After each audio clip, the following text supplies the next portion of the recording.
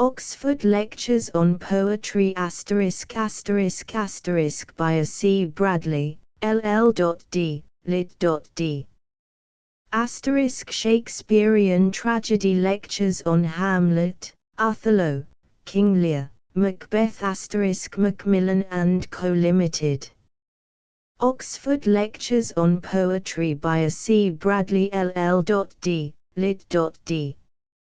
Formerly Professor of Poetry in the University of Oxford and Fellow of Balliol College, Macmillan, London Times, Melbourne Times, Toronto, St. Martin's Press, New York, 1965. This book is copyright in all countries which are signatories of the Berne Convention. First edition, May 1909.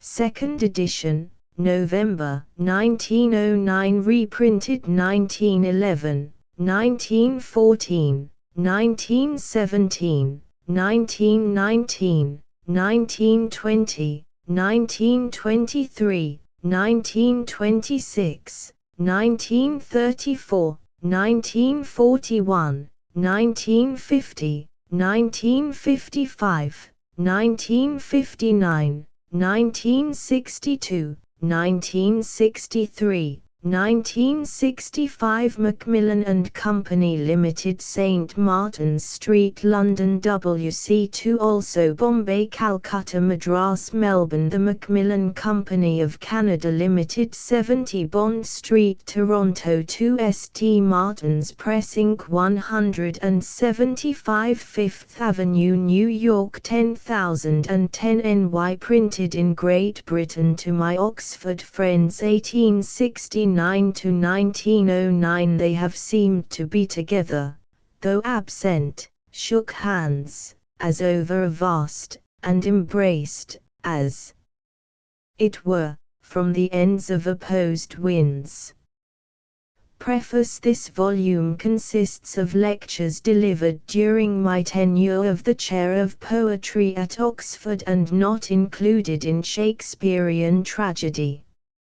Most of them have been enlarged, and all have been revised.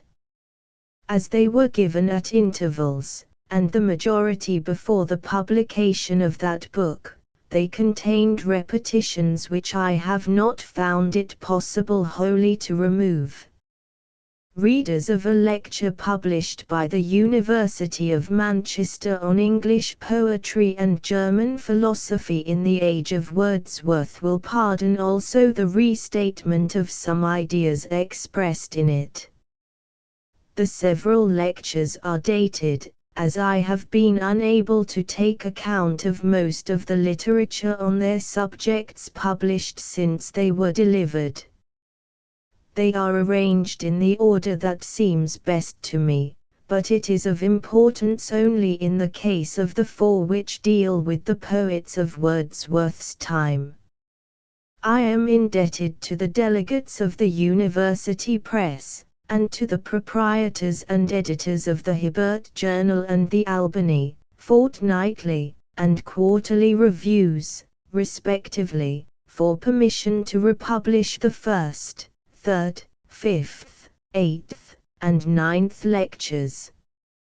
A like acknowledgment is due for leave to use some sentences of an article on Keats contributed to Chambers's Cyclopedia of English Literature, 1903.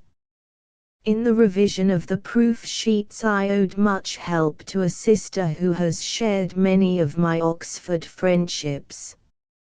Note to the second edition: this edition is substantially identical with the first, but it and its later impressions contain a few improvements in points of detail, and, thanks to criticisms by my brother, F. H. Bradley, I hope to have made my meaning clearer in some pages of the second lecture.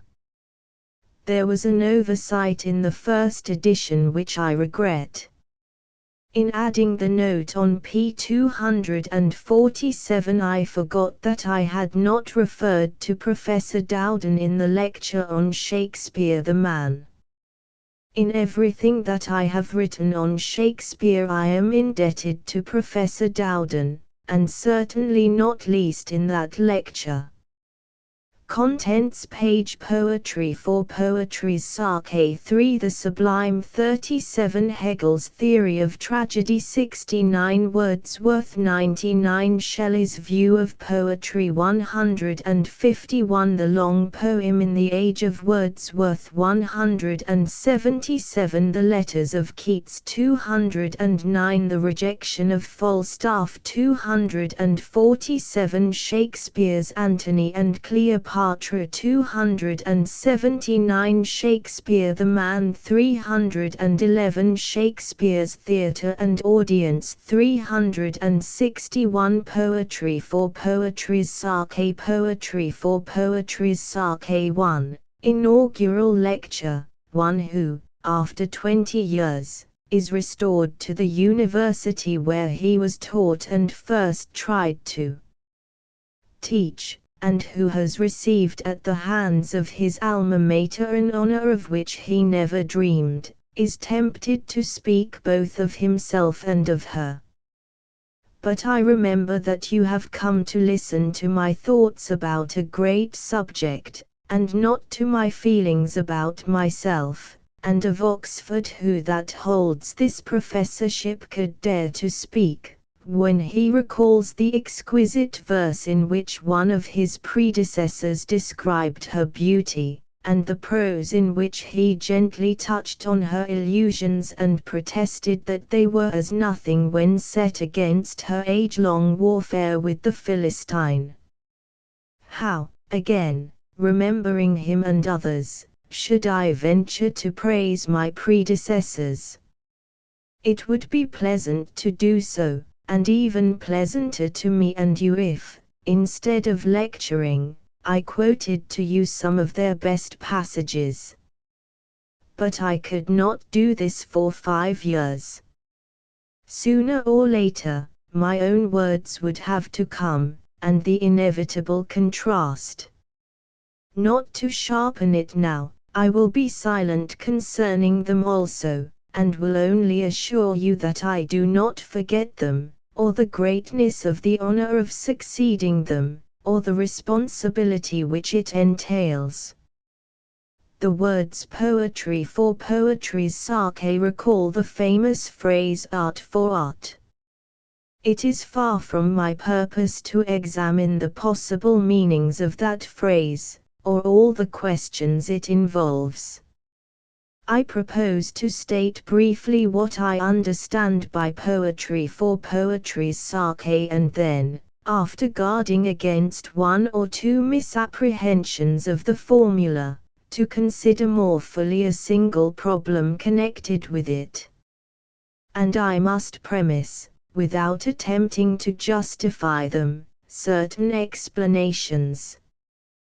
We are to consider poetry in its essence, and apart from the flaws which in most poems accompany their poetry.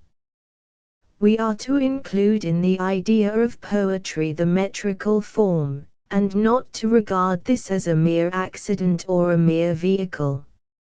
And, finally, poetry being poems, we are to think of a poem as it actually exists, and, without aiming here at accuracy, we may say that an actual poem is the succession of experiences, sounds, images, thoughts, emotions, through which we pass when we are reading as poetically as we can. Of course, this imaginative experience, if I may use the phrase for brevity, differs with every reader and every time of reading. A poem exists in innumerable degrees.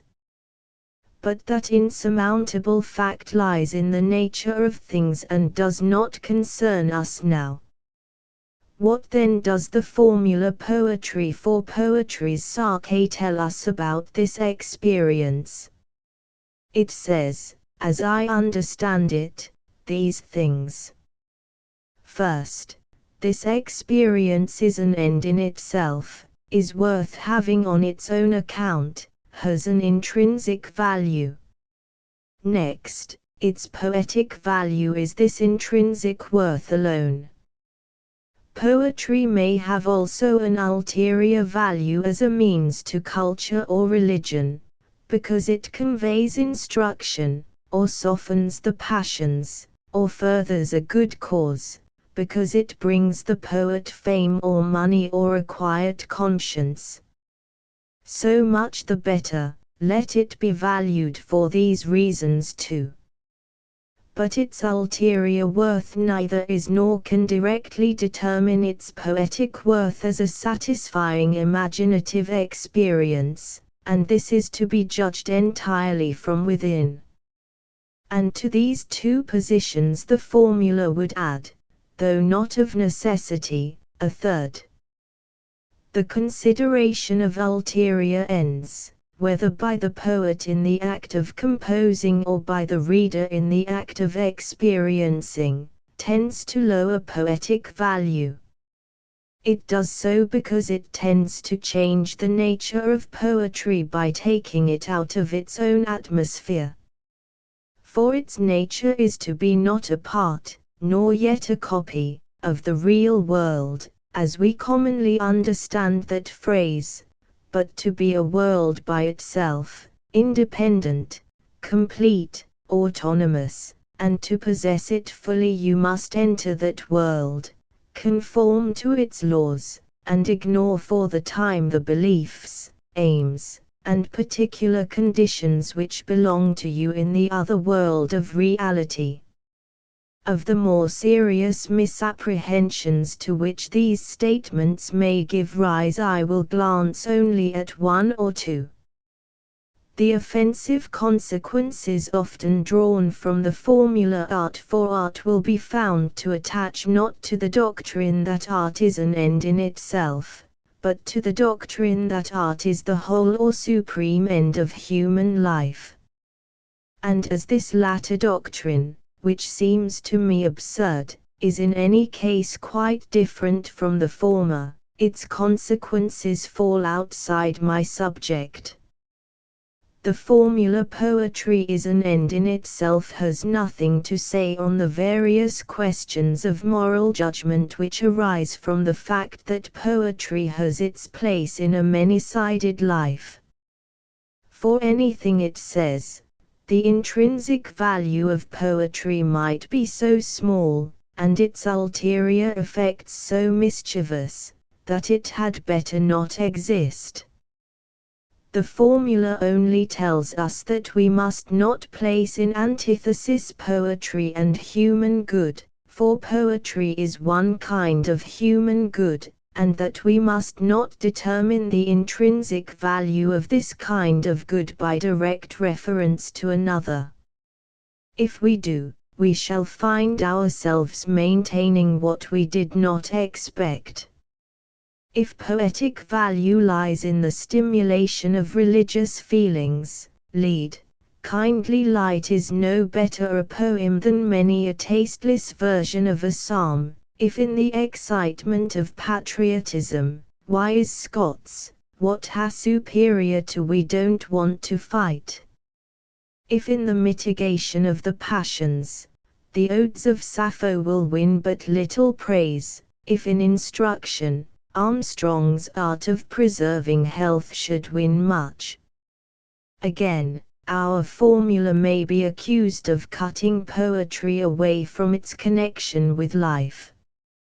And this accusation raises so huge a problem that I must ask leave to be dogmatic as well as brief.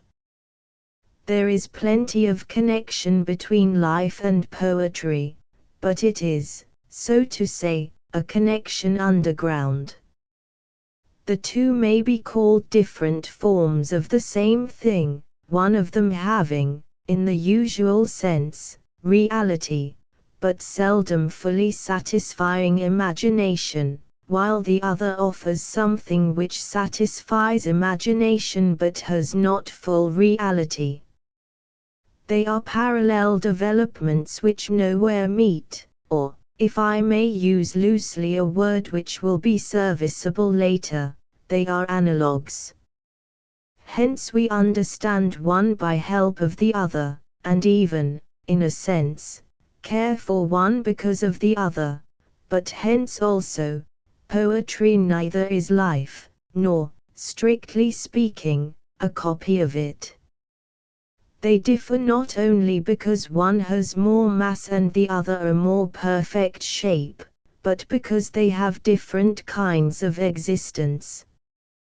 The one touches us as beings occupying a given position in space and time, and having feelings, desires, and purposes due to that position. It appeals to imagination, but appeals to much besides. What meets us in poetry has not a position in the same series of time and space, or, if it has or had such a position, it is taken apart from much that belonged to it there. 3. And therefore it makes no direct appeal to those feelings, desires, and purposes, but speaks only to contemplative imagination. Imagination the reverse of empty or emotionless, imagination saturated with the results of real experience, but still contemplative. Thus, no doubt, one main reason why poetry has poetic value for us is that it presents to us in its own way something which we meet in another form in nature or life, and yet the test of its poetic value for us lies simply in the question whether it satisfies our imagination, the rest of us, our knowledge or conscience, for example, judging it only so far as they appear transmuted in our imagination. So also Shakespeare's knowledge or his moral insight, Milton's greatness of soul, Shelley's hate of hate and love of love, and that desire to help men or make them happier which may have influenced a poet in hours of meditation, all these have, as such, no poetical worth.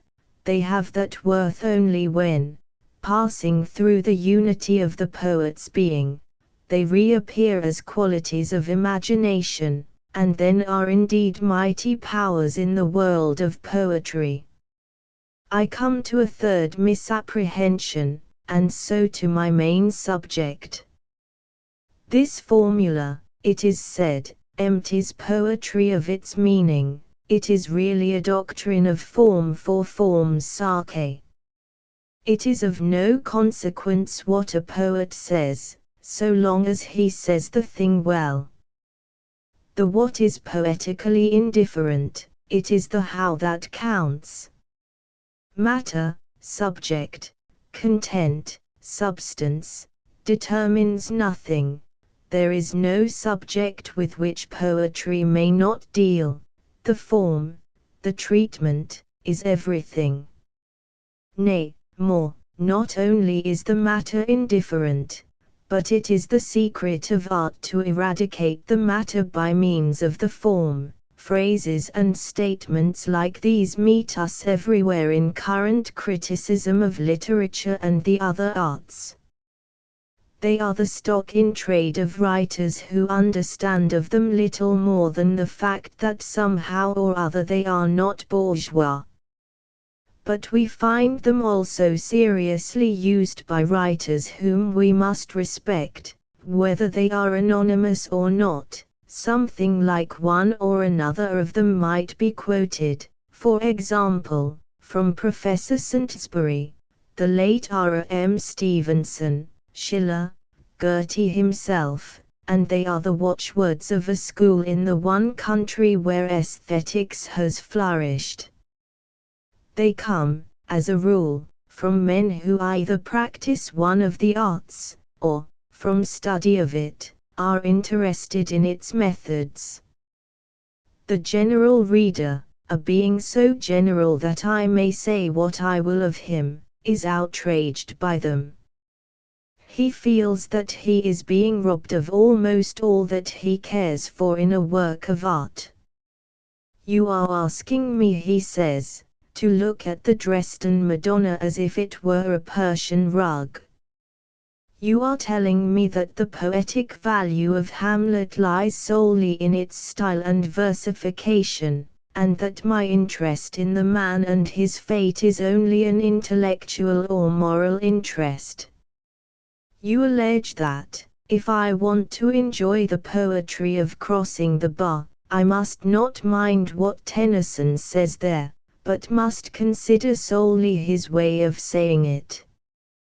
But in that case I can care no more for a poem than I do for a set of nonsense verses, and I do not believe that the authors of Hamlet and Crossing the Bar regarded their poems thus. These antitheses of subject, matter, substance on the one side, form, treatment, handling on the other, are the field through which I especially want, in this lecture, to indicate a way. It is a field of battle, and the battle is waged for no trivial cause, but the cries of the combatants are terribly ambiguous. Those phrases of the so-called formalist may each mean 5 or 6 different things. Taken in one sense they seem to me chiefly true, taken as the general reader not unnaturally takes them, they seem to me false and mischievous. It would be absurd to pretend that I can end in a few minutes a controversy which concerns the ultimate nature of art, and leads perhaps to problems not yet soluble, but we can at least draw some plain distinctions which, in this controversy, are too often confused. In the first place, then, let us take subject in one particular sense, let us understand by it that which we have in view when, looking at the title of a new Enreid poem, we say that the poet has chosen this or that for his subject. The subject, in this sense, so far as I can discover, is generally something, real or imaginary, as it exists in the minds of fairly cultivated people. The subject of Paradise Lost would be the story of the fall as that story exists in the general imagination of a Bible-reading people. The subject of Shelley's stanzas to a Skylark would be the ideas which arise in the mind of an educated person when, without knowing the poem, he hears the word skylark.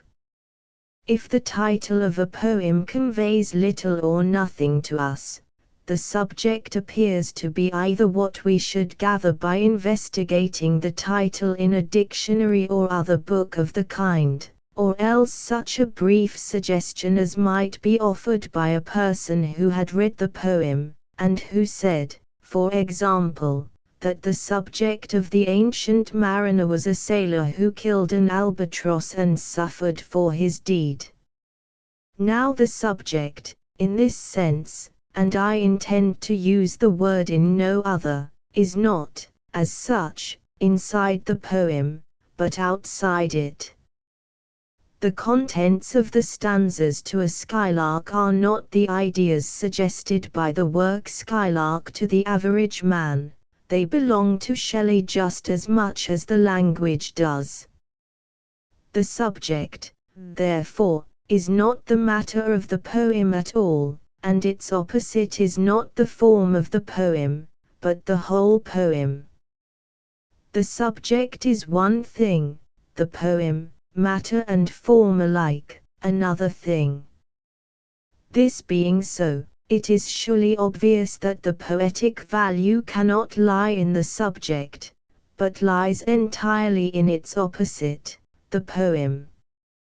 How can the subject determine the value when on one and the same subject poems may be written of all degrees of merit and demerit, or when a perfect poem may be composed on a subject so slight as a pet sparrow, and, if Macaulay may be trusted, a nearly worthless poem on a subject so stupendous as the omnipresence of the deity? The formalist is here perfectly right. Nor is he insisting on something unimportant. He is fighting against our tendency to take the work of art as a mere copy or reminder of something already in our heads, or at the best as a suggestion of some idea as little removed as possible from the familiar. The sightseer who promenades a picture gallery, remarking that this portrait is so like his cousin, or that landscape the very image of his birthplace, or who, after satisfying himself that one picture is about Elijah, passes on rejoicing to discover the subject, and nothing but the subject, of the next. What is he but an extreme example of this tendency? Well, but the very same tendency vitiates much of our criticism, much criticism of Shakespeare, for example, which, with all its cleverness and partial truth, still shows that the critic never passed from his own mind into Shakespeare's, and it may be traced even in so fine a critic as Coleridge, as when he dwarfs the sublime struggle of Hamlet into the image of his own unhappy weakness. Hazlitt by no means escaped its influence. Only the third of that great trio, Lamb, appears almost always to have rendered the conception of the composer. Again, it is surely true that we cannot determine beforehand what subjects are fit for art, or name any subject on which a good poem might not possibly be written. To divide subjects into two groups, the beautiful or elevating, and the ugly or vicious, and to judge poems according as their subjects belong to one of these groups or the other, is to fall into the same pit, to confuse with our preconceptions the meaning of the poet. What the thing is in the poem he is to be judged by, not by the thing as it was before he touched it. And how can we venture to say beforehand that he cannot make a true poem out of something which to us was merely alluring or dull or revolting? The question whether, having done so, he ought to publish his poem, whether the thing in the poet's work will not be still confused by the incompetent Puritan or the incompetent sensualist with the thing in his mind, does not touch this point. It is a further question, one of ethics, not of art. No doubt the upholders of art for arts sacrae will generally be in favor of the courageous course, of refusing to sacrifice the better or stronger part of the public to the weaker or worse, but their maxim in no way binds them to this view. Rossetti suppressed one of the best of his sonnets, a sonnet chosen for admiration by Tennyson, himself extremely sensitive about the moral effect of poetry, suppressed it, I believe, because it was called fleshly.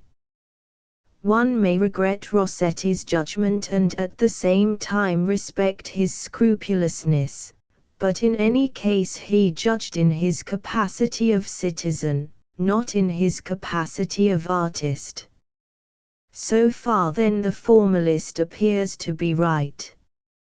But he goes too far, I think, if he maintains that the subject is indifferent and that all subjects are the same to poetry. And he does not prove his point by observing that a good poem might be written on a pin's head, and a bad one on the fall of man. That truth shows that the subject settles nothing, but not that it counts for nothing. The fall of man is really a more favorable subject than a pin's head. The fall of man, that is to say, offers opportunities of poetic effects wider in range and more penetrating in appeal. And the fact is that such a subject, as it exists in the general imagination, has some aesthetic value before the poet touches it.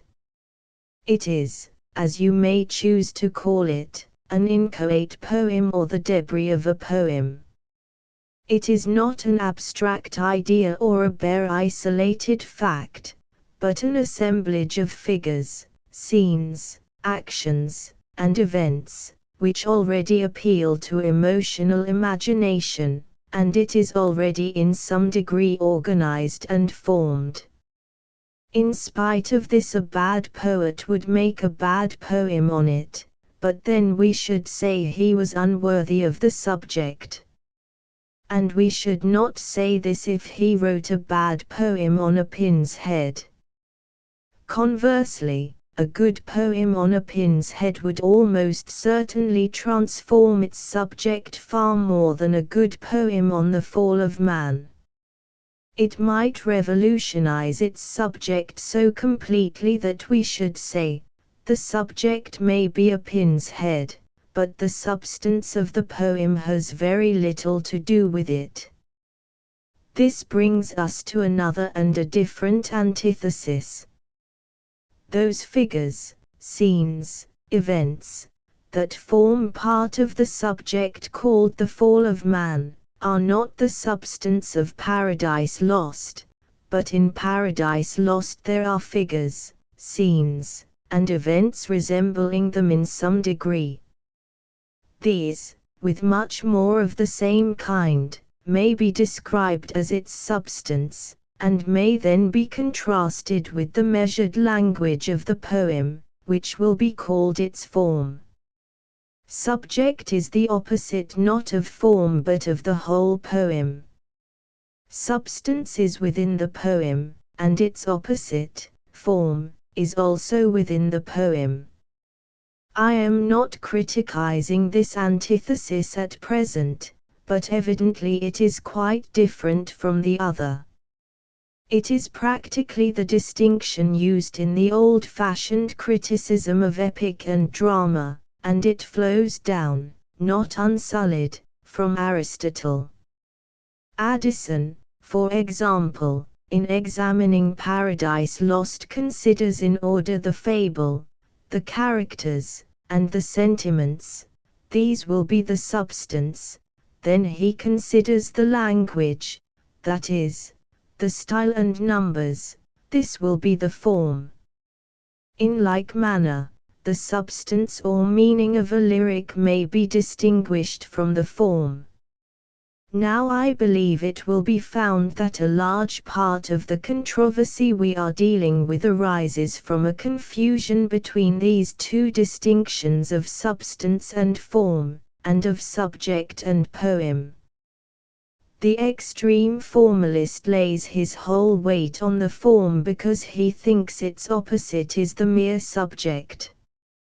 The general reader is angry, but makes the same mistake, and gives to the subject praises that rightly belong to the substance for. I will read an example of what I mean. I can only explain the following words of a good critic by supposing that for the moment he has fallen into this confusion, the mere matter of all poetry, to wit, the appearances of nature and the thoughts and feelings of men, being unalterable, it follows that the difference between poet and poet will depend upon the manner of each in applying language, meter, rhyme, cadence, and what not, to this invariable material. What has become here of the substance of Paradise Lost, the story, scenery, characters, sentiments, as they are in the poem? They have vanished clean away. Nothing is left but the form on one side, and on the other not even the subject, but a supposed invariable material, the appearances of nature and the thoughts and feelings of men. Is it surprising that the whole value should then be found in the form? So far we have assumed that this antithesis of substance and form is valid, and that it always has one meaning. In reality it has several, but we will leave it in its present shape, and pass to the question of its validity. And this question we are compelled to raise, because we have to deal with the two contentions that the poetic value lies wholly or mainly in the substance, and that it lies wholly or mainly in the form. Now these contentions, whether false or true, may seem at least to be clear, but we shall find, I think, that they are both of them false, or both of them nonsense. False if they concern anything outside the poem, nonsense if they apply to something in it. For what do they evidently imply? They imply that there are in a poem two parts, factors, or components, a substance and a form, and that you can conceive them distinctly and separately, so that when you are speaking of the one you are not speaking of the other. Otherwise how can you ask the question, in which of them does the value lie? But really in a poem, apart from defects, there are no such factors or components, and therefore it is strictly nonsense to ask in which of them the value lies. And on the other hand, if the substance and the form referred to are not in the poem, then both the contentions are false, for its poetic value lies in itself.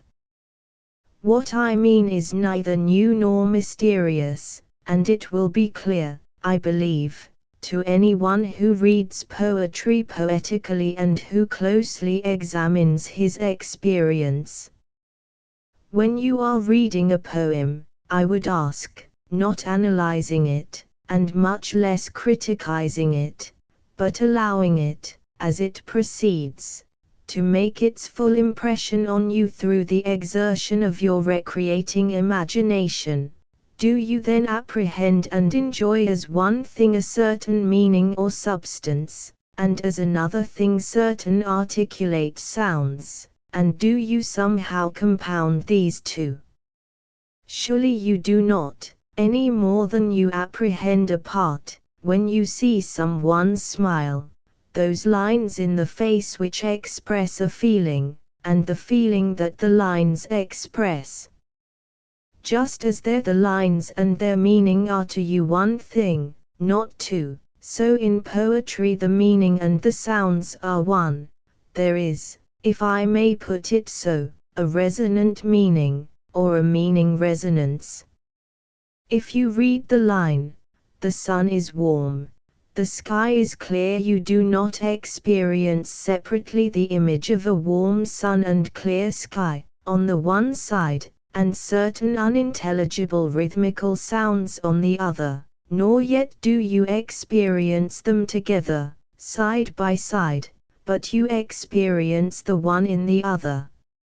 And in like manner, when you are really reading Hamlet, the action and the characters are not something which you conceive apart from the words, you apprehend them from point to point in the words, and the words as expressions of them.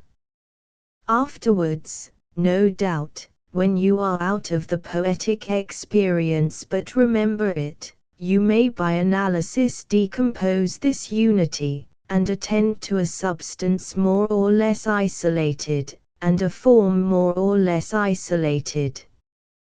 But these are things in your analytic head, not in the poem, which is poetic experience.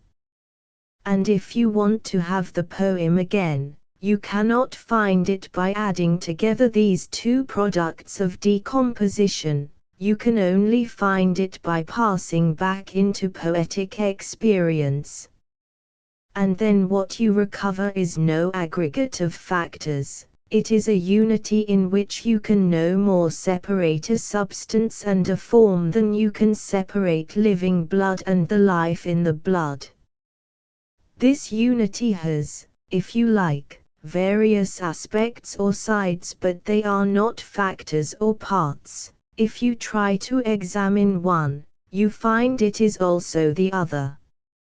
Call them substance and form if you please, but these are not the reciprocally exclusive substance and form to which the two contentions must refer. They do not agree, for they are not apart, they are one thing from different points of view, and in that sense identical. And this identity of content and form, you will say, is no accident. It is of the essence of poetry in so far as it is poetry, and of all art in so far as it is art. Just as there is in music not sound on one side and a meaning on the other, but expressive sound, and if you ask what is the meaning you can only answer by pointing to the sounds. Just as in painting there is not a meaning plus paint, but a meaning in paint, or significant paint, and no man can really express the meaning in any other way than in paint and in this paint, so in a poem the true content and the true form neither exist nor can be imagined apart. When then you are asked whether the value of a poem lies in a substance got by decomposing the poem, and present, as such, only in reflective analysis, or whether the value lies in a form arrived at and existing in the same way, you will answer, it lies neither in one, nor in the other, nor in any addition of them, but in the poem, where they are not. We have then, first, an antithesis of subject and poem. This is clear and valid, and the question in which of them does the value lie is intelligible, and its answer is, in the poem. We have next a distinction of substance and form. If the substance means ideas, images, and the like taken alone, and the form means the measured language taken by itself, this is a possible distinction, but it is a distinction of things not in the poem, and the value lies in neither of them. If substance and form mean anything in the poem, then each is involved in the other, and the question in which of them the value lies has no sense. No doubt you may say, speaking loosely, that in this poet or poem the aspect of substance is the more noticeable, and in that the aspect of form, and you may pursue interesting discussions on this basis, though no principal or ultimate question of value is touched by them. And apart from that question, of course, I am not denying the usefulness and necessity of the distinction. We cannot dispense with it. To consider separately the action or the characters of a play, and separately its style or versification, is both legitimate and valuable, so long as we remember what we are doing. But the true critic in speaking of these apart does not really think of them apart. The whole, the poetic experience, of which they are but aspects, is always in his mind, and he is always aiming at a richer, truer, more intense repetition of that experience. On the other hand, when the question of principle, of poetic value, is raised, these aspects must fall apart into components, separately conceivable, and then there arise two heresies, equally false, that the value lies in one of two things, both of which are outside the poem, and therefore where its value cannot lie. On the heresy of the separable substance a few additional words will suffice. This heresy is seldom formulated, but perhaps some unconscious holder of it may object, surely the action and the characters of Hamlet are in the play, and surely I can retain these, though I have forgotten all the words. I admit that I do not possess the whole poem, but I possess a part, and the most important part. And I would answer, if we are not concerned with any question of principle, I accept all that you say except the last words, which do raise such a question. Speaking loosely, I agree that the action and characters, as you perhaps conceive them, together with a great deal more, are in the poem. Even then, however, you must not claim to possess all of this kind that is in the poem, for in forgetting the words you must have lost innumerable details of the action and the characters. And, when the question of value is raised, I must insist that the action and characters, as you conceive them, are not in Hamlet at all. If they are, point them out. You cannot do it. What you find at any moment of that succession of experience is called Hamlet is words.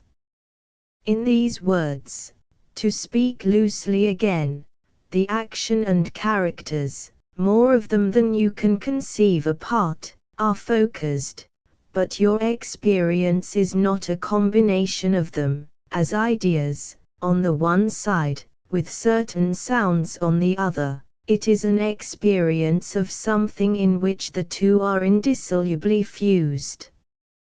If you deny this, to be sure I can make no answer, or can only answer that I have reason to believe that you cannot read poetically, or else are misinterpreting your experience.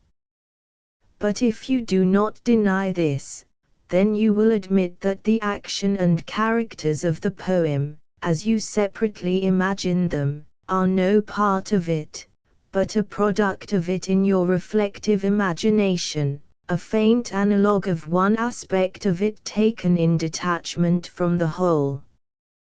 Well, I do not dispute, I would even insist, that, in the case of so long a poem as Hamlet, it may be necessary from time to time to interrupt the poetic experience, in order to enrich it by forming such a product and dwelling on it.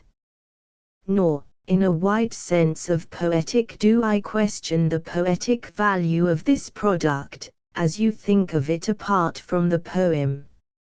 It resembles our recollections of the heroes of history or legend, who move about in our imaginations, forms more real than living man and are worth much to us though we do not remember anything they said.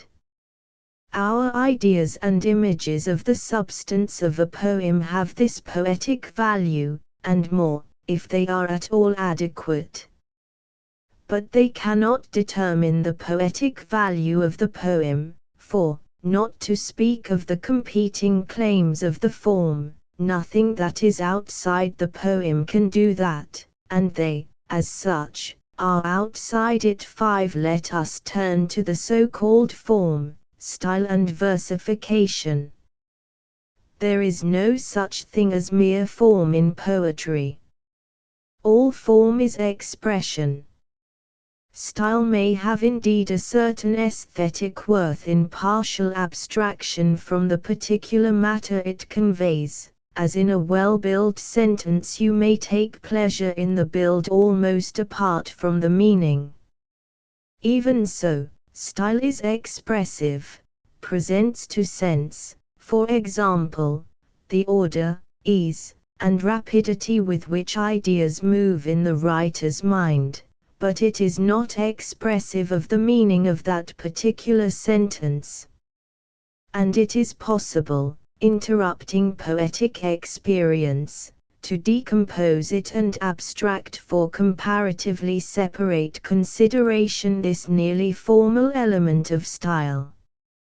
But the aesthetic value of style so taken is not considerable. 6. You could not read with pleasure for an hour a composition which had no other merit. And in poetic experience you never apprehend this value by itself. The style is here expressive also of a particular meaning, or rather is one aspect of that unity whose other aspect is meaning. so that what you apprehend may be called indifferently an expressed meaning or a significant form. Perhaps on this point I may in Oxford appeal to authority, that of Matthew Arnold and Walter Pater, the latter at any rate an authority whom the formalist will not despise. What is the gist of Pater's teaching about style, if it is not that in the end the one virtue of style is truth or adequacy, that the word, phrase, sentence, should express perfectly the writer's perception, feeling, image, or thought, so that, as we read a descriptive phrase of Keats's, we exclaim, "That is the thing itself," so that, to quote Arnold, the words are symbols equivalent with the thing symbolized or, in our technical language, a form identical with its content. Hence in true poetry it is, in strictness, impossible to express the meaning in any but its own words, or to change the words without changing the meaning. A translation of such poetry is not really the old meaning in a fresh dress, it is a new product, something like the poem, though, if one chooses to say so, more like it in the aspect of meaning than in the aspect of form. No one who understands poetry, it seems to me, would dispute this, were it not that, falling away from his experience, or misled by theory, he takes the word meaning in a sense almost ludicrously inapplicable to poetry. People say, for instance, steed and horse have the same meaning, and in bad poetry they have, but not in poetry that is poetry. Bring forth the horse. The horse was brought, in truth he was a noble steed. Says Byron in Mazeppa. If the two words mean the same here, transpose them, bring forth the steed. The steed was brought, in truth he was a noble horse. And ask again if they mean the same. Or let me take a line certainly very free from poetic diction, to be or not to be, that is the question. You may say that this means the same as what is just now occupying my attention is the comparative disadvantages of continuing to live or putting an end to myself. And for practical purposes, the purpose, for example, of a coroner, it does. But as the second version altogether misrepresents the speaker at that moment of his existence, while the first does represent him, how can they for any but a practical or logical purpose be said to have the same sense? Hamlet was well able to unpack his heart with words, but he will not unpack it with our paraphrases. These considerations apply equally to versification. If I take the famous line which describes how the souls of the dead stood waiting by the river, imploring a passage from Charon, tendebant manus ripi ulterioris amore, and if I translate it, and were stretching forth their hands in longing for the further bank, the charm of the original has fled. Why has it fled? Partly, but we have dealt with that, because I have substituted for 5 words, and those the words of Virgil, 12 words, and those my own. In some measure because I have turned into rhythmless prose a line of verse which, as mere sound, has unusual beauty. But much more because in doing so I have also changed the meaning of Virgil's line. What that meaning is I cannot say, Virgil has said it. But I can see this much, that the translation conveys a far less vivid picture of the outstretched hands and of their remaining outstretched, and a far less poignant sense of the distance of the shore and the longing of the souls. And it does so partly because this picture and this sense are conveyed not only by the obvious meaning of the words, but through the long-drawn sound of tendeband, through the time occupied by the 5 syllables, and therefore by the idea of ulterioris, and through the identity of the long sound, or in the penultimate syllables of ulterioris amore. All this, and much more, apprehended not in this analytical fashion, nor as added to the beauty of mere sound and to the obvious meaning, but in unity with them, and so as expressive of the poetic meaning of the whole. It is always so in fine poetry. The value of versification, when it is indissolubly fused with meaning, can hardly be exaggerated. The gift for feeling it, even more perhaps than the gift for feeling the value of style, is the specific gift for poetry, as distinguished from other arts. But versification, taken, as far as possible, all by itself, has a very different worth. Some aesthetic worth it has. How much, you may experience by reading poetry in a language of which you do not understand a syllable. 7 The pleasure is quite appreciable, but it is not great, nor in actual poetic experience do you meet with it, as such, at all. For, I repeat, it is not added to the pleasure of the meaning when you read poetry that you do understand. By some mystery the music is then the music of the meaning, and the two are one. However fond of versification you might be, you would tire very soon of reading verses in Chinese, and before long of reading Virgil and Dante if you were ignorant of their languages. But take the music as it is in the poem, and there is a marvelous change. Now it gives a very echo to the seat where love is throned, or carries far into your heart almost like music itself, the sound of old, unhappy, far-off things and battles long ago. What then is to be said of the following sentence of the critic quoted before? But when anyone who knows what poetry is reads, our noisy years seem moments in the being of the eternal silence, he sees that, quite independently of the meaning, there is one note added to the articulate music of the world, a note that never will leave off resounding till the eternal silence itself gulfs it. Must think that the writer is deceiving himself. For I could quite understand his enthusiasm, if it were an enthusiasm for the music of the meaning, but as for the music, quite independently of the meaning so far as I can hear it thus, and I doubt if anyone who knows English can quite do so, I find it gives some pleasure, but only a trifling pleasure. And indeed I venture to doubt whether, considered as mere sound, the words are at all exceptionally beautiful, as Virgil's line certainly is.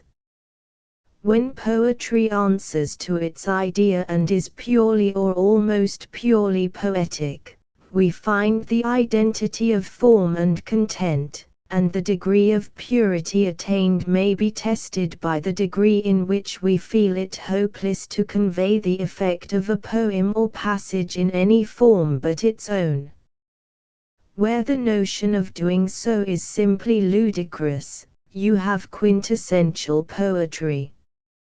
But a great part even of good poetry, especially in long works, is of a mixed nature, and so we find in it no more than a partial agreement of a form and substance which remain to some extent distinct.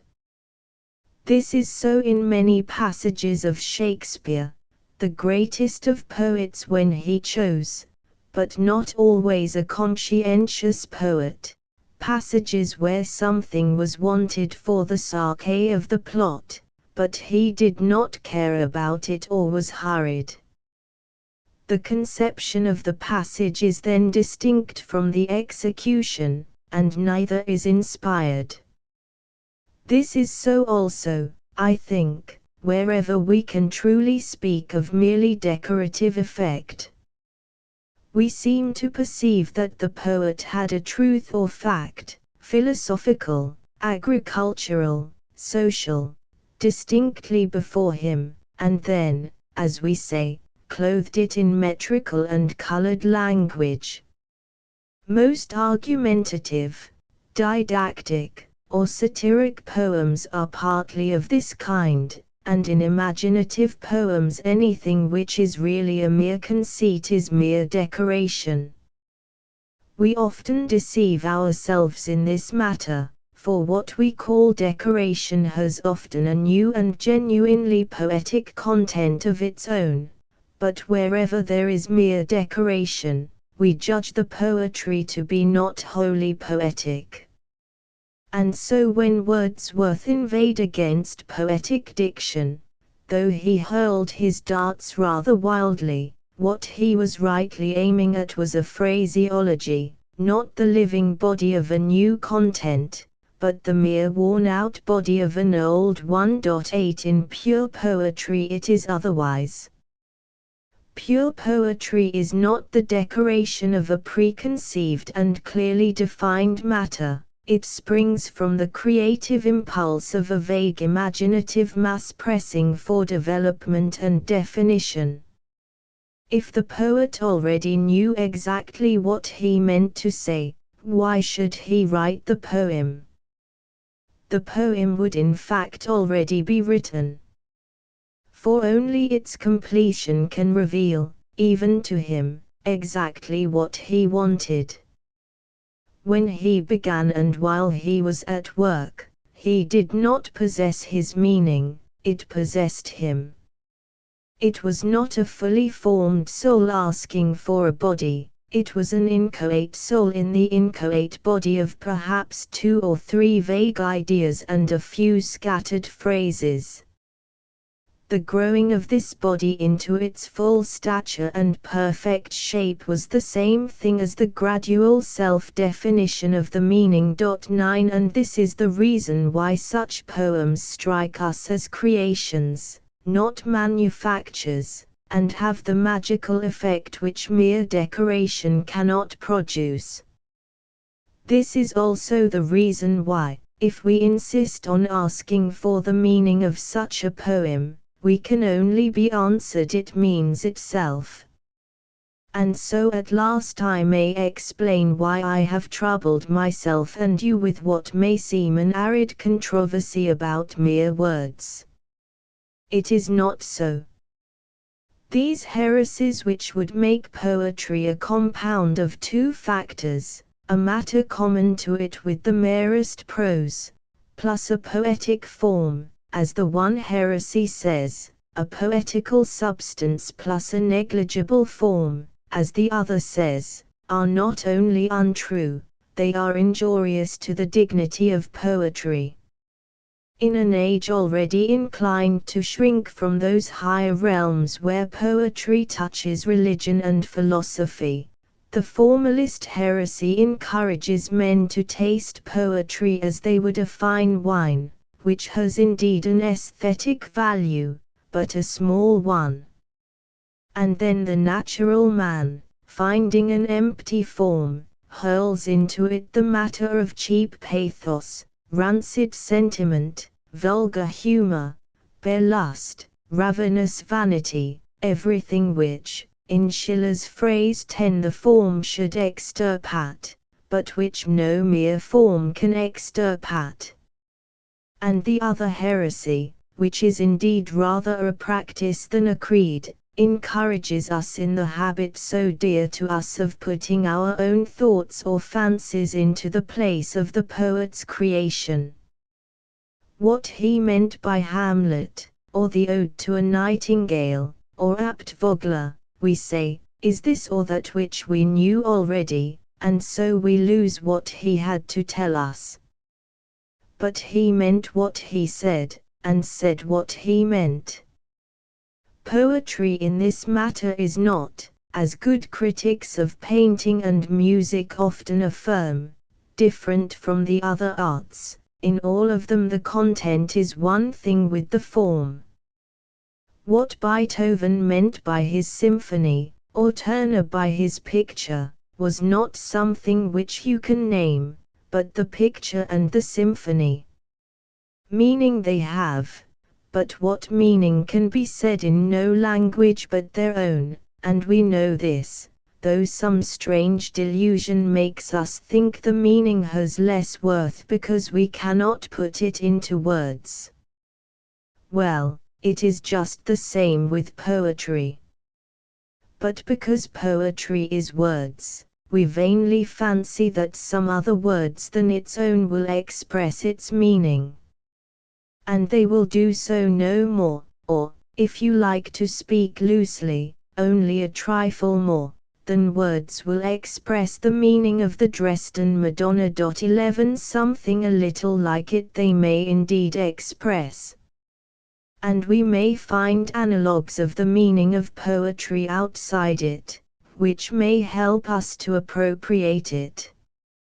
The other arts, the best ideas of philosophy or religion, much that nature and life offer us or force upon us, are akin to it. But they are only akin. Nor is it the expression of them. Poetry does not present to imagination our highest knowledge or belief, and much less our dreams and opinions, but it, content and form in unity, embodies in its own irreplaceable way something which embodies itself also in other irreplaceable ways, such as philosophy or religion. And just as each of these gives a satisfaction which the other cannot possibly give, so we find in poetry, which cannot satisfy the needs they meet, that which by their natures they cannot afford us. But we shall not find it fully if we look for something else. And now, when all is said, the question will still recur, though now in quite another sense, what does poetry mean? 12 This unique expression, which cannot be replaced by any other, still seems to be trying to express something beyond itself.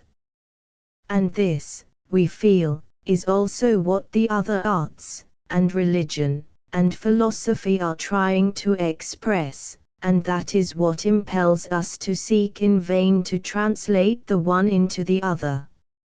About the best poetry, and not only the best, there floats an atmosphere of infinite suggestion. The poet speaks to us of one thing, but in this one thing there seems to lurk the secret of all.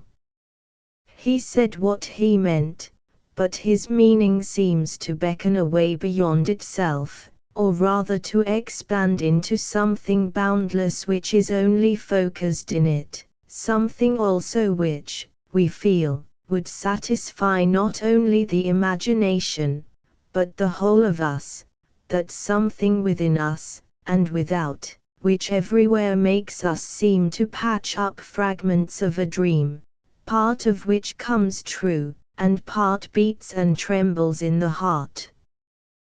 Those who are susceptible to this effect of poetry find it not only, perhaps not most, in the ideals which she has sometimes described, but in a child's song by Christina Rossetti about a mere crown of wind flowers, and in tragedies like Lear, where the sun seems to have set forever.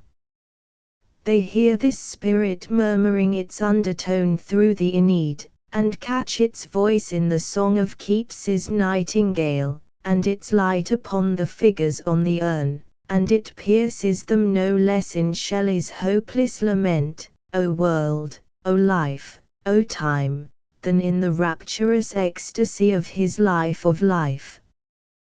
This all-embracing perfection cannot be expressed in poetic words or words of any kind, nor yet in music or in color, but the suggestion of it is in much poetry, if not all, and poetry has in this suggestion, this meaning a great part of its value. We do it wrong, and we defeat our own purposes, when we try to bend it to them. We do it wrong, being so majestical, to offer it the show of violence, for it is as the air invulnerable, and our vein blows malicious mockery. It is a spirit. It comes we know not whence. It will not speak at our bidding, nor answer in our language. It is not our servant, it is our master. 1901. Note: the purpose of this sentence was not, as has been supposed, to give a definition of poetry. To define poetry as something that goes on in us when we read poetically would be absurd indeed. My object was to suggest to my hearers in passing that it is futile to ask questions about the end, or substance, or form of poetry, if we forget that a poem is neither a mere number of black marks on a white page, nor such experience as is evoked in us when we read these marks as we read, let us say, a newspaper article, and I suppose my hearers to know, sufficiently for the purpose of the lecture, how that sort of reading differs from poetical reading. The truths thus suggested are so obvious, when stated, that I thought a bare reminder of them would be enough. But in fact the mistakes we make about subject, substance, form and the like, are due not solely to misapprehension of our poetic experience, but to our examining what is not this experience. The whole lecture may be called an expansion of this statement. The passage to which the present note refers raises difficult questions which any attempt at a poetics ought to discuss. I will mention 3. 1. If the experience called a poem varies with every reader and every time of reading and exists in innumerable degrees, what is the poem itself, if there is such a thing? 2. How does a series of successive experiences form one poem? 3. If the object in the case of poetry and music, arts of hearing, is a succession somehow and to some extent unified, how does it differ in this respect from the object in arts of sight, a building, a statue, a picture? Note: B. A lyric, for example, may arise from real emotions due to transitory conditions peculiar to the poet. But these emotions and conditions, however interesting biographically, are poetically irrelevant. The poem, what the poet says, is universal, and is appropriated by people who live centuries after him and perhaps know nothing of him and his life, and if it arose from mere imagination it is none the worse, or the better, for that. So far as it cannot be appropriated without a knowledge of the circumstances in which it arose, it is probably, so far, faulty, probably, because the difficulty may come from our distance from the whole mental world of the poet's time and country. What is said in the text applies equally to all the arts. It applies also to such aesthetic apprehension as does not issue in a work of art. And it applies to this apprehension whether the object belongs to nature or to man. A beautiful landscape is not a real landscape. Much that belongs to the real landscape is ignored when it is apprehended aesthetically, and the painter only carries this unconscious idealization further when he deliberately alters the real landscape in further ways. All this does not in the least imply that the real thing, where there is one personal emotion, landscape, historical event, etc., is of small importance to the aesthetic apprehension or the work of art. But it is relevant only as it appears in that apprehension or work.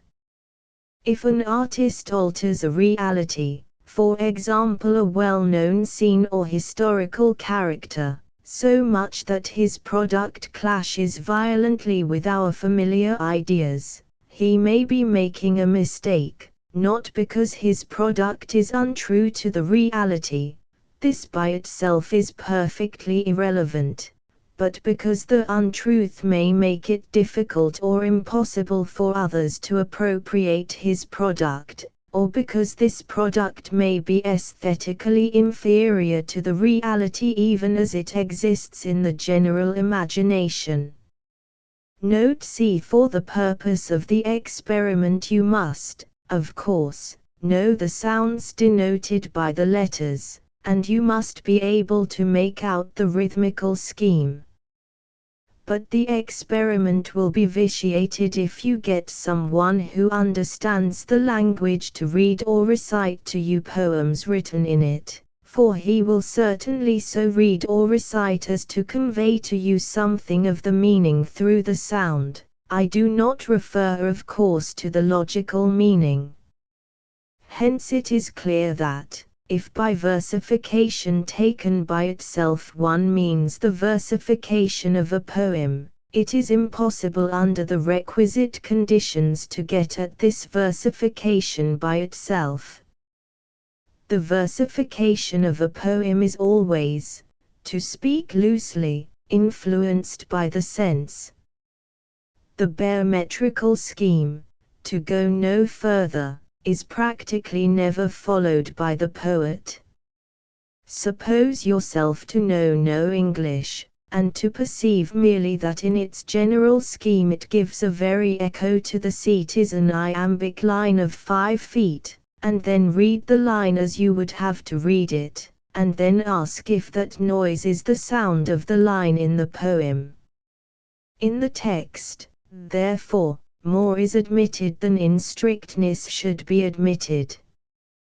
For I have assumed for the moment that you can hear the sound of poetry if you read poetry which you do not in the least understand, whereas in fact that sound cannot be produced at all except by a person who knows something of the meaning.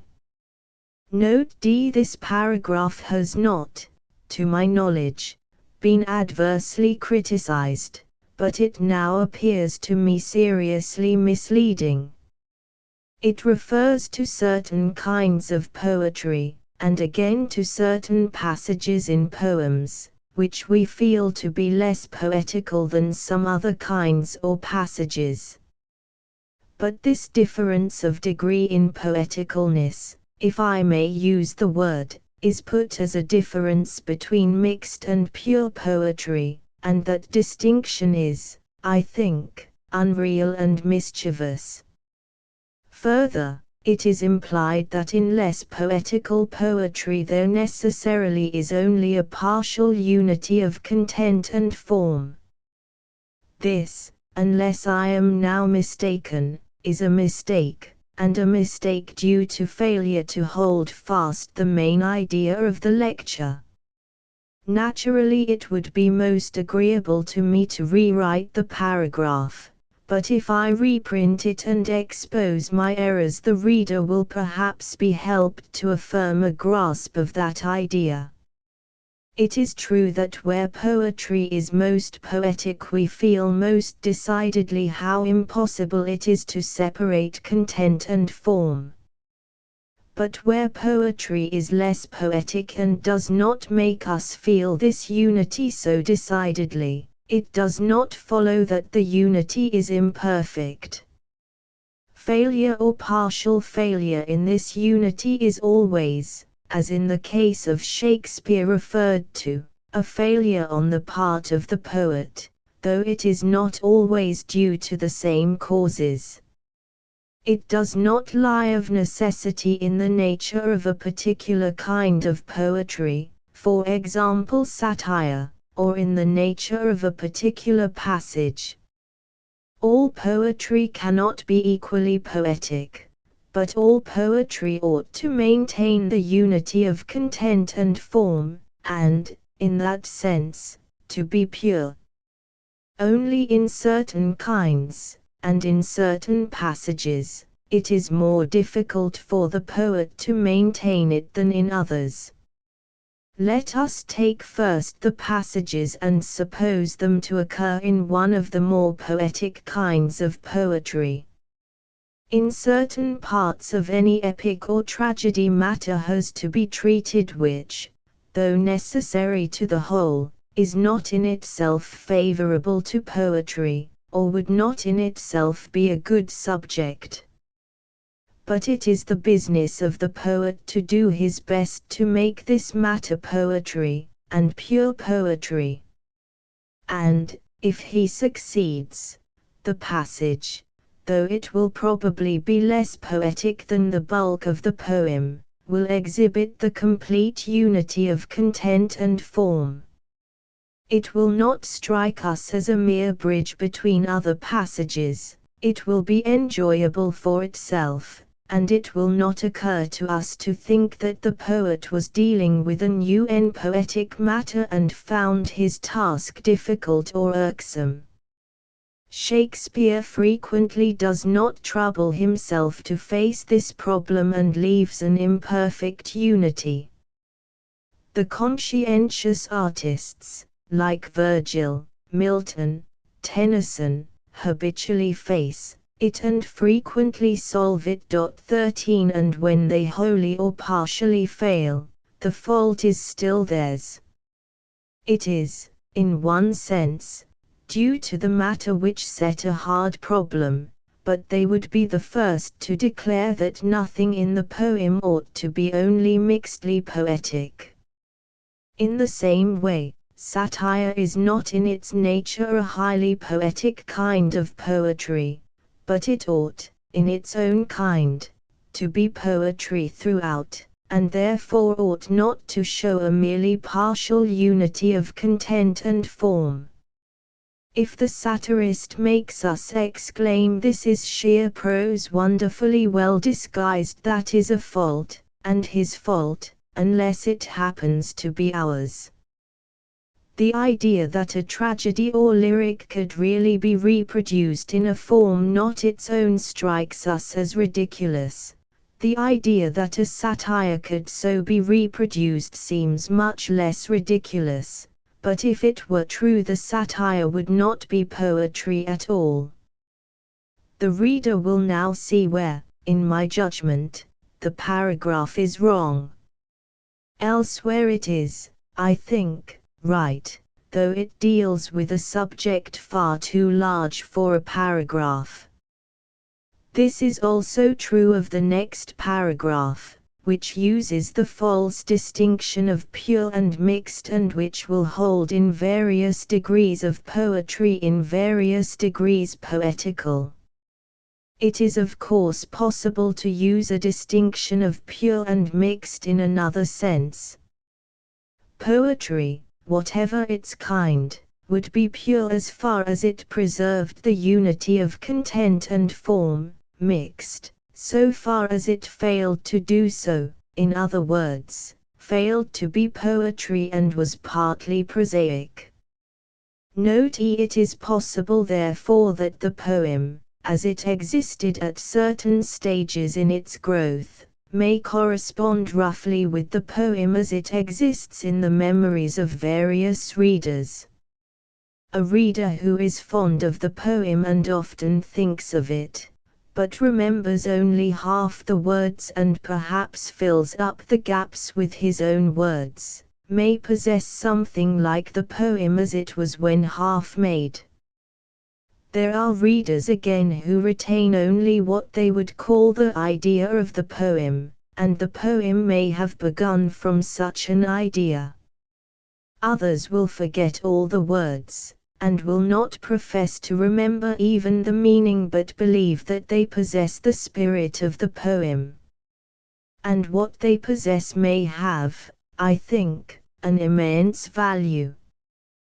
The poem, of course, it is not, but it may answer to the state of imaginative feeling or emotional imagination which was the germ of the poem. This is, in one sense, quite definite. It would not be the germ of a decidedly different poem, but in another sense it is indefinite, comparatively structureless, more a stimung than an idea. Such correspondences, naturally, must be very rough, if only because the readers have been at one time in contact with the fully grown poem. Note F. I should be sorry if what is said here and elsewhere were taken to imply depreciation of all attempts at the interpretation of works of art. As regards poetry, such attempts, though they cannot possibly express the whole meaning of a poem, may do much to facilitate the poetic apprehension of that meaning. And, although the attempt is still more hazardous in the case of music and painting, I believe it may have a similar value. That its results may be absurd or disgusting goes without saying, and whether they are ever of use to musicians or the musically educated I do not know. But I see no reason why an exceedingly competent person should not try to indicate the emotional tone of a composition, movement, or passage, or the changes of feeling within it, or even, very roughly, the idea he may suppose it to embody, though he need not imply that the composer had any of this before his mind. And I believe that such indications, however inadequate they must be, may greatly help the uneducated lover of music to hear more truly the music itself.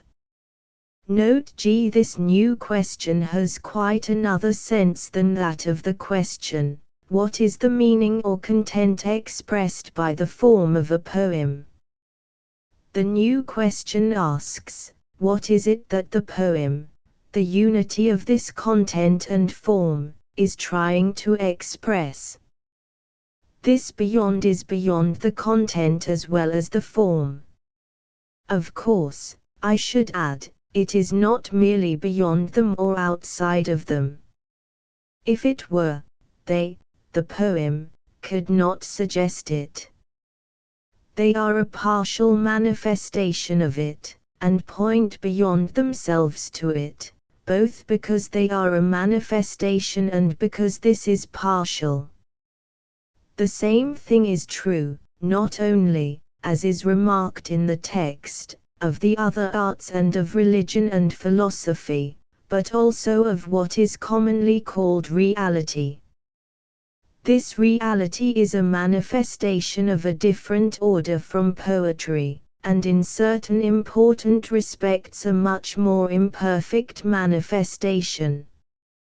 Hence, as was pointed out, pp. 6, 7, note B, poetry is not a copy of it, but in dealing with it idealizes it, and in doing so produces in certain respects a fuller manifestation. On the other hand, that imperfect reality has for us a character in which poetry is deficient, the character in virtue of which we call it reality. It is, we feel, thrust upon us, not made by us or by any other man. And in this respect it seems more akin than poetry to that beyond or absolute, or perfection, which we want, which partially expresses itself in both, and which could not be perfection and could not satisfy us if it were not real, though it cannot be real in the same sense as that imperfect reality. This seems the ultimate ground of the requirement that poetry, though no copy of reality, should not be mere fancy but should refer to, and interpret, that reality. For that reality, however imperfectly it reveals perfection, is at least no mere fancy. Not that the merest fancy can fail to reveal something of perfection. The lines quoted on p26 are from a fragment of Shelley's beginning Is It That in Some Brighter Sphere? 1. The lecture, as printed in 1901, was preceded by the following note: this lecture is printed almost as it was delivered. I am aware that, especially in the earlier pages, difficult subjects are treated in a manner far too summary, but they require an exposition so full that it would destroy the original form of the lecture, while a slight expansion would do little to provide against misunderstandings. A few verbal changes have now been made, some notes have been added, and some of the introductory remarks omitted. 2. Note A. 3. Note B. For what is here called substance is what people generally mean when they use the word subject and insist on the value of the subject. I am not arguing against this usage, or in favor of the usage which I have adopted for the sake of clearness. It does not matter which we employ, so long as we and others know what we mean. I use substance and content indifferently. 5. These remarks will hold good, mutatis mutandis, if by substance is understood the moral or the idea of a poem, although perhaps in one instance out of 5,000 this may be found in so many words in the poem. 6. On the other hand, the absence, or worse than absence, of style, in this sense, is a serious matter. 7. Note C8. This paragraph is criticized in Note D9. Note E10. Not that to Schiller form meant mere style and versification. 11. Note F12. Note G13. In Schiller's phrase, they have extirpated the mere matter. We often say that they do this by dint of style. This is roughly true, but in strictness it means, as we have seen, not that they decorate the mere matter with a mere form but that they produce a new content form. The sublime 1. Coleridge used to tell a story about his visit to the Falls of Clyde, but he told it with such variations that the details are uncertain, and without regard to truth I shall change it to the shape that suits my purpose best. After gazing at the falls for some time, he began to consider what adjective would answer most precisely to the impression he had received, and he came to the conclusion that the proper word was sublime. 2 other tourists arrived, and, standing by him, looked in silence at the spectacle. Then, to Coleridge's high satisfaction, the gentleman exclaimed, "It is sublime." To which the lady responded, "Yes, it is the prettiest thing I ever saw." This poor lady's incapacity, for I assume that Coleridge and her husband were in the right, is ludicrous, but it is also a little painful. Sublimity and prettiness are qualities separated by so great a distance that our sudden attempt to unite them has a comically incongruous effect. At the same time the first of these qualities is so exalted that the exhibition of entire inability to perceive it is distressing. Astonishment, rapture, or even self-abasement, are among the emotions evoked by sublimity. Many would be inclined to pronounce it the very highest of all the forms assumed by beauty, whether in nature or in works of imagination. I propose to make some remarks on this quality, and even to attempt some sort of answer to the question what sublimity is. I say some sort of answer because the question is large and difficult, and I can deal with it only in outline and by drawing artificial limits round it and refusing to discuss certain presuppositions on which the answer rests. What I mean by these last words will be evident if I begin by referring to a term which will often recur in this lecture, the term beauty. When we call sublimity a form of beauty, as I did just now, the word beauty is obviously being used in the widest sense.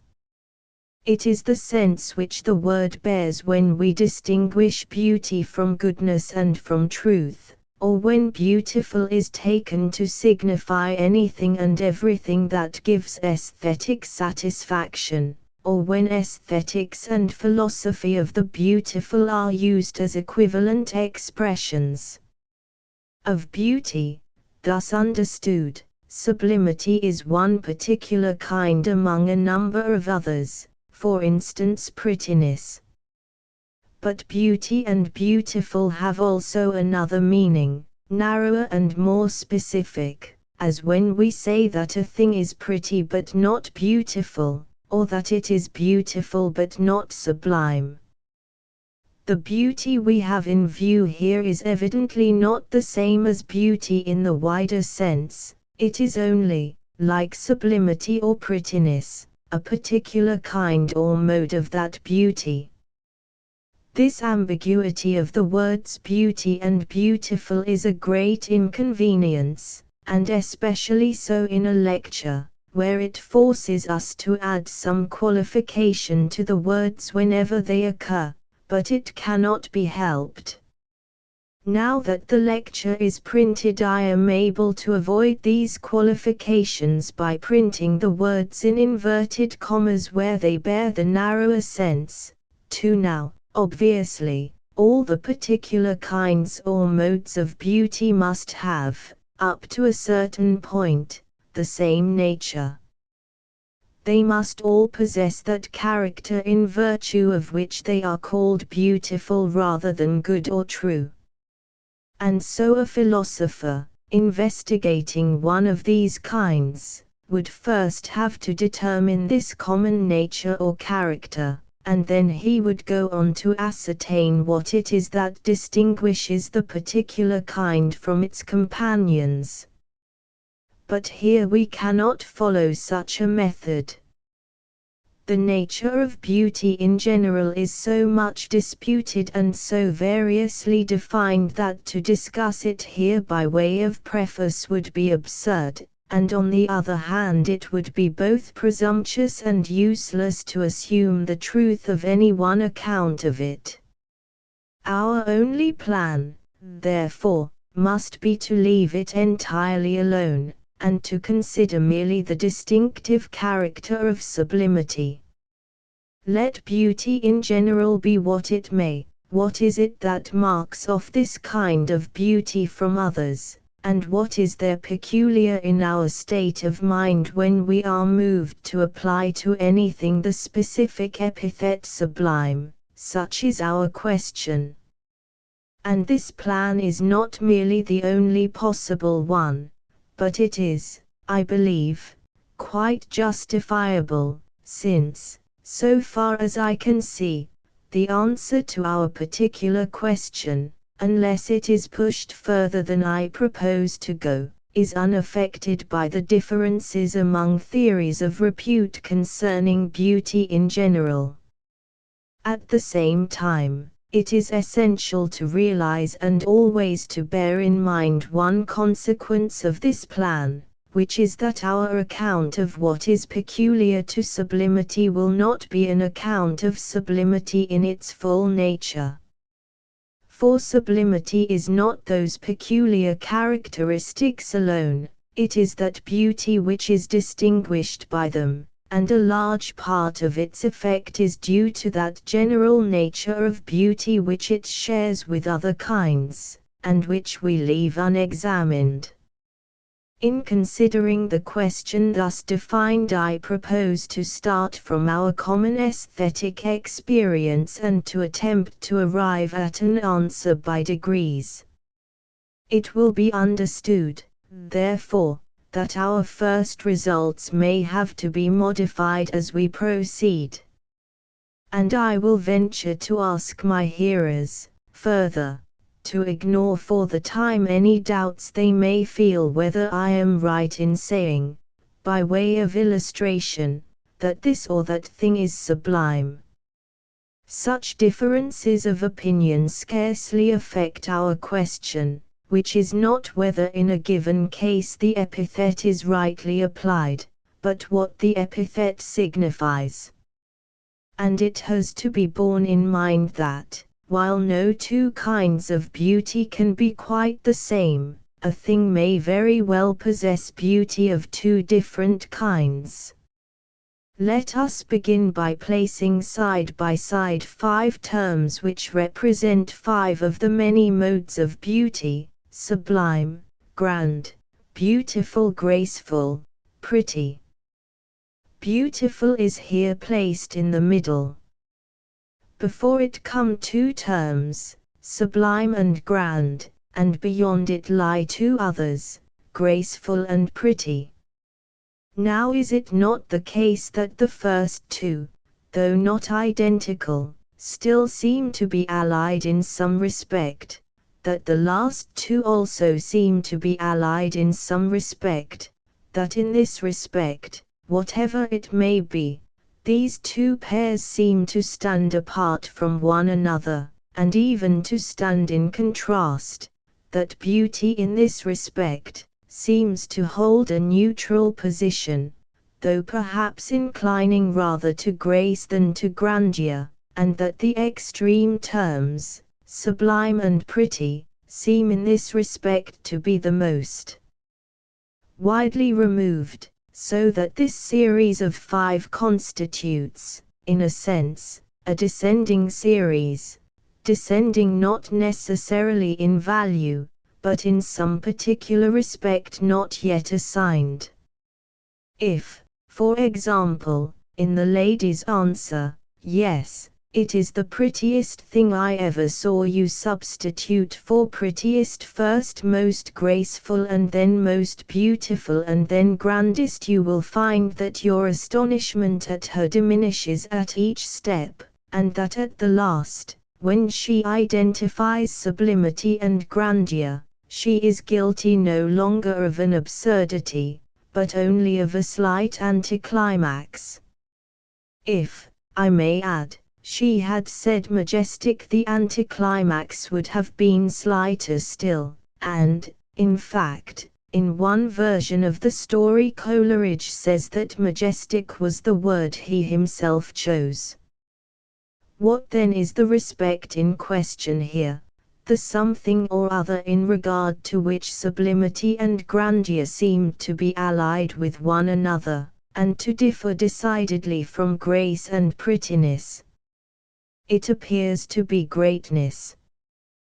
Thousands of things are beautiful, graceful, or pretty, and yet make no impression of greatness, nay, this impression in many cases appears to collide with, and even to destroy, that of grace or prettiness, so that if a pretty thing produced it you would cease to call it pretty.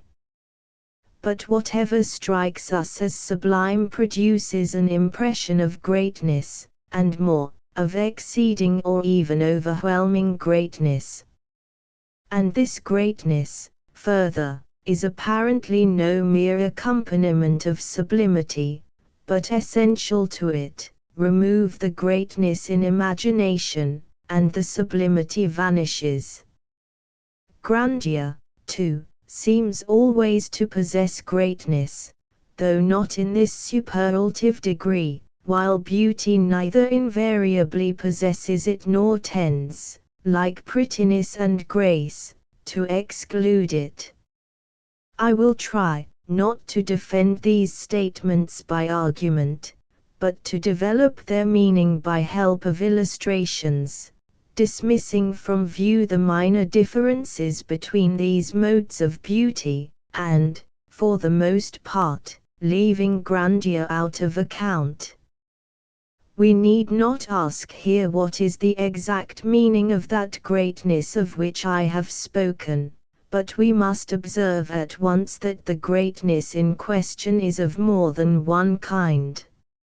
Let us understand by the term, to begin with, greatness of extent, of size, number, or duration, and let us ask whether sublime things are, in this sense, exceedingly great. Some certainly are. The vault of heaven, one expanse of blue, or dark and studded with countless and prodigiously distant stars, the sea that stretches to the horizon and beyond it, a surface smooth as glass or breaking into innumerable waves, time, to which we can imagine no beginning and no end. These furnish favorite examples of sublimity, and to call them great seems almost mockery, for they are images of immeasurable magnitude. When we turn from them to living beings, of course our standard of greatness changes. 3. But, using the standard appropriate to the sphere, we find again that the sublime things have, for the most part, great magnitude.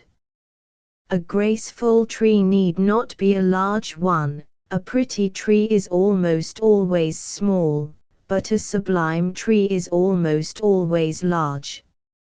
If you were asked to mention sublime animals, you would perhaps suggest, among birds, the eagle, among fishes, if any, the whale, among beasts, the lion or the tiger, the python or the elephant. But you would find it hard to name a sublime insect, and indeed it is not easy, perhaps not possible, to feel sublimity in any animal smaller than oneself, unless one goes beyond the special kind of greatness at present under review.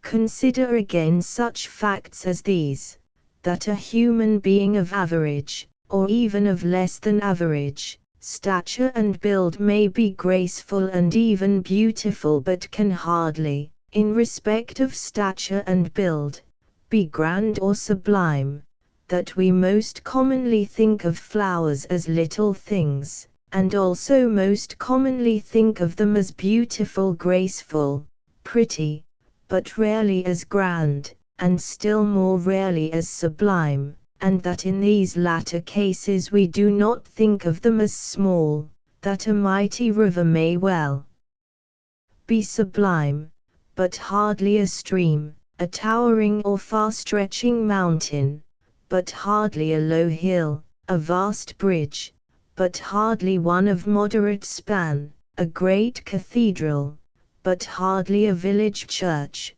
that a model of a sublime building is not sublime, unless in imagination you expand it to the dimensions of its original, that a plain, though flat, may be sublime if its extent is immense, that while we constantly say a pretty little thing or even a beautiful little thing, nobody ever says a sublime little thing. Examples like these seem to show clearly, not that bigness is sublimity, for bigness need have no beauty, while sublimity is a mode of beauty, but that this particular mode of beauty is frequently connected with, and dependent on, exceeding greatness of extent. Let us now take a further step. Can there be sublimity when such greatness is absent? And, if there can, is greatness of some other sort always present in such cases, and essential to the sublime effect? The answer to the first of these questions is beyond doubt. Children have no great extension, and what Wordsworth calls a 6 years darling of a pygmy size is, if a darling, generally called pretty but not sublime, for it is of a pygmy size. Yet it certainly may be sublime, and it is so to the poet who addresses it thus: Thou whose exterior semblance doth belie thy soul's immensity. Mighty prophet, seer blessed, on whom those truths do rest which we are toiling all our lives to find. A baby is still smaller, but a baby too may be sublime. The starry sky is not more sublime than the babe on the arm of the Madonna di San Sisto. A sparrow is more diminutive still, but that it is possible for a sparrow to be sublime is not difficult to show. This is a translation of a prose poem by Turgenev. I was on my way home from hunting, and was walking up the garden avenue. My dog was running on in front of me. Suddenly he slackened his pace, and began to steal forward as though he scented game ahead. I looked along the avenue, and I saw on the ground a young sparrow, its beak edged with yellow, and its head covered with soft down. It had fallen from the nest, a strong wind was blowing, and shaking the birches of the avenue, and there it sat and never stirred, except to stretch out its little half-grown wings in a helpless flutter.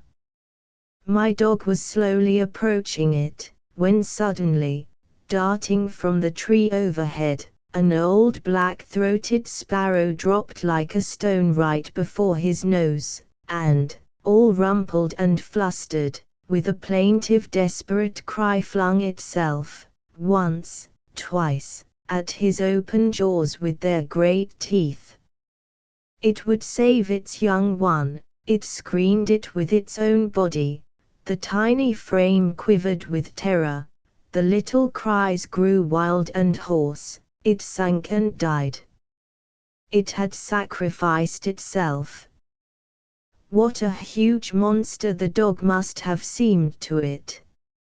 And yet it could not stay up there on its safe bough. A power stronger than its own will tore it away.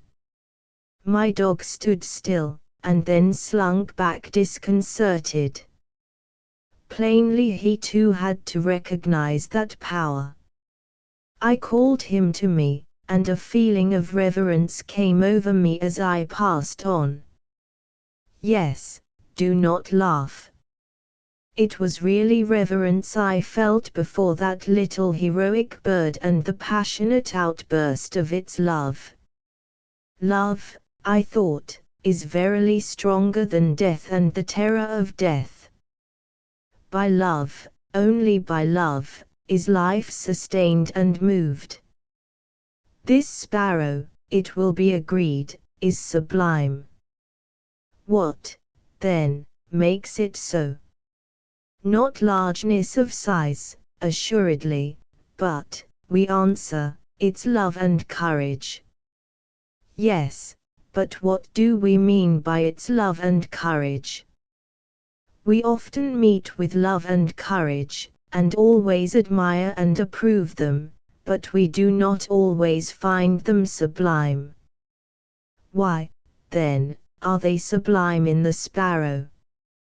From their extraordinary greatness. It is not in the quality alone, but in the quantity of the quality, that the sublimity lies. And this may be readily seen if we imagine the quantity to be considerably reduced, if we imagine the parent bird, after its first brave effort, flinching and flying away, or if we suppose the bird that sacrifices itself to be no sparrow but a turkey. In either case love and courage would remain, but sublimity would recede or vanish, simply because the love and courage would no longer possess the required immensity. For the sublimity of the sparrow, then, no less than that of the sky or sea, depends on exceeding or overwhelming greatness, a greatness, however, not of extension but rather of strength or power, and in this case of spiritual power.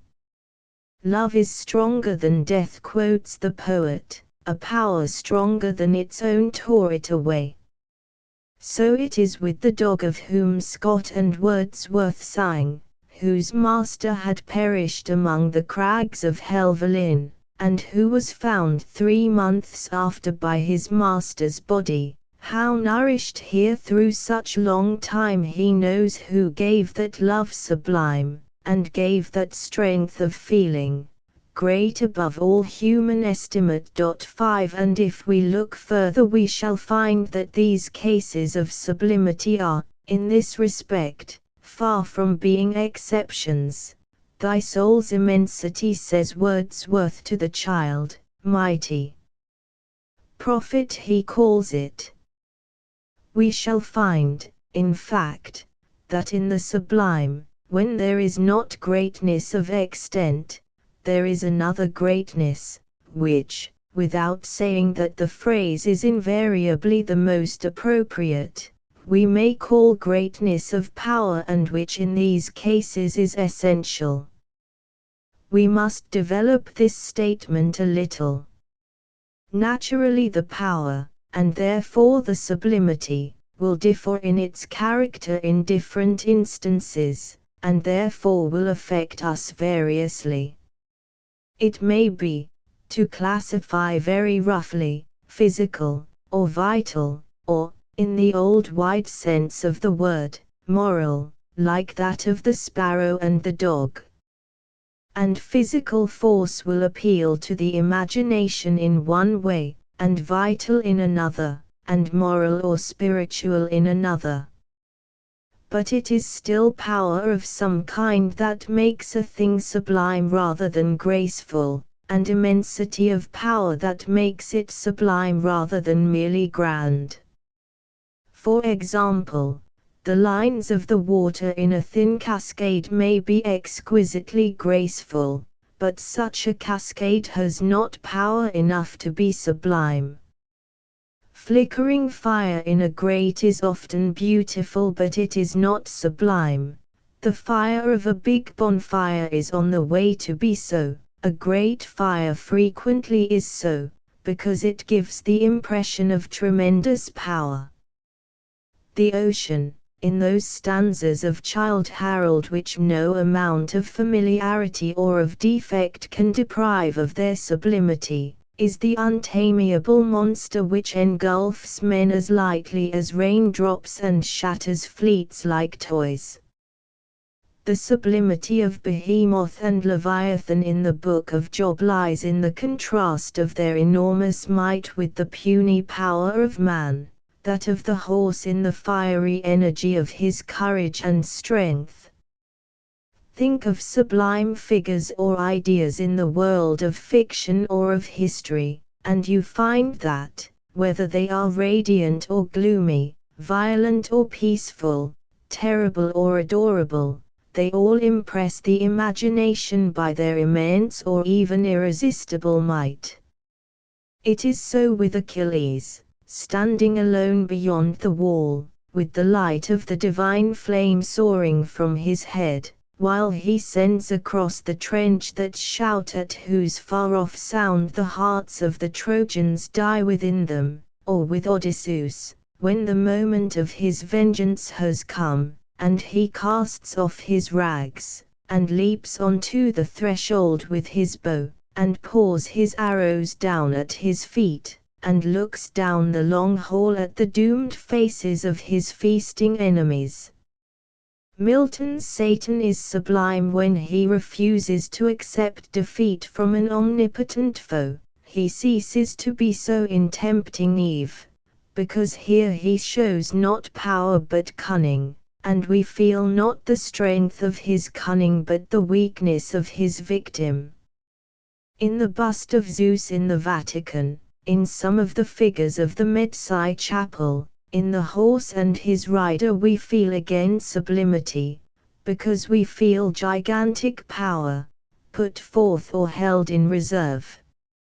Fate or death, imagined as a lurking assassin, is not sublime, but may become so when imagined as inevitable, irresistible, ineluctabile fatum. The eternal laws to which Antigone appeals, like that duty which preserves the strength and freshness of the most ancient heavens, are sublime. Prometheus, the savior of mankind, opposing a boundless power of enduring pain to a boundless power of inflicting it, Regulus returning unmoved to his doom, Socrates, serene and even joyous in the presence of injury and death and the lamentations of his friends, are sublime. The words "I have overcome the world" are among the most sublime on record, and they are also the expression of the absolute power of the Spirit. 6 It seems clear, then, that sublimity very often arises from an overwhelming greatness of power. So abundant, indeed, are the instances that one begins to wonder whether it ever arises from any other kind of greatness, and whether we were right in supposing that mere magnitude of extension can produce it. Would such magnitude, however prodigious, seem to us sublime unless we insensibly construed it as the sign of power? In the case of living things, at any rate, this doubt seems to be well founded. A tree is sublime not because it occupies a large extent of empty space or time, but from the power in it which raises aloft and spreads abroad 1,000 branches and 1,000,000 leaves, or which has battled for centuries with buffeting storms and has seen summers and winters arise and pass like the hours of our day. It is not the mere bulk of the lion or the eagle that wins them their title as king of beasts or of birds, but the power exhibited in the gigantic head and arm or the stretch of wing and the piercing eye. And even when we pass from the realm of life our doubt remains. Would a mountain, a river, or a building be sublime to us if we did not read their masses and lines as symbols of force? Would even the illimitable extent of sea or sky, the endlessness of time, or the countlessness of stars or sands or waves, bring us anything but fatigue or depression if we did not apprehend them, in some way and however vaguely, as expressions of immeasurable power, power that created them, or lives in them, or can count them, so that what impresses us is not the mere absence of limits, but the presence of something that overpowers any imaginable limit. If these doubts are justified, as in my opinion they are, the conclusion will follow that the exceeding greatness required for sublimity is always greatness of some kind of power, though in one class of cases the impression of this greatness can only be conveyed through immensity of extent. However this question may be decided, our result so far seems to be that the peculiarity of the sublime lies in some exceeding and overwhelming greatness. But before this result can be considered safe, two obstacles must be removed. In the first place, are there no negative instances? Is it impossible to find anything sublime which does not show this greatness? Naturally I can say no more than that I have conscientiously searched for exceptions to the rule and have searched in vain. I can find only apparent exceptions which in reality confirm the rule, and I will mention only those which look the most formidable. They are cases where at first sight there seems to be not merely an inconsiderable amount of power or other greatness, but actually the negation of it. For example, the silence of night, or the sudden pause in a storm or in stormy music, or again the silence and movelessness of death, may undoubtedly be sublime, and how, it may be asked, can a mere absence of sound and motion be an exhibition of immense greatness? It cannot, I answer, but neither can it be sublime. If you apprehend the silence in these cases as a mere absence, no feeling of sublimity will arise in your mind, and if you do apprehend the silence as sublime, it is to you the sign of immense power, put forth or held in reserve. The dead pause abrupt of mighty winds is the pause of mighty winds and not of gentle breezes, and it is not the absence of mighty winds, but their pause before they burst into renewed fury, or if their silence is not their will, it is a silence imposed on them by something mightier even than they. In either case there may be sublimity, but then there is the impression of immense power. In the same way the silence of night, when it seems sublime, is apprehended not as the absence but as the subdual of sound, the stillness wrought by a power so mighty that at its touch all the restless noises of the day fall dumb, or the brooding of an omnipotent peace over the world. And such a peace it is, an unassailable peace, that may make the face of death sublime, a stillness which is not moveless but immovable. 7 At present, then, our result seems to stand firm. But another danger remains. Granted that in the sublime there is always some exceeding and overwhelming greatness, is that all there is? Is there not in every case some further characteristic? This question, premising that the phrase overwhelming greatness contains important implications which have yet to be considered, I can only answer like the last. I do not find any other peculiarity that is always present. Several have been alleged, and one or two of these will be mentioned later, but none of them appears to show itself indubitably wherever sublimity is found. It is easy to give a much fuller account of the sublime if you include in it everything that impresses you in a sublime baby while you omit to consider Behemoth, or if you build upon Socrates and ignore Satan, or if you confine yourself to the sublime thunderstorm and forget the sublime rainbow or sunrise. But then your account will not answer to the instances you have ignored, and when you take them in you will have to pare it down until perhaps you end in a result like ours.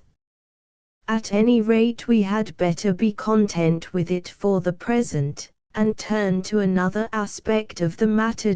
8 So far, on the whole, we have been regarding the sublime object as if its sublimity were independent of our state of mind in feeling and apprehending it. Yet the adjective in the phrase overwhelming greatness should at once suggest the truth that this state of mind is essential to sublimity. Let us now therefore look inward, and ask how this state differs from our state in perceiving or imagining what is graceful or beautiful. Since Kant dealt with the subject, most writers who have thought about it have agreed that there is a decided difference, which I will try to describe broadly, and without pledging myself to the entire accuracy of the description.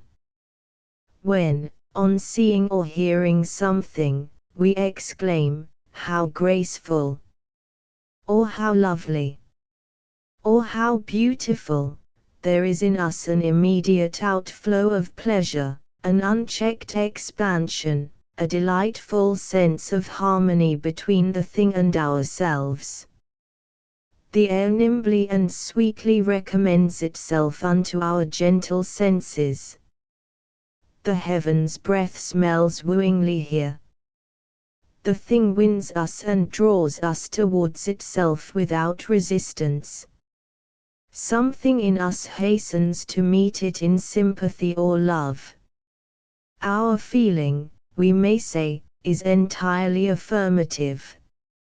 For though it is not always untouched by pain, for the thing may have sadness in it, 9. This touch of pain or sadness does not mean any disharmony between the thing and us, or involve any check in our acceptance of it. In the case of sublimity, on the other hand, this acceptance does not seem to be so simple or immediate.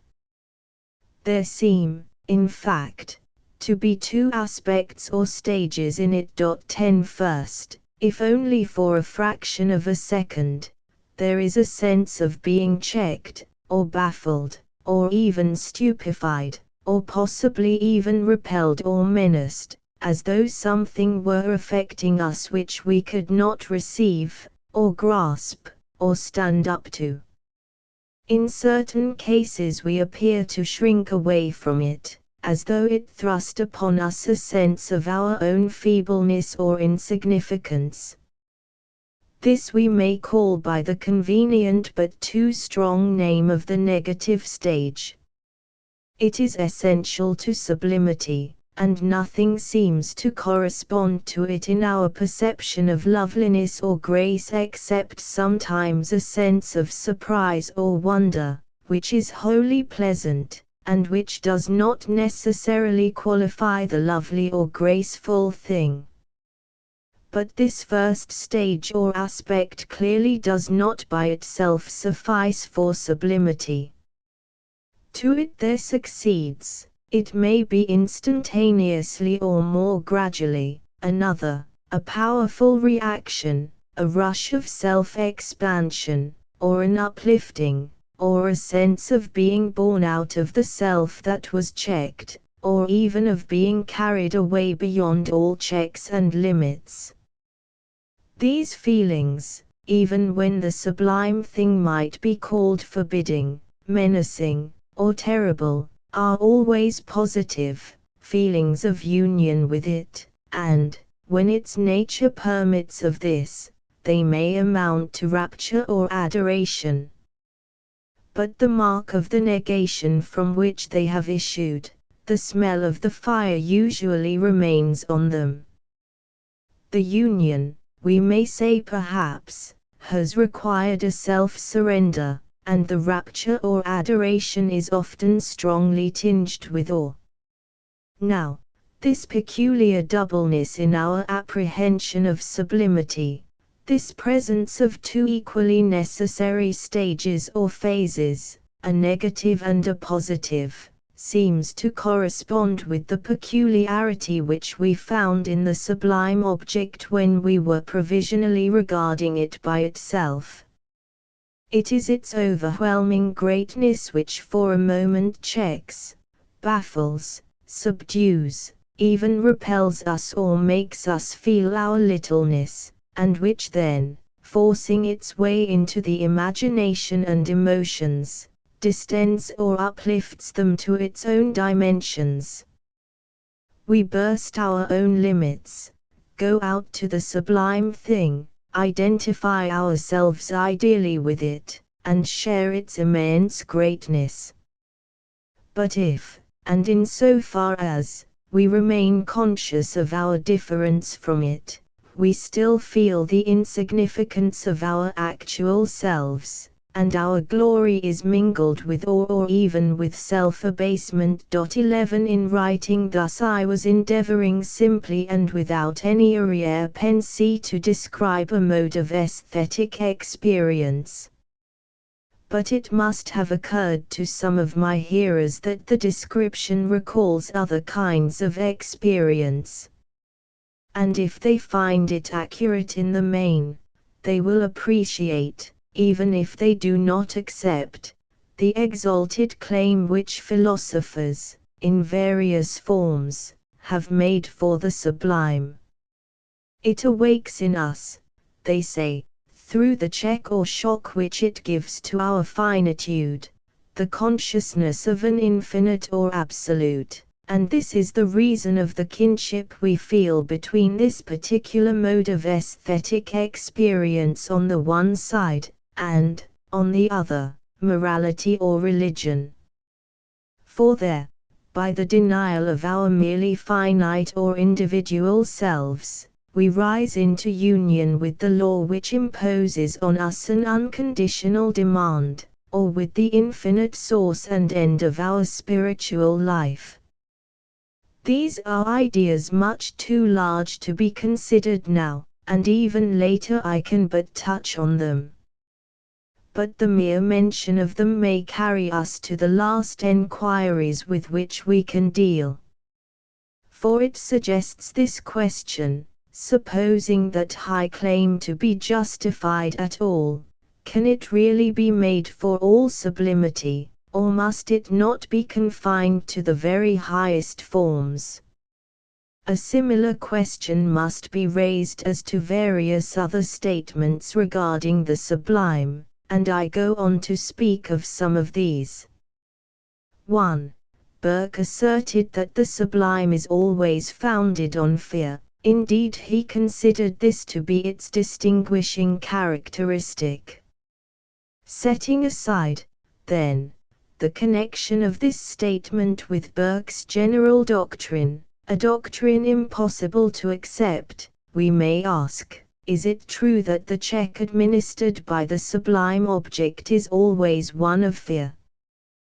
We must answer, first, that if this check is part of an aesthetic experience and not a mere preliminary to it, it can never be fear in the common meaning of that word, or what may be called practical or real fear. So far as we are practically afraid of a storm or a mountain, afraid, for instance, for ourselves as bodily beings in this particular spatial and temporal position, the storm or mountain is not sublime to us, it is simply terrible. That fear must be absent, or must not engage attention, or must be changed in character, if the object is to be for us sublimely terrible, something with which we identify ourselves in imaginative sympathy, and which so causes a great self-expansion. But, secondly, even if fear is understood rightly as indicating a feature in an aesthetic and not a practical experience, our question must obviously be answered in the negative. There is fear in the apprehension of some sublimity, but by no means in that of all. If there is a momentary check, for example, in the case of a rainbow, a glorious sunrise, the starry night, Socrates, or Turgenev's sparrow, fear, unless the meaning of the word is unnaturally extended, is surely not the name for this check. Burke's mistake, however, implies a recognition of the negative aspect in sublimity, and it may remind us of a truth. Instances of the sublime differ greatly in regard to the prominence and tone of this aspect.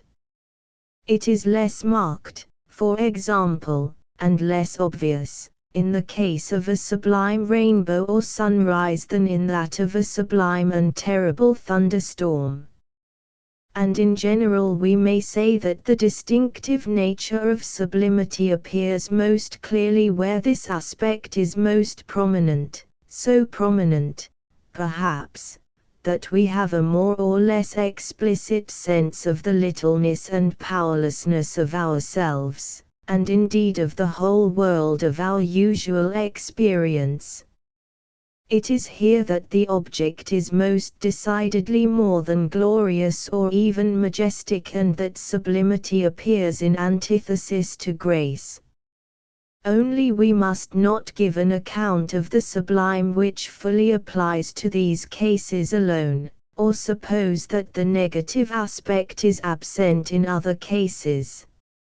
If a rainbow or sunrise is really sublime, it is overwhelming as well as uplifting.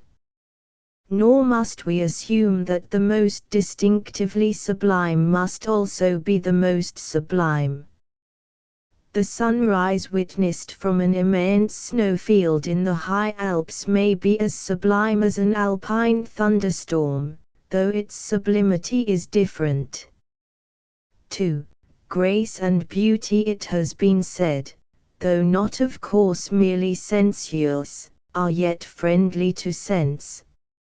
It is their essence, in fact, to be a harmonious unity of sense and spirit, and so to reconcile powers which in much of our experience are conflicting and dissonant. But sublimity is harsh and hostile to sense.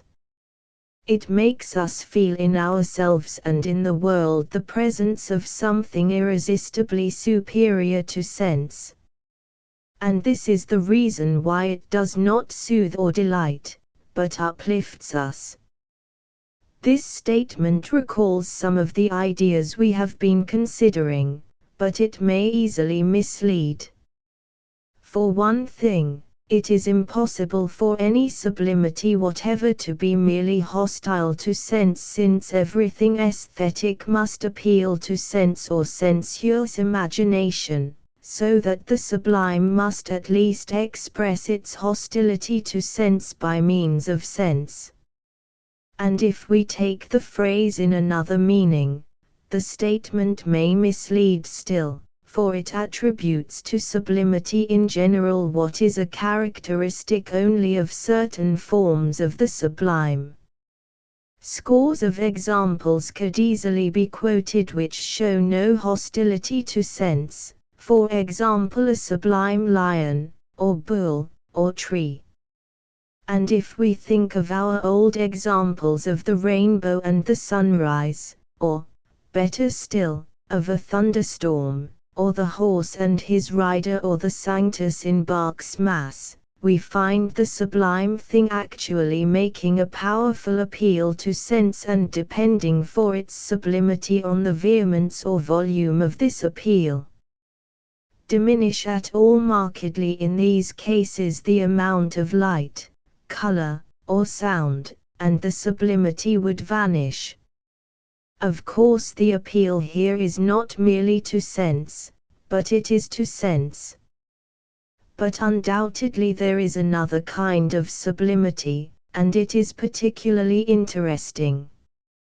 Here, it is true, a sort of despite is done to the senses and what speaks to them.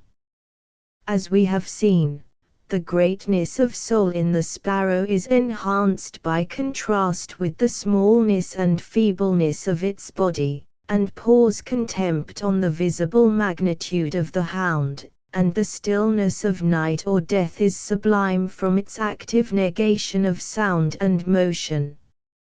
Again, there is a famous passage which depends for its effect on this, that, first, sublime things are introduced which appeal powerfully to sense, and then something else, which does not so appeal, is made to appear even more sublime and to put them to shame, first a great and strong wind, an earthquake, a fire, and after the fire a still small voice. Sometimes, again, as Burke observed, sublimity depends on, or is increased by, darkness, obscurity, vagueness, refusal of satisfaction to the sense of sight. Often in these cases the sublime object is terrible, and its terror is increased by inability to see or distinguish it. Examples are the image of the pestilence that walketh in darkness, or Milton's description of death, or the lines in the Book of Job, in thoughts from the visions of the night when deep sleep falleth on men, fear came upon me and trembling, which made all my bones to shake. Then a spirit passed before my face, the hair of my flesh stood up. It stood still, but I could not discern the form thereof. an image was before mine eyes. There was silence, and I heard a voice. It has been observed that attempts to illustrate such passages as these dissipate their sublimity by diminishing the obscurity of the object. Blake's illustrations of the lines in Milton and in Job 12 show this, while his design of the morning stars singing together is worthy even of the words. We may trace this severity towards sense, again, in examples already mentioned, the ideas of fate, of the eternal laws to which Antigone appeals, of duty in Wordsworth's Ode. We imagine these powers as removed from sight, and indeed wholly immaterial, and yet as exercising sovereign dominion over the visible and material world. And their sublimity would be endangered if we tried to bring them nearer to sense by picturing the means by which they exercise their control. I will take a last example. It has probably been mentioned in almost every account of the sublime since Longinus quoted it in his work on elevation of style. And it is of special interest here because it illustrates at one and the same time the two kinds of sublimity which we are engaged in distinguishing. God said, "Let there be light," and there was light. The idea of the first and instantaneous appearance of light, and that the whole light of the whole world, is already sublime, and its primary appeal is to sense. The further idea that this transcendently glorious apparition is due to mere words, to a breath, our symbol of tenuity, evanescence, impotence to influence material bulk, heightens enormously the impression of absolutely immeasurable power. To sum up, then, on this matter, it is not safe to distinguish the sublime from the beautiful by its hostility to sense. The sublime may impress its overwhelming greatness in either of two ways, by an appeal to sense, or by a kind of despite done to it. Nor can we assert, if we think of the sunrise, the thunderstorm, or of sublime music, that the second of these ways is more distinctive of the sublime than the first. But perhaps we may say this. In beauty, that which appears in a sensuous form seems to rest in it, to be perfectly embodied in it, and to have no tendency to pass beyond it. In the sublime, even where no such tendency is felt and sublimity is nearest to beauty, we still feel the presence of a power held in reserve, which could with ease exceed its present expression. In some forms of sublimity, again, the sensuous embodiment seems threatening to break in its effort to express what appears in it. And in others we definitely feel that the power which for a moment intimates its presence to sense is infinite and utterly uncontainable by any or all vehicles of its manifestation. Here we are furthest, in a way, from sense, and furthest also from beauty. 3. I come finally and, as it will at first seem, needlessly to an idea which has already been touched on. The words boundless, illimitable, infinite constantly recur in discussions of sublimity, and it cannot be denied that our experience constantly provokes them. The sublime has been said to awake in us the consciousness of our own infinity. It has been said, again, to represent in all cases the inadequacy of all finite forms to express the infinite. And so we may be told that, even if we do not adopt some such formula, but continue to speak of greatness, we ought at least to go beyond the adjective exceeding or overwhelming and to substitute immeasurable or incomparable or infinite. Now, at the point we have reached, it would seem we might at once answer that a claim is here being made for the sublime in general, which really holds good only of one kind of sublimity. Sometimes the sublime object is apprehended as the infinite, or again as an expression of it. This is, for example, a point of view frequent in Hebrew poetry. Sometimes, again, the object, for example time or the heavens, is apprehended, not indeed as the infinite, but still as infinite or immeasurable. But how are we to say that a sublime lion or mountain, or Satan or Lady Macbeth, is apprehended as the infinite, or as infinite, or, usually, as even an expression of the infinite? And how are we to say that the greatness of most sublime objects is apprehended as incomparable or immeasurable? It is only failure to observe these distinctions that leads to errors like one recorded in Coleridge's Table Talk, the 25th of July, 1832. Could you ever discover anything sublime, in our sense of the word, in the classic Greek literature? I never could. Sublimity is Hebrew by birth. This reply, however, though sound so far as it goes, does not settle the question raised. It may still be maintained that sublimity in all cases, and even when we have no idea of infinity before us, does represent the inadequacy of all finite forms to express the infinite. And it is unfortunately impossible for us to deal fully with this contention. It would carry us into the region of metaphysics, and, while believing that no theory of the sublime can be complete which stops short of that region, I am aiming in this lecture at no such theory, but only at a result which may hold good without regard to further developments. All that I can do is to add a few words on the question whether, going beyond the adjective exceeding or overwhelming, we can say that the sublime is the beautiful which has immeasurable, incomparable, or infinite greatness. And the answer which I suggest and will go on to explain may be put thus: the greatness is only sometimes immeasurable, but it is always unmeasured. We cannot apprehend an object as sublime while we apprehend it as comparably, measurably, or finitely great.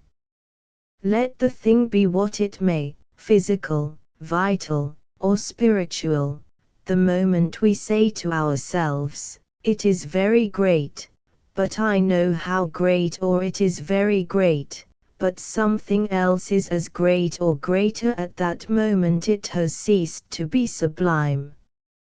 Outside the consciousness of its sublimity we may be perfectly well aware that a thing is limited, measurable, equal or inferior to something else. But then we are not finding it sublime. And when we are so finding it, we are absorbed in its greatness, and have no thought either of the limits of that or of its equality or inferiority to anything else. The lion of whom we are thinking, an elephant could kill him, is no sublime lion. The falls of Schaffhausen are sublime when you are lost in astonishment at them, but not when you are saying to yourself, "What must Niagara be?" This seems indubitable, and hence we may say that, in one sense, all sublimity has unmeasured greatness, and that no greatness is sublime which we apprehend as finite. But the absence of a consciousness of measure or finitude is one thing, the presence of a consciousness of immeasurableness or infinity is another.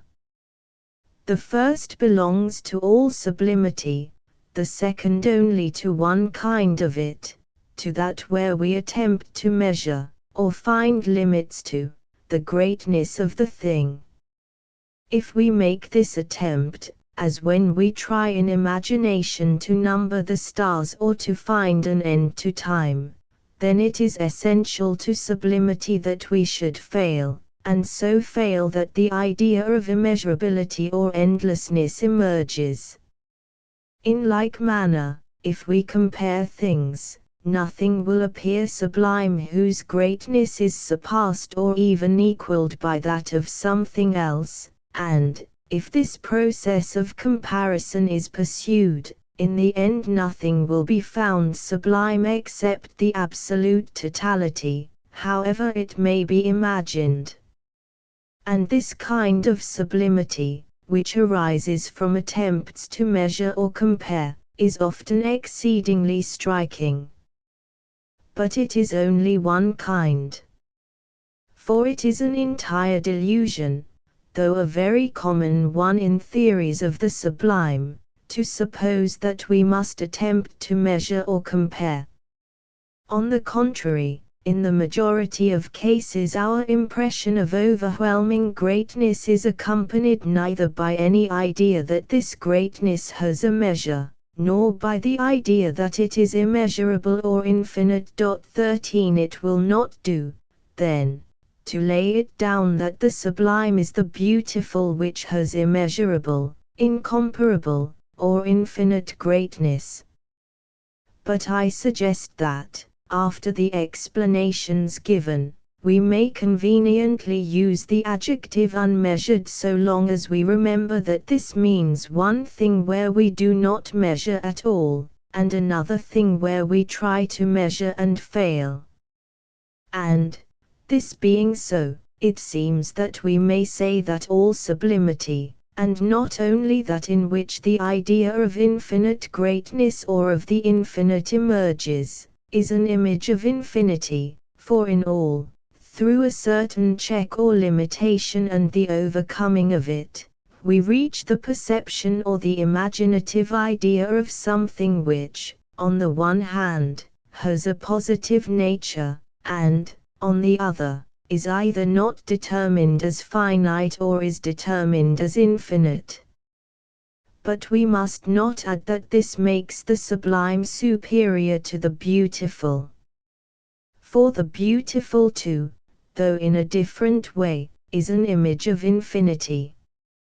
In beauty, as we said, that which appears in a sensuous form seems to rest in that form, to be wholly embodied in it. It shows no tendency to pass beyond it, and intimates no reserve of force that might strain or break it. So that the beautiful thing is a whole complete in itself, and in moments when beauty fills our souls we know what Wordsworth meant when he said the least of things seemed infinite, though each thing, being but one of many, must from another point of view, here suppressed, be finite. Beauty then, we may perhaps say, is the image of the total presence of the infinite within any limits it may choose to assume, sublimity the image of its boundlessness, and of its rejection of any pretension to independence or absoluteness on the part of its finite forms, the one the image of its immanence, the other of its transcendence. Within an hour I could attempt no more than an outline of our subject. That is inevitable, and so is another defect, which I regret more.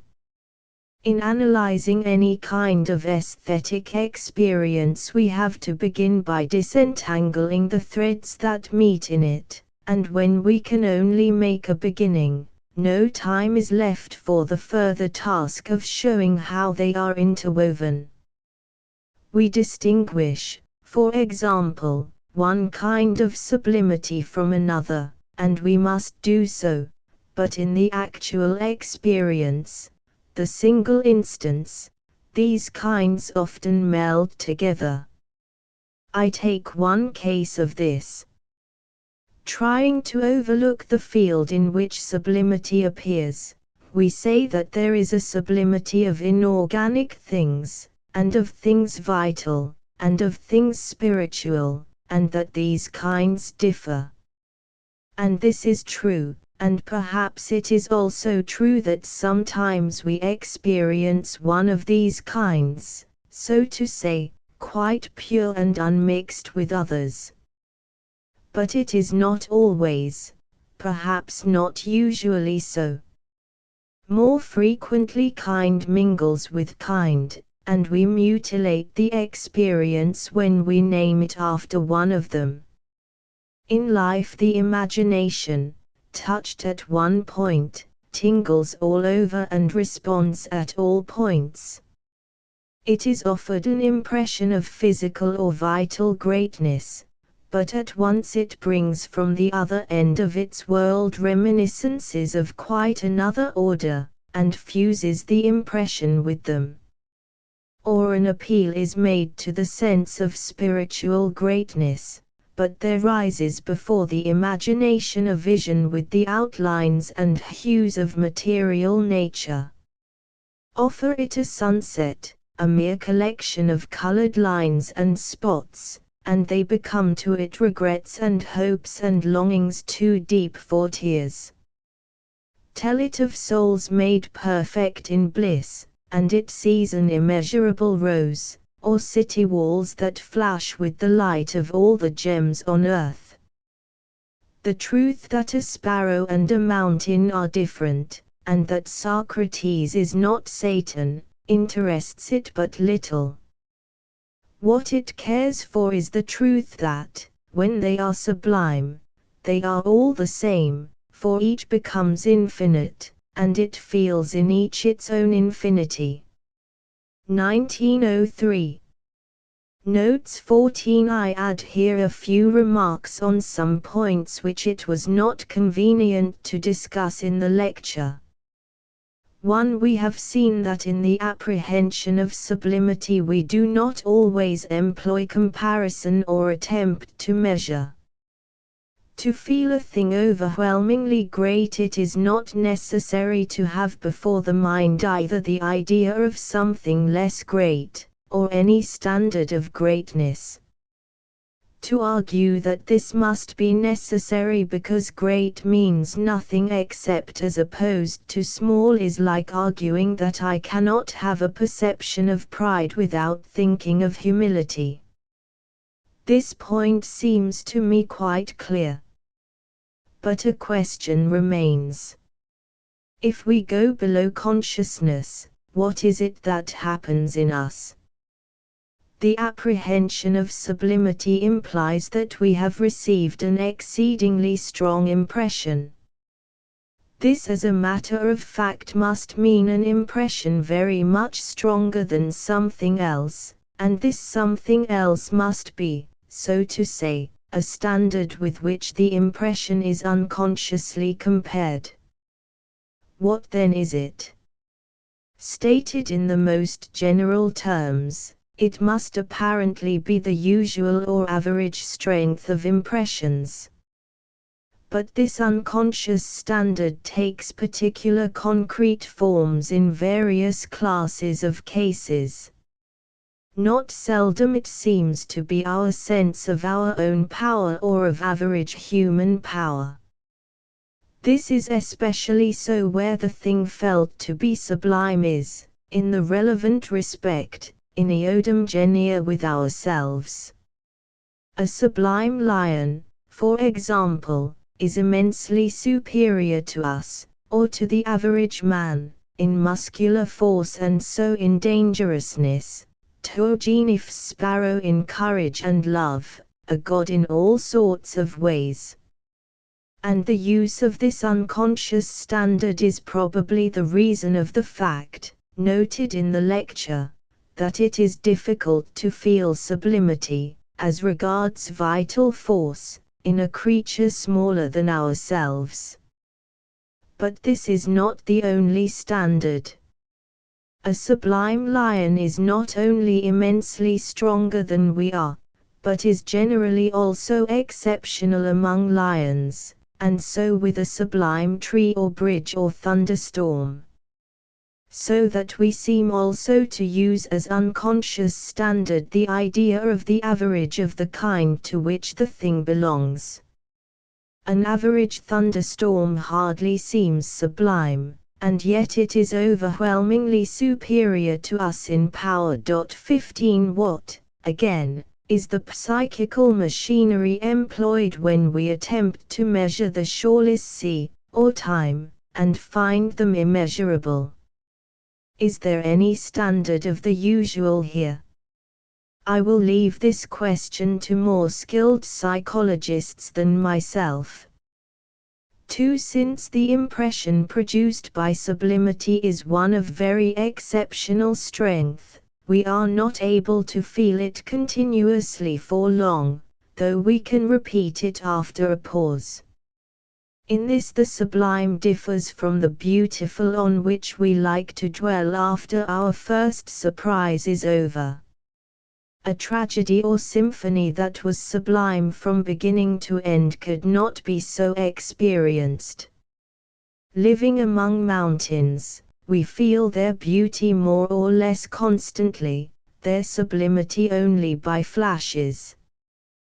3. If our account of the impression produced by sublimity is true, why should not any sensation whatever produce this impression merely by gaining extraordinary strength? It seems to me it would, supposing at its normal strength it conformed to the general requirements of aesthetic experience, and supposing the requisite accession of strength did not remove this conformity. But this, in one respect at least, it would do.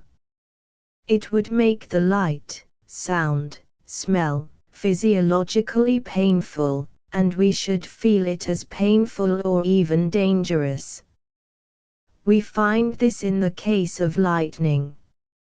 If it is to be felt as aesthetic, it must not pass a certain degree of brightness, or, as we sometimes say, it must not be too near. 1. I have learned something from many discussions of this subject. In its outline the view I have taken is perhaps nearer to Hartmann's than to any other. 2. Popular usage coincides roughly with this sense. Indeed, it can hardly be said to recognize the wider one at all. Beauty and beautiful in that wider sense are technical terms of aesthetics. It is a misfortune that the language of aesthetics should thus differ from the ordinary language of speech and literature, but the misfortune seems to be unavoidable, for there is no word in the ordinary language which means whatever gives aesthetic satisfaction, and yet that idea must have a name in aesthetics. 3. I do not mean to imply that in aesthetic apprehension itself we always, or generally, make conscious use of a standard or, indeed, think of greatness. But here we are reflecting on this apprehension. For thus, it may be noticed, the sparrow's size, which is the reverse of sublime, is yet indirectly essential to the sublimity of the sparrow. 5. The poet's language here has done our analysis for us. 6. A word may be added here on a disputed point as to spiritual sublimity. It has been held that intellect cannot be sublime, but surely in the teeth of facts. Not to speak of intellect as it appears in the sphere of practice, how can it be denied that the intellect of Aristotle or Shakespeare or Newton may produce the impression of sublimity? All that is true is, first, that the intellect must be apprehended imaginatively and not thought abstractly, otherwise it can produce no aesthetic impression, and, secondly, that it appears sublime in virtue not of its quality alone but of the quantity, or force, of that quality. 7. The same principle applies to other cases. If, for example, the desolation of a landscape is felt to be sublime, it is so not as the mere negation of life, verdure, etc., but as their active negation. 8. The reader will remember that in one sense of the question, is there no more in the sublime than overwhelming greatness? This question must of course be answered in the affirmative. Sublimity is a mode of beauty. The sublime is not the overwhelmingly great, it is the beautiful which has overwhelming greatness, and it affects us through its whole nature, not by mere greatness. 9. I am warning the reader against a mistake which may arise from the complexity of aesthetic experience. We may make a broad distinction between glad and sad modes of beauty, but that does not coincide with the distinction of modes with which we are concerned in this lecture. What is lovely or beautiful may be glad or sad, and so may what is grand or sublime. 10. In what follows I have spoken as if the two were always successive stages, and as if these always came in the same order. It is easier to make the matter quickly clear by taking this view, which also seemed to answer to my own experience. But I do not wish to commit myself to an opinion on the point, which is of minor importance. What is essential is to recognize the presence of the two aspects or stages and to see that both are requisite to sublimity. 11. Ich fühlt mich so klein, so groß, says Faust, remembering the vision of the Urgist, whom he addresses as a Habiner Geist. He was at once overwhelmed and uplifted. 12. At least if the vision is sublime, its sublimity is not that of the original. We can discern the form thereof distinctly enough. 13. To avoid complication, I have passed by the case where we compare the sublime thing with another thing and find it much greater without finding it immeasurably great.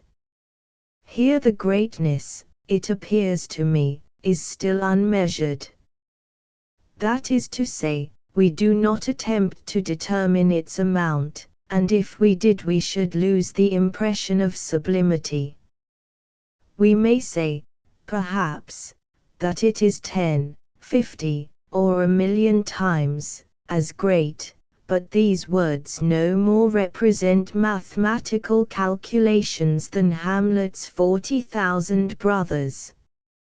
14. I am far from being satisfied with the ideas imperfectly expressed in the first and third of these notes, but they require more consideration than I can give to them during the printing of the second edition. The reader is requested to take them as mere suggestions. 15. Hence a creature much less powerful than ourselves may, I suppose, be sublime, even from the mere point of view of vital energy. But I doubt if this is so in my own case. I have seen magnificent or glorious cocks and cats, but if I called them sublime I should say rather more than I feel. I mention cocks, because Ruskin somewhere mentions a sublime cock, but I cannot find the passage, and this cock may have been sublime, if it really was so to Ruskin, from some other than vital greatness. Hegel's theory of tragedy. Hegel's theory of tragedy 1. Since Aristotle dealt with tragedy, and, as usual, drew the main features of his subject with those sure and simple strokes which no later hand has rivaled. The only philosopher who has treated it in a manner both original and searching is Hegel. I propose here to give a sketch of Hegel's theory, and to add some remarks upon it. But I cannot possibly do justice in a sketch to a theory which fills many pages of the Aesthetique, which I must tear from its connections with the author's general view of poetry, and with the rest of his philosophy too, and which I must try to exhibit as far as possible in the language of ordinary literature. To estimate this theory, therefore, from my sketch would be neither safe nor just, all the more because, in the interest of immediate clearness, I have not scrupled to insert without warning various remarks and illustrations for which Hegel is not responsible. On certain characteristics of tragedy the briefest reminder will suffice. A large part of the nature of this form of drama is common to the drama in all its forms, and of this nothing need be said. It will be agreed, further, that in all tragedy there is some sort of collision or conflict of feelings, modes of thought, desires, wills, purposes, conflict of persons with one another, or with circumstances, or with themselves, one, several, or all of these kinds of conflict, as the case may be. Again, it may be taken for granted that a tragedy is a story of unhappiness or suffering, and excites such feelings as pity and fear. To this, if we followed the present usage of the term, we should add that the story of unhappiness must have an unhappy end, by which we mean in effect that the conflict must close with the death of one or more of the principal characters. But this usage of the word tragedy is comparatively recent. It leaves us without a name for many plays, in many languages, which deal with unhappiness without ending unhappily, and Hegel takes the word in its older and wider sense. Passing on from these admitted characteristics of tragedy, we may best approach Hegel's peculiar view by observing that he lays particular stress on one of them. That a tragedy is a story of suffering is probably to many people the most obvious fact about it. Hegel says very little of this, partly, perhaps, because it is obvious, but more because the essential point to him is not the suffering but its cause, namely, the action or conflict. Mere suffering, he would say, is not tragic, but only the suffering that comes of a special kind of action. Pity for mere misfortune, like fear of it, is not tragic pity or fear. These are due to the spectacle of the conflict and its attendant suffering, which do not appeal simply to our sensibilities or our instinct of self-preservation, but also to our deeper mind or spirit, Geist, a word which, with its adjective, I shall translate spirit spiritual because our words mind and mental suggest something merely intellectual. The reason why the tragic conflict thus appeals to the spirit is that it is itself a conflict of the spirit. It is a conflict, that is to say, between powers that rule the world of man's will and action, his ethical substance.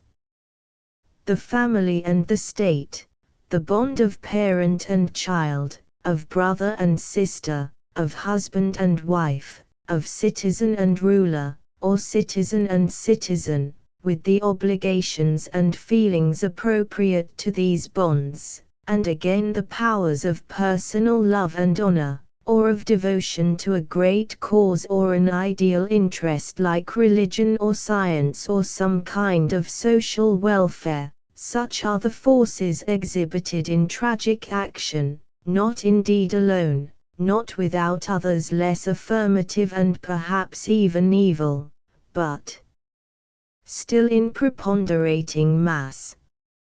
And as they form the substance of man, are common to all civilized men, and are acknowledged as powers rightfully claiming human allegiance, their exhibition in tragedy has that interest, at once deep and universal, which is essential to a great work of art. In many a work of art, in many a statue, picture, tale, or song, such powers are shown in solitary peace or harmonious cooperation. Tragedy shows them in collision. Their nature is divine, and in religion they appear as gods, but, as seen in the world of tragic action, they have left the repose of Olympus, have entered into human wills, and now meet as foes. And this spectacle, if sublime, is also terrible. The essentially tragic fact is the self-division and intestinal warfare of the ethical substance, not so much the war of good with evil as the war of good with good. Two of these isolated powers face each other, making incompatible demands. The family claims what the state refuses, love requires what honor forbids. The competing forces are both in themselves rightful, and so far the claim of each is equally justified, but the right of each is pushed into a wrong, because it ignores the right of the other, and demands that absolute sway which belongs to neither alone, but to the whole of which each is but a part. And one reason why this happens lies in the nature of the characters through whom these claims are made. It is the nature of the tragic hero, at once his greatness and his doom, that he knows no shrinking or half-heartedness, but identifies himself wholly with the power that moves him, and will admit the justification of no other power. However varied and rich his inner life and character may be, in the conflict it is all concentrated in one point. Antigone is the determination to do her duty to her dead brother. Romeo is not a son or a citizen as well as a lover, he is lover pure and simple, and his love is the whole of him. The end of the tragic conflict is the denial of both the exclusive claims. It is not the work of chance or blank fate, it is the act of the ethical substance itself, asserting its absoluteness against the excessive pretensions of its particular powers. In that sense, as proceeding from an absolute right which cancels claims based on right but pushed into wrong, it may be called the act of eternal justice. Sometimes it can end the conflict peacefully, and the tragedy closes with a solution. Appearing as a divine being, the spiritual unity reconciles by some adjustment the claims of the contending powers, humanides, or at its bidding one of them softens its demand, philoctetes, or again, as in the more beautiful solution of the Oedipus Cernunnos, the hero by his own self-condemnation and inward purification reconciles himself with the supreme justice, and is accepted by it. But sometimes the quarrel is pressed to extremes. The denial of the one-sided claims involves the death of one or more of the persons concerned, and we have a catastrophe. The ultimate power thus appears as a destructive force.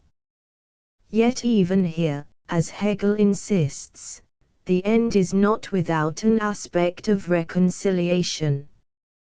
for that which is denied is not the rightful powers with which the combatants have identified themselves. On the contrary, those powers, and with them the only thing for which the combatants cared, are affirmed. What is denied is the exclusive and therefore wrongful assertion of their right. Such in outline is Hegel's main view. It may be illustrated more fully by two examples, favorites of his, taken from Aeschylus and Sophocles. Clytemnestra has murdered Agamemnon, her husband and king. Orestes, their son, is impelled by filial piety to avenge his father, and is ordered by Apollo to do so. But to kill a mother is to sin against filial piety. The spiritual substance is divided against itself. The sacred bond of father and son demands what the equally sacred bond of son and mother forbids. When, therefore, Orestes has done the deed, the Furies of his murdered mother claim him for their prey. He appeals to Apollo, who resists their claim. A solution is arrived at without a catastrophe. The cause is referred to Athene, who institutes at Athens a court of sworn judges. The votes of this court being equally divided, Athene gives her casting vote for Orestes, while the Furies are at last appeased by a promise of everlasting honor at Athens. In the Antigone, on the other hand, to Hegel the perfect exemplar of tragedy, the solution is negative. The brother of Antigone has brought against his native city an army of foreigners bent on destroying it. He has been killed in the battle, and Creon, the ruler of the city, has issued an edict forbidding anyone on pain of death to bury the corpse. In so doing he not only dishonors the dead man, but violates the rights of the gods of the dead. Antigone without hesitation disobeys the edict, and Creon, despite the remonstrance of his son, who is affianced to her, persists in exacting the penalty. Warned by the prophet Tiresias, he gives way, but too late. Antigone, immured in a rocky chamber to starve, has anticipated her death. Her lover follows her example, and his mother refuses to survive him. Thus Antigone has lost her life through her absolute assertion of the family against the state. Creon has violated the sanctity of the family, and in return sees his own home laid in ruins. But in this catastrophe neither the right of the family nor that of the state is denied. What is denied is the absoluteness of the claim of each. The danger of illustrations like these is that they divert attention from the principle illustrated to questions about the interpretation of particular works. So it will be here. I cannot stay to discuss these questions, which do not affect Hegel's principle, but it will be well, before going further, to remove a misunderstanding of it which is generally to be found in criticisms of his treatment of the Eumenides and the Antigone. The main objection may be put thus: Hegel talks of equally justified powers or claims. But Aeschylus never meant that Orestes and the Furies were equally justified, for Orestes was acquitted. Nor did Sophocles mean that Antigone and Creon were equally right. And how can it have been equally the duty of Orestes to kill his mother and not to kill her? But, in the first place, it is most important to observe that Hegel is not discussing at all what we should generally call the moral quality of the acts and persons concerned, or, in the ordinary sense, what it was their duty to do. And, in the second place, when he speaks of equally justified powers, what he means, and, indeed, sometimes says, is that these powers are in themselves equally justified. The family and the state, the bond of father and son, the bond of mother and son, the bond of citizenship, these are each and all, one as much as another, powers rightfully claiming human allegiance. It is tragic that observance of one should involve the violation of another. These are Hegel's propositions, and surely they are true. Their truth is quite unaffected by the fact, assuming it is one, that in the circumstances the act combining this observance of one and violation of another was morally right, or by the fact, if so it is, that one such act, say Antigone's, was morally right, and another, say Creon's, was morally wrong. It is sufficient for Hegel's principle that the violation should take place, and that we should feel its weight. We do feel it. We may approve the act of Antigone or Orestes, but in approving it we still feel that it is no light matter to disobey the law or to murder a mother, that, as we might say, there is much justice in the pleas of the Furies and of Creon, and that the tragic effect depends upon these facts. If, again, it is objected that the underlying conflict in the Antigone is not between the family and the state, but between divine and human law, that objection, if sound, might touch Hegel's interpretation 3, but it would not affect his principle, except for those who recognize no obligation in human law, and it will scarcely be contended that Sophocles is to be numbered among them. On the other hand, it is, I think, a matter for regret that Hegel employed such words as right, justified, and justice. They do not mislead readers familiar with his writings, but to others they suggest associations with criminal law, or our everyday moral judgments, or perhaps the theory of poetic justice, and these are all out of place in a discussion on tragedy. Having determined in outline the idea or principle of tragedy, Hegel proceeds to give an account of some differences between ancient and modern works. In the limited time at our disposal we shall do best to confine ourselves to a selection from his remarks on the latter. For in speaking of ancient tragedy Hegel, who finds something modern in Euripides, makes accordingly but little use of him for purposes of contrast, while his main point of view as to Aeschylus and Sophocles has already appeared in the illustrations we have given of the general principle. I will only add, by way of preface, that the pages about to be summarized leave on one, rightly or wrongly, the impression that to his mind the principle is more adequately realized in the best classical tragedies than in modern works. But the question whether this really was his deliberate opinion would detain us too long from weightier matters. For Hegel considers first the cases where modern tragedy resembles ancient in dealing with conflicts arising from the pursuit of ends which may be called substantial or objective and not merely personal.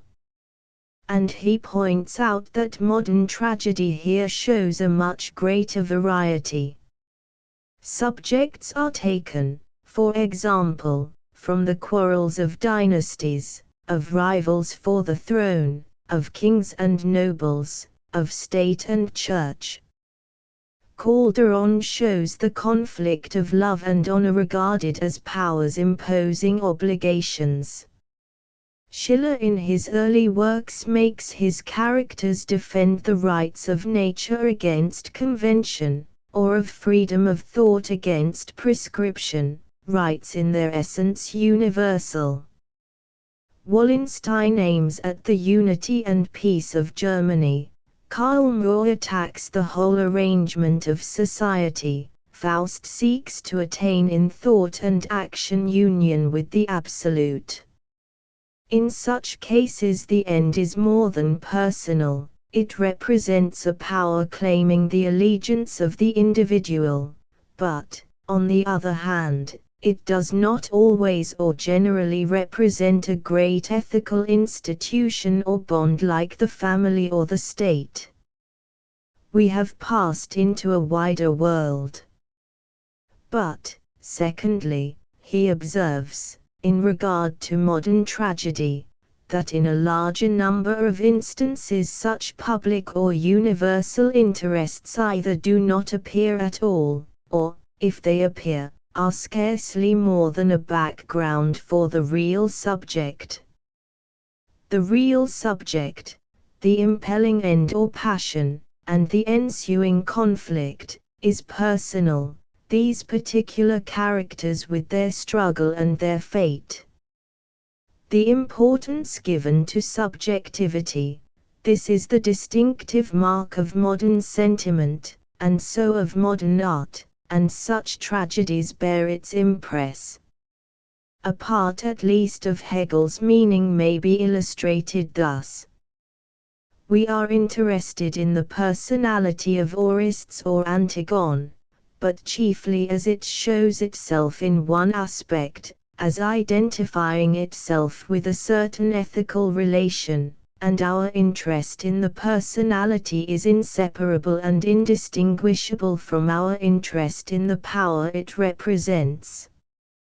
This is not so with Hamlet, whose position so closely resembles that of Orestes. What engrosses our attention is the whole personality of Hamlet in his conflict, not with an opposing spiritual power, but with circumstances and, still more, with difficulties in his own nature. No one could think of describing Othello as the representative of an ethical family relation. His passion, however much nobility he may show in it, is personal. So is Romeo's love. It is not pursued, like Poe's freedom of thought, as something universal, a right of man.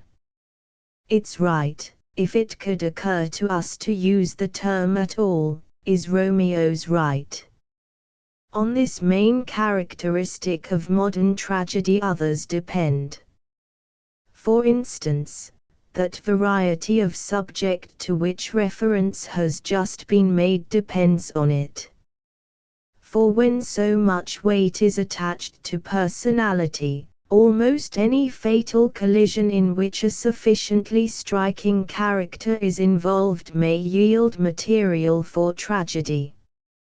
Naturally, again, characterization has become fuller and more subtle, except in dramas which are more or less an imitation of the antique. The characters in Greek tragedy are far from being types or personified abstractions, as those of classical French tragedy tend to be, they are genuine individuals. But still they are comparatively simple and easy to understand, and have not the intricacy of the characters in Shakespeare. These, for the most part, represent simply themselves, and the loss of that interest which attached to the Greek characters from their identification with an ethical power, is compensated by an extraordinary subtlety in their portrayal, and also by their possession of some peculiar charm or some commanding superiority. Finally, The interest in personality explains the freedom with which characters more or less definitely evil are introduced in modern tragedy. Mephistopheles is as essentially modern as Faust. The passion of Richard or Macbeth is not only personal, like that of Othello, it is egoistic and anarchic, and leads to crimes done with a full knowledge of their wickedness. But to the modern mind the greatness of the personality justifies its appearance in the position of hero. Such beings as Iago and Goneril, almost portents of evil, are not indeed made the heroes of tragedies, but, according to Hegel, they would not have been admitted in Greek tragedy at all. If Clytemnestra had been cited in objection as a parallel to Lady Macbeth, he would have replied that Lady Macbeth had not the faintest ground of complaint against Duncan, while in reading the Agamemnon we are frequently reminded that Clytemnestra's husband was the sacrificer of their child. He might have added that Clytemnestra is herself an example of the necessity, where one of the principal characters inspires hatred or horror, of increasing the subtlety of the drawing or adding grandeur to the evil will. It remains to compare ancient and modern tragedy in regard to the issue of the conflict. We have seen that Hegel attributes this issue in the former to the ethical substance or eternal justice, and so accounts for such reconciliation as we feel to be present even where the end is a catastrophe. Now, in the catastrophe of modern tragedy, he says, a certain justice is sometimes felt to be present, but even then it differs from the antique justice. It is in some cases more abstract, the end pursued by the hero, though it is not egoistic, is still presented rather as his particular end than as something rightful though partial, and hence the catastrophe appears as the reaction, not of an undivided ethical totality, but merely of the universal turning against a too assertive particular. 5 In cases, again, where the hero, Richard or Macbeth, openly attacks an ethical power and plunges into evil, we feel that he meets with justice, and only gets what he deserves, but then this justice is colder and more criminalistic than that of ancient tragedy. Thus even when the modern work seems to resemble the ancient in its issue, the sense of reconciliation is imperfect. And partly for this reason, partly from the concentration of our interest on individuality as such, we desire to see in the individual himself some sort of reconciliation with his fate. What shape this will take depends, of course, on the story and the character of the hero. It may appear in a religious form, as his feeling that he is exchanging his earthly being for an indestructible happiness, or again, in his recognition of the justice of his fall, or at least he may show us that, in face of the forces that crush him to death, he maintains untouched the freedom and strength of his own will. But there remain, says Hegel, many modern tragedies where we have to attribute the catastrophe not to any kind of justice, but to unhappy circumstances and outward accidents. And then we can only feel that the individual whose merely personal ends are thwarted by mere particular circumstances and chances, pays the penalty that awaits existence in a scene of contingency and finitude. Such a feeling cannot rise above sadness, and, if the hero is a noble soul, it may become the impression of a dreadful external necessity. This impression can be avoided only when circumstance and accident are so depicted that they are felt to coincide with something in the hero himself, so that he is not simply destroyed by an outward force. So it is with Hamlet.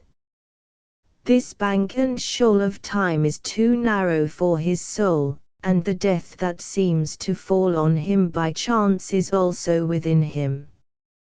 And so in Romeo and Juliet we feel that the rose of a love so beautiful is too tender to bloom in the storm-swept valley of its birth.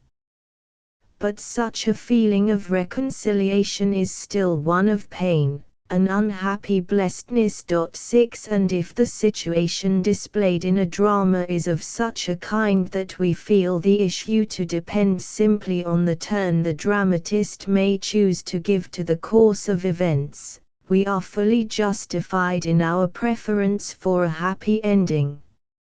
In this last remark, or rather in the pages misrepresented by it, Hegel, of course, is not criticizing Shakespeare. He is objecting to the destiny dramas of his own time, and to the fashionable indulgence in sentimental melancholy. Strongly as he asserted the essential function of negation throughout the universe, the affirmative power of the spirit, even in its profoundest divisions, was for him the deepest truth and the most inspiring theme. And one may see this even in his references to Shakespeare. He appreciated Shakespeare's representation of extreme forms of evil, but, even if he was fully satisfied of its justification, his personal preference lay in another direction. And while I do not doubt that he thought Hamlet a greater work than Iphigenie, I suspect he loved Goethe's play the best. Most of those who have thought about this subject will agree that the ideas I have tried to sketch are interesting and valuable, but they suggest scores of questions. Alike in the account of tragedy in general, and in that of the differences between ancient and modern tragedy, everyone will find statements to doubt and omissions to regret, and scarcely one of Hegel's interpretations of particular plays will escape objection. It is impossible for me to touch on more than a few points, and to the main ideas I owe so much that I am more inclined to dwell on their truth than to criticize what seem to be defects. But perhaps after all an attempt to supplement and amend may be the best way of throwing some part of Hegel's meaning more into relief. And I will begin with the attempt to supplement. He seems to be right in laying emphasis on the action and conflict in tragedy rather than on the suffering and misfortune. No mere suffering or misfortune, no suffering that does not spring in great part from human agency, and in some degree from the agency of the sufferer, is tragic, however pitiful or dreadful it may be. But, sufficient connection with these agencies being present, misfortune, the fall from prosperity to adversity, with the suffering attending it, at once becomes tragic, and in many tragedies it forms a large ingredient, as does the pity for it in the tragic feeling. Hegel, I think, certainly takes too little notice of it. And by this omission he also withdraws attention from something the importance of which he would have admitted at once, I mean the way in which suffering is borne. Physical pain, to take an extreme instance, is one thing, Philoctetes, bearing it, is another. And the noble endurance of pain that rends the heart is the source of much that is best worth having in tragedy. Again, there is one particular kind of misfortune not obviously due to human agency, which undoubtedly may affect us in a tragic way. I mean that kind which suggests the idea of fate. Tragedies which represent man as the mere plaything of chance or a blank fate or a malicious fate, are never really deep. It is satisfactory to see that Maeterlinck, a man of true genius, has now risen above these ideas. But, where those factors of tragedy are present which Hegel emphasizes, the impression of something fateful in what we call accident, the impression that the hero not only invites misfortune by his exceptional stature and exceptional daring, but is also, if I may so put it, strangely and terribly unlucky, is in many plays a genuine ingredient in tragic effect. It is so, for example, in the Oedipus Tyrannus. It is so even in dramas like Shakespeare's, which exemplify the saying that character is destiny. Hegel's own reference to the prominence of accident in the plot of Hamlet proves it. Othello would not have become Iago's victim if his own character had been different, but still, as we say, it is an extraordinary fatality which makes him the companion of the one man in the world who is at once able enough, brave enough, and vile enough to ensnare him. In the Antigone itself, and in the very catastrophe of it, accident plays its part. We can hardly say that it depends solely on the characters of Creon and Antigone that the one yields just too late to save the life of the other. Now, it may be said with truth that Hegel's whole account of the ultimate power in tragedy is a rationalization of the idea of fate, but his remarks on this particular aspect of fate are neither sufficient nor satisfactory.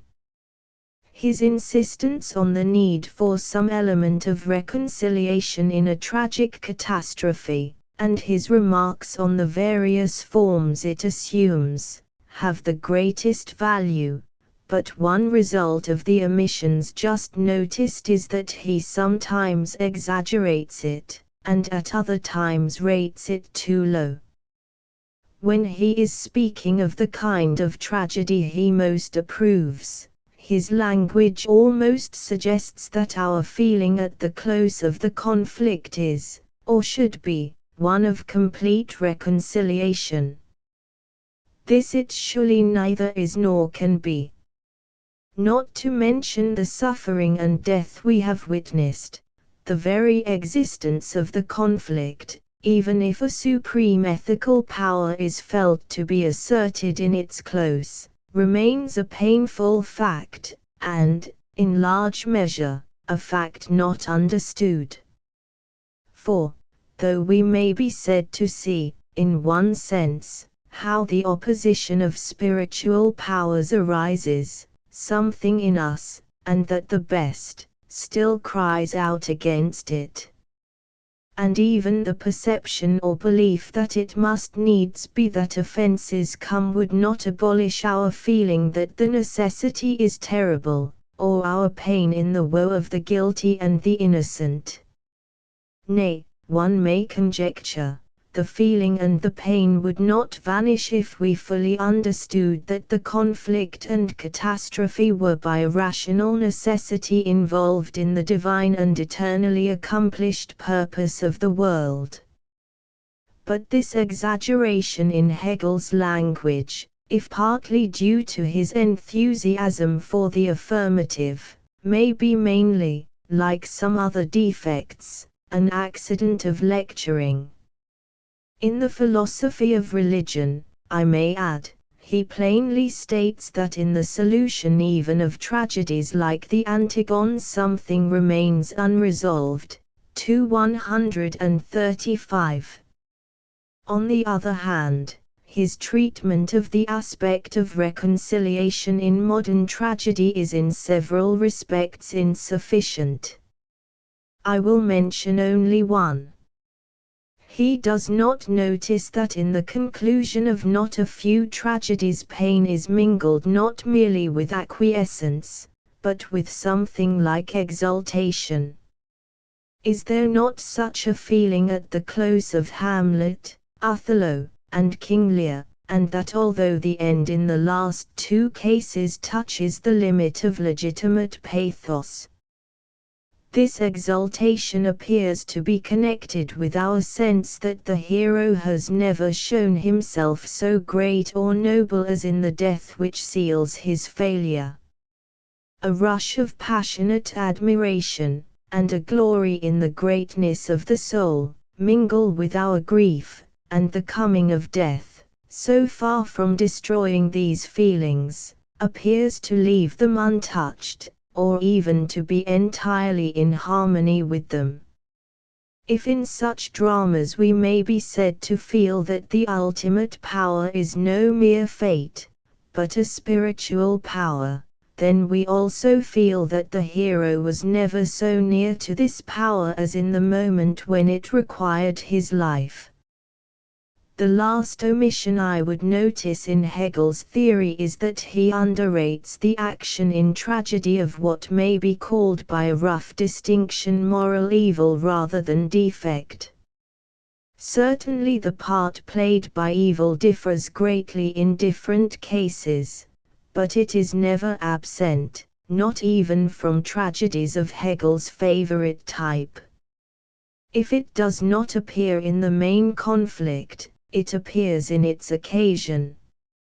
You may say that, while Iago and Macbeth have evil purposes, neither the act of Orestes nor the vengeance of the Furies, neither Antigone's breach of the edict nor even Creon's insistence on her punishment, springs from evil in them, but the situation with which Orestes or Antigone has to deal, and so in a sense the whole tragedy, arises from evil, the murder of Agamemnon, and the attempt of Polynices to bring ruin on his native city. In fact, if we confine the title tragedy to plays ending with a catastrophe, it will be found difficult to name great tragedies, ancient or modern, in which evil has not directly or indirectly a prominent part. And its presence has an important bearing on the effect produced by the catastrophe. On the one hand, it deepens the sense of painful awe. The question why affirmative spiritual forces should collide is hard enough, but the question why, together with them, there should be generated violent evil and extreme depravity is harder and more painful still. But, on the other hand, the element of reconciliation in the catastrophe is strengthened by recognition of the part played by evil in bringing it about, because our sense that the ultimate power cannot endure the presence of such evil is implicitly the sense that this power is at least more closely allied with good. If it rejects the exaggerated claims of its own isolated powers, that which provokes from it a much more vehement reaction must be still more alien to its nature. This feeling is forcibly evoked by Shakespeare's tragedies, and in many Greek dramas it is directly appealed to by repeated reminders that what is at work in the disasters is the unsleeping et which follows an ancestral sin. If Aristotle did not in some lost part of the Poetics discuss ideas like this, he failed to give a complete rationale of Greek tragedy. I come lastly to the matter I have most at heart. What I take to be the central idea in Hegel's theory seems to me to touch the essence of tragedy. And I will not assert that his own statement of it fails to cover the whole field of instances. For he does not teach, as he is often said to do, that tragedy portrays only the conflict of such ethical powers as the family and the state. He adds to these, as we have seen, others, such as love and honor, together with various universal ends, and it may even be maintained that he has provided in his general statement for those numerous cases where, according to himself, no substantial or universal ends collide, but the interest is centered on personalities. Nevertheless, when these cases come to be considered more fully, and, in Hegel's view, they are the most characteristically modern cases, we are not satisfied. They naturally tend to appear as declensions from the more ideal ancient form, for how can a personality which represents only itself claim the interest of one which represents something universal? And further, they are sometimes described in a manner which strikes the reader, let us say, of Shakespeare, as both insufficient and misleading. Without raising, then, unprofitable questions about the comparative merits of ancient and modern tragedy, I should like to propose a restatement of Hegel's general principle which would make it more obviously apply to both. If we omit all reference to ethical or substantial powers and interests, what have we left? We have the more general idea, to use again a formula not Hegel's own, that tragedy portrays a self-division and self-waste of spirit, or a division of spirit involving conflict and waste. It is implied in this that on both sides in the conflict there is a spiritual value. The same idea may be expressed, again, I think, not in Hegel's own words, by saying that the tragic conflict is one not merely of good with evil, but also, and more essentially, of good with good. Only, in saying this, we must be careful to observe that good here means anything that has spiritual value, not moral goodness alone 7 and that evil has a similarly wide sense. Now this idea of a division of spirit involving conflict and waste covers the tragedies of ethical and other universal powers, and it covers much besides. According to it, the collision of such powers would be one kind of tragic collision, but only one. Why are we tragically moved by the conflict of family and state? Because we set a high value on family and state. Why then should not the conflict of anything else that has sufficient value affect us tragically? It does. The value must be sufficient, a moderate value will not serve, and other characteristics must be present which need not be considered here. But, granted these conditions, any spiritual conflict involving spiritual waste is tragic. And it is just one greatness of modern art that it has shown the tragic fact in situations of so many and such diverse kinds. These situations have not the peculiar effectiveness of the conflicts preferred by Hegel, but they may have an equal effectiveness peculiar to themselves. Let me attempt to test these ideas by choosing a most unfavorable instance, unfavorable because the play seems at first to represent a conflict simply of good and evil, and so, according both to Hegel's statement and the proposed restatement, to be no tragedy at all, I mean Macbeth. What is the conflict here? It will be agreed that it does not lie between two ethical powers or universal ends, and that, as Hegel says, the main interest is in personalities. Let us take it first, then, to lie between Macbeth and the persons opposing him, and let us ask whether there is not spiritual value or good on both sides, not an equal amount of good, that is not necessary, but enough good on each to give the impression of spiritual waste. Is there not such good in Macbeth? It is not a question merely of moral goodness, but of good.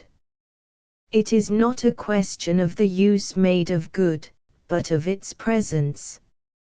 And such bravery and skill in war as win the enthusiasm of everyone about him, such an imagination as few but poets possess, a conscience so vivid that his deed is to him beforehand a thing of terror, and, once done, condemns him to that torture of the mind on which he lies in restless ecstasy, a determination so tremendous and a courage so appalling that, for all this torment, he never dreams of turning back, but, even when he has found that life is a tale full of sound and fury, signifying nothing, will tell it out to the end. Though earth and heaven and hell are leagued against him, are not these things, in themselves, good, and gloriously good?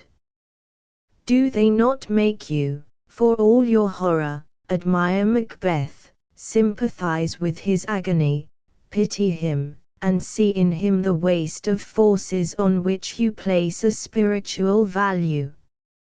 It is simply on this account that he is for you, not the abstraction called a criminal who merely gets what he deserves. Art, like religion, knows no such thing, but a tragic hero, and that his war with other forces of indubitable spiritual worth is a tragic war. 8 It is required by the restatement of Hegel's principle to show that in the external conflict of persons there is good on both sides.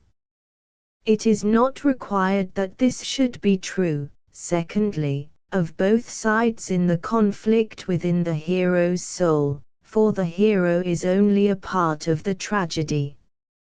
Nevertheless, in almost all cases, if not in all, it is true. It is obviously so where, as in the hero and also the heroine of the Cid, the contending powers in this internal struggle are love and honor. Even when love is of a quality less pure and has a destructive force, as in Shakespeare's Antony, it is clearly true. And it remains true even where, as in Hamlet and Macbeth, the contest seems to lie, and for most purposes might conveniently be said to lie, between forces simply good and simply the reverse. This is not really so, and the tragic effect depends upon the fact. It depends on our feeling that the elements in the man's nature are so inextricably blended that the good in him, that which we admire, instead of simply opposing the evil, reinforces it. Macbeth's imagination deters him from murder, but it also makes the vision of a crown irresistibly bright. If he had been less determined, nay, if his conscience had been less maddening in its insistence that he had thrown the precious jewel of his soul irretrievably away, he might have paused after his first deed, might even have repented. Yet his imagination, his determination, and his conscience were things good. Hamlet's desire to do his duty is a good thing, but what opposes this desire is by no means simply evil. It is something to which a substantial contribution is made by the qualities we most admire in him. Thus the nature of tragedy, as seen in the external conflict, repeats itself on each side of this conflict, and everywhere there is a spiritual value in both the contending forces. in showing that Macbeth, a tragedy as far removed as possible from the Antigone as understood by Hegel, is still of one nature with it, and equally answers to the account of tragedy proposed. It has been necessary to ignore the great difference between the two plays. But when once the common essence of all tragedies has been determined, their differences become the interesting subject. They could be distinguished according to the character of the collisions on which they are built, or of the main forces which move the principal agents. And it may well be that, other things being equal, as they never are, the tragedy in which the hero is, as we say, a good man, is more tragic than that in which he is, as we say, a bad one. The more spiritual value, the more tragedy in conflict and waste. The death of Hamlet or Othello is, so far, more tragic than that of Macbeth than that of Richard. Below Richard stands Iago, a figure still tragic, but unfit for the hero's part. Below him persons like Regan or, in the very depth, Oswald, characters no longer, at least in the dramatic sense, tragic at all. Moral evil, that is to say, so greatly diminishes the spiritual value we ascribe to the personality that a very large amount of good of some kind is required to bring this personality up to the tragic level, the destruction of evil as such being in no degree tragic.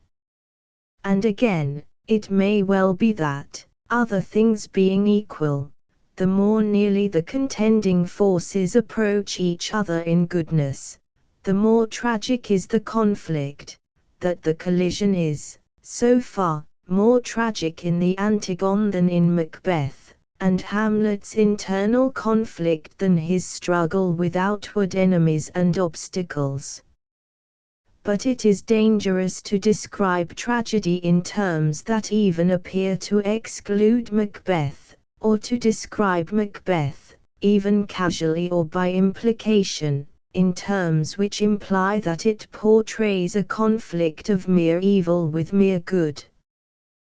The restatement of Hegel's main principle as to the conflict would involve a similar restatement as to the catastrophe, for we need not consider here those tragedies which end with a solution. As before, we must avoid any reference to ethical or universal ends, or to the work of justice in the catastrophe. We might then simply say that, as the tragic action portrays a self-division or intestinal conflict of spirit, so the catastrophe displays the violent annulling of this division or conflict. But this statement, which might be pretty generally accepted, would represent only half of Hegel's idea, and perhaps nothing of what is most characteristic and valuable in it. For the catastrophe, if I may put his idea in my own way, has two aspects, a negative and an affirmative, and we have ignored the latter. On the one hand, it is the act of a power immeasurably superior to that of the conflicting agents, a power which is irresistible and unescapable, and which overbears and negates whatever is incompatible with it. So far, it may be called, in relation to the conflicting agents, necessity or fate, and unless a catastrophe affects us in ways corresponding with this aspect, it is not truly tragic. But then if this were all and this necessity were merely infinite, characterless, external force, the catastrophe would not only terrify, as it should, it would also horrify, depress, or at best provoke indignation or rebellion, and these are not tragic feelings. The catastrophe, then, must have a second and affirmative aspect, which is the source of our feelings of reconciliation, whatever form they may assume. And this will be taken into account if we describe the catastrophe as the violent self-restitution of the divided spiritual unity. The necessity which acts and negates in it, that is to say, is yet of one substance with both the agents. It is divided against itself in them, they are its conflicting forces, and in restoring its unity through negation it affirms them, so far as they are compatible with that unity. The qualification is essential, since the hero, for all his affinity with that power, is, as the living man we see before us, not so compatible. He must die, and his union with eternal justice, which is more than justice, must itself be eternal or ideal. But the qualification does not abolish what it qualifies.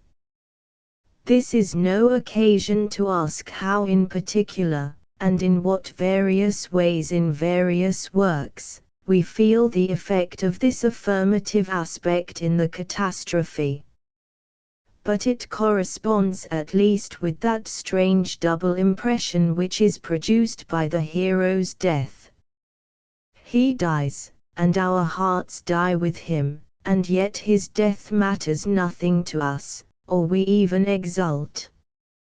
He is dead, and he has no more to do with death than the power which killed him and with which he is one. I leave it to students of Hegel to ask whether he would have accepted the criticisms and modifications I have suggested. Naturally I think he would, as I believe they rest on truth, and am sure he had a habit of arriving at truth. But in any case their importance is trifling, compared with that of the theory which they attempt to strengthen and to which they owe their existence. 1901. Note: why did Hegel, in his lectures on aesthetics, so treat of tragedy as to suggest the idea that the kind of tragedy which he personally preferred, let us for the sake of brevity call it ancient, is also the most adequate embodiment of the idea of tragedy? This question can be answered, I think, only conjecturally, but some remarks on it may have an interest for readers of Hegel. They are too brief to be of use to others. One answer might be this: Hegel did not really hold that idea. But he was lecturing, not writing a book.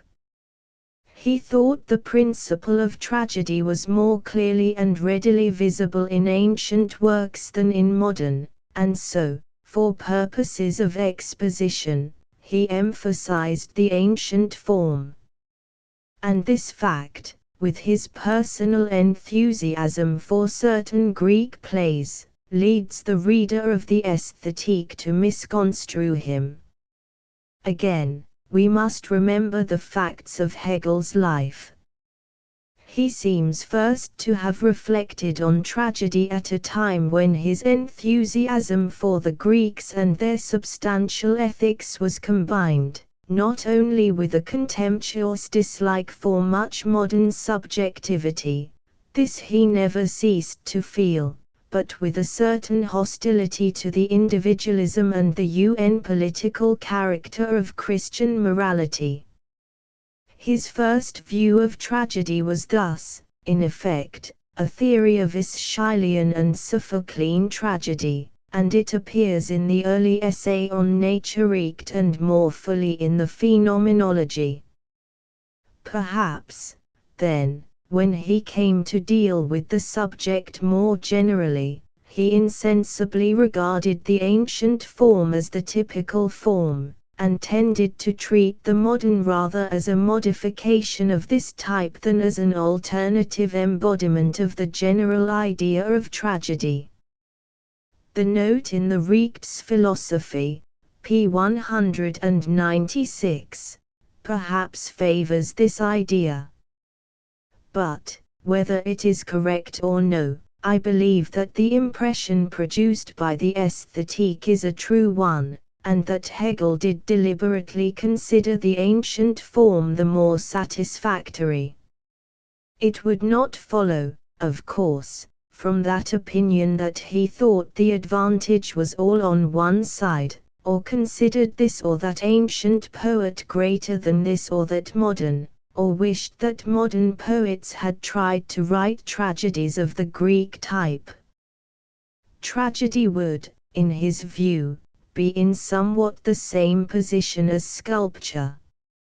Renaissance sculpture, he might say, has qualities in which it is superior to Greek, and Michelangelo may have been as great an artist as Phidias, but all the same for certain reasons Greek sculpture is, and probably will remain, sculpture par excellence. So, though not to the same extent, with tragedy. And such a view would cohere with his general view of art. For he taught that, in a sense, classical art is art par excellence, and that in Greece beauty held a position such as it never held before and will not hold again. To explain in a brief note how this position bears upon his treatment of modern tragedy would be impossible, but if the student of Hegel will remember in what sense and on what grounds he held it, that he describes beauty as the Sinnliche Szenen der Idee, that for him the new idea that distinguished Christianity and Romantic art from Greek religion and classical art is that unendlike subjectivität which implies a negative, though not merely negative, relation to sense, and that in Romantic art this idea is not only exhibited in the religious sphere, but appears in the position given to personal honor, love, and loyalty, and indirectly in what Hegel calls die formelle Selbstständigkeit der Individualin Besonderheiten and in the fuller admission of common and beautiful reality into the realm of beauty. He will see how all this is connected with those characteristics of modern tragedy which Hegel regards as necessary and yet as, in part, drawbacks. This connection, which Hegel has no occasion to work out, will be apparent even from consideration of the introductory chapter on Die romantische Kunstform Ästhetik, 2. 120 to 135. There is one marked difference, I may add, between ancient and modern tragedy, which should be considered with reference to this subject, and which Hegel, I think, does not explicitly point out. Speaking roughly, we may say that the former includes, while the latter tends to ignore, the accepted religious ideas of the time. The ultimate reason of this difference, on Hegel's view, would be that the Olympian gods are themselves the Sinnliche Szenen der Idee and so are in the same element as art, while this is, on the whole, not so with modern religious ideas. One result would be that Greek tragedy represents the total Greek mind more fully than modern tragedy can the total modern mind. 1c. Primarily, Aesthetique, 3. 479 to 581, and especially 525 to 581. There is much in Aesthetique, I 219 to 306, and a good deal in 2. 1 to 243, that bears on the subject. See also the section on Greek religion in Religion's Philosophy, 2. 96 to 156, especially 131-6, 152-6, and the references to the death of Socrates in Geschichte der Philosophie, 2. 81 ff. Especially 102-5. The works so far cited all consist of posthumous redactions of lecture notes. Among works published by Hegel himself, the early essay on Naturrecht, work, I 386 ff. And Phenomenologie des Geists, 320-348, 527-542, deal with or bear on Greek tragedy. See also Rechtsphilosophie, 196, note. There is a note on Wallenstein in work, 17. 411-4. These references are to the second edition of the works cited, where there are two editions. 2. His theory of tragedy is connected with his view of the function of negation in the universe. No statement therefore which ignores his metaphysics and his philosophy of religion can be more than a fragmentary account of that theory. 3. I say might because Hegel himself in the Phenomenology uses those very terms divine and human law in reference to the Antigon 4. See note at end of lecture 5. This interpretation of Hegel's abstract is more or less conjectural and doubtful. 6. Hegel's meaning does not fully appear in the sentences here condensed. The blessedness comes from the sense of greatness or beauty in the characters. 7. Hegel himself expressly guards against this misconception. 8. The same point may be put thus, in view of that dangerous word personality. Our interest in Macbeth may be called interest in a personality, but it is not an interest in some bare form of self-consciousness, nor yet in a person in the legal sense, but in a personality full of matter.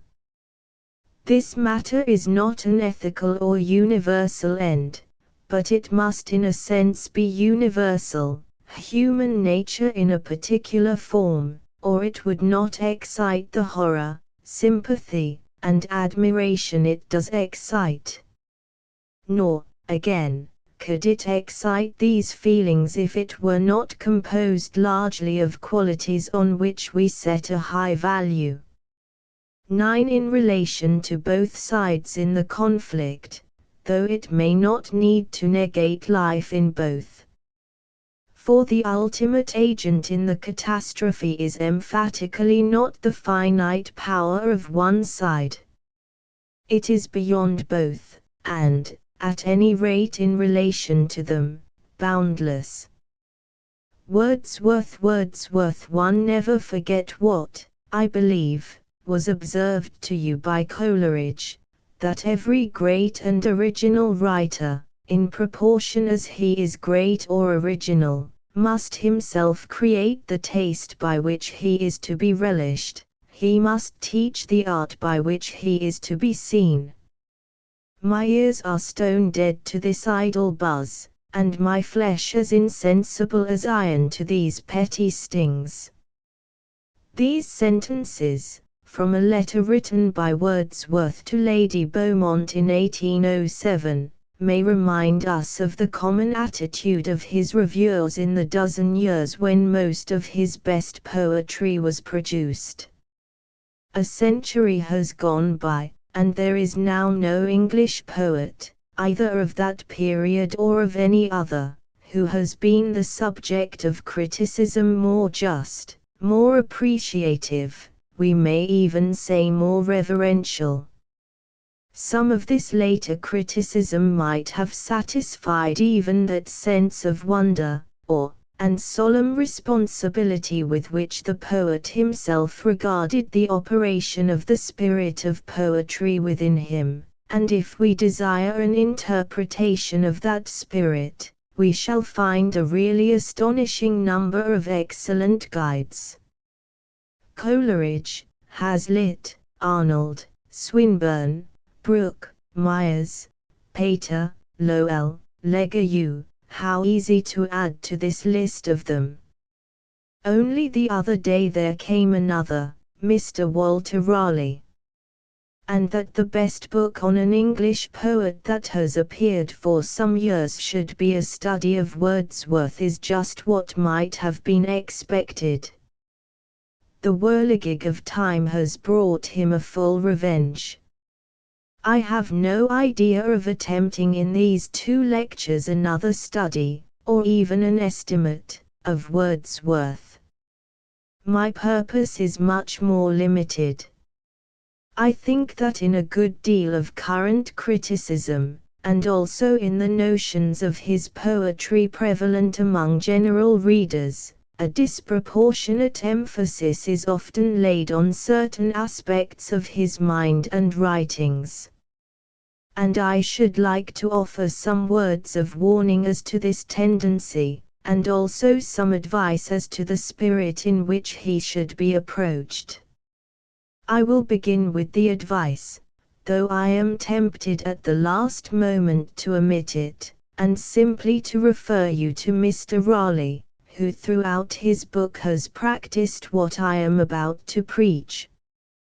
1. There have been greater poets than Wordsworth, but none more original.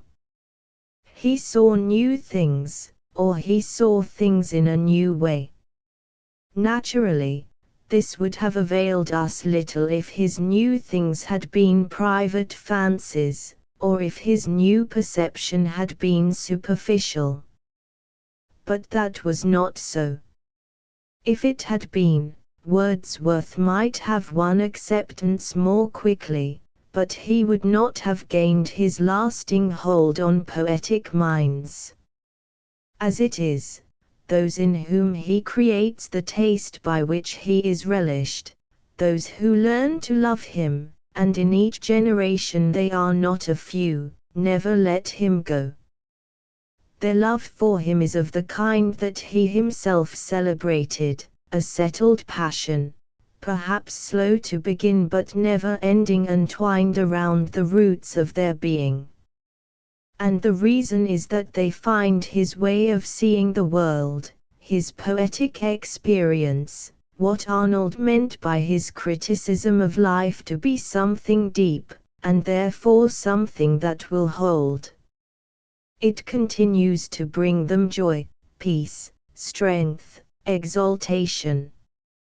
It does not thin out or break beneath them as they grow older and wiser, nor does it fail them, much less repel them, in sadness or even in their sorest need. And yet, to return to our starting point, it continues to strike them as original, and something more. It is not like Shakespeare's myriad-mindedness, it is, for good or evil or both, peculiar. They can remember, perhaps, the day when first they saw a cloud somewhat as Wordsworth saw it, or first really understood what made him write this poem or that, his unique way of seeing and feeling, though now familiar and beloved, still brings them not only peace, strength, exaltation, but a shock of mild surprise, and his paradoxes, long known by heart and found full of truth, still remain paradoxes. If this is so, the road into Wordsworth's mind must be through his strangeness and his paradoxes, and not round them. I do not mean that they are everywhere in his poetry. Much of it, not to speak of occasional platitudes, is beautiful without being peculiar or difficult, and some of this may be as valuable as that which is audacious or strange. But unless we get hold of that, we remain outside Wordsworth's center, and, if we have not a most unusual affinity to him, we cannot get hold of that unless we realize its strangeness, and refuse to blunt the sharpness of its edge. Consider, for example, 2 or 3 of his statements, the statements of a poet, no doubt, and not of a philosopher, but still evidently statements expressing, intimating, or symbolizing, what for him was the most vital truth. He said that the meanest flower that blows could give him thoughts that often lie too deep for tears. He said, in a poem not less solemn, that nature was the soul of all his moral being, and also that she can so influence us that nothing will be able to disturb our faith that all that we behold is full of blessings. After making his wanderer tell the heart-rending tale of Margaret, he makes him say that the beauty and tranquility of her ruined cottage had once so affected him that what we feel of sorrow and despair from ruin and from change, and all the grief the passing shows of being leave behind, appeared an idle dream, that could not live where meditation was. He said that this same wanderer could read in the silent faces of the clouds unutterable love, and that among the mountains all things for him breathed immortality. He said to Almighty God, but thy most dreaded instrument for working out a pure intent is man arrayed for mutual slaughter, yet, carnage is thy daughter. This last, it will be agreed, is a startling statement, but is it a whit more extraordinary than the others? It is so only if we assume that we are familiar with thoughts that lie too deep for tears, or if we translate the soul of all my moral being into somehow concordant with my moral feelings, or convert all that we behold into a good deal that we behold, or transform the wanderer's reading of the silent faces of the clouds into an argument from design. But this is the road round Wordsworth's mind, not into it. To again, with all Wordsworth's best poems, it is essential not to miss the unique tone of his experience. This doubtless holds good of any true poet, but not in the same way. With many poems there is little risk of our failing either to feel what is distinctive of the writer, or to appropriate what he says. What is characteristic, for example, in Byron's lines, "On this day I complete my 36th year," or in Shelley's stanzas written in dejection near Naples, cannot escape discovery, nor is there any difficulty in understanding the mood expressed. But with Wordsworth, for most readers, this risk is constantly present in some degree. Take, for instance, one of the most popular of his lyrics, the poem about the daffodils by the lake. It is popular partly because it remains a pretty thing even to those who convert it into something quite undistinctive of Wordsworth. And it is comparatively easy, to perceive and to reproduce in imagination a good deal that is distinctive, for instance, the feeling of the sympathy of the waves and the flowers and the breeze in their glee, and the Wordsworthian emotion recollected in tranquility expressed in the lines, written by his wife. They flash upon that inward eye which is the bliss of solitude. But there remains something still more intimately Wordsworthian. I wandered lonely as a cloud that floats on high o'er vales and hills. It is thrust into the reader's face, for these are the opening lines. But with many readers it passes unheeded, because it is strange and outside their own experience. And yet it is absolutely essential to the effect of the poem. This poem, however, even when thoroughly conventionalized, would remain, as I said, a pretty thing, and it could scarcely excite derision. Our point is best illustrated from the pieces by which Wordsworth most earned ridicule, the ballad poems.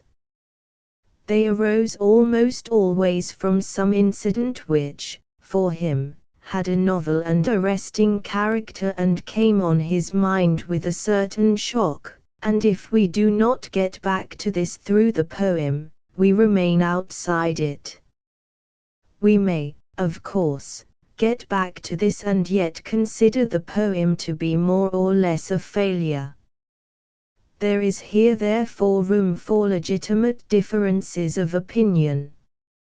Mr. Swinburne sees, no doubt, as clearly as Coleridge did, the intention of the idiot boy and the thorn, yet he calls them doleful examples of eccentricity in dullness, while Coleridge's judgment, though he criticized both poems, was very different.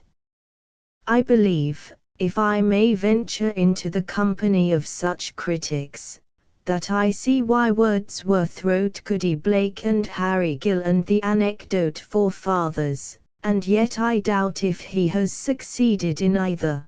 But a great man, Charles James Fox, selected the former for special praise, and Matthew Arnold included the latter in a selection from which he excluded The Sailor's Mother. 3 Indeed, of all the poems at first most ridiculed, there is probably not one that has not been praised by some excellent judge. But they were ridiculed by men who judged them without attempting first to get inside them. And this is fatal. I may bring out the point by referring more fully to one of them. Alice Fell was beloved by the best critic of the 19th century, Charles Lamb, but the general distaste for it was such that it was excluded in policy from edition after edition of Wordsworth's poems. Many still who admire Lucy Gray see nothing to admire in Alice Fell, and you may still hear the question asked, what could be made of a child crying for the loss of her cloak? And what, I answer, could be made of a man poking his stick into a pond to find leeches?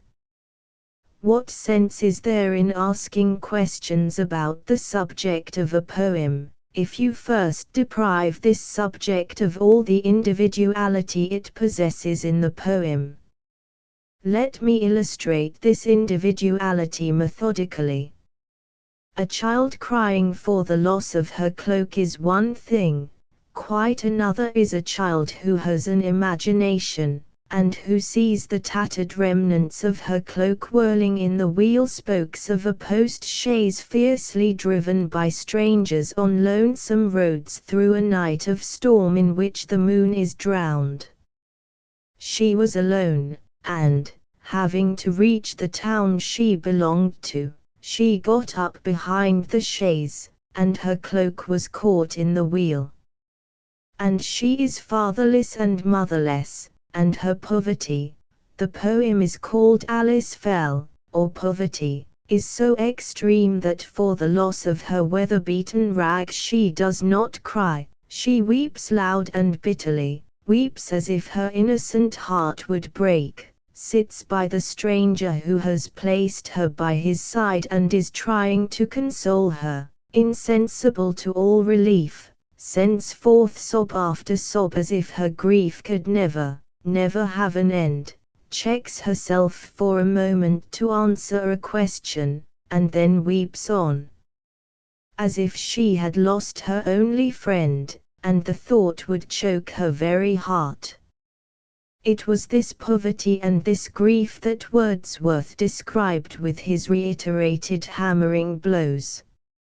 Is it not pathetic? And to Wordsworth it was more. To him grief like this is sublime. It is the agony of a soul from which something is torn away that was made one with its very being. What does it matter whether the thing is a woman, or a kingdom, or a tattered cloak? It is the passion that counts.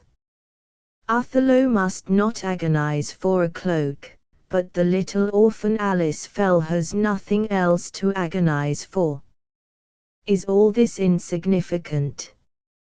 And then, for this poem about a child is right to the last line, next day the storm and the tragedy have vanished, and the new cloak is bought, of duffel grey, as warm a cloak as man can sell, and the child is as pleased as Punch. 42.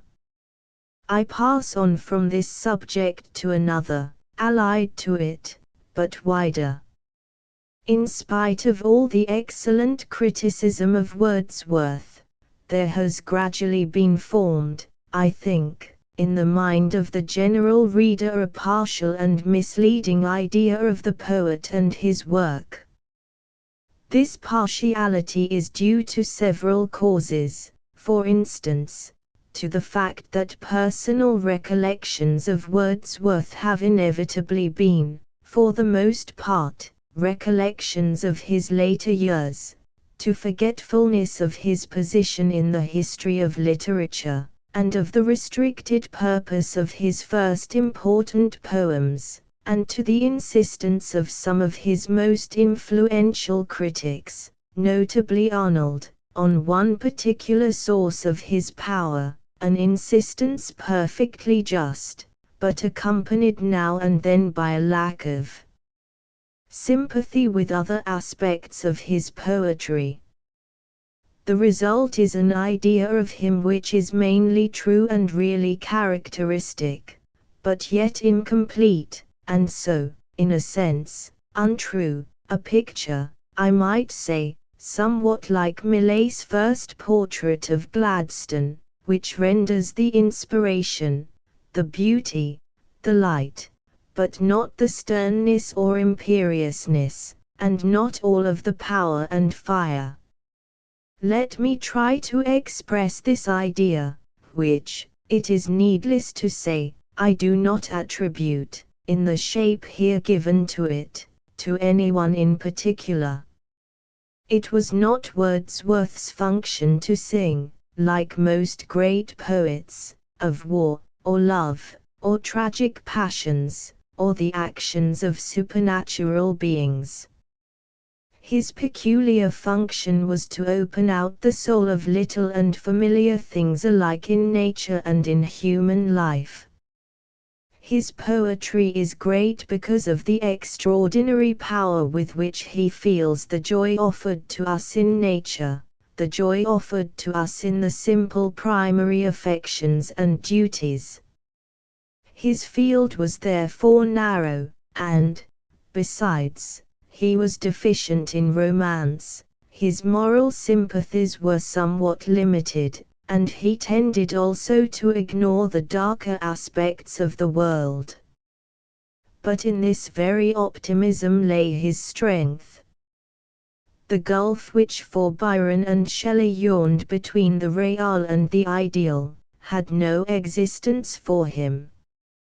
For him the ideal was realized, and Utopia a country which he saw every day, and which, he thought, every man might see who did not strive, nor cry, nor rebel, but opened his heart in love and thankfulness to sweet influences as universal and perpetual as the air. The spirit of his poetry was also that of his life, a life full of strong but peaceful affections, of a communion with nature in keen but calm and meditative joy, of perfect devotion to the mission with which he held himself charged, and of a natural piety gradually assuming a more distinctively religious tone. Some verses of his own best describe him, and some verses of Matthew Arnold his influence on his readers. These are his own words, from a poet's epitaph. But who is he, with modest looks, and clad in homely russet brown. He murmurs near the running brooks a music sweeter than their own. He is retired as noontide dew, or fountain in a noonday grove, and you must love him, ere to you he will seem worthy of your love. The outward shows of sky and earth, of hill and valley, he has viewed, and impulses of deeper birth have come to him in solitude. In common things that round us lie some random truths he can impart, the harvest of a quiet eye that broods and sleeps on his own heart. But he is weak, both man and boy, hath been an idler in the land, contented if he might enjoy the things which others understand. And these are the words from Arnold's memorial verses. He too upon a wintry climb had fallen, on this iron time of doubts, disputes, distractions, fears. He found us when the age had bound our souls in its benumbing round. He spoke, and loosed our heart in tears. He laid us as we lay at birth on the cool flowery lap of earth. Smiles broke from us and we had ease. The hills were round us, and the breeze went o'er the sunlit fields again. Our foreheads felt the wind and rain. Our youth returned, for there was shed on spirits that had long been dead, spirits dried up and closely furled, the freshness of the early world. Ah, since dark days still bring to light man's prudence and man's fiery might, time may restore us in his coarse Goethe's sage mind and Byron's force, but where will Europe's latter hour again find Wordsworth's healing power?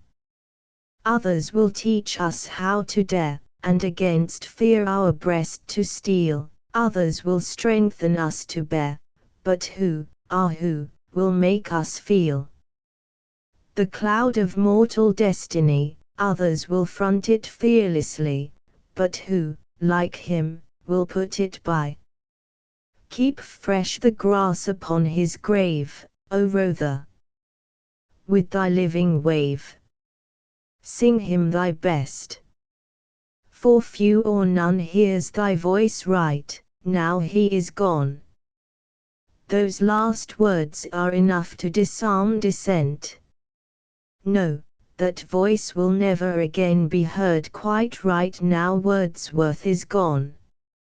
Nor is it, for the most part, dissent that I wish to express. The picture we have been looking at, though we may question the accuracy of this line or that, seems to me, I repeat, substantially true. But is there nothing missing? Consider this picture, and refuse to go beyond it, and then ask if it accounts for all that is most characteristic in Wordsworth.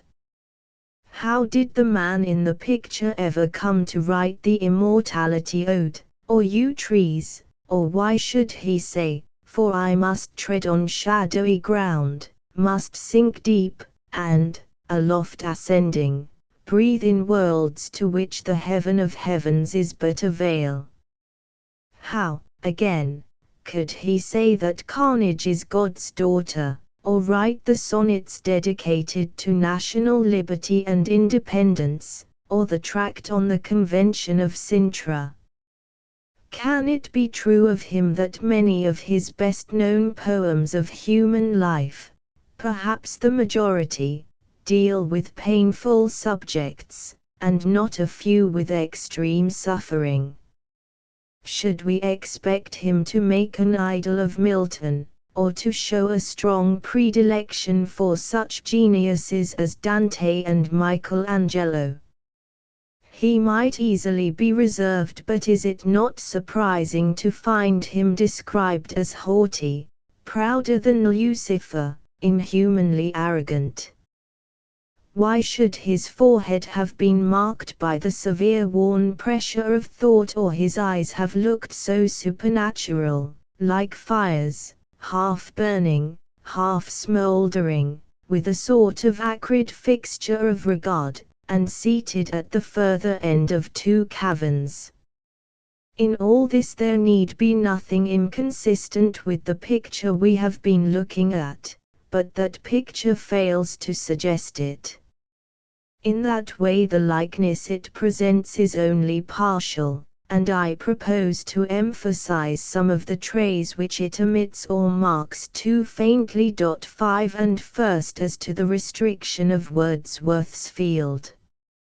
Certainly his field, as compared with that of some poets, is narrow, but to describe it as confined to external nature and peasant life, or to little and familiar things, would be absurdly untrue, as a mere glance at his table of contents suffices to show. And its actual restriction was not due to any false theory, nor mainly to any narrowness of outlook. It was due, apart from limitation of endowment, on the one hand to that diminution of poetic energy which in Wordsworth began comparatively soon, and on the other, especially in his best days, to deliberate choice, and we must not assume without question that he was inherently incapable of doing either what he would not do, or what, in his last 35 years, he could no longer do. There is no reason to suppose that Wordsworth undervalued or objected to the subjects of such poets as Homer and Virgil, Chaucer and Spenser, Shakespeare and Milton. And when, after writing his part of the lyrical ballads, he returned from Germany and settled in the Lake Country, the subjects he himself revolved for a great poem were not concerned with rural life or humble persons. Some old romantic British theme, left unsung by Milton, some tale of chivalry, dire enchantments, warlike feats, vanquished Mithridates passing north and becoming Odin, the fortunes of the followers of Sir Trias, Dugag's journey of vengeance to Florida, Gustavus, Wallace and his exploits in the war for his country's independence, these are the subjects he names first. And, though his last and favorite aspiration was towards some philosophic song of truth that cherishes our daily life, that song which was never completed, yet, some 10 years later, he still hoped, when it should be finished, to write an epic. Whether at any time he was fitted for the task or no, he wished to undertake it, and his addiction, by no means entire even in his earlier days, to little and familiar things was due, not at all to an opinion that they are the only right subjects or the best, nor merely to a natural predilection for them, but to the belief that a particular kind of poetry was wanted at that time to counteract its special evils. There prevailed, he thought, a degrading thirst after outrageous stimulation. The violent excitement of public events, and the increasing accumulation of men in cities, where the uniformity of their occupations produces a craving for extraordinary incident, which the rapid communication of intelligence hourly gratifies, had induced a torpor of mind which only yielded to gross and sensational effects, such effects as were produced by frantic novels of the Radcliffe or Monk Lewis type, full of mysterious criminals, gloomy castles and terrifying spectres. He wanted to oppose to this tendency one as far removed from it as possible, to write a poetry even more alien to it than Shakespeare's tragedies or Spenser's stories of knights and dragons, to show men that wonder and beauty can be felt, and the heart be moved, even when the rate of the pulse is perfectly normal. In the same way, he grieved Coleridge by refusing to interest himself in the Somersetshire fairies, and declared that he desired for his scene no planet but the earth, and no region of the earth stranger than England and the lowliest ways in England. And, being by no means merely a gentle shepherd, but a born fighter who was easily provoked and could swing his crook with uncommon force, he asserted his convictions defiantly and carried them out to extremes.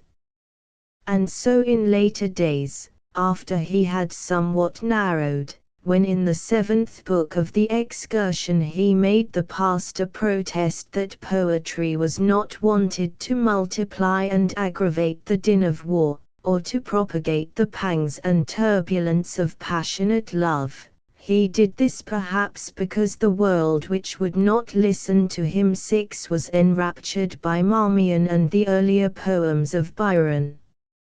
How great Wordsworth's success might have been in fields which he deliberately avoided, it is perhaps idle to conjecture.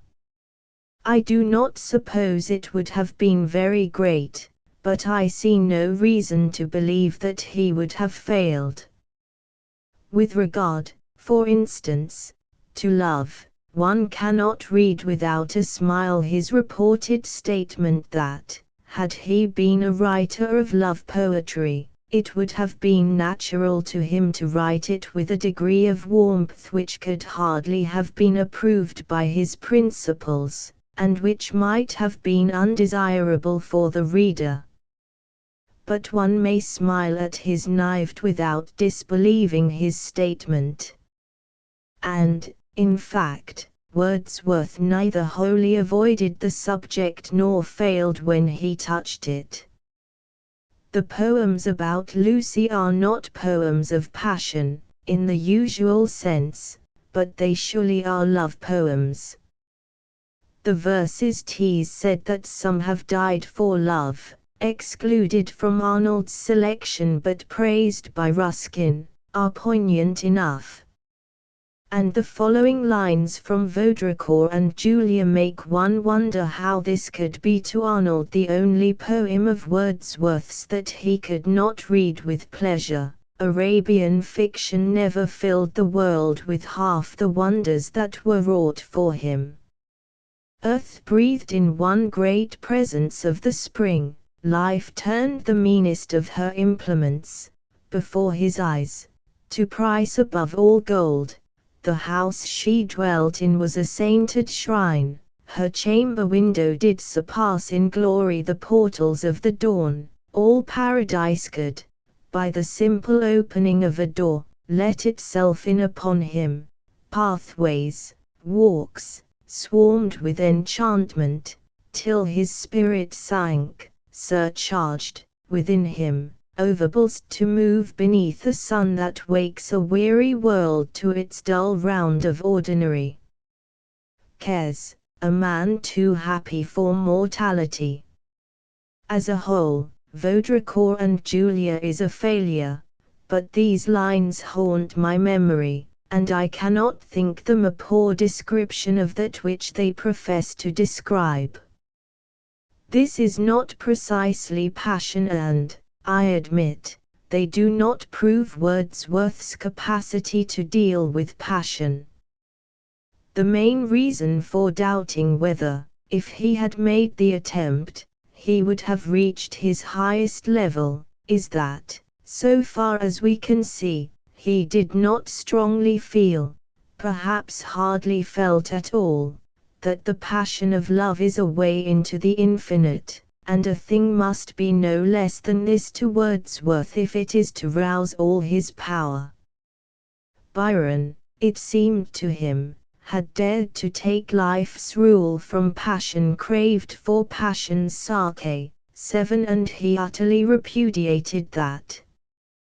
The immortal mind craves objects that endure. Then there is that romance which Wordsworth abjured.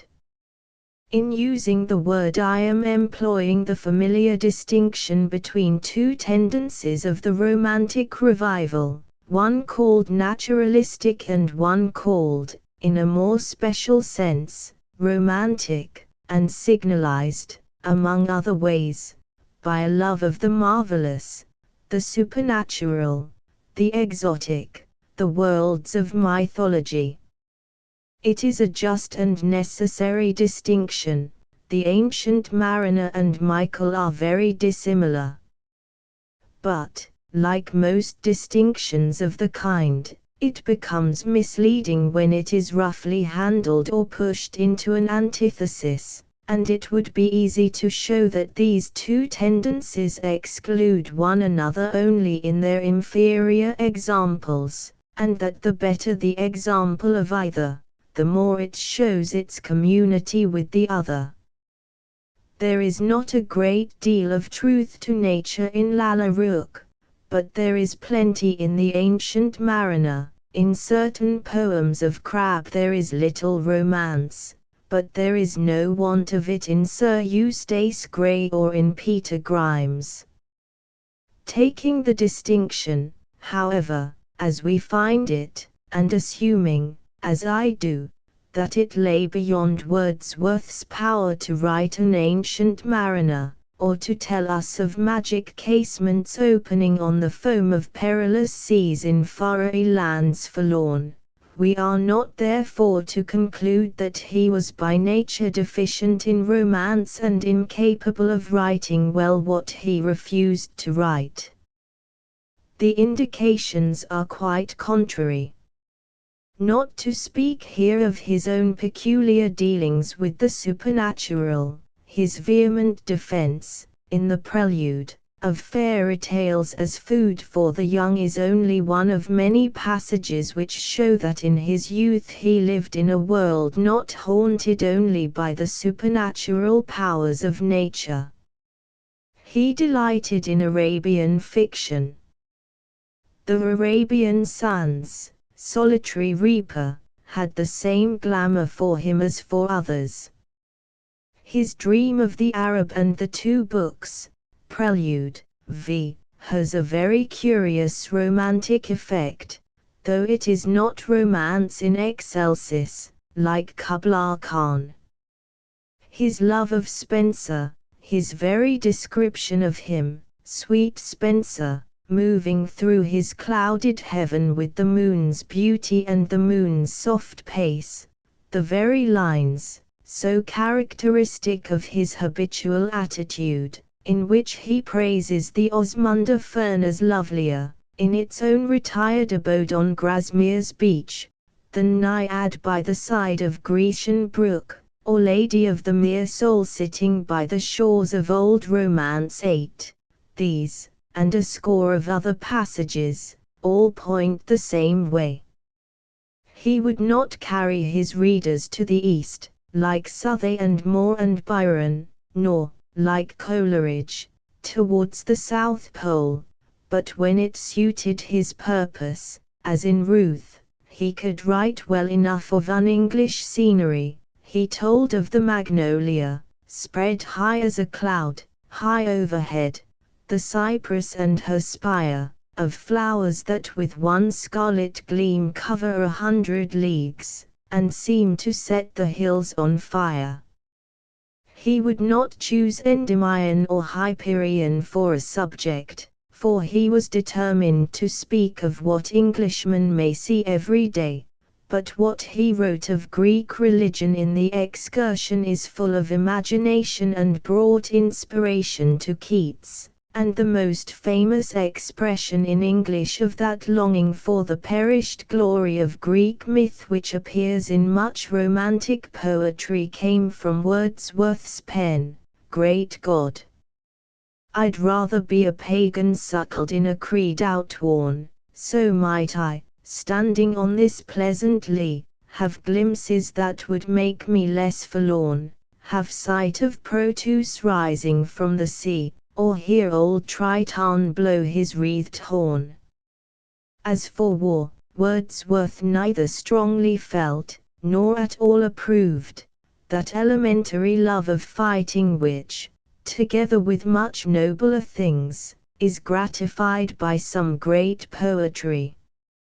and assuredly he could not, even if he would, have rivaled the last canto of Marmion, nor even the best passages in the Siege of Corinth.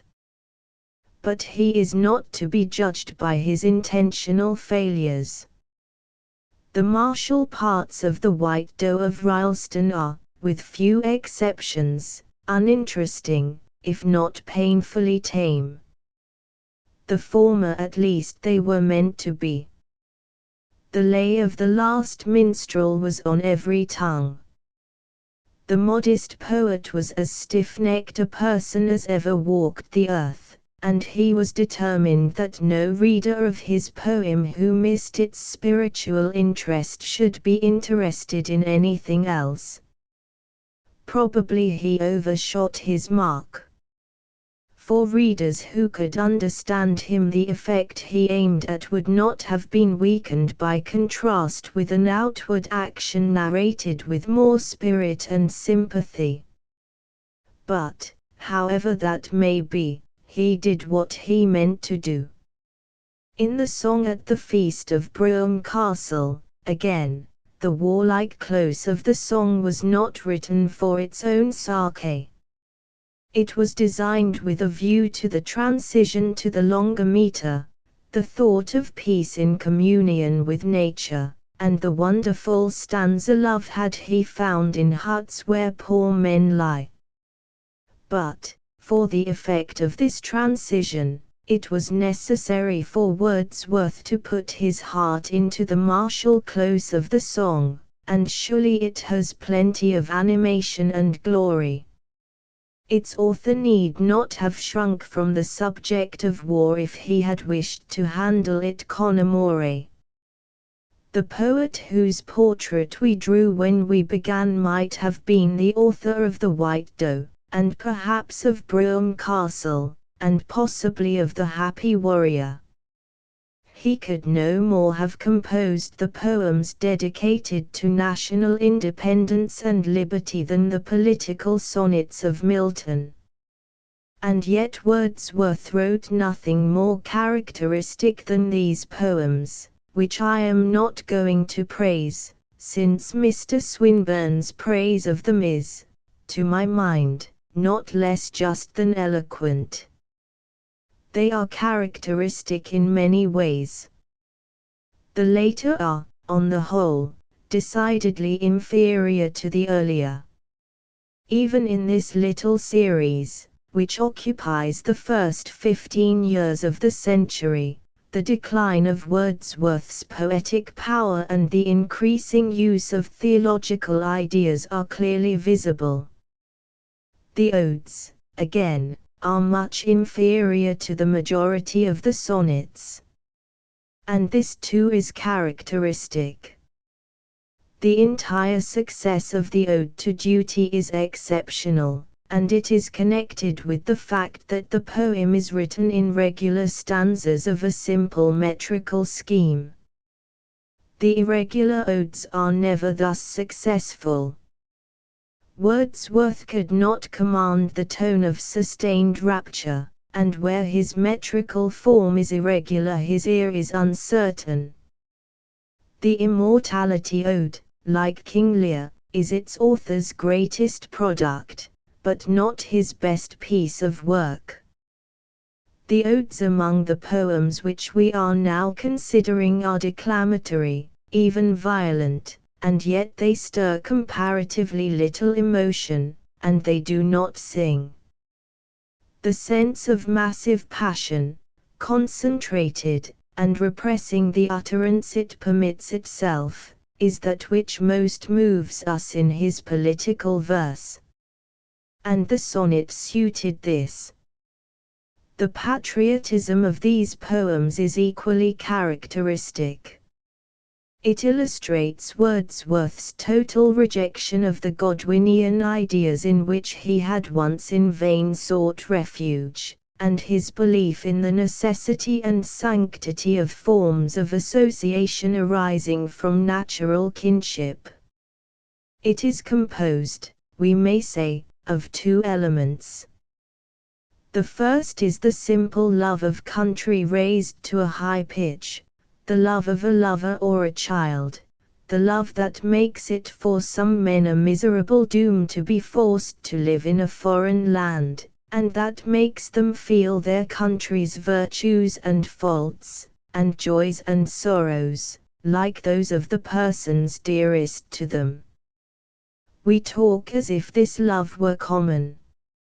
It is very far from common, but Wordsworth felt it. 9 The other element in his patriotism I must call by the dreaded name of moral, a name which Wordsworth did not dread, because it meant for him nothing stereotyped or narrow.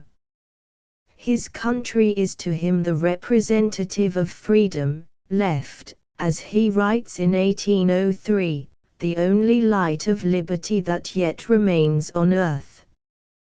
This liberty is, first, national independence, and that requires military power, the maintenance of which is a primary moral duty. 10 But neither military power nor even national independence is of value in itself, and neither could be long maintained without that which gives value to both.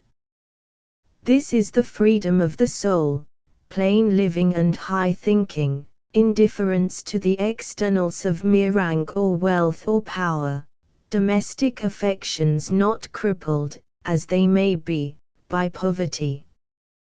Wordsworth fears for his country only when he doubts whether this inward freedom is not failing. 11 But he seldom fears for long. England, in the war against Napoleon, is to him almost what the England of the Long Parliament and the Commonwealth was to Milton, an elect people, the chosen agent of God's purpose on the earth. His ideal of life, unlike Milton's in the stress he lays on the domestic affections and the influence of nature, is otherwise of the same stoical cast. His country is to him, as to Milton, an old and haughty nation, proud in arms. 12 And his own pride in it is, like Milton's, in the highest degree haughty. It would be calumnious to say that it recalls the description of the English given by the Irishman Goldsmith: pride in their port, defiance in their eye. I see the lords of humankind pass by, for Wordsworth had not the faintest wish to see his countrymen the lords of humankind, nor is there anything vulgar in his patriotism, but there is pride in his port and defiance in his eye.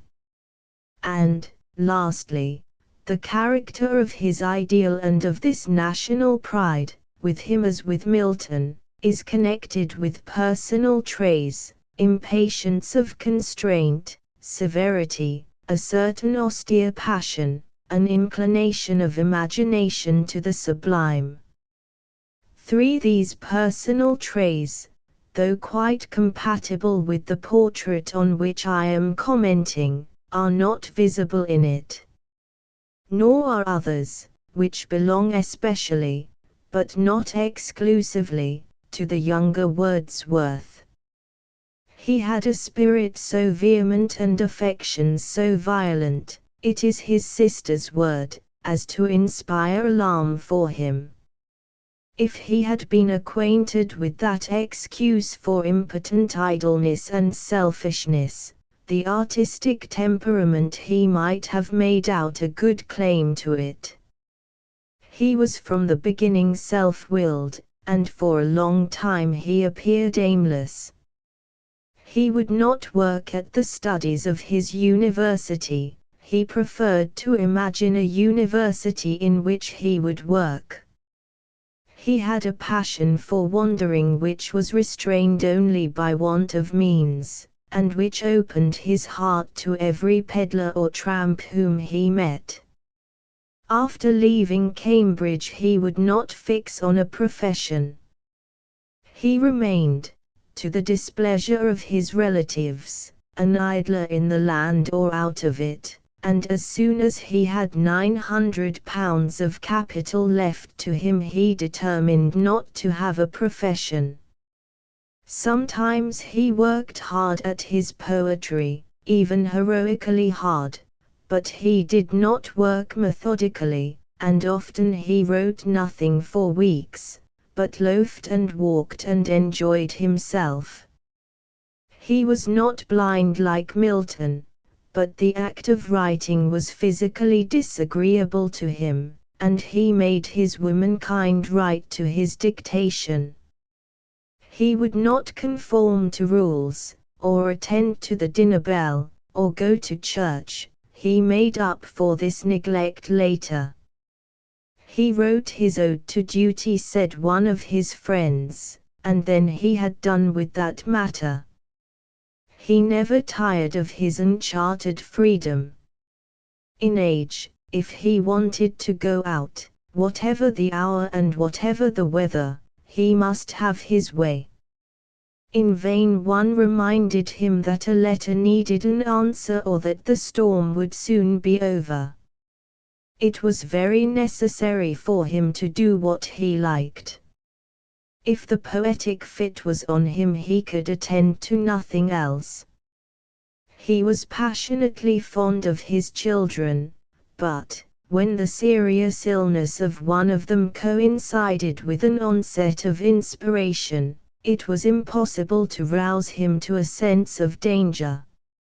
At such times he was as completely possessed as any wild poet who ruins the happiness of everyone dependent on him. But he has himself described the tyranny of inspiration, and the reaction after it, in his stanzas written in Thomson's Castle of Indolence.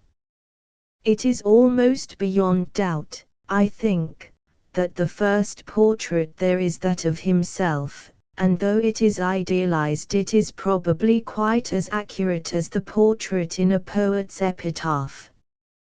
In the prelude he tells us that, though he rarely at Cambridge betrayed by gestures or looks his feelings about nature, yet, when he did so, some of his companions said he was mad. Hazlitt, describing his manner of reading his own poetry in much later years, says, "It is clear that he is either mad or inspired." Wordsworth's lawlessness was of the innocuous kind, but it is a superstition to suppose that he was a disgustingly well-regulated person. It is scarcely less unjust to describe his poetic sympathies as narrow and his poetic morality as puritanical. The former, of course, had nothing like the range of minds like Chaucer, or Shakespeare, or Browning, or the great novelists. Wordsworth's want of humor would by itself have made that impossible, and, in addition, though by no means wanting in psychological curiosity, he was not much interested in complex natures. Simple souls, and especially simple souls that are also deep, were the natures that attracted him, and in the same way the passions he loved to depict are not those that storm themselves out or rush to a catastrophe, but those that hold the soul in a vice for long years. But, these limitations admitted, it will not be found by anyone who reviews the characters in the smaller poems and the Excursion, especially Book 7, that Wordsworth's poetic sympathies are narrow. They are wider than those of any imaginative writer of his time and country except Scott and perhaps Crabbe. Nor is his morality narrow. It is serious, but it is human and kindly and not in the least ascetic. It is the privilege of poetic genius, he says in his defense of Burns, to catch a spirit of pleasure wherever it can be found, in the walks of nature and in the business of men. The poet, trusting to primary instincts, luxuriates among the felicities of love and wine, and is enraptured while he describes the fairer aspects of war, nor does he shrink from the company of the passion of love though immoderate, from convivial pleasure though intemperate, nor from the presence of war though savage and recognized as the handmaid of desolation. Who but some impenetrable dunce or narrow-minded Puritan in works of art ever read without delight the picture which Burns has drawn of the convivial exaltation of the rustic adventurer Tam O'Shanter? There is no want of sympathy in Wordsworth's own picture of the convivial exaltation of his wagoner. It is true that he himself never describes a scene in which, to quote his astonishing phrase, conjugal fidelity archly bends to the service of general benevolence, and that his treatment of sexual passion is always grave and, in a true sense, moral, but it is plain and manly and perfectly free from timidity or monkishness. It would really be easier to make out against Wordsworth a charge of excessive tolerance than a charge of excessive rigidity. A beggar is the sort of person he likes. It is all very well for him to say that he likes the old Cumberland beggar because, by making people give, he keeps love alive in their hearts. It may be so, he says so, and I always believe him. But that was not his only reason, and it is clear to me that, when he met the tall gypsy beggar, he gave her money because she was beautiful and queenly, and that he delighted in her two lying boys because of their gaiety and joy in life. Neither has he the least objection to a thief. The grandfather and grandson who go pilfering together, two infants separated by 90 years, meet with nothing but smiles from him. The farmer of Tilsbury Vale, after 30 years of careless hospitality, found himself ruined. He borrowed money, spent some of it in paying a few of his other debts, and absconded to London. But this he did all in the ease of his heart. And for this reason, and because in London he keeps the ease of his heart and continues to love the country, Wordsworth dismisses him with a blessing. What he cannot bear is torpor. He passes a knot of gypsies in the morning, and, passing them again after his 12 hours of joyful rambling, he finds them just as they were, sunk in sloth, and he breaks out, "Oh, better wrong and strife, better vain deeds and evil than such life." He changed this shocking exclamation later, but it represents his original feeling, and he might have trusted that only an impenetrable dunce or narrow-minded Puritan would misunderstand him. 13 Wordsworth's morality is of one piece with his optimism and with his determination to seize and exhibit in everything the element of good. But this is a subject far too large for treatment here, and I can refer to it only in the most summary way. What Arnold precisely meant when he said that Wordsworth put by the cloud of human destiny I am not sure. That Wordsworth saw this cloud and looked at it steadily is beyond all question. I am not building on such famous lines as the still sad music of humanity, or the fierce Confederate storm of sorrow, barricadoed evermore within the walls of cities, or amid the groves, under the shadowy hills. The generations are prepared, the pangs, the internal pangs, are ready. The dread strife of poor humanity's afflicted will struggling in vain with ruthless destiny, for, although such quotations could be multiplied, isolated expressions, even when not dramatic. 14 would prove little. But I repeat the remark already made, that if we review the subjects of many of Wordsworth's famous poems on human life, the subjects, for example, of the thorn, the sailor's mother, Ruth, the brothers, Michael, the affliction of Margaret, the white doe of Rylstone, the story of Margaret in Excursion, half the stories told in Excursion, 6 and 7.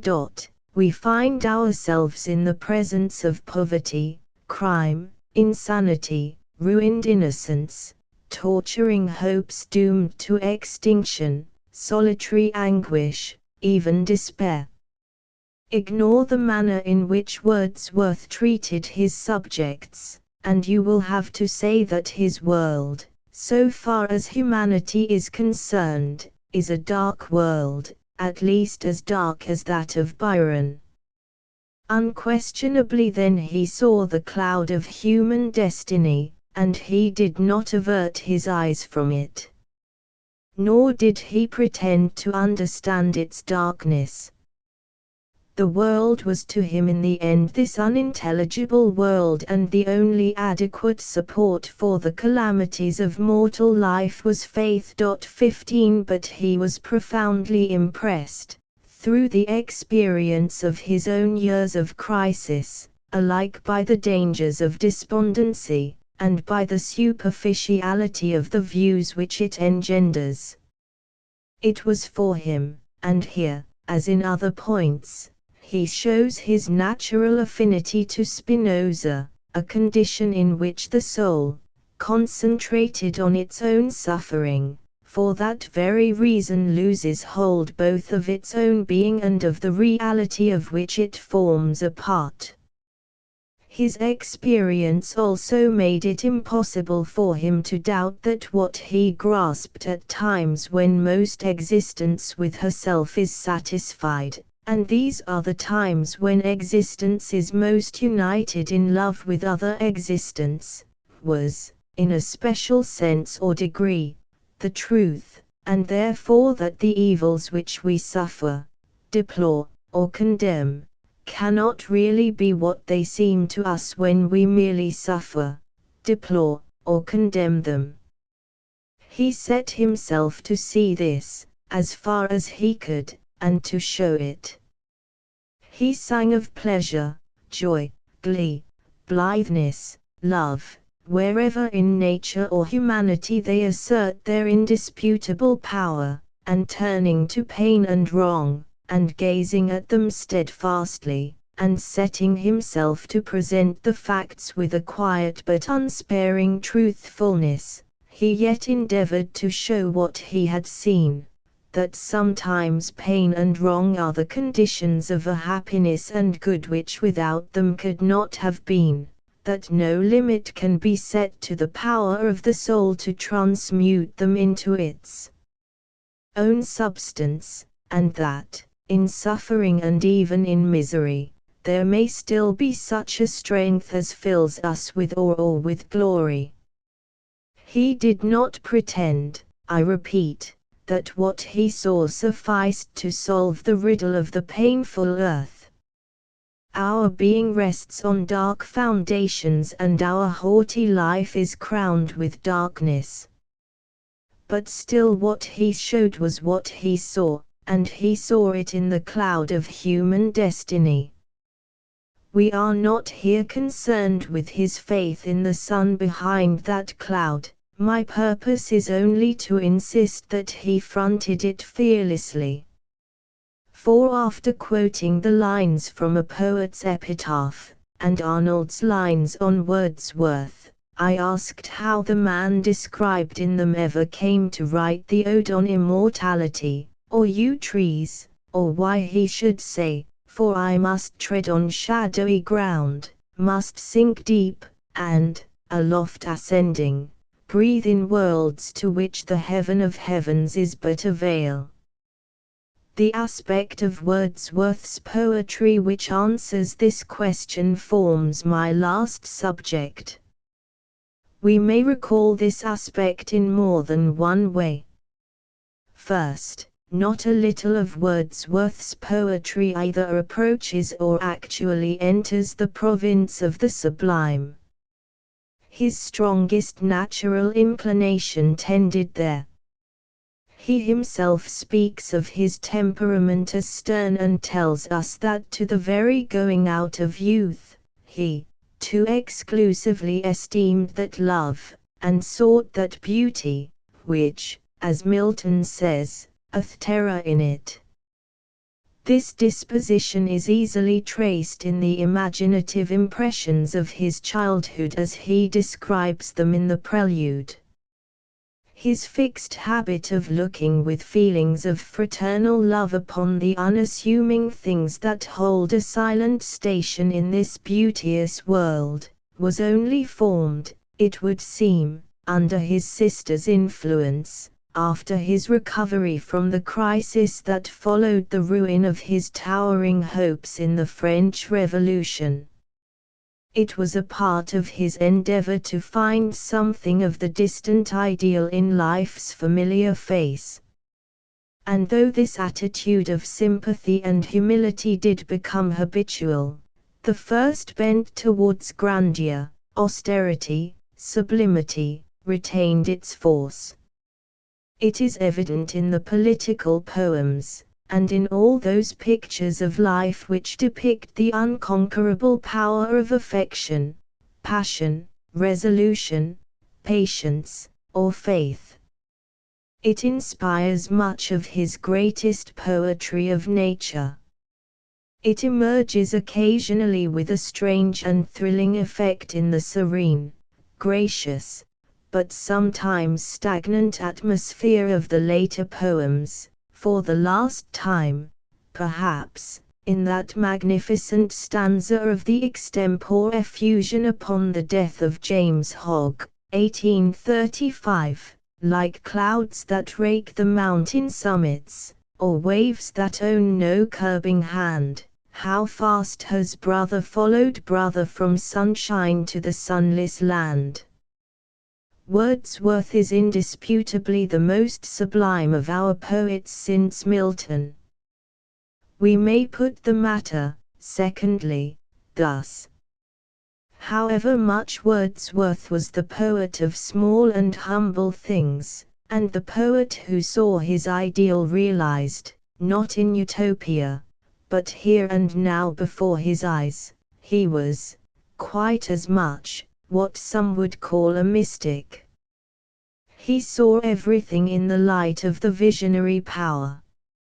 He was, for himself, the transitory being that beheld this vision. He apprehended all things, natural or human, as the expression of something which, while manifested in them, immeasurably transcends them.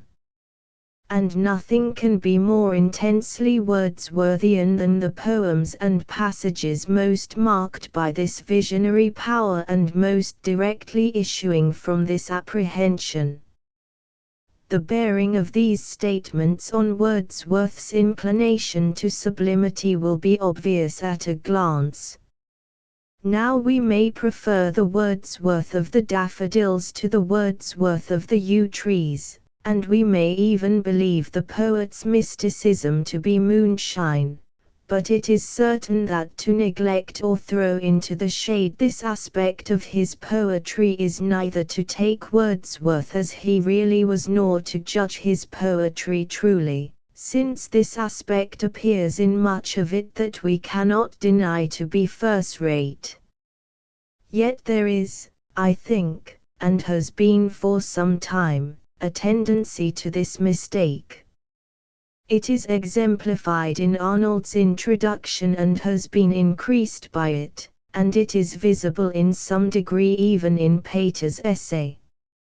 Arnold wished to make Wordsworth more popular, and so he was tempted to represent Wordsworth's poetry as much more simple and unambitious than it really was, and as much more easily apprehended than it ever can be.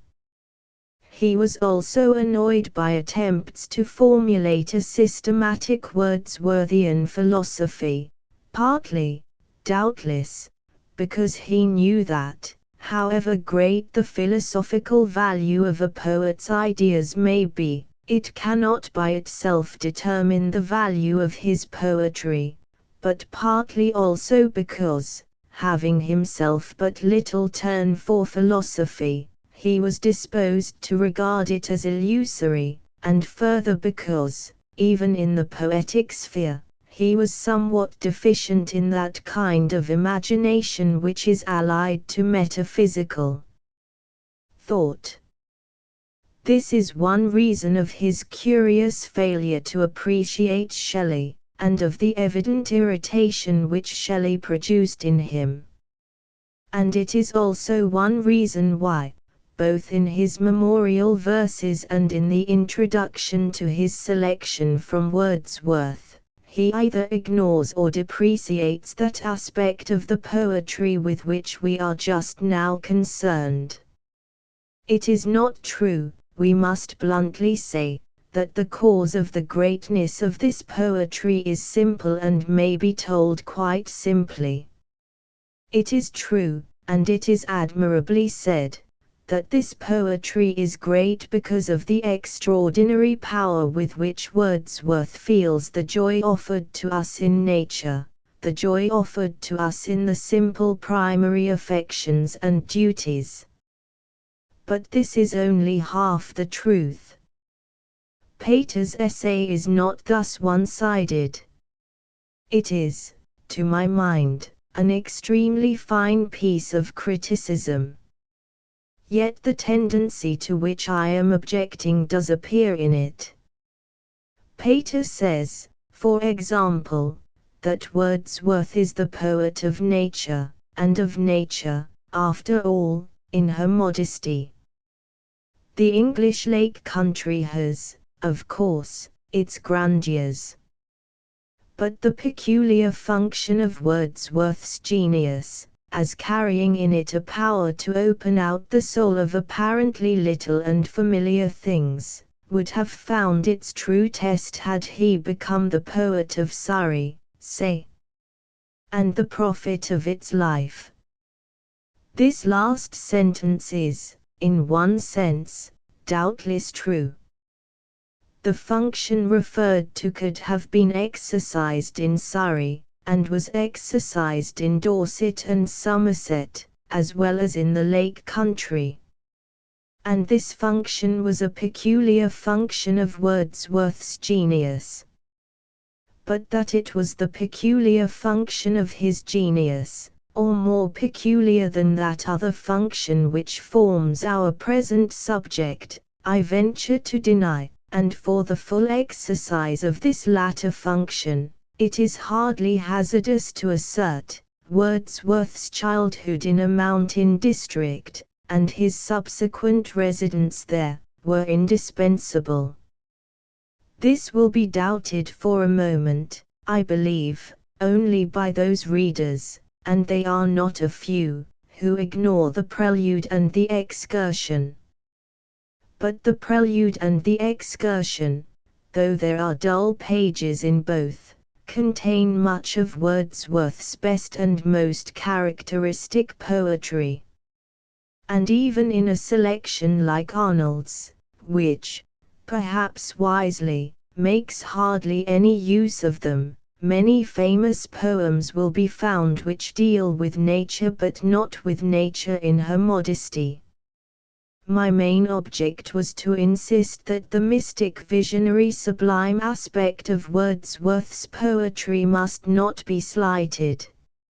I wish to add a few remarks on it, but to consider it fully would carry us far beyond our bounds, and, even if I attempted the task, I should not formulate its results in a body of doctrines.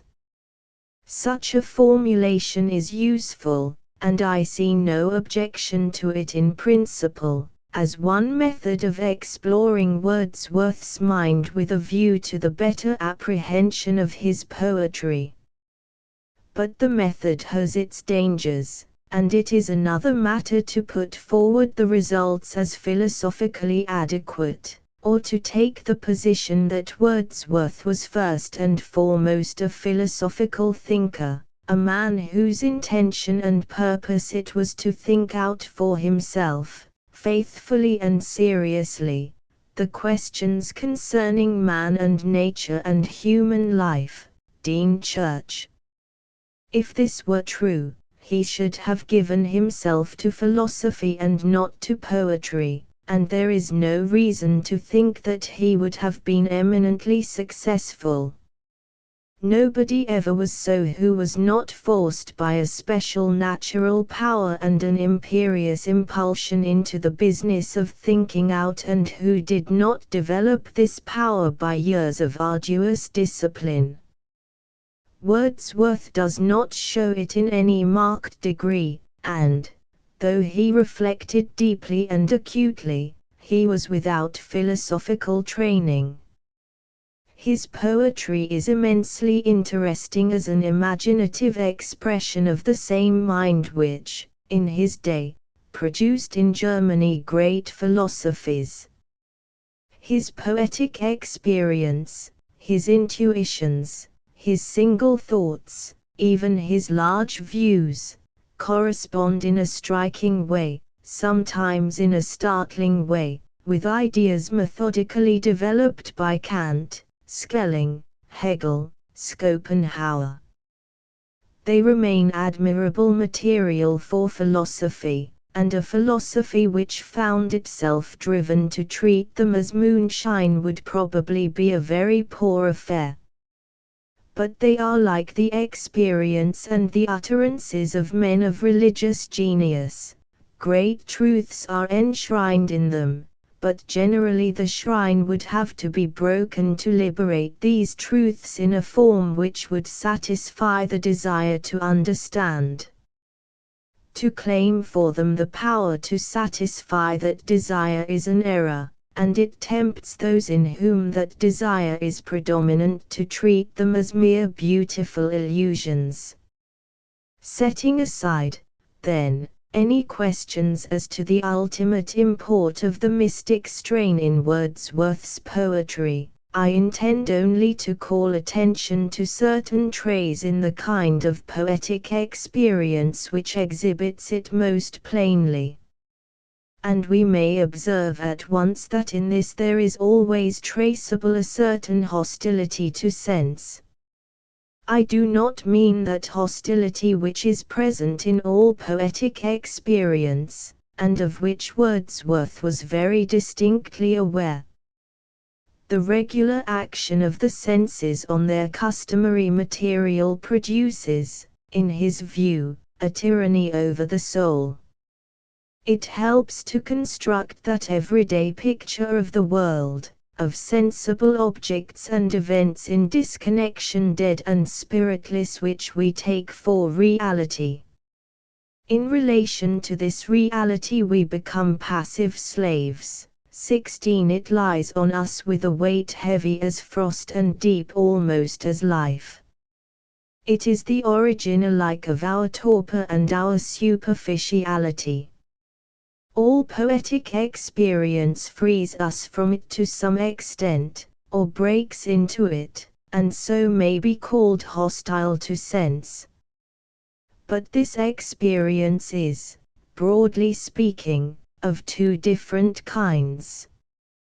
The perception of the daffodils as dancing in glee, and in sympathy with other gleeful beings, shows us a living, joyous, loving world, and so a spiritual world, not a merely sensible one.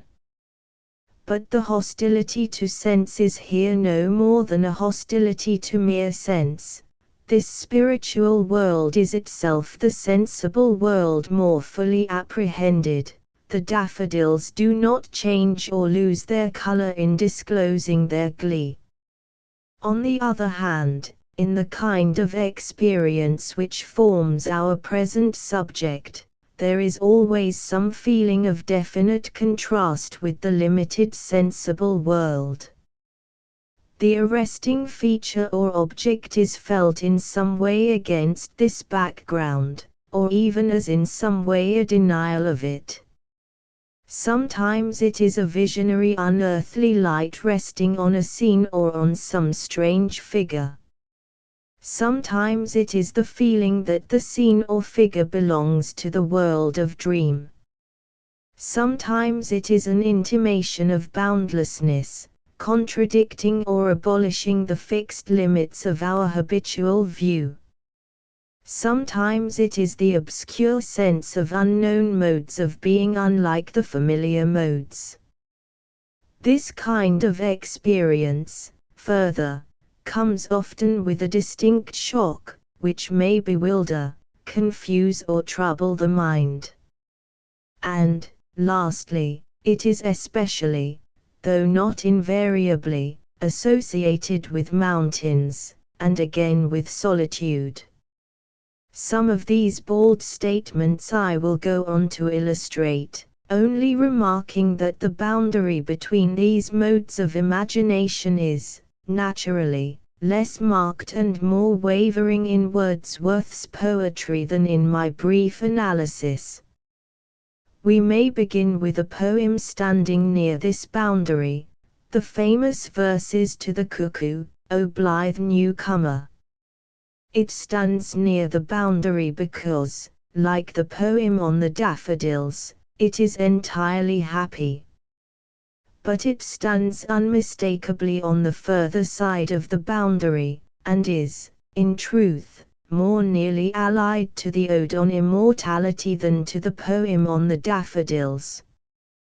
The sense of sight is baffled, and its tyranny broken. Only a cry is heard, which makes the listener look 1,000 ways, so shifting is the direction from which it reaches him. It seems to come from a mere voice, an invisible thing, a mystery. It brings him a tale of visionary hours, hours of childhood, when he sought this invisible thing in vain, and the earth appeared to his bewildered but liberated fancy an unsubstantial fairy place. And still, when he hears it, the great globe itself, we may say, fades like an unsubstantial pageant, or, to quote from the Immortality Ode, the shades of the prison house melt into air.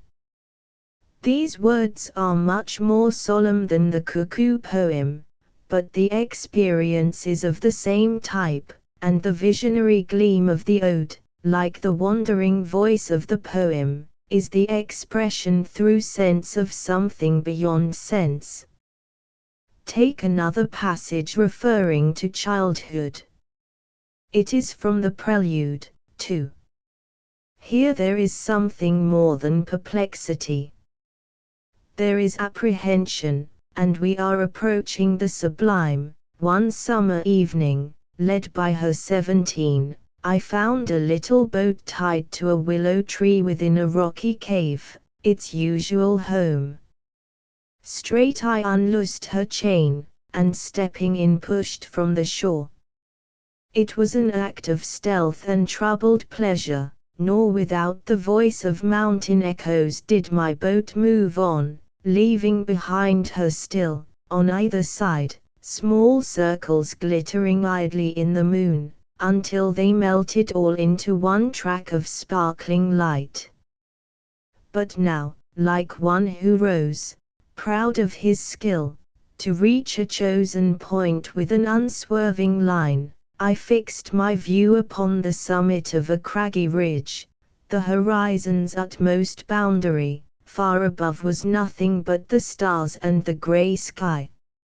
She was an elfin pinnace. Lustily I dipped my oars into the silent lake, and, as I rose upon the stroke, my boat went heaving through the water like a swan, when, from behind that craggy steep till then the horizon's bound, a huge peak, black and huge, as if with voluntary power instinct, upreared its head, I struck and struck again, and growing still in stature the grim shape towered up between me and the stars, and still, for so it seemed, with purpose of its own and measured motion like a living thing, strode after me. With trembling oars I turned, and through the silent water stole my way back to the covert of the willow tree. There in her mooring place I left my bark, and through the meadows homeward went, in grave and serious mood. But after I had seen that spectacle, for many days, my brain worked with a dim and undetermined sense of unknown modes of being. O'er my thoughts there hung a darkness, call it solitude or blank desertion. No familiar shapes remained, no pleasant images of trees, of sea or sky, no colors of green fields, but huge and mighty forms, that do not live like living men, moved slowly through the mind by day, and were a trouble to my dreams. The best commentary on a poem is generally to be found in the poet's other works.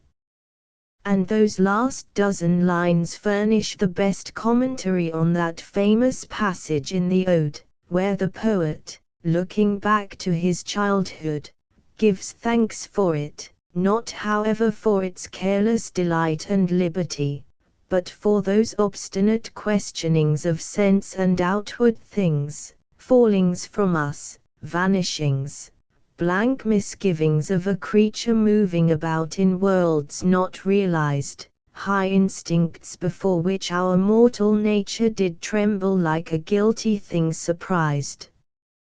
Whether, or how, these experiences afford intimations of immortality is not in question here, but it will never do to dismiss them so airily as Arnold did. Without them Wordsworth is not Wordsworth. The most striking recollections of his childhood have not in all cases this manifest affinity to the Ode, but wherever the visionary feeling appears in them, and it appears in many, this affinity is still traceable. There is, for instance, in Prelude 12, the description of the crag, from which, on a wild dark day, the boy watched eagerly the two highways below for the ponies that were coming to take him home for the holidays. It is too long to quote, but every reader of it will remember the wind and sleety rain, and all the business of the elements, the single sheep, and the one blasted tree, and the bleak music from that old stone wall, the noise of wood and water, and the mist that on the line of each of those two roads advanced in such indisputable shapes. Everything here is natural, but everything is apocalyptic. And we happen to know why. Wordsworth is describing the scene in the light of memory. In that eagerly expected holiday his father died, and the scene, as he recalled it, was charged with the sense of contrast between the narrow world of common pleasures and blind and easy hopes, and the vast unseen world which encloses it in beneficent yet dark and inexorable arms. The visionary feeling has here a peculiar tone, but always, openly or covertly, it is the intimation of something illimitable, overarching or breaking into the customary reality. Its character varies, and so sometimes at its touch the soul, suddenly conscious of its own infinity, melts in rapture into that infinite being, while at other times the mortal nature stands dumb, incapable of thought, or shrinking from some presence not informed with fantasy, and looks that threaten the profane. This feeling is so essential to many of Wordsworth's most characteristic poems that it may almost be called their soul, and failure to understand them frequently arises from obtuseness to it. It appears in a mild and tender form, but quite openly, in the lines to a Highland Girl, where the child, and the rocks and trees and lake and road by her home, seem to the poet like something fashioned in a dream. It gives to the solitary reaper its note of remoteness and wonder, and even the slight shock of bewilderment due to it is felt in the opening line of the most famous stanza, "Will no one tell me what she sings?" Its ethereal music accompanies every vision of the white doe, and sounds faintly to us from far away through all the tale of failure and anguish. Without it, such shorter narratives as Heart Leap Well and Resolution and Independence would lose the imaginative atmosphere which adds mystery and grandeur to the apparently simple moral. In Heart Leap Well it is conveyed at first by slight touches of contrast. Sir Walter, in his long pursuit of the heart, has mounted his third horse. Joy sparkled in the prancing courser's eyes. The horse and horseman are a happy pair, but, though Sir Walter like a falcon flies, there is a doleful silence in the air. A rout this morning left Sir Walter's hall, that as they galloped made the echoes roar, but horse and man are vanished, one and all. Such race, I think, was never seen before.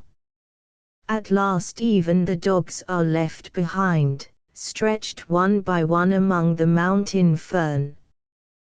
Where is the throng, the tumult of the race?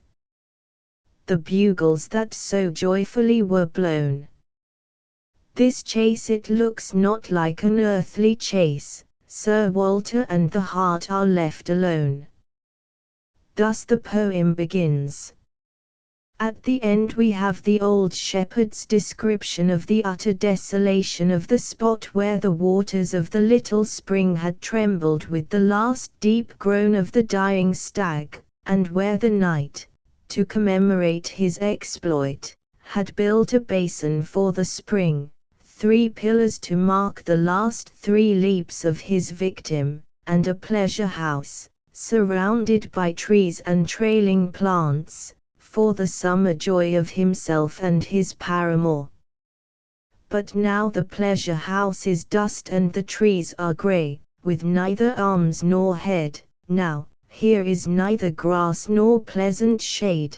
The sun on drearier hollow never shone. So will it be, as I have often said, till trees, and stones, and fountain all are gone. It is only this feeling of the presence of mysterious inviolable powers, behind the momentary powers of hard pleasure and empty pride, that justifies the solemnity of the stanza. The being, that is in the clouds and air, that is in the green leaves among the groves, maintains a deep and reverential care for the unoffending creatures whom he loves. Heart Leap Well is a beautiful poem, but whether it is entirely successful is, perhaps, doubtful. There can be no sort of doubt as to resolution and independence, probably, if we must choose, the most Wordsworthian of Wordsworth's poems, and the best test of ability to understand him. The story, if given in a brief argument, would sound far from promising. We should expect for it, too, a ballad form somewhat like that of Simon Lee.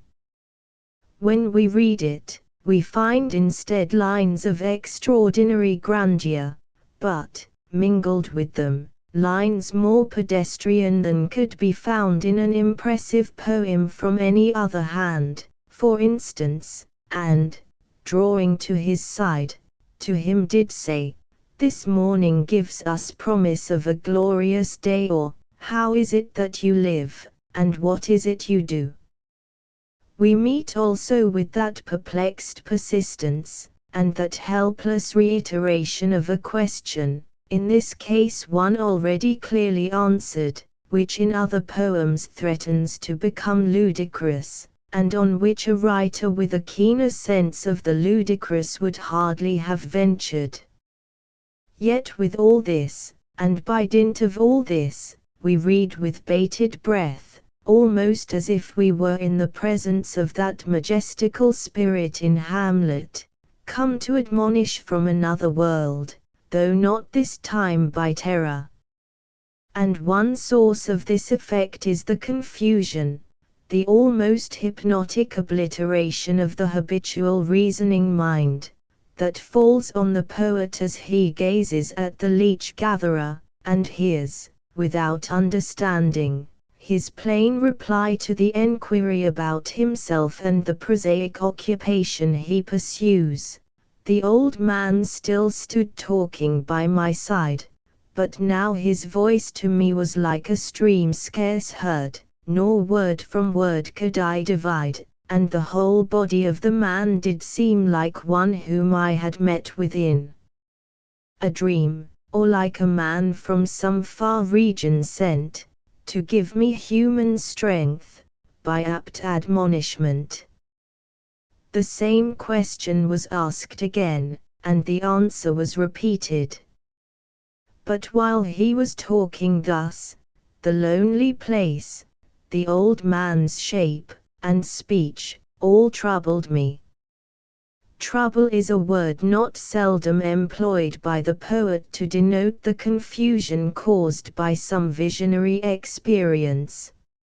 Here are, again, the fallings from us, vanishings, blank misgivings, dim forefeelings of the soul's infinity.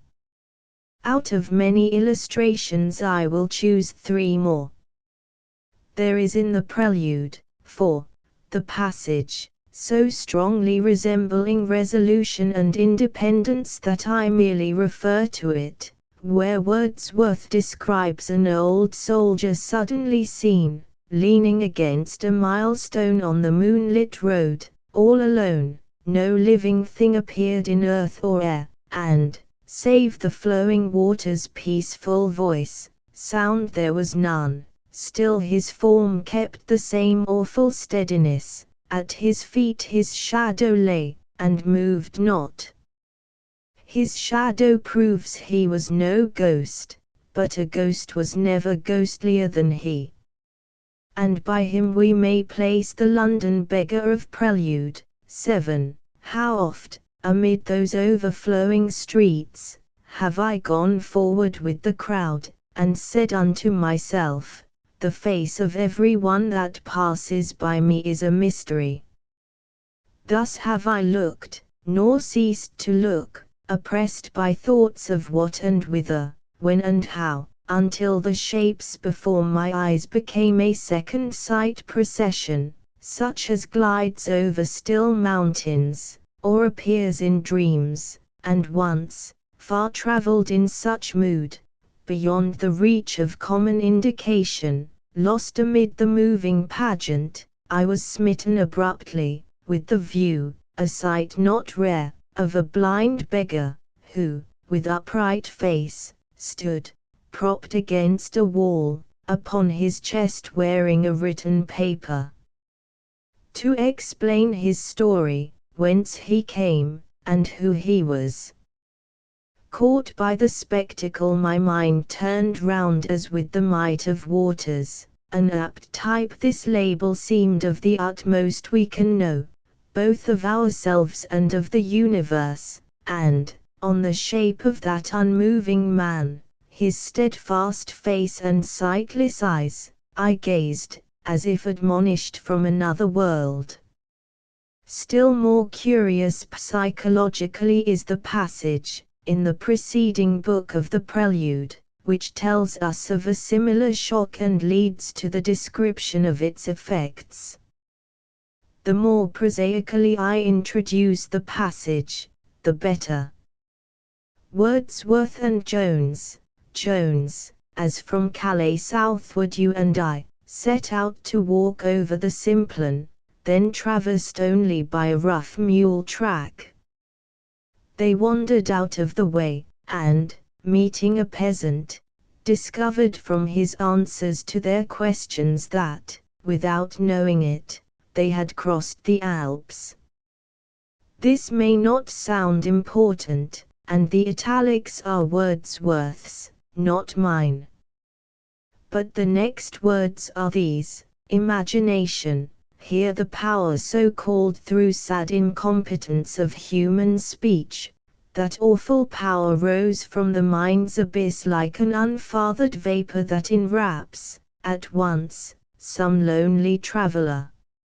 I was lost, halted without an effort to break through, but to my conscious soul I now can say, I recognize thy glory, in such strength of usurpation, when the light of sense goes out, but with a flash that has revealed the invisible world, doth greatness make abode, there harbors, whether we be young or old, our destiny, our being's heart and home, is with infinitude, and only there, with hope it is, hope that can never die, effort, and expectation, and desire, and something evermore about to be.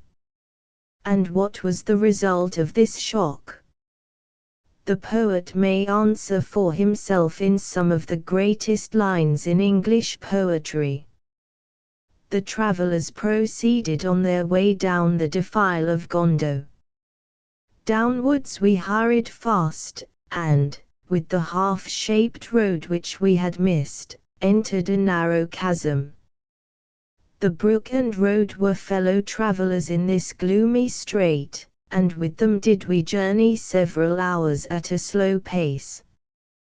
The immeasurable height of woods decaying, never to be decayed, the stationary blasts of waterfalls, and in the narrow rent at every turn winds thwarting winds, bewildered and forlorn, the torrents shooting from the clear blue sky, the rocks that muttered close upon our ears, black drizzling crags that spake by the wayside as if a voice were in them, the sick sight and giddy prospect of the raving stream, the unfettered clouds and region of the heavens, tumult and peace, the darkness and the light, were all like workings of one mind, the features of the same face, blossoms upon one tree, characters of the great apocalypse, the types and symbols of eternity, of first, and last, and midst, and without end. 18 I hardly think that the poet of Surrey,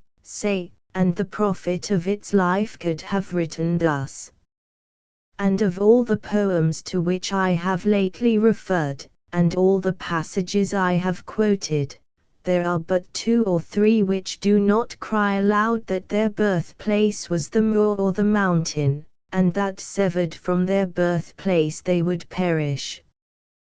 The more sublime they are, or the nearer they approach sublimity, the more is this true. The cry of the cuckoo in O blithe newcomer, though visionary, is not sublime, but, echoed by the mountain, it is like, but oh, how different. 19 It was among the mountains that Wordsworth, as he says of his wanderer, felt his faith. It was there that all things breathed immortality, revolving life, and greatness still revolving, infinite. Their littleness was not, the least of things seemed infinite, and there his spirit shaped her prospects, nor did he believe, he saw. And even if we count his vision a mere dream, still he put into words, as no other poet has, the spirit of the mountains. 2 voices are there, one is of the sea, one of the mountains, each a mighty voice. And of the second of these we may say that few or none hears it right now he is gone. Partly because he is the poet of mountains, he is, even more preeminently, the poet of solitude. for there are tones in the mountain voice scarcely audible except in solitude, and the reader whom Wordsworth's greatest poetry baffles could have no better advice offered him than to do what he has probably never done in his life, to be on a mountain alone.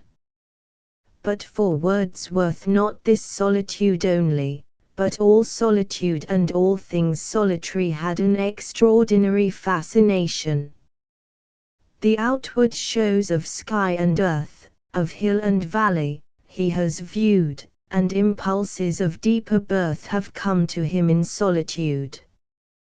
The sense of solitude, it will readily be found, is essential to nearly all the poems and passages we have been considering, and to some of quite a different character, such as the daffodil stanzas.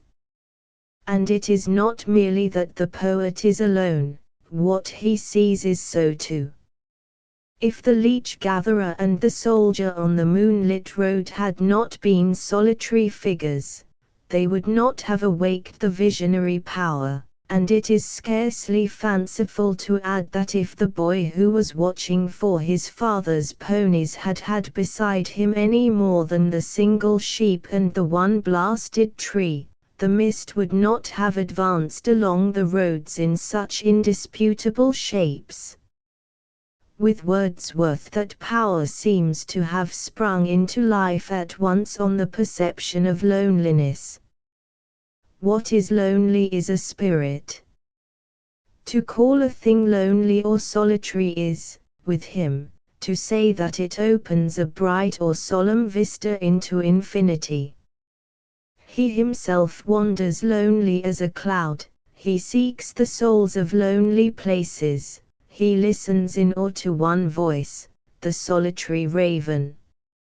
An iron knell, with echoes from afar, against the distant sky he descries the shepherd, a solitary object and sublime, above all height.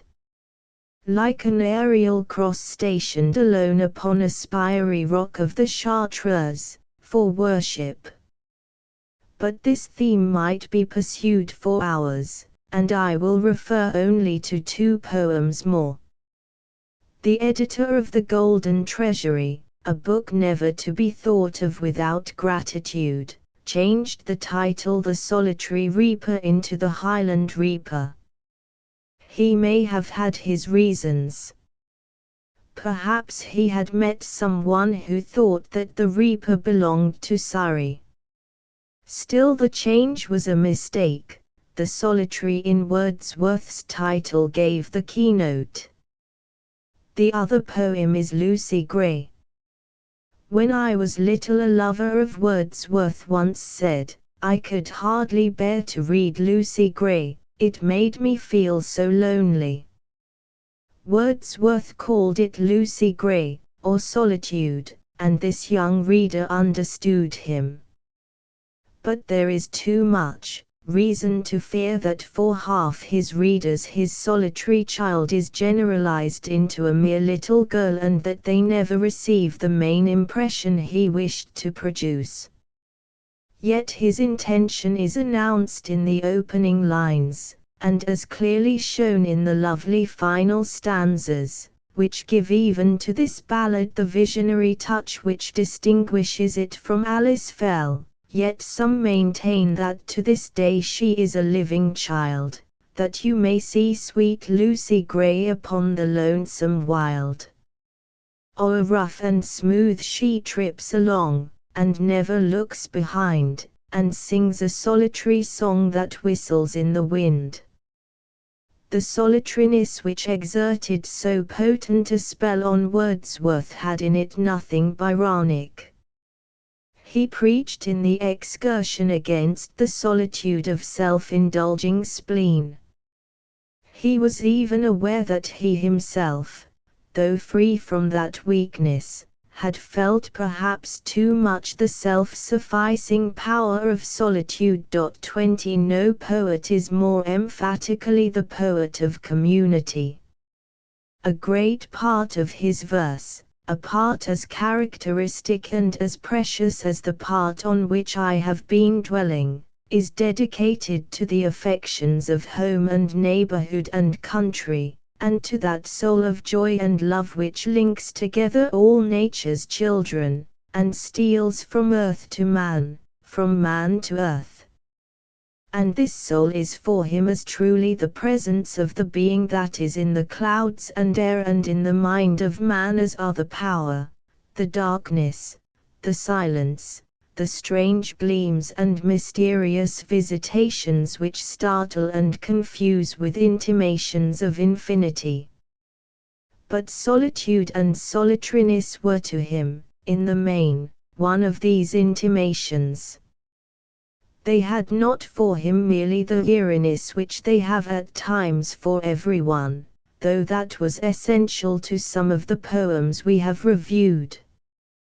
They were the symbol of power to stand alone, to be self-sufficing, to dispense with custom and surroundings and aid and sympathy, a self-dependence at once the image and the communication of the soul of all the worlds. Even when they were full of sounds and sweet airs that give delight and hurt not the solitude of the reaper or of Lucy, they so appealed to him.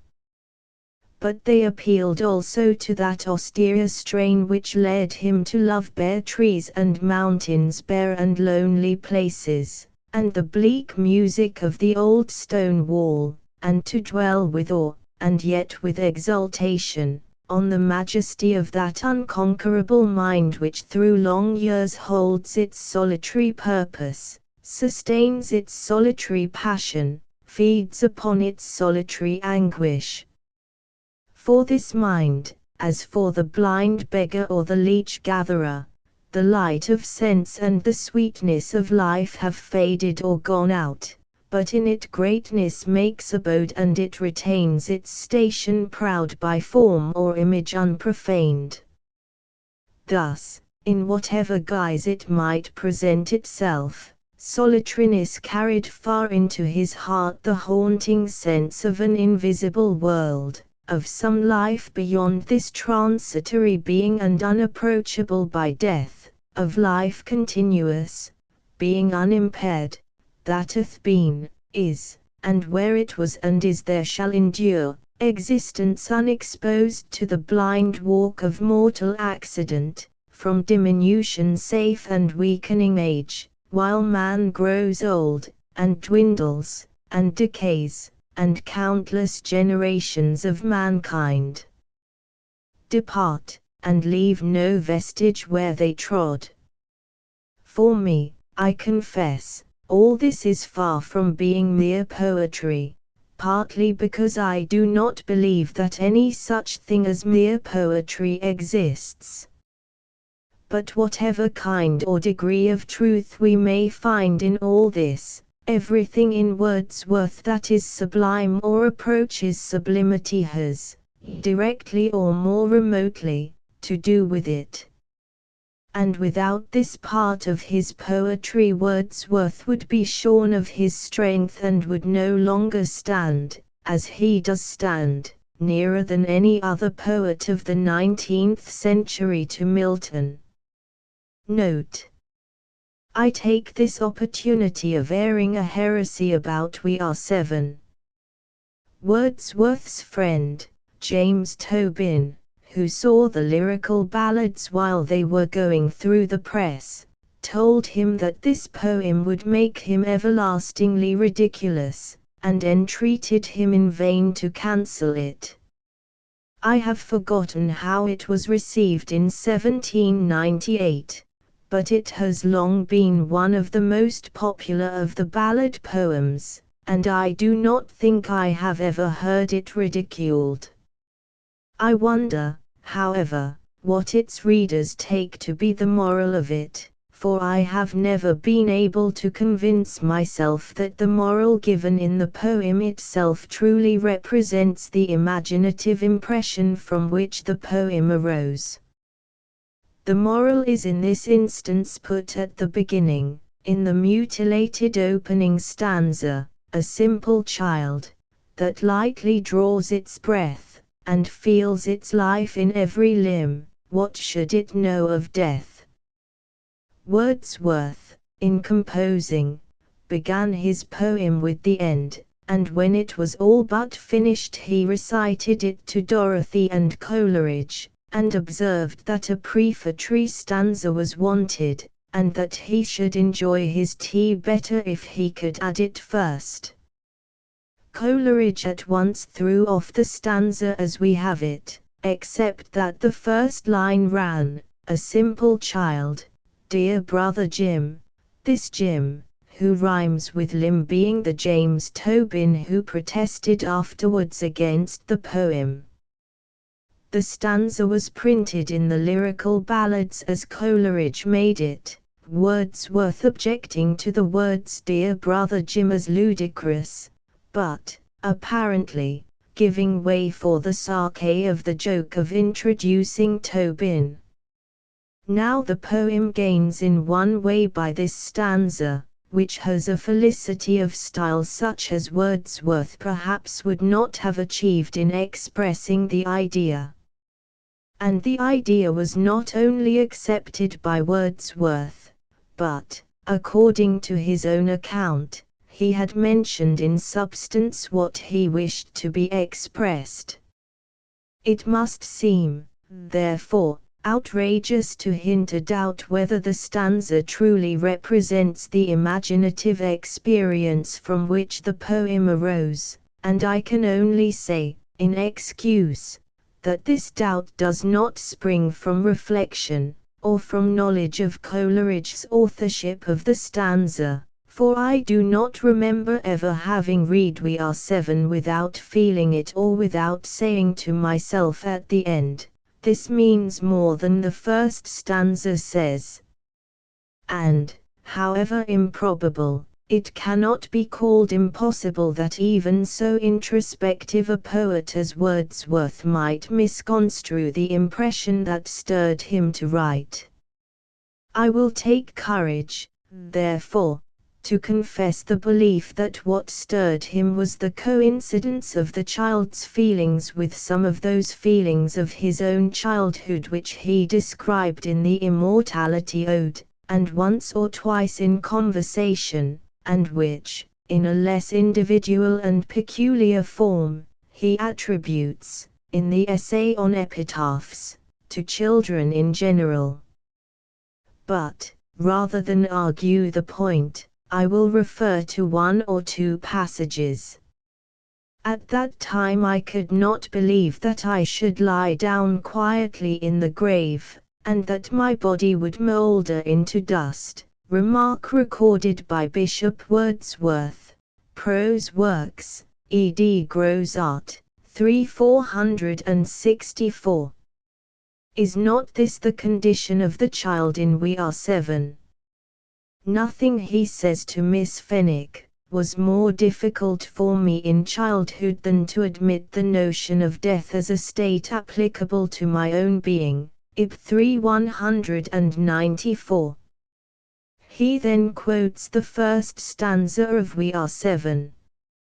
It is true that thereupon he expressly distinguishes his own case from the child's, attributing the difficulty in her case to animal vivacity. But I have already fully admitted that Wordsworth's direct testimony goes against me, and I have now only to call attention to a passage in the essay on epitaphs. In that essay Wordsworth begins by saying that the custom of raising monuments to the dead proceeded obviously from a twofold desire: first, to guard the remains of the deceased from irreverent approach or from savage violation, and, secondly, to preserve their memory. But these desires, in his opinion, resolve themselves into one, and both proceed from the consciousness or forefeeling of immortality, also described as an intimation or assurance within us, that some part of our nature is imperishable. And he goes on thus: if we look back upon the days of childhood, we shall find that the time is not in remembrance when, with respect to our own individual being, the mind was without this assurance, forlorn, and cut off from communication with the best part of his nature, must that man be, who should derive the sense of immortality, as it exists in the mind of a child, from the same unthinking gaiety or liveliness of animal spirits with which the lamb in the meadow or any other irrational creature is endowed, to an inability arising from the imperfect state of his faculties to come, in any point of his being, into contact with a notion of death, or to an unreflecting acquiescence in what had been instilled into him.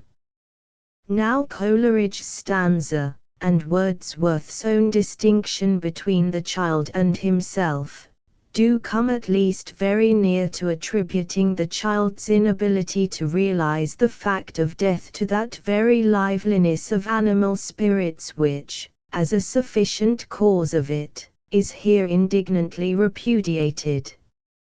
According to the present passage, this inability ought to have been traced to that sense or consciousness of immortality which is inherent in human nature. And, whether or no Wordsworth rightly describes this sense, it was this, I suggest, that, unknown to himself, arrested him in the child's persistent ignoring of the fact of death. The poem is thus allied to the Immortality Ode. The child is in possession of one of those truths that wake to perish never, though the tyranny of the senses and the deadening influence of custom obscure them as childhood passes away. When the conversation took place, in 1793, and even when the poem was written, 1798, Wordsworth had not yet come to regard the experiences of his own childhood as he saw them later. Tintern Abbey, 1798, shows this, and so he gave to the poem a moral which is not adequate to it. Or perhaps he accepted from Coleridge a formulation of his moral which was not quite true even to his own thoughts at that time. It is just worth observing as possibly significant that the child in We Are Seven is not described as showing any particular animal vivacity. She strikes one as rather a quiet, though determined, little person. These remarks, of course, can have no interest for those readers who feel no misgivings, such as I have always felt, in reading the poem. But many, I think, must feel them. The following pages reproduce the two concluding lectures of a short course on the age of Wordsworth, given at Oxford in April 1903, and intended specially for undergraduates in the School of English Language and Literature. A few passages from the other lectures appear elsewhere in this volume. On the subject of the course, may I advise any reader who may need the advice to consult Professor Herford's The Age of Wordsworth, a little book which is familiar to students of the history of English literature, and the more admired the more they use it. To these statements, with the exception of the last, were chosen partly because they all say, with the most manifest seriousness, much the same thing that is said, with a touch of playful exaggeration, in the Tables Turned, where occurs that outrageous stanza about one impulse from a vernal wood which Mr. Raleigh has well defended. When all fitting allowance has been made for the fact that these statements, and many like them, are poetic, they ought to remain startling. Two of them, that from the story of Margaret, Excursion, and that from the ode, 1815, were made less so, to the injury of the passages, by the Wordsworth of later days, who had forgotten what he felt, or yielded to the objections of others. 3. Goody Blake, to my mind, tries vainly to make the kind of impression overwhelmingly made by Coleridge's Three Graves. The question as to the anecdote forefathers is not precisely whether it makes you laugh, but whether it makes you laugh at the poet, and in such a way that the end fails to restore your sobriety. The danger is in the lines, and 5 times to the child I said, "Why, Edward, tell me why?" The reiteration, with the struggle between the poet and his victim, is thoroughly Wordsworthian, and there are cases where it is managed with perfect success, as we shall see, but to me it has here the effect so delightfully reproduced in Through the Looking Glass. I'll tell thee everything I can, for some remarks on We Are Seven are added in a note at the end of the lecture 5. The phrases quoted in this paragraph are taken chiefly from Hazlitt and De Quincey. 6. The publication of the Excursion seems to have been postponed for financial reasons. One edition of 1,000 copies sufficed the world for 13 years. 7. Evening Voluntaries, 4. We know that he refers to Byron. 8. Poems on the naming of places, 4. Keats need not have been ashamed to write the last line. 9. 'Tis past, that melancholy dream, so he describes his sojourn in Germany.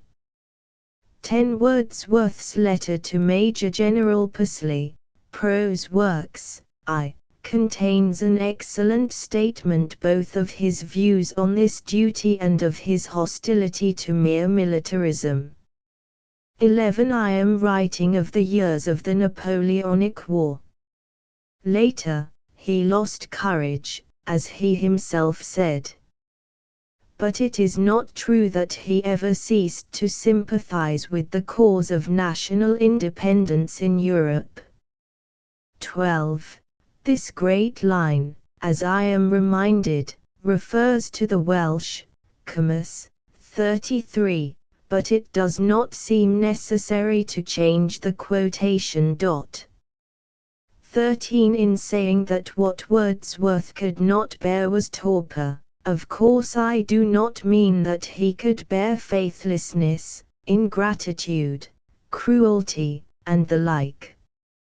He had no tolerance for such things, either in his poetry or in his life. I could kick such a man across England with my naked foot, the old poet burst forth when he heard of a base action. This reminds one of Browning, whose antinomian morality was not so very unlike Wordsworth's. And neither poet would have found it difficult to include the worst vices under the head of torpor or the unlit lamp and the ungirt loin. 14. The third quotation is from a speech by the Solitary, Excursion, 6.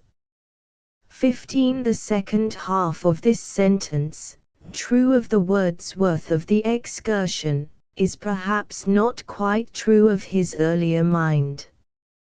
16. This is just the opposite of the wise passiveness of imaginative but unreflective feeling. 17. Nature. 18. I add here some notes which would have disturbed the lecture, but may be of use to the student of Wordsworth's mind who cares to return to them. The collocation of the last 2 quotations shows how, for Wordsworth, the visionary power arises from, and testifies to, the mind's infinity, and how the feeling of this is, or involves, or is united with, a feeling or idea of the infinite or one mind and of union with it. This connection of ideas, as to which I purposely use vague alternative terms, because I do not want to theorize the poet's experience, is frequent or constant in Wordsworth, and it ought always to be borne in mind in regard to his language about immortality or eternity.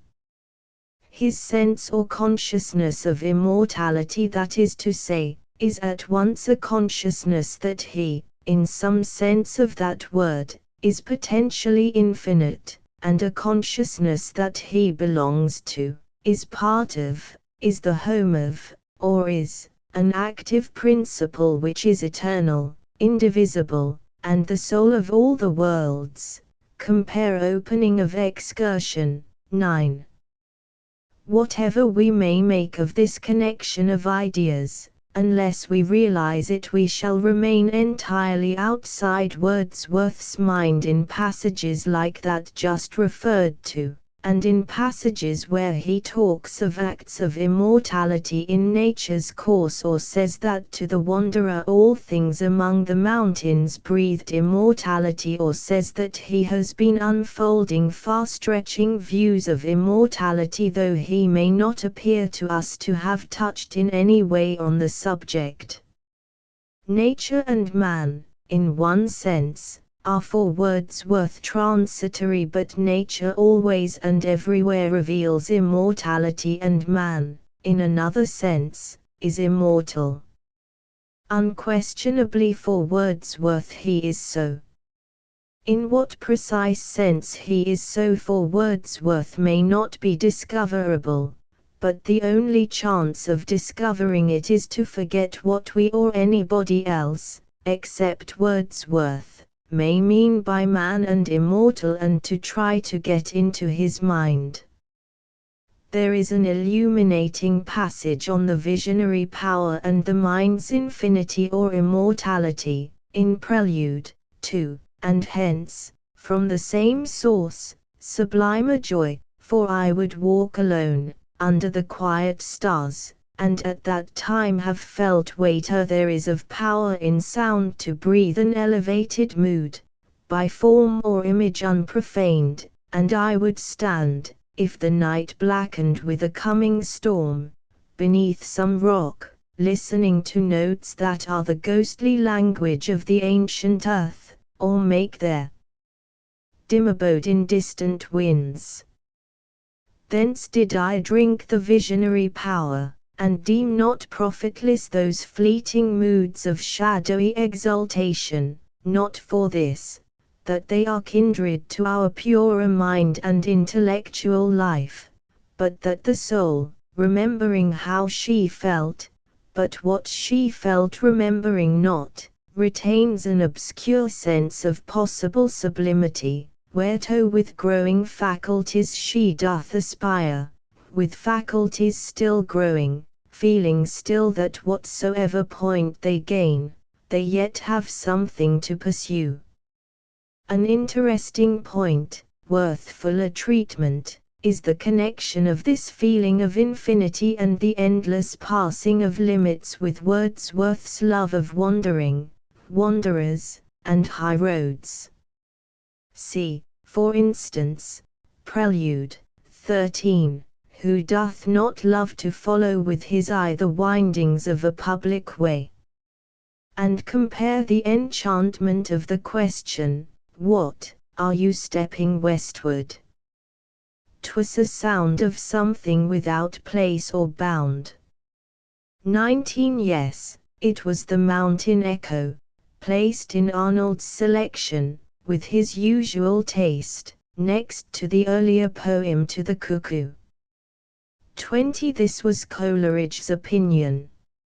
Shelley's view of poetry. Shelley's view of poetry. The ideas of Wordsworth and of Coleridge about poetry have often been discussed and are familiar.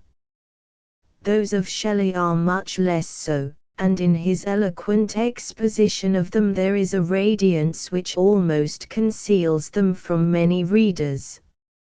I wish, at the cost of all the radiance, to try to see them and show them rather more distinctly. Even if they had little value for the theory of poetry, they would still have much as material for it, since they allow us to look into a poet's experience in conceiving and composing. And, in addition, they throw light on some of the chief characteristics of Shelley's own poetry. His poems in their turn form one of the sources from which his ideas on the subject may be gathered.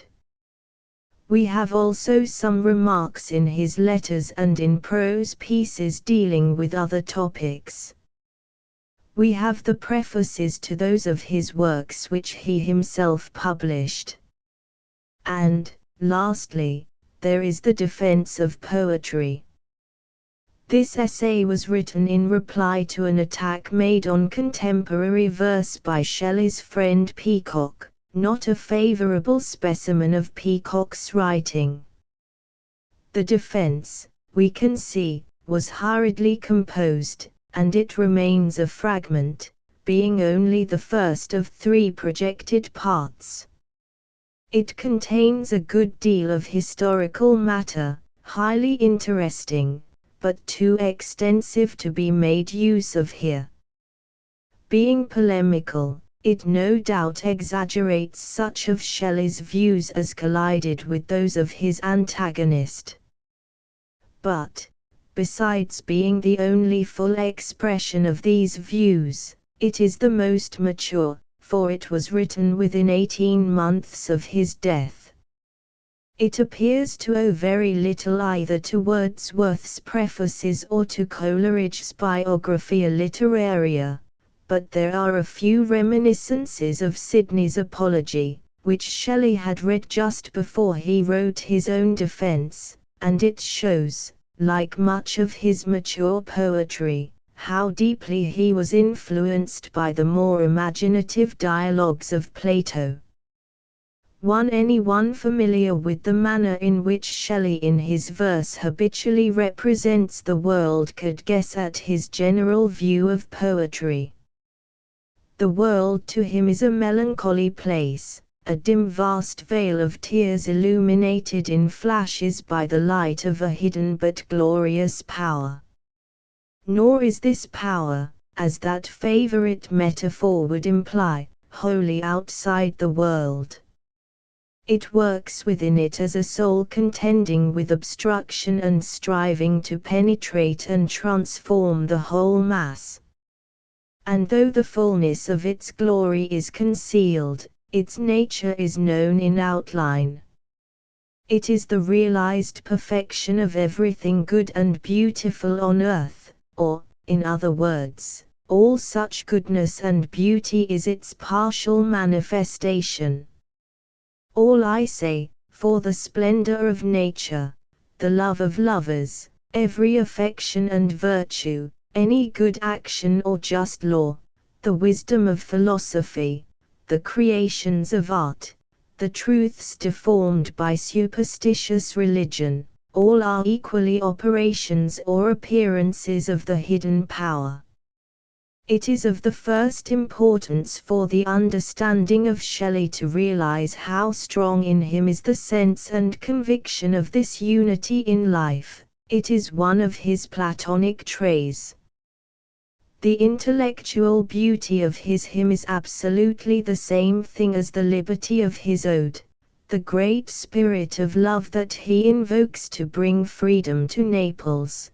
The one which in Adonis he contrasts with the many, the spirit of nature of Queen Mab, and the vision of Alastor and Epipsychidion.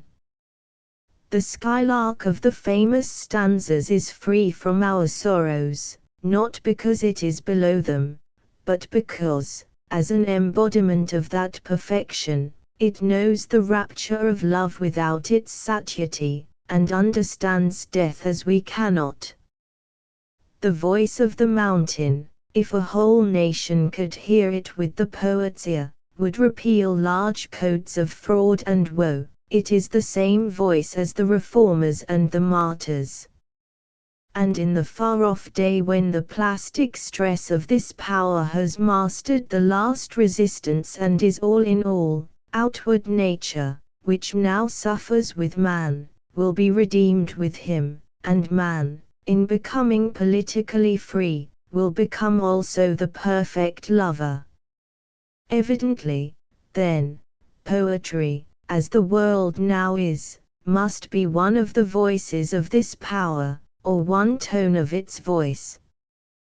To use the language so dear to Shelley, it is the revelation of those eternal ideas which lie behind the many-colored, ever-shifting veil that we call reality or life. Or rather, it is one such revelation among many. When we turn to the defense of poetry, we meet substantially the same view. There is indeed a certain change, for Shelley is now philosophizing and writing prose, and he wishes not to sing from the mid-sky, but, for a while at least, to argue with his friend on the earth. Hence at first we hear nothing of that perfect power at the heart of things, and poetry is considered as a creation rather than a revelation. But for Shelley, we soon discover, this would be a false antithesis.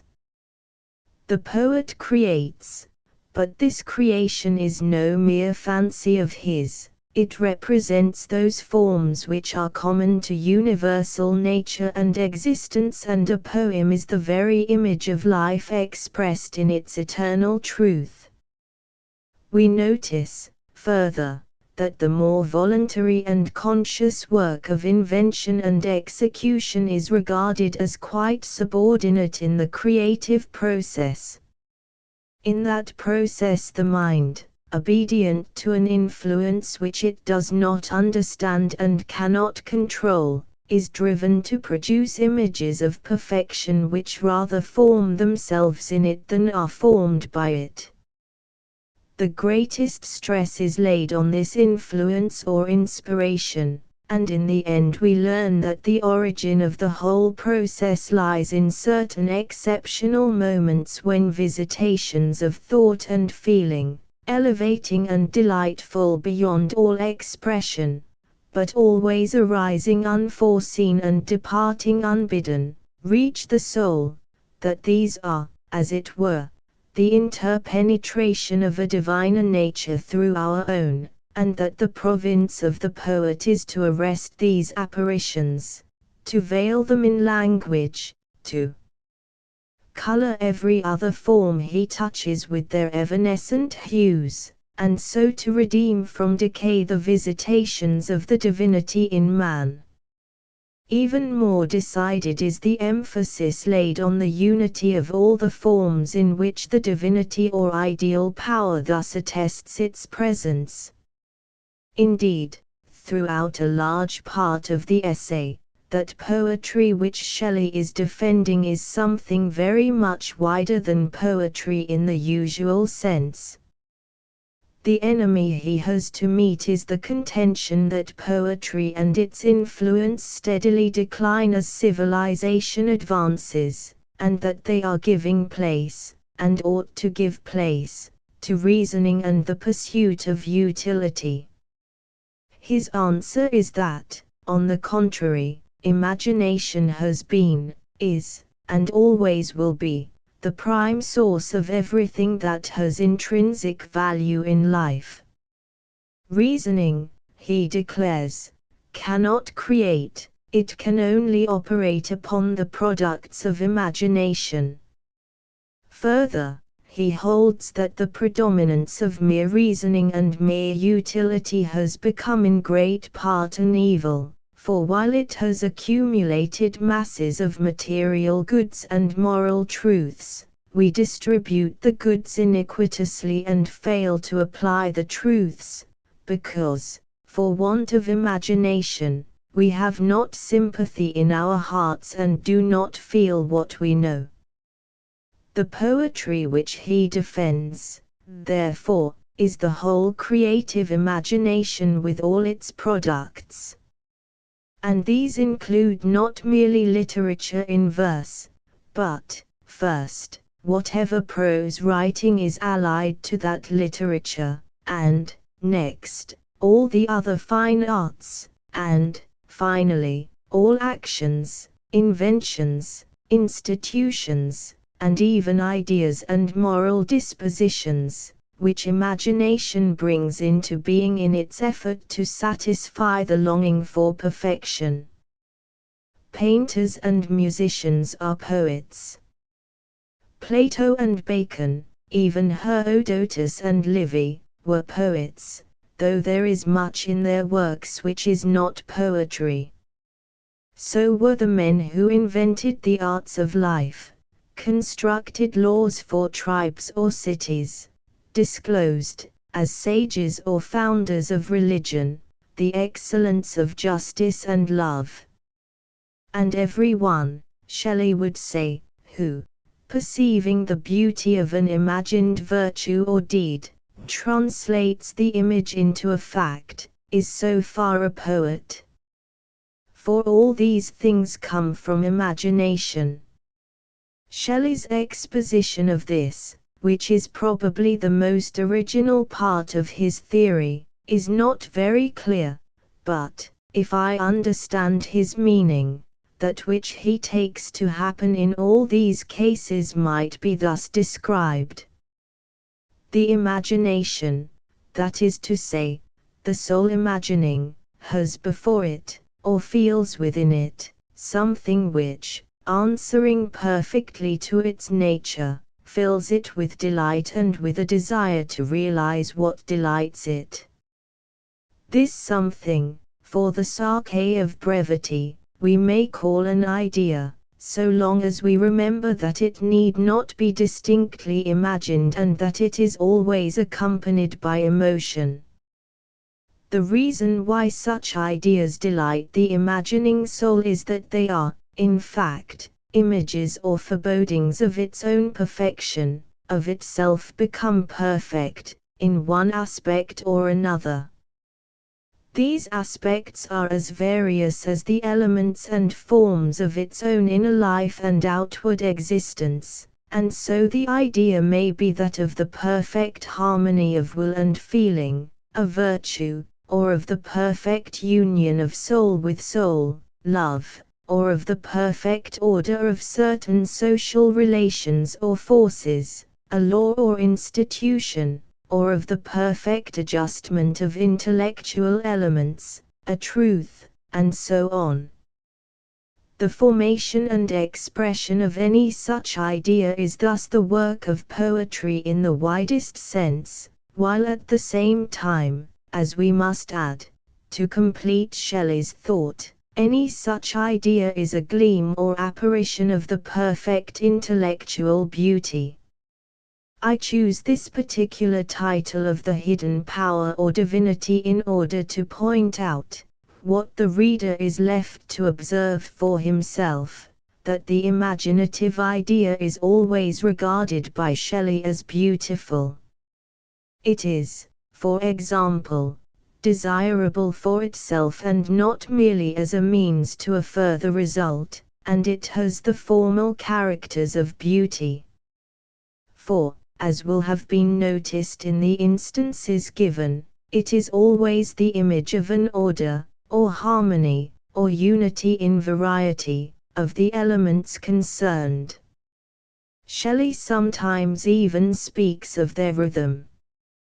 For example, he uses this word in reference to an action, and I quote the passage because, though it occurs at some distance from the exposition of his main view, it illustrates it well. He is saying that the true poetry of Rome, unlike that of Greece, did not fully express itself in poems.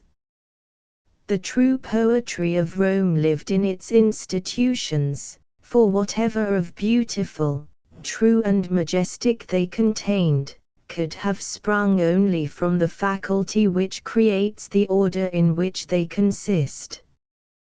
The life of Camillus, the death of Regulus, the expectation of the senators, in their godlike state, of the victorious Gauls, the refusal of the Republic to make peace with Hannibal after the Battle of Cannae. These he describes as a rhythm and order in the shows of life, an order not arranged with a view to utility or outward result, but due to the imagination, which, beholding the beauty of this order, created it out of itself according to its own idea. 2. If this, then, is the nature of poetry in the widest sense, how does the poet, in the special sense, differ from other unusually creative souls? Not essentially in the inspiration and general substance of his poetry, but in the kind of expression he gives to them. In so far as he is a poet, his medium of expression, of course, is not virtue, or action, or law. Poetry is one of the acts. And, again, it differs from the rest, because its particular vehicle is language. We have now to see, therefore, what Shelley has to say of the form of poetry, and especially of poetic language. First, he claims for language the highest place among the vehicles of artistic expression, on the ground that it is the most direct and also the most plastic. It is itself produced by imagination instead of being simply encountered by it, and it has no relation except to imagination, whereas any more material medium has a nature of its own, and relations to other things in the material world, and this nature and these relations intervene between the artist's conception and his expression of it in the medium. It is to the superiority of its vehicle that Shelley attributes the greater fame which poetry has always enjoyed as compared with other arts. He forgets, if I may interpose a word of criticism, that the media of the other arts have, on their side, certain advantages over language, and that these perhaps counterbalance the inferiority which he notices. He would also have found it difficult to show that language, on its physical side, is any more a product of imagination than stone or pigments. And his idea that the medium in the other arts is an obstacle intervening between conception and expression is, to say the least, one-sided. A sculptor, painter, or musician would probably reply that it is only the qualities of his medium that enable him to express at all, that what he expresses is inseparable from the vehicle of expression, and that he has no conceptions which are not from the beginning sculpturesque, pictorial, or musical. It is true, no doubt, that his medium is an obstacle as well as a medium, but this is also true of language. But to resume. Language, Shelley goes on to say, receives in poetry a peculiar form. As it represents in its meaning a perfection which is always an order, harmony, or rhythm, so it itself, as so much sound, is an order, harmony, or rhythm. It is measured language, which is not the proper vehicle for the mere recital of facts or for mere reasoning. For Shelley, however, this measured language is not of necessity metrical. The order or measure may remain at the stage which it reaches in beautiful prose, like that of Plato, the melody of whose language, Shelley declares, is the most intense it is possible to conceive. It may again advance to meter, and he admits that metrical form is convenient, popular, and preferable, especially in poetry containing much action. But he will not have any new great poet tied down to it. It is not essential, while measure is absolutely so.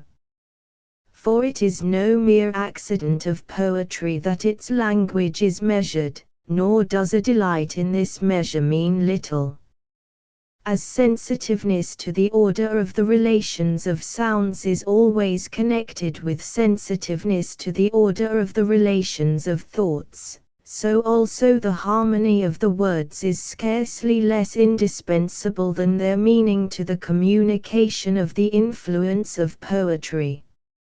Hence, says Shelley, the vanity of translation, it were as wise to cast a violet into a crucible that you might discover the formal principle of its color and odor, as seek to transfuse from one language into another the creations of a poet. Strong words to come from the translator of the hymn to Mercury and of Agathon's speech in the Symposium. One and is not all that Shelley says of the difference between measured and unrhythmical language applicable, at least in some degree, to the difference between metrical and merely measured language. Could he really have supposed that meter is no more than a convenience which contributes nothing of any account to the influence of poetry? But I will not criticize. Let me rather point out how surprising, at first sight, and how significant, is Shelley's insistence on the importance of measure or rhythm. No one could assert more absolutely than he the identity of the general substance of poetry with that of moral life and action, of the other arts, and of the higher kinds of philosophy. And yet it would be difficult to go beyond the emphasis of his statement that the formal element, as he understood it, is indispensable to the effect of poetry. Shelley, however, nowhere considers this element more at length. He has no discussions, like those of Wordsworth and Coleridge, on diction. He never says, with Keats, that he looks on fine phrases like a lover. We hear of his deep-drawn sigh of satisfaction as he finished reading a passage of Homer, but not of his shouting his delight, as he ramped through the meadows of Spenser, at some marvelous flower. When in his letters he refers to any poem he is reading, he scarcely ever mentions particular lines or expressions, and we have no evidence that, like Coleridge and Keats, he was a curious student of metrical effects or the relations of vowel sounds. I doubt if all this is wholly accidental. Poetry was to him so essentially an effusion of aspiration, love and worship, that we can imagine his feeling it almost an impiety to break up its unity even for purposes of study, and to give a separate attention to its means of utterance. And what he does say on the subject confirms this impression. In the first place, as we have seen, he lays great stress on inspiration, and his statements, if exaggerated and misleading, must still reflect in some degree his own experience. No poem, he asserts, however inspired it may be, is more than a feeble shadow of the original conception, for when composition begins, inspiration is already on the decline. And so in a letter he speaks of the detail of execution destroying all wild and beautiful visions. Still, inspiration, if diminished by composition, is not wholly dispelled, and he appeals to the greatest poets of his day whether it is not an error to assert that the finest passages of poetry are produced by labor and study. Such toil he would restrict to those parts which connect the inspired passages, and he speaks with contempt of the 56 various readings of the first line of the Orlando Furioso. He seems to exaggerate on this matter because in the defense his foe is cold reason and calculation. Elsewhere he writes more truly of the original conception as being obscure as well as intense, too, from which it would seem to follow that the feeble shadow, if darker, is at least more distinct than the original. He forgets, too, what is certainly the fact, that the poet in reshaping and correcting is able to revive in some degree the fire of the first impulse. And we know from himself that his greatest works cost him a severe labor not confined to the execution, while his manuscripts show plenty of various readings, if never so many as 56 in one line. Still, what he says is highly characteristic of his own practice in composition. He allowed the rush of his ideas to have its way, without pausing to complete a troublesome line or to find a word that did not come, and the next day, if ever, he filled up the gaps and smoothed the ragged edges. And the result answers to his theory. Keats was right in telling him that he might be more of an artist. His language, indeed, unlike Wordsworth's or Byron's, is, in his mature work, always that of a poet. We never hear his mere speaking voice, but he is frequently diffuse and obscure, and even in fine passages his constructions are sometimes trailing and amorphous. The glowing metal rushes into the mold so vehemently that it overleaps the bounds and fails to find its way into all the little crevices.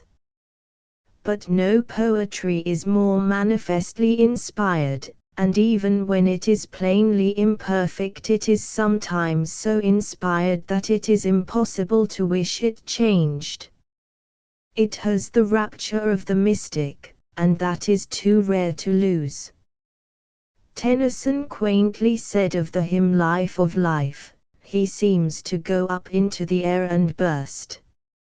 It is true, and, if we are to speak of poems as fireworks, I would not compare Life of Life with a great set piece of Homer or Shakespeare that illumines the whole sky, but, all the same, there is no more thrilling sight than the heavenward rush of a rocket, and it bursts at a height no other fire can reach.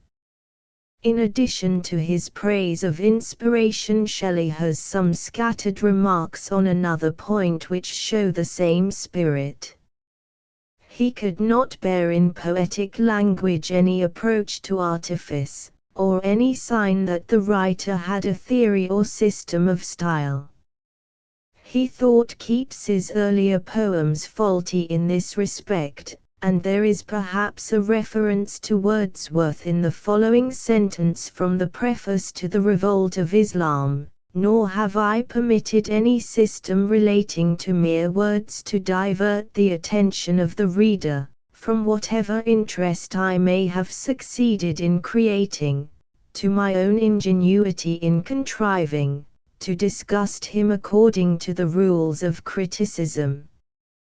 I have simply clothed my thoughts in what appeared to me the most obvious and appropriate language."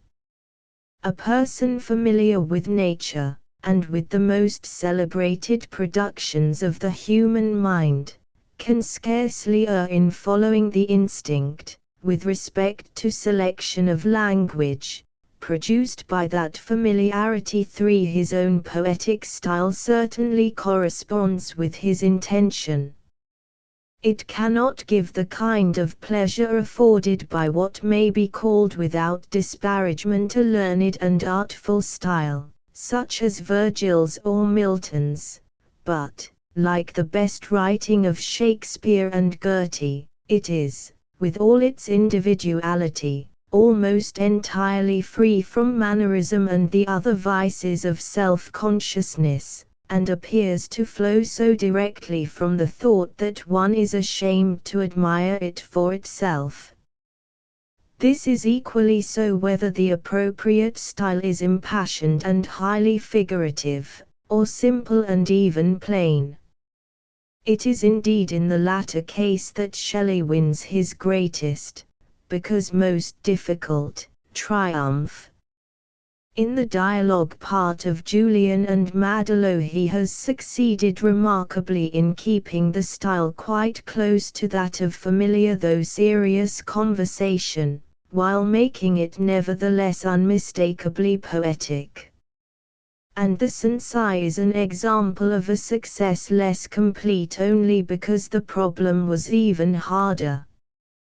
The ideal of the style of tragic drama in the 19th or 20th century should surely be, not to reproduce with modifications the style of Shakespeare, but to do what Shakespeare did, to idealize, without deserting, the language of contemporary speech.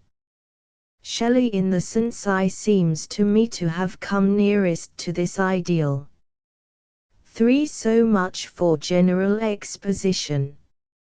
If now we consider more closely what Shelley says of the substance of poetry, a question at once arises. He may seem to think of poetry solely as the direct expression of perfection in some form, and accordingly to imagine its effect as simply joy or delighted aspiration. Much of his own poetry, too, is such an expression, and we understand when we find him saying that Homer embodied the ideal perfection of his age in human character, and unveiled in Achilles, Hector, and Ulysses the truth and beauty of friendship, patriotism, and persevering devotion to an object. But poetry, it is obvious, is not wholly, perhaps not even mainly, of this kind. What is to be said, on Shelley's theory, of his own melancholy lyrics, those sweetest songs that tell of saddest thought? What of satire, of the epic of conflict and war, or of tragic exhibitions of violent and destructive passion? Does not his theory reflect the weakness of his own practice, his tendency to portray a thin and abstract ideal instead of interpreting the concrete detail of nature and life, and ought we not to oppose to it a theory which would consider poetry simply as a representation of fact? To this last question I should answer no. Shelley's theory, rightly understood, will take in, I think, everything really poetic. And to a considerable extent he himself shows the way to meet these doubts. He did not mean that the immediate subject of poetry must be perfection in some form.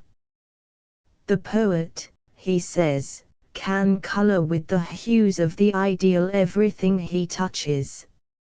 If so, he may write of absolutely anything so long as he can so color it, and nothing would be excluded from his province except those things, if any such exist, in which no positive relation to the ideal, however indirect, can be shown or intimated.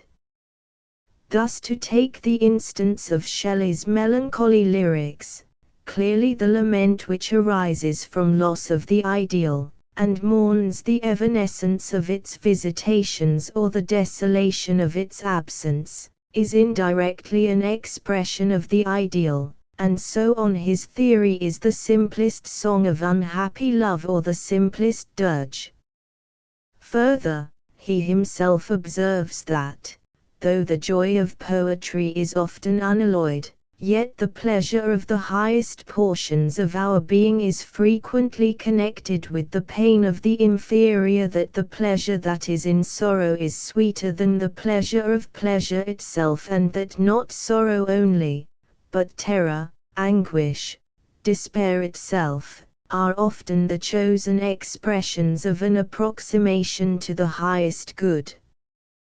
That, then, which appeals poetically to such painful emotions will again be an indirect portrayal of the ideal, and it is clear, I think, that this was how Shelley in The Defense regarded heroic and tragic poetry, whether narrative or dramatic, with its manifestly imperfect characters and its exhibition of conflict and wild passion.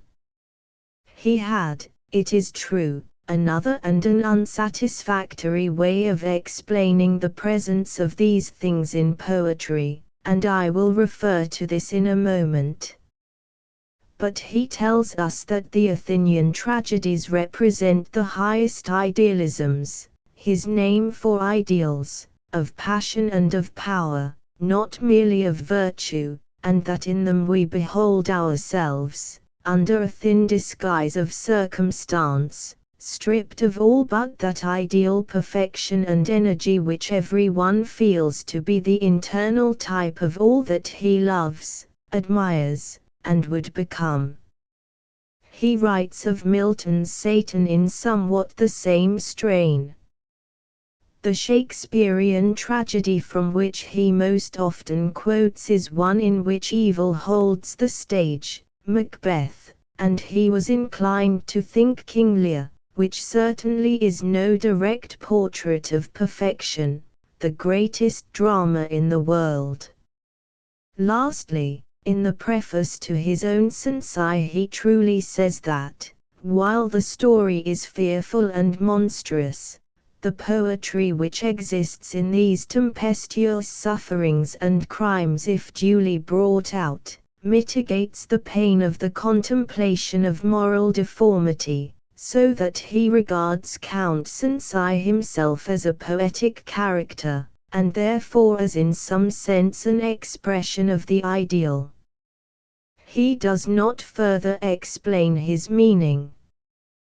Perhaps it was that the perfection which poetry is to exhibit includes, together with those qualities which win our immediate and entire approval or sympathy, others which are capable of becoming the instruments of evil.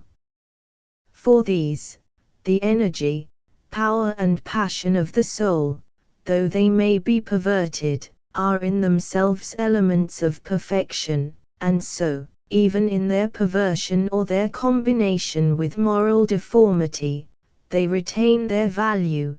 They are not simply ugly or horrible, but appeal through emotions predominantly painful to the same love of the ideal which is directly satisfied by pictures of goodness and beauty.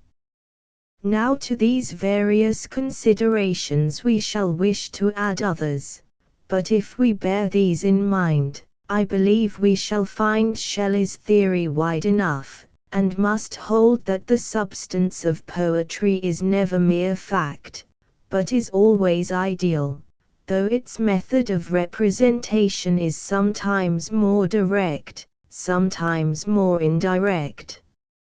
Nevertheless, he does not seem to have made his view quite clear to himself, or to hold to it consistently. We are left with the impression, not merely that he personally preferred the direct method, as he was, of course, entitled to do, but that his use of it shows a certain weakness, and also that even in theory he unconsciously tends to regard it as the primary and proper method, and to admit only by a reluctant afterthought the representation of imperfection. Let me point out some signs of this. He considered his own Cenci as a poem inferior in kind to his other main works, even as a sort of accommodation to the public. With all his modesty he knew what to think of the neglected Prometheus and Adonis, but there is no sign that he, any more than the world, was aware that the character of Sansai was a creation without a parallel in our poetry since the 17th century. His enthusiasm for some second-rate and third-rate Italian paintings, and his failure to understand Michelangelo, seem to show the same tendency. He could not enjoy comedy, it seemed to him simply cruel. He did not perceive that to show the absurdity of the imperfect is to glorify the perfect. And, as I mentioned just now, he wavers in his view of the representation of heroic and tragic imperfection. We find in the preface to Prometheus Unbound the strange notion that Prometheus is a more poetic character than Milton's Satan because he is free from Satan's imperfections, which are said to interfere with the interest. And in the defense a similar error appears. Achilles, Hector, Ulysses, though they exhibit ideal virtues, are, he admits, imperfect. Why, then, did Homer make them so? Because, he seems to reply, Homer's contemporaries regarded their vices, for example revengefulness and deceitfulness, as virtues. Homer accordingly had to conceal in the costume of these vices the unspotted beauty that he himself imagined, and, like Homer, few poets of the highest class have chosen to exhibit the beauty of their conceptions in its naked truth and splendor. Now, this idea, to say nothing of its grotesque improbability in reference to Homer, and its probable baselessness in reference to most other poets, is quite inconsistent with that trill view of heroic and tragic character which was explained just now. It is an example of Shelley's tendency to abstract idealism or spurious Platonism. He is haunted by the fancy that if he could only get at the one, the eternal idea, in complete aloofness from the many, from life with all its change, decay, struggle, sorrow and evil, he would have reached the true object of poetry, as if the whole finite world were a mere mistake or illusion, the sheer opposite of the infinite one, and in no way or degree its manifestation. Life, he says, life, like a dome of many-colored glass, stains the white radiance of eternity. But the other side, the fact that the many colors are the white light broken, he tends to forget, by no means always, but in one, and that not the least inspired, of his moods. This is the source of that thinness and shallowness of which his view of the world and of history is justly accused, a view in which all imperfect being is apt to figure as absolutely gratuitous, and everything and everybody as pure white or pitch black. Hence also his ideals of good, whether as a character or as a mode of life, resting as they do on abstraction from the mass of real existence, tend to lack body and individuality, and indeed, if the existence of the many is a mere calamity, clearly the next best thing to their disappearance is that they should all be exactly alike and have as little character as possible. But we must remember that Shelley's strength and weakness are closely allied, and it may be that the very abstractness of his ideal was a condition of that quivering intensity of aspiration towards it in which his poetry is unequalled. We must not go for this to Homer and Shakespeare and Goethe, and if we go for it to Dante, we shall find, indeed, a mind far vaster than Shelley's, but also that dualism of which we complain in him, and the description of a heaven which, equally with Shelley's regenerated earth, is no place for mere mortality. In any case, as we have seen, the weakness in his poetical practice, though it occasionally appears also as a defect in his poetical theory, forms no necessary part of it. For I pass to his views on a last point. If the business of poetry is somehow to express ideal perfection, it may seem to follow that the poet should embody in his poems his beliefs about this perfection and the way to approach it, and should thus have a moral purpose and aim to be a teacher. And in regard to Shelley, this conclusion seems the more natural because his own poetry allows us to see clearly some of his beliefs about morality and moral progress. Yet alike in his prefaces and in the defense he takes up most decidedly the position that the poet ought neither to affect a moral aim nor to express his own conceptions of right and wrong. Didactic poetry, he declares, is my abhorrence. Nothing can be equally well expressed in prose that is not tedious and supererogatory in verse, for there was little danger, he tells us in the defense, that Homer or any of the eternal poets should make a mistake in this matter, but those in whom the poetical faculty, though great, is less intense, as Euripides, Lucan, Tasso, Spenser, have frequently affected a moral aim, and the effect of their poetry is diminished in exact proportion to the degree in which they compel us to advert to this purpose. These statements may appeal to us, but are they consistent with Shelley's main views of poetry? To answer this question we must observe what exactly it is that he means to condemn. Shelley was one of the few persons who can literally be said to love their kind. He held most strongly, too, that poetry does benefit men, and benefits them morally. The moral purpose, then, to which he objects cannot well be a poet's general purpose of doing moral as well as other good through his poetry, such a purpose, I mean, as he may cherish when he contemplates his life and his life's work. And, indeed, it seems obvious that nobody with any humanity or any sense can object to that, except through some intellectual confusion.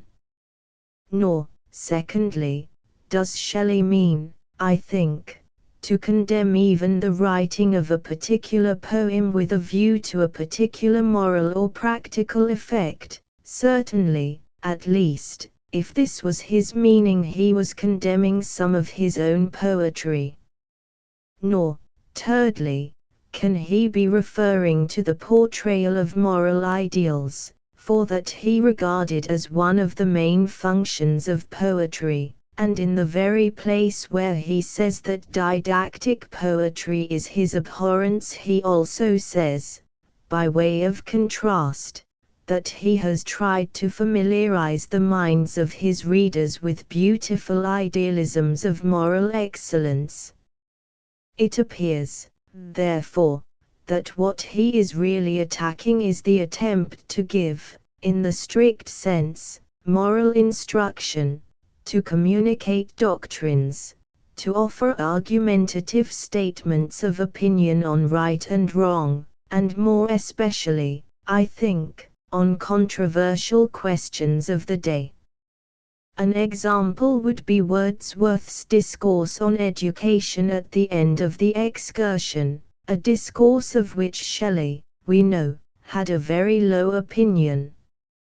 In short, his enemy is not the purpose of producing a moral effect, it is the appeal made for this purpose to the reasoning intellect.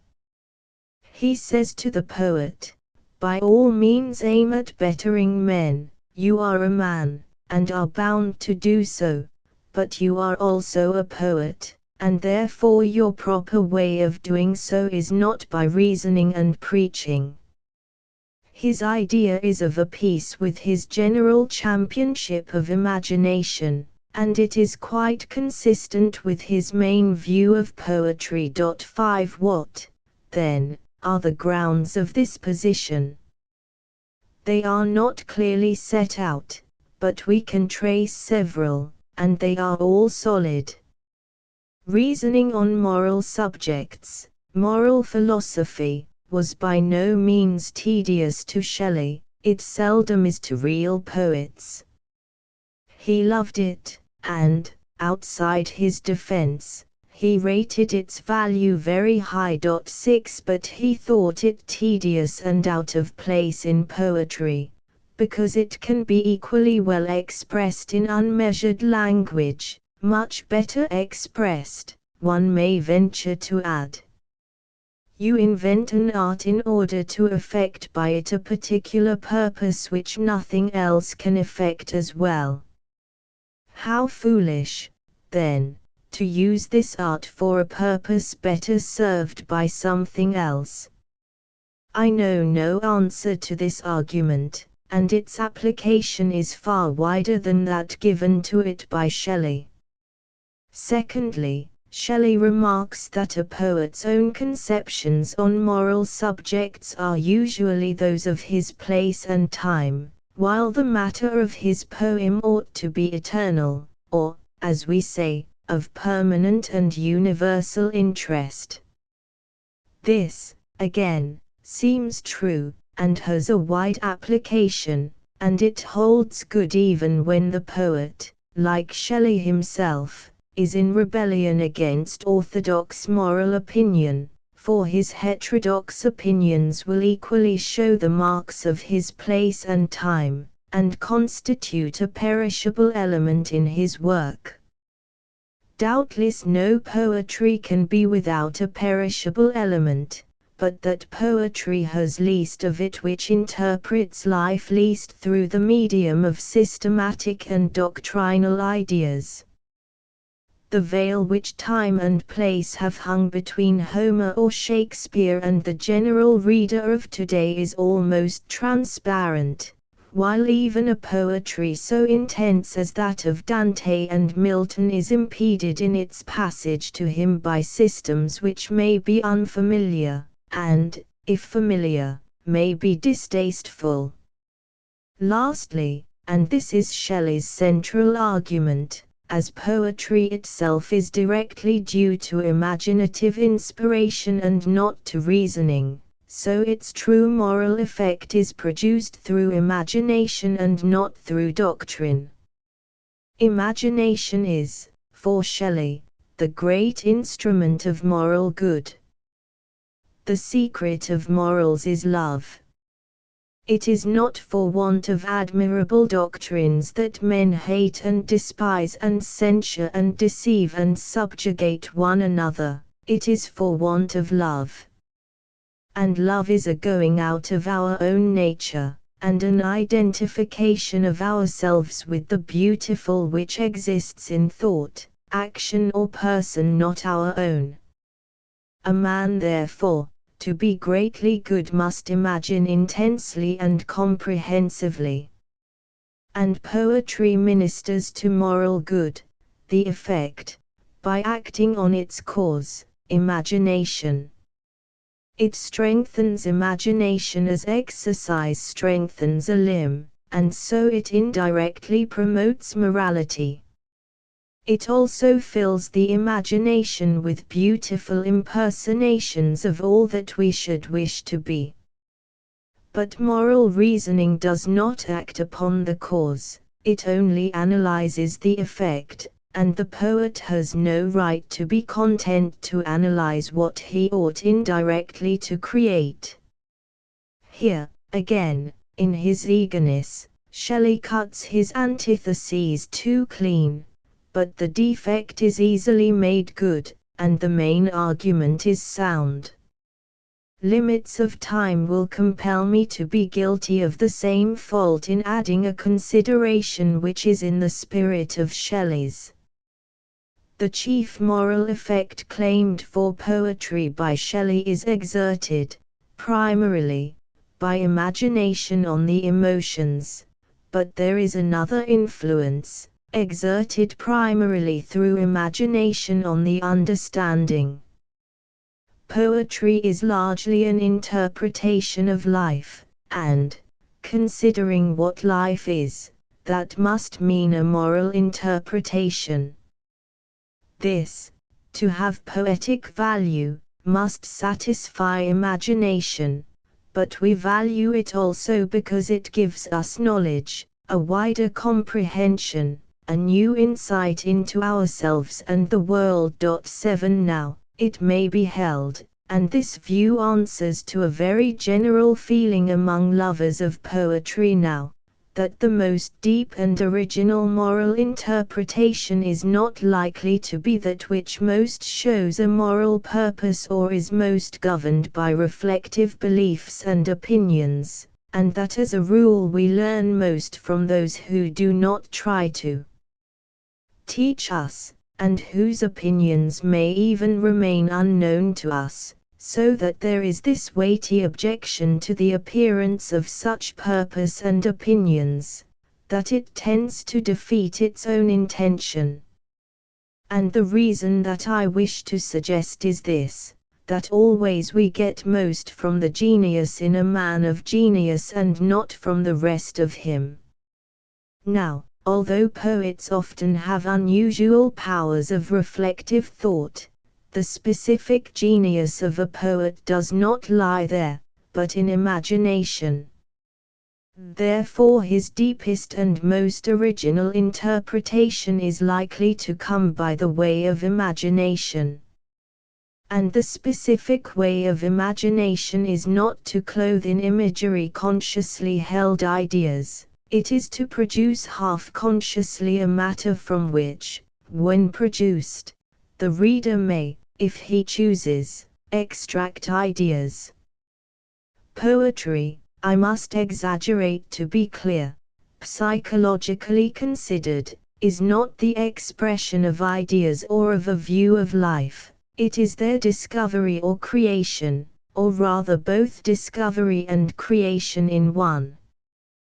The interpretation contained in Hamlet or King Lear was not brought ready-made to the old stories. What was brought to them was the huge substance of Shakespeare's imagination, in which all his experience and thought was latent, and this, dwelling and working on the stories with nothing but a dramatic purpose, and kindling into heat and motion, gradually discovered or created in them a meaning and a mass of truth about life, which was brought to birth by the process of composition, but never preceded it in the shape of ideas, and probably never, even after it, took that shape to the poet's mind. And this is the interpretation which we find inexhaustibly instructive, because Shakespeare's genius is in it. On the other hand, however much from curiosity and personal feeling towards him we may wish to know his opinions and beliefs about morals or religion or his own poems or Queen Elizabeth, we have not really any reason to suppose that their value would prove extraordinary.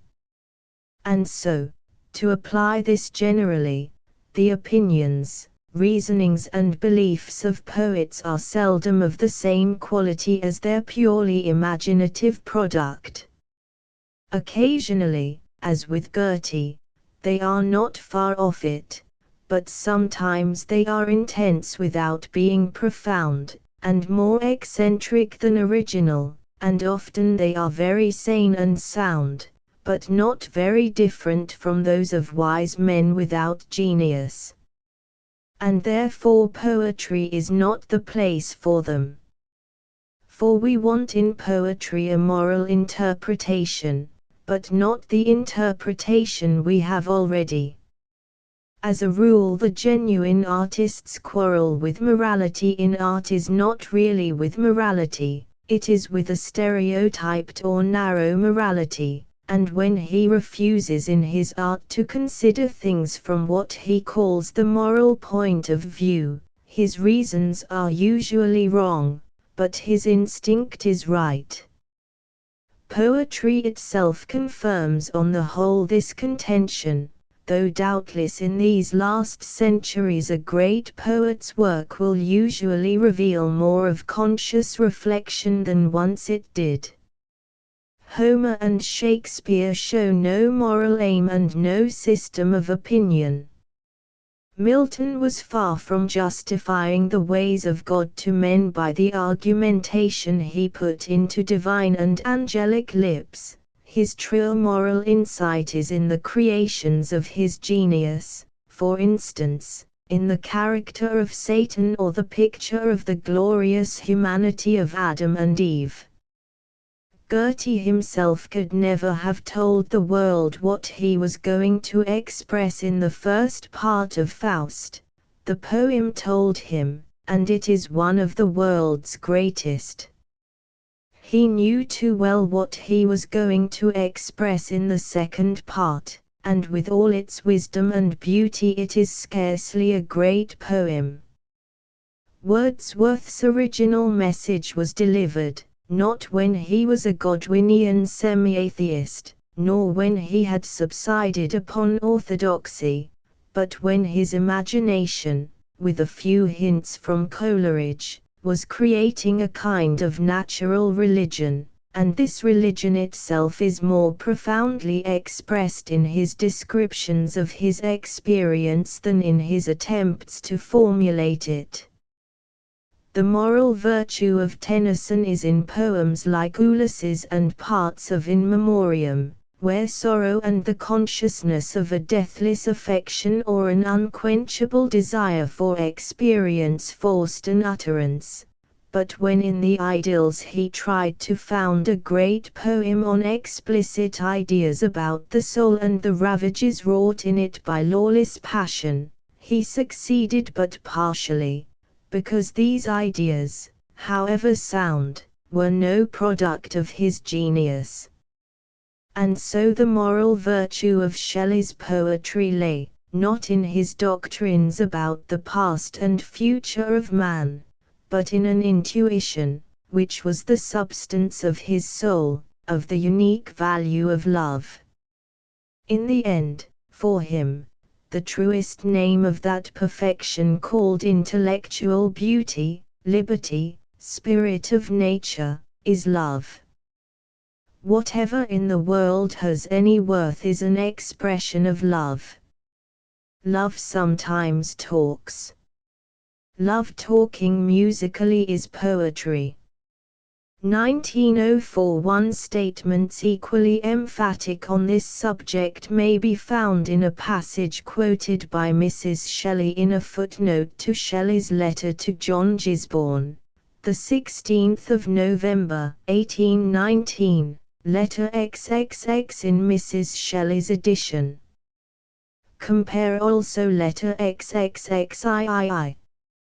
To Leigh Hunt, November, 1819. 2. I cannot find the passage or passages to which I referred in making this statement, and therefore I do not vouch for its accuracy. Compare from the fragment Fiordispina, the ardours of a vision which obscure the very idol of its portraiture. 3. Compare from the preface to the Sensei. I entirely agree with those modern critics who assert that, in order to move men to true sympathy, we must use the familiar language of men. But it must be the real language of men in general, and not that of any particular class to whose society the writer happens to belong. 4. Preface to Prometheus Unbound. 5. I do not discuss the adequacy of Shelley's position, or assert that he held it quite clearly or consistently.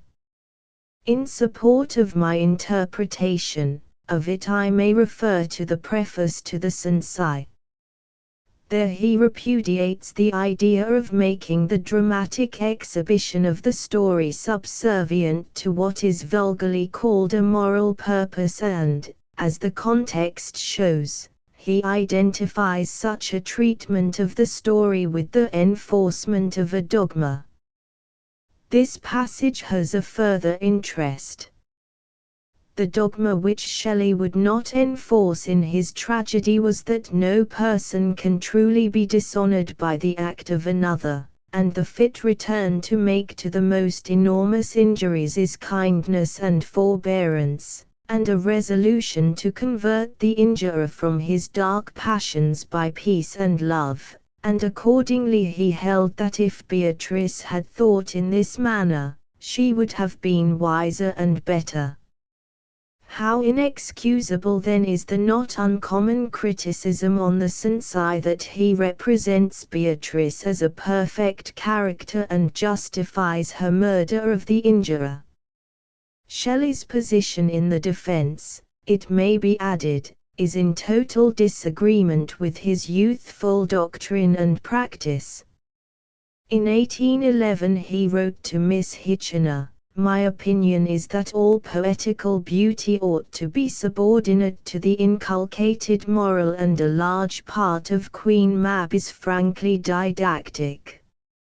Even there, however, he reserved most of the formal instruction for the notes, perceiving that a poem very didactic is very stupid. 6. I consider poetry very subordinate to moral and political science, he says in a letter to Peacock, January 1819. 7. And, I may add, the more it does this, so long as it does it imaginatively, the more does it satisfy imagination, and the greater is its poetic value. The long poem in the age of Wordsworth. The long poem in the age of Wordsworth won the poetry of the age of Wordsworth, we are all agreed, is one of the glories of our literature. It is surpassed, many would add, by the poetry of no other period except the Elizabethan.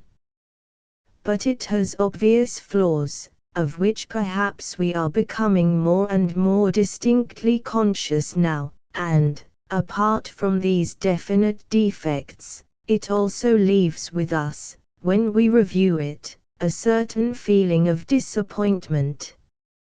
It is great, we say to ourselves, but why is it not greater still?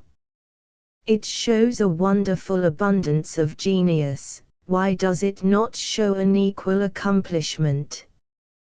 1. Matthew Arnold, in his essay on the function of criticism at the present time, gave an answer to this question. It has long seemed to me, he wrote, that the burst of creative activity in our literature, through the first quarter of this century, had about it, in fact, something premature. And this prematureness comes from its having proceeded without having its proper data, without sufficient materials to work with. In other words, the English poetry of the first quarter of this century, with plenty of energy, plenty of creative force, did not know enough. This makes Byron so empty of matter, Shelley so incoherent, Wordsworth even, profound as he is, yet so wanting in completeness and in variety.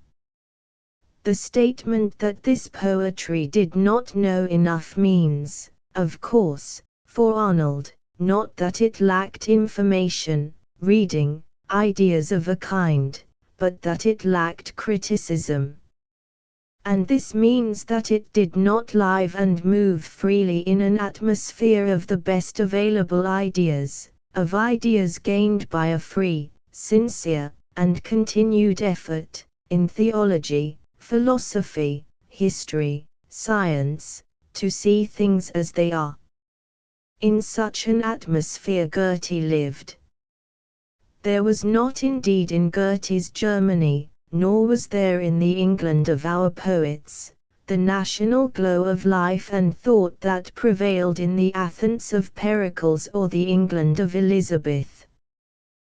That happiest atmosphere for poetry was wanting in both countries.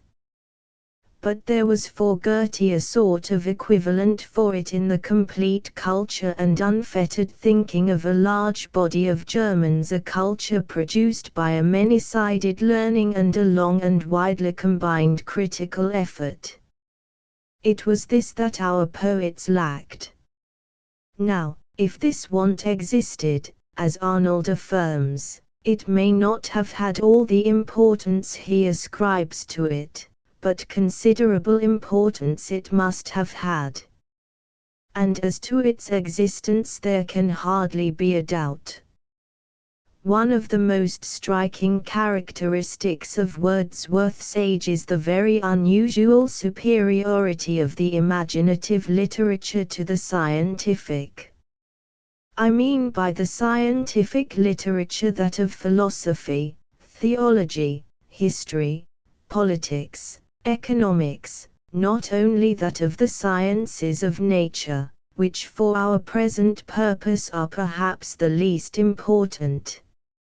In this kind of literature Wordsworth's age has hardly an author to show who could for a moment be placed on a level with some 5 of the poets, with the novelists Scott and Jane Austen, or with the poetic critics Lamb, Hazlitt, and Coleridge. It has no writers to compare with Bacon, Newton, Hume, Gibbon, Johnson, or Burke.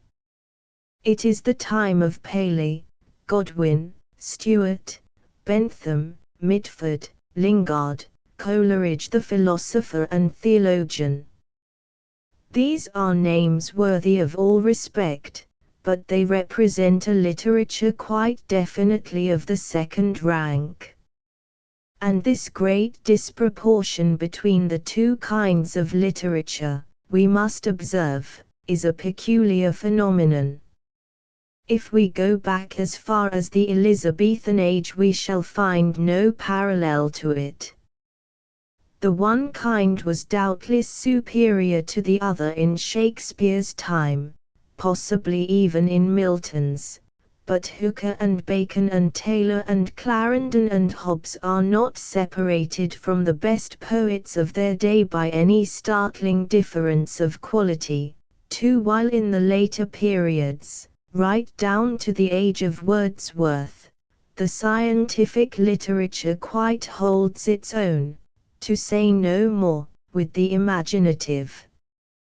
Nor in the Germany of Wordsworth's own time is there that gap between the two that we find in England. In respect of genius the philosophers, for example, though none of them was the equal of Goethe, were as a body not at all inferior to the poets. The case of England in Wordsworth's age is anomalous. This peculiarity must be symptomatic, and it must have been influential. It confirms Arnold's view that the intellectual atmosphere of the time was not of the best. If we think of the periodical literature, of the Quarterly and Edinburgh and Blackwood, we shall be still more inclined to assent to that view.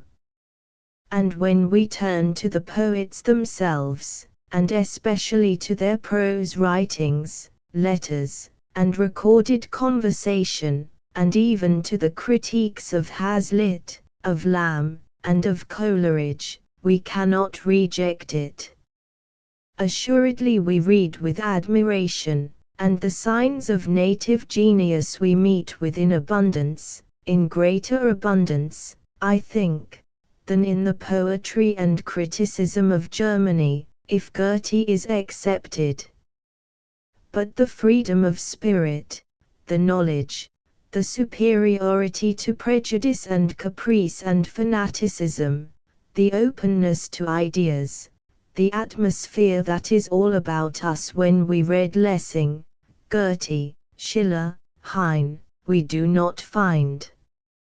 Can we imagine any one of those four either inspired or imprisoned as Shelley was by the doctrines of Godwin? Could any of them have seen in the French Revolution no more significance than Scott appears to have detected?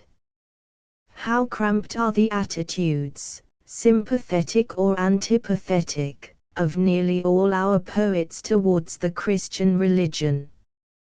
Could anything be more born than Coleridge's professed reason for not translating Faust?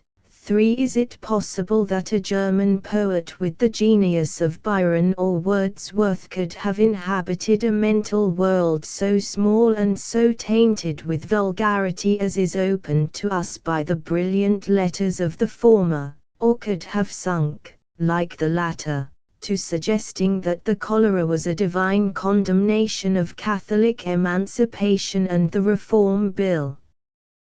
But if we accept Arnold's statement as to the intellectual atmosphere of the poetry of Wordsworth's time, a question will remain. Was he right in regarding this atmosphere as the sole, or even as the chief, cause of the fact, if it is one, that the poetry does not fully correspond in greatness with the genius of the poets? And before we come to this question we must put another. Is the fact really as it has just been stated? I do not think so. The disappointment that we feel attends, it seems to me, mainly our reading of the long poems. Reviewing these in memory, and asking ourselves how many we can unreservedly call great, we hesitate. Beyond doubt there is great poetry in some of them, fine poetry in many, but that does not make a great whole. Which of them is great as a whole?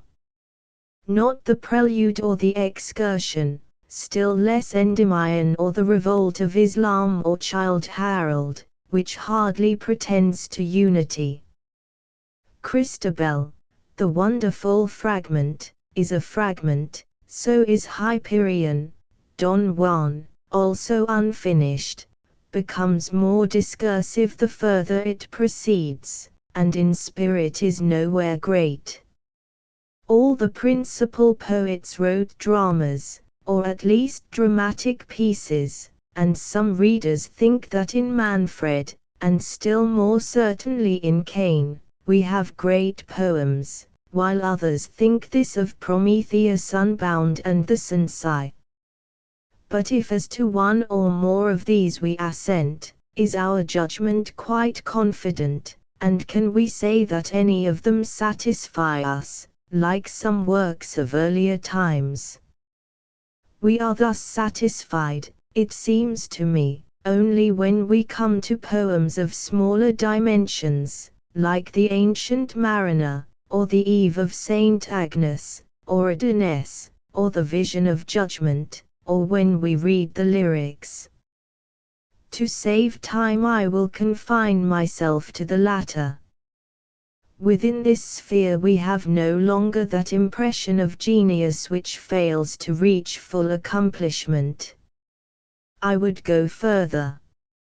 No poet, of course, of Wordsworth's age is the equal of Shakespeare or of Milton, and there are certain qualities, too, of lyrical verse in which the times of Shakespeare and of Milton are superior to that of Wordsworth. But if we take the better part of the lyrical poetry of these three periods in the mass, or again in a representative selection, it will not be the latest period, I think, that need fear the comparison. In the original edition of the Golden Treasury, Book I, wired to Shakespeare, occupies 40 pages, Book II. The rest of the 17th century, 65, Book IV, which covers the very much shorter period from Wordsworth to Hood, close on 140. Book I, perhaps most of us would say, should be longer, and Book 4 a good deal shorter. Some third-rate pieces are included in it, and Wordsworth is overrepresented.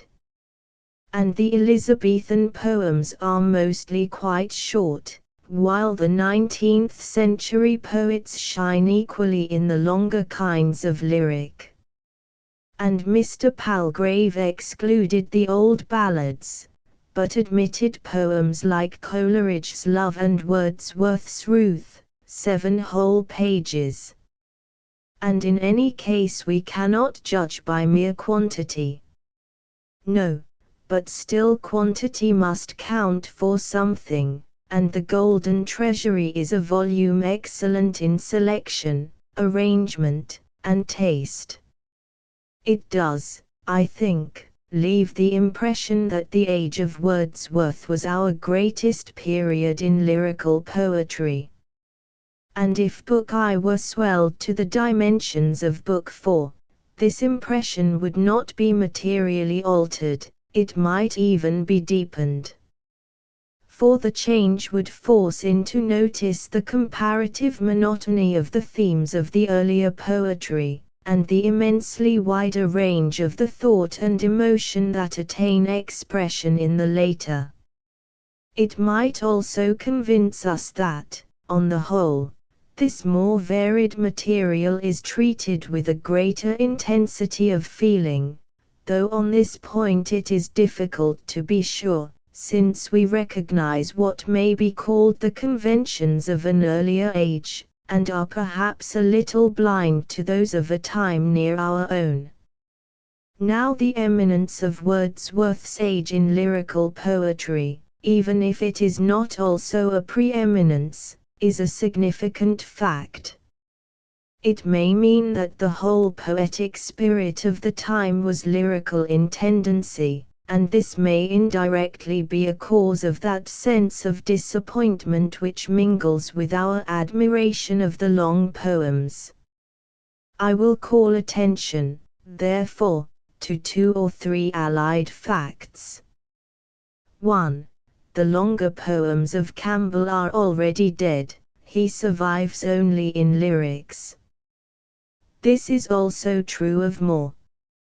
In spite of fine passages, and the battle in Marmion is in certain qualities superior to anything else of the time, Scott's longer poems cannot be classed with the best contemporary poetry, but in some of his ballads and songs he attains that rank. 2. Again, much of the most famous narrative poetry is semi-lyrical in form, as a moment's thought of Scott, Byron, and Coleridge will show. Some of it, for instance, several of Byron's tales, or Wordsworth's White Doe of Rylstone, is strongly tinged with the lyrical spirit. The center of interest is inward.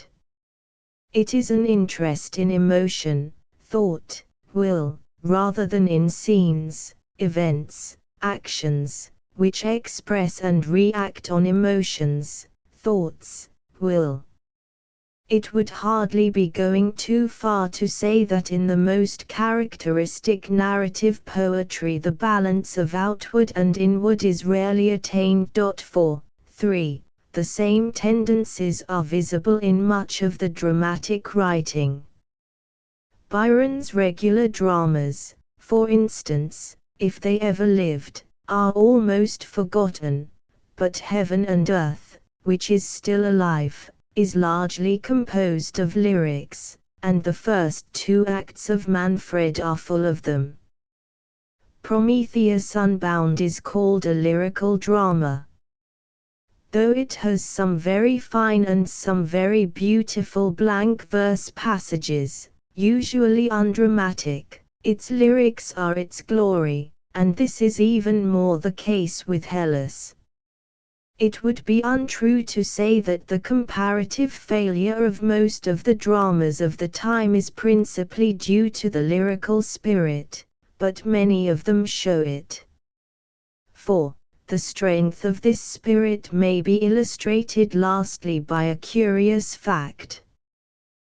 The ode is one of the longest and most ambitious forms of lyric, and some of the most famous poems of Wordsworth, Coleridge, and Keats are odes. But the greatest of the lyrists, who wrote the odes to Liberty and Naples and the West Wind, found the limits even of the ode too narrow for his flight of fire. If Lycidas and El Allegro and Spenser's Epithalamion are lyrical poems, and if we are not arbitrarily to determine that nothing shall be called lyrical which exceeds a certain length, Adonis will be a lyrical elegy in 55 Spenserian stanzas, and the lines written among the Euganean hills and Epipsychidion will be lyrics consisting respectively of 370 and 600 lines. It will however be agreed that in general a lyrical poem may be called short as compared with a narrative or drama. It is usual, further, to say that lyrical poetry is subjective since, instead of telling or representing a story of people, actions, and events, it expresses the thoughts and feelings of the poet himself. This statement is ambiguous and in other ways defective, but it will be admitted to have a basis in fact. It may be suggested, then, that the excellence of the lyrical poetry of Wordsworth's time, and the imperfection of the long narratives and dramas, may have a common origin. Just as it was most natural to Homer or to Shakespeare to express the imaginative substance of his mind in the objective shape of a world of persons and actions ostensibly severed from his own thoughts and feelings, so, perhaps, for some reason or reasons, it was most natural to the best poets of this later time to express that substance in the shape of impassioned reflections, aspirations, prophecies, laments, outcries of joy, murmurings of peace.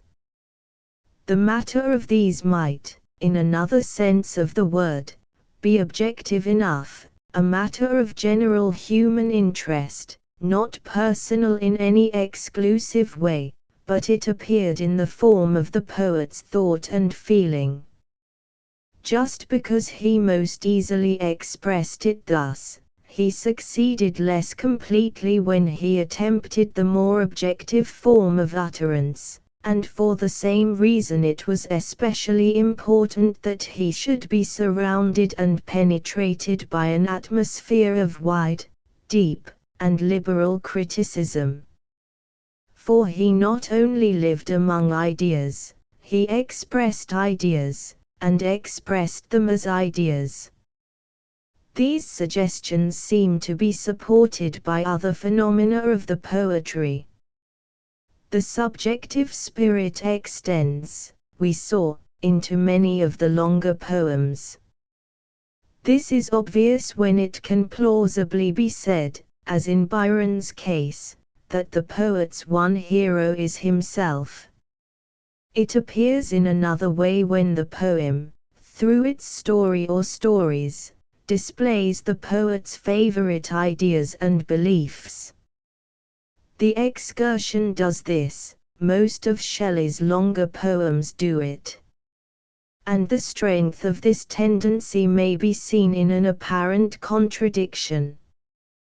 One of the marks of the Romantic Revival is a disposition to substitute the more concrete and vivid forms of narrative and drama for the 18th century form of satiric or so-called didactic reflection.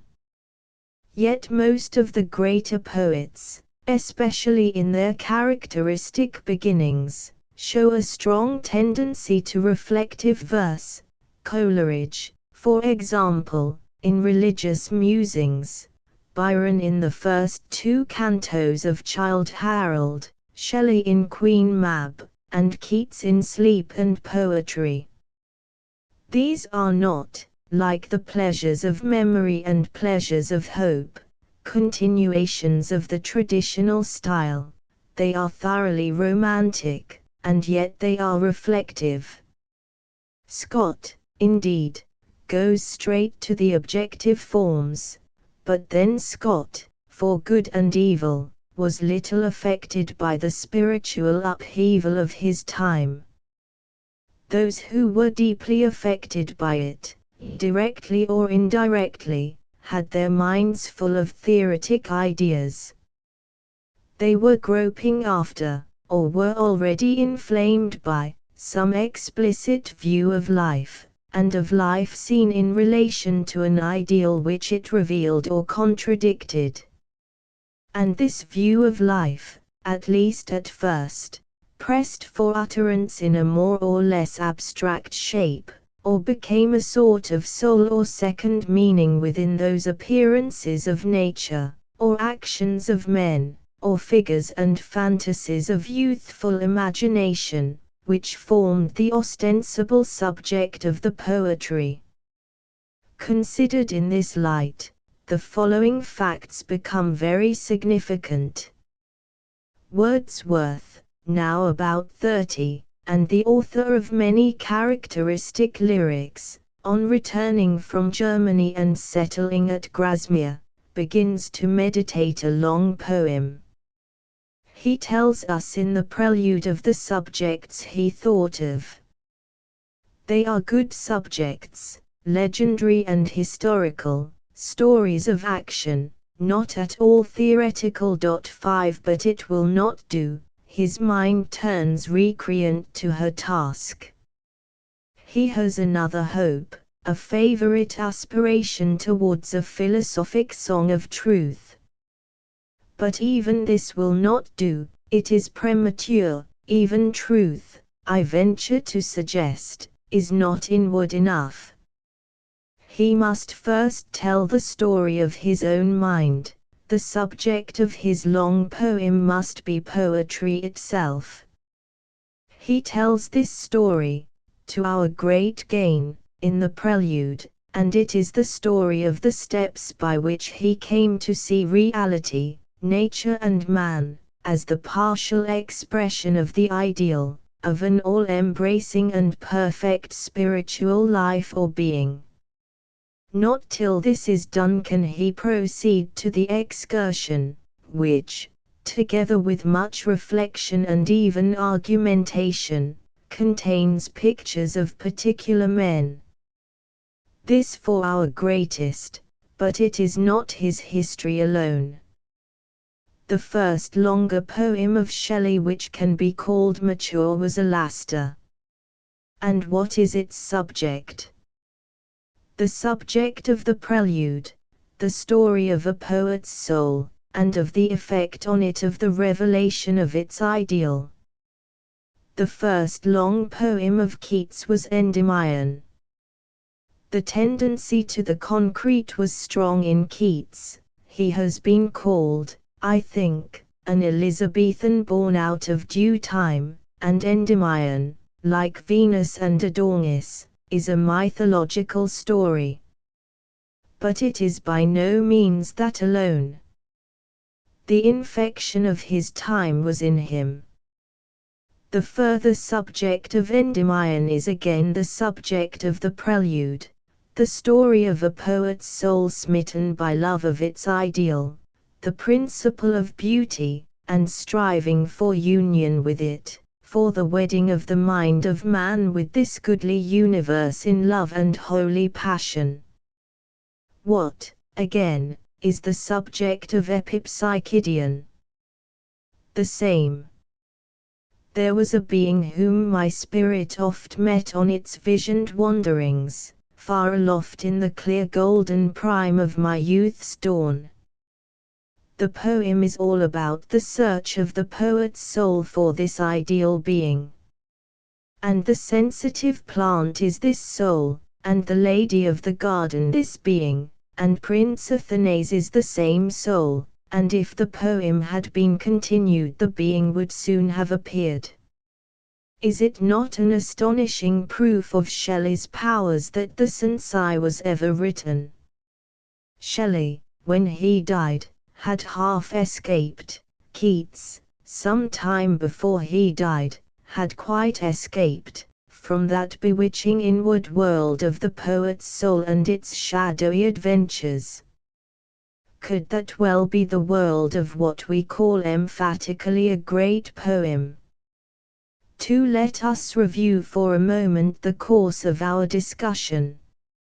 I have been suggesting that, if our pleasure and glory in the poetry of Wordsworth's age is tinged with disappointment, this does not extend to the lyrical poetry, that the lyrical spirit, or, more generally, an inward or subjective tendency, shows itself in many of the longer works, and that their imperfection is partly due to it.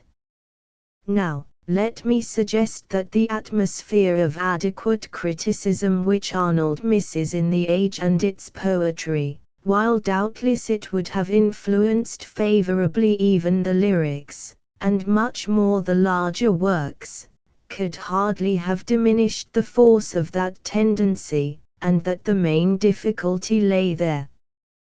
But, before developing this idea further, I propose to leave for a time the English poetry of Wordsworth's age, to look beyond it, and to ask certain questions.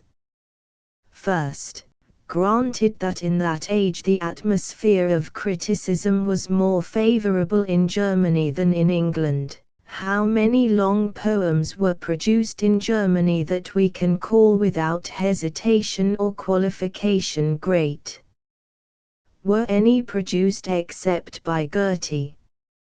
And, if we admit, as I gladly do, that he produced several, was not the main reason simply that he was born with more poetic genius than any of his contemporaries, just as Dante and Shakespeare and Milton were? And again, with this native genius and his long laborious life, did he produce anything like as many great poems as might have been expected? And, if not, why not? I do not suggest that his general culture, so superior to that of his English contemporaries, did not help him, but are we sure that it did not also hinder him? And is it not also significant that, in spite of his love of new ideas, he felt an instinctive dread of the influence of philosophy, in the strict sense, as of something dangerous to the poetic modes of vision and creation? Secondly, if we look beyond the first quarter of the century to the second and third, do we find in Europe a large number of those emphatically great poems, solid coherent structures of concrete imagination? It seems more than doubtful. To confine ourselves to English examples, is it not the case that Tennyson is primarily a lyrical poet, that the best of his longer poems, Maud and In Memoriam, are lyrical, and that the most ambitious, the narrative Idylls of the King, is, as a whole, not great? Is The Ring and the Book, however fine in parts, a great whole, or comparable as a whole with Andrea del Sarto or Rabbi Ben Ezra? And is any one of Browning's dramas a great play? What these questions suggest is that, while the difficulty about the long poem affects in an extreme degree the age of Wordsworth, it affects in some degree the time that follows. Its beginnings, too, are traceable before the 19th century. In fact, it is connected with essential characteristics of modern poetry and art, and these characteristics are connected with the nature of modern life, and the position of the artist within that life. I wish to touch on this huge subject before returning to the age of Wordsworth. Art, we may say, has become free, and, in a sense, universal, The poet is no longer the minstrel of king or nobles, nor even of a city or country. Literature, as Goethe foretold, becomes increasingly European, and more than European, and the poet, however national, is a citizen of the Republic of Letters. No class of subject, again, has any prerogative claim on him. Whatever, in any time or place, is human, whatever has been conceived as divine, whatever belongs even to external nature, he may choose, as it suits his bent or offers a promising material. The world is all before him, and it is a world which the increase of knowledge has made immensely wide and rich. His art, further, has asserted its independence.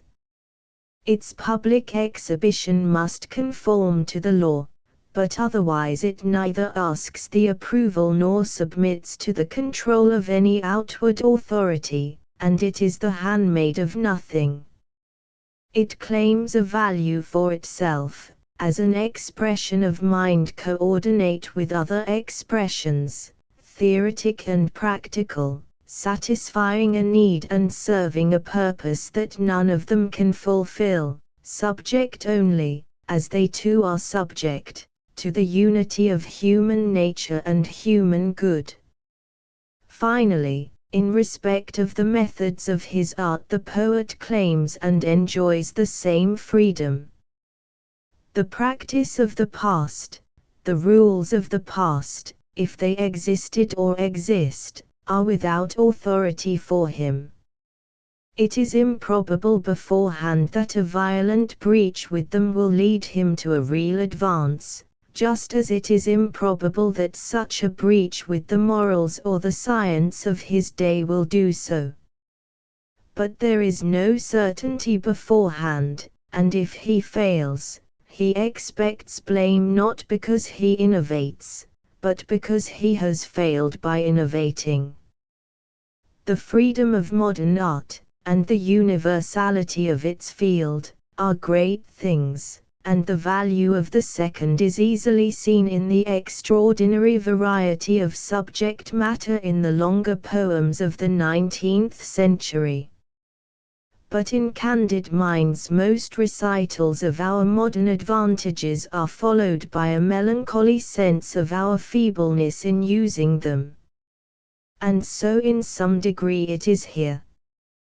The unrivaled opportunities fail to produce unrivaled works.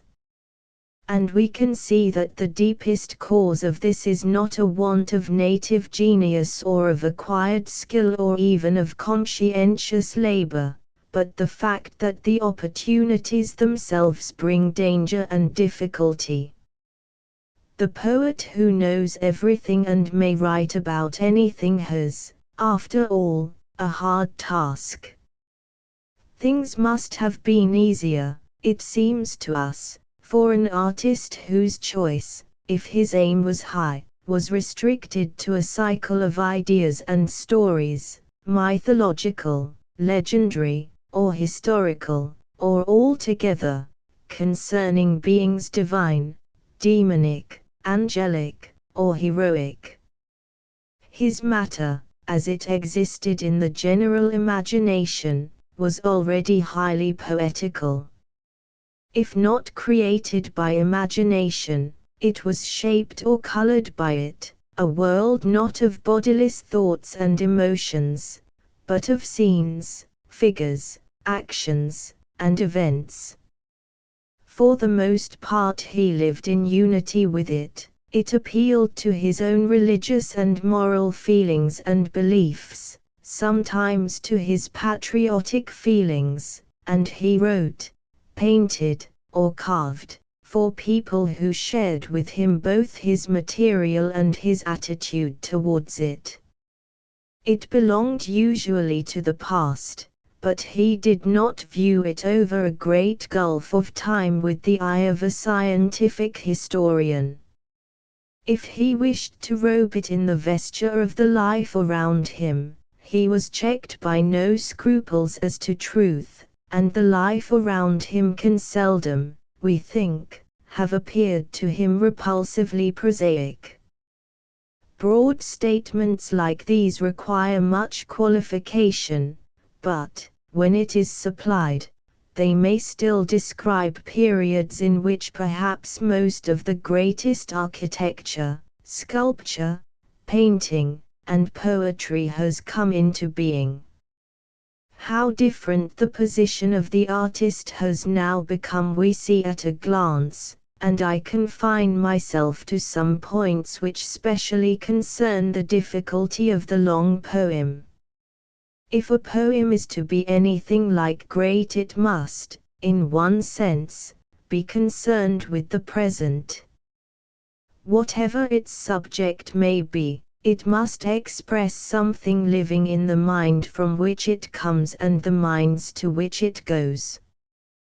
Wherever its body is, its soul must be here and now. What subject, then, in the measureless field of choice, is the poet to select and fashion into a body? The outward life around him, as he and his critics so often lament, appears uniform, ugly, and rationally regulated, a world of trousers, machinery and policemen.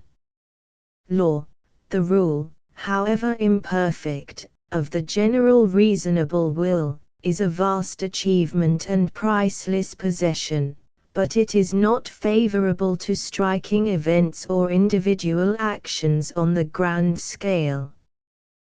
Beneath the surface, and breaking through it, there is doubtless an infinity of poetic matter, but this is inward, or it fails to appear in impressive forms, and therefore it may suit the lyric or idyll, the monologue or short story, the prose drama or novel, but hardly the long poem or high tragedy.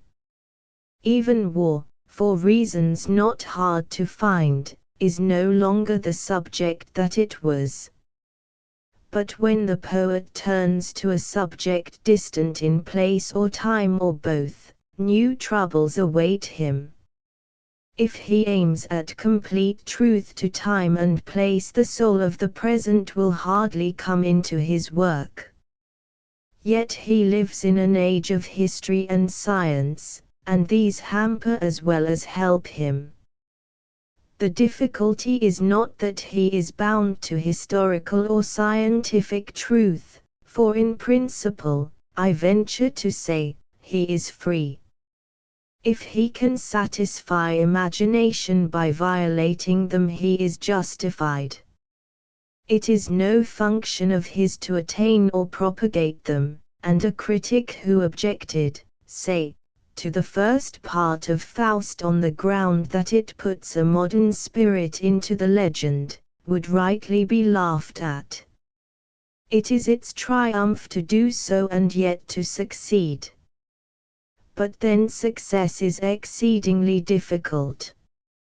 For the poet lives in a time when the violation of truth is prima facie felt to be a fault, something that does require justification by the result.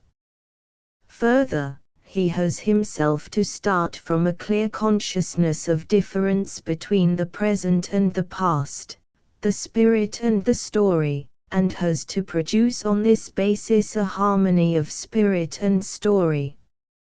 And again, living in an age of analytical thought, he is likely, all the more likely, if he has much greatness of mind, to be keenly interested in ideas, and so he is exposed to the temptation of using as the spirit of the old story some highly reflective idea, an idea not only historically alien to his material, but perhaps not very poetical, or again not very deep, because it belongs to him rather as philosopher than poet, while his genius is that of a poet. The influence of some of these difficulties might readily be shown in the second part of Faust or in Prometheus Unbound, especially where we perceive in a figure or action some symbolical meaning, but find this meaning deficient in interest or poetic truth, or are vexed by the doubt how far it ought to be pursued. 6 But the matter is more easily illustrated by the partial failure of the ideals of the king.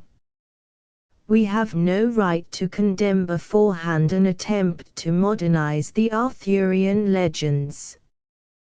Tennyson's treatment of them, even his outrage on the story of Tristram, might conceivably have been justified by the result. And, indeed, in the Holy Grail and the Passing of Arthur his treatment, to my mind, was more than justified. But, in spite of countless beauties, the total result of the Idylls was disappointing, not merely from the defects of this or that poem, but because the old unity of spirit and story was broken up, and the new was neither equal to the old nor complete in itself. For the main semi-allegorical idea, having already the disadvantage of not being poetic in its origin, was, as a reflective idea, by no means profound, and it led to such inconsistency in the very center of the story as the imagination refuses to accept. Tennyson's Lancelot might have wronged the Arthur who is merely a blameless king and represents conscience, but Tennyson's Lancelot would much rather have killed himself than be systematically treacherous to the friend and lover husband who appears in Guinevere. 7 These difficulties belong in some measure to the whole modern time, the whole time that begins with the Renaissance, but they become so much clearer and so much more serious with the advance of knowledge and criticism, that in speaking of them I have been referring specially to the last century. There are other difficulties not so closely connected with that advance, and I will venture some very tentative remarks on one of these, which also has increased with time. It has to do with the kind of life commonly lived by our poets.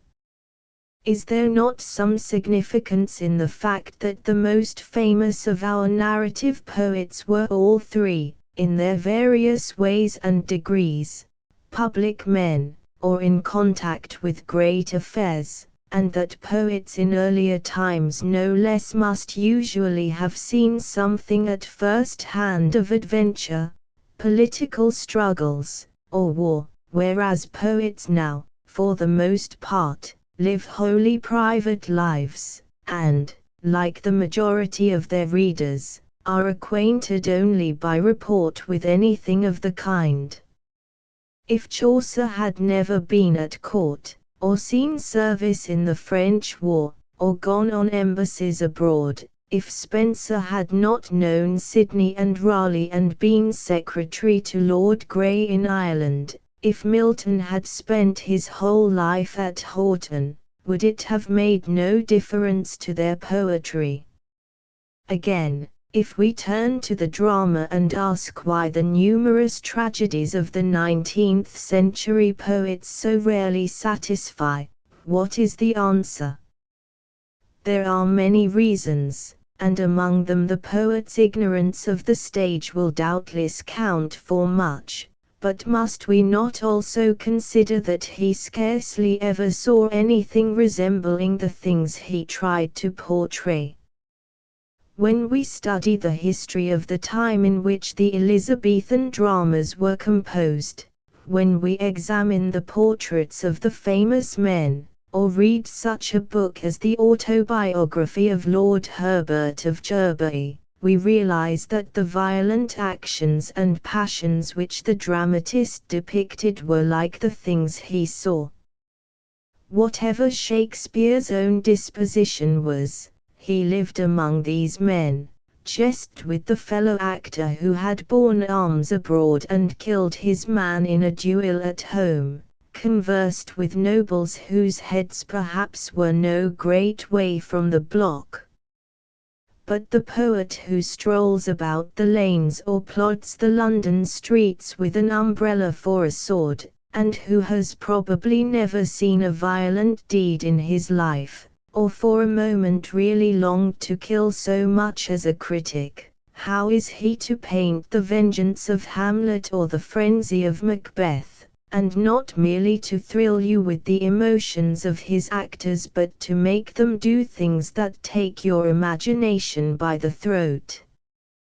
3. Assuming, now, that, even if this last idea is doubtful or unimportant, there is some truth in the suggestion that the difficulties of the long poem arise largely from the conditions described, and especially from the nature of the intellectual atmosphere which the modern poet breathes, let us return to Wordsworth's age in particular. In that age these difficulties were aggravated in a quite exceptional way by special causes responsible also in part for the unusual originality and intensity of the poetry. In it we find conditions removed to the extremest distance from those of the poet who wrote, in the midst of a generally accepted social order, for an audience with which he shared traditional ideas and beliefs and a more or less traditional imaginative material. It was, in a word, a revolutionary age, in the electric atmosphere of which the most potent intellectual influences were those of Rousseau and, for the English poets, of Godwin. Milton's time was not in the same sense revolutionary, much less Shakespeare's. The forces of the great movement of mind in Shakespeare's day we may formulate as ideas, but they were not the abstractly conceived ideas of Wordsworth's day.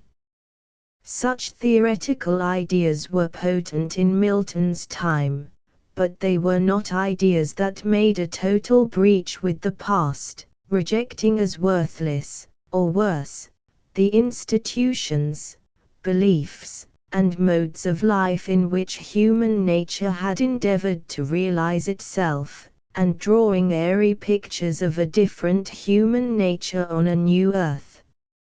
Nor was the poetic mind of those ages enraptured or dejected by the haunting many-featured contrast of real and ideal. But the poetic mind in Wordsworth's age breathed this atmosphere of revolution, though it was not always sensitive to the influence. Nor is it a question of the acceptance or rejection of the ideas of the revolution.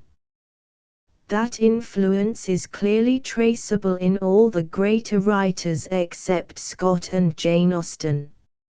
It is equally obvious in Wordsworth, who hungered for realities, recovered from his theoretic malady, sought for good in life's familiar face, yet remained a preacher, in Byron, who was too shrewd, skeptical, and selfish to contract that particular malady, but who suffered from the sickness from which Goethe freed himself by writing Werther VIII, and who punctuates his story in Don Juan with bursts of laughter and tears, and in Shelley, whose rapid spirit was quickened, and then clogged, by the abstractions of revolutionary theory.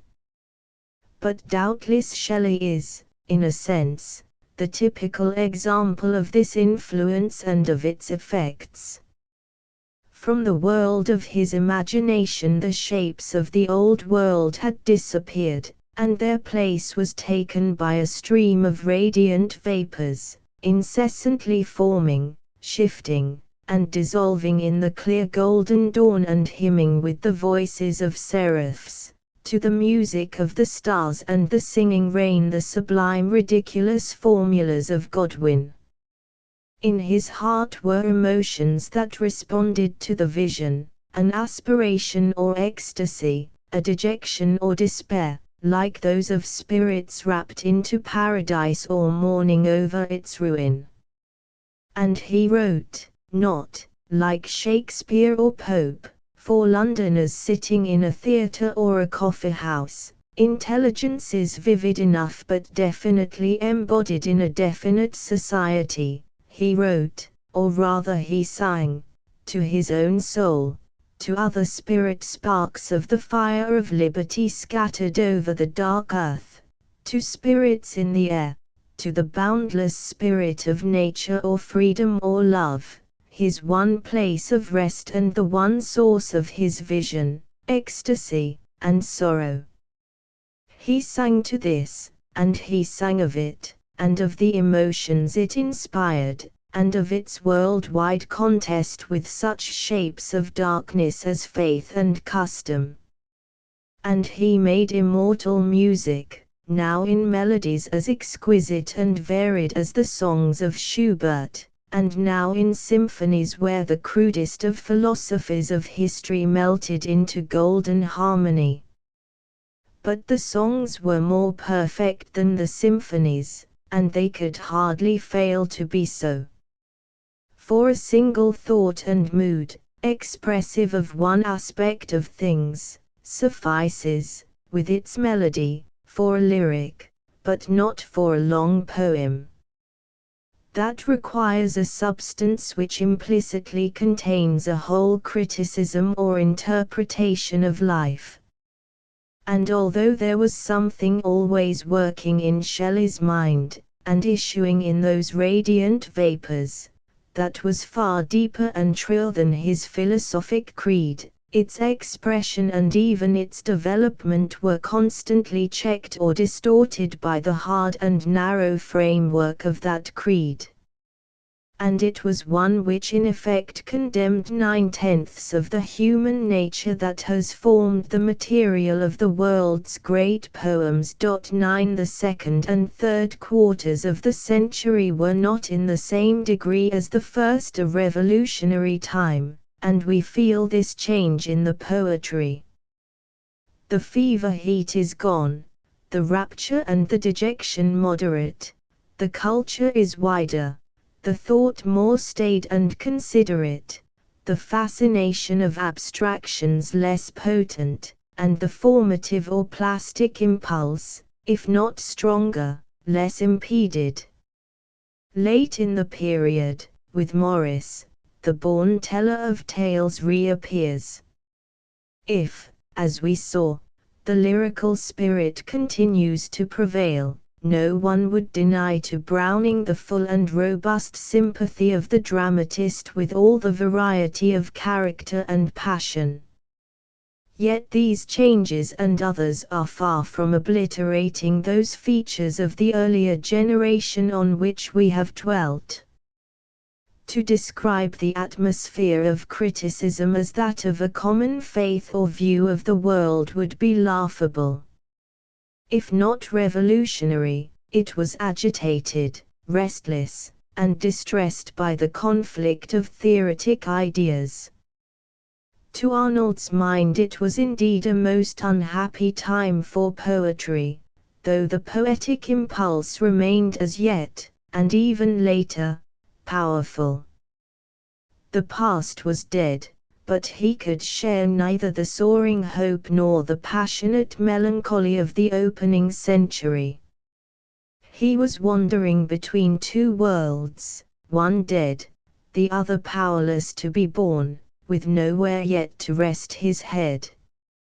And the two greatest poets, as well as he, still offer not only, as poets always must, an interpretation, but a definite theory of life, and, more insistently than ever before, of death.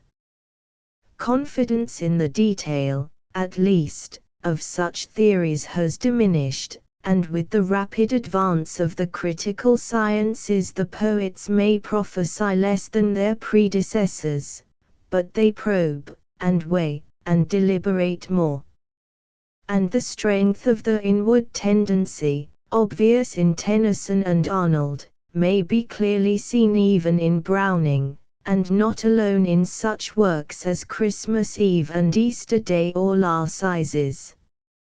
Objective and dramatic as Browning is called, and by comparison he is surely most at home, and succeeds most completely, in lyrics, and in monologues divested of action and merely suggestive of a story or suggested by one.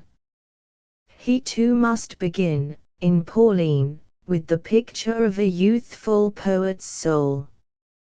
Dramatic, the drama of Paracelsus neither is nor tries to be. It consists of scenes in the history of souls. Of the narrative Sordello its author wrote, the historical decoration was purposely of no more importance than a background requires, and my stress lay on the incidents in the development of a soul. Little else is worth study. Even if that is so, great narrative poems are not written thus. And what Browning says here applies more or less fully to most of his works. In the end, if we set aside the short lyrics, his best poems are all studies of souls. Well, it may be answered, so are Shakespeare's tragedies and tragicomedies. But the difference is great. Shakespeare, doubtless, is little concerned with the accuracy of the historical background, much less concerned than Browning. But his subject is not a soul, nor even souls, it is the actions of souls, or souls coming into action. It is more. It is that clash of souls which exhibits not them alone, but a whole of spiritual forces, appearing in them, but spreading beyond them into the visible society to which they essentially belong, and into invisible regions which enclose it.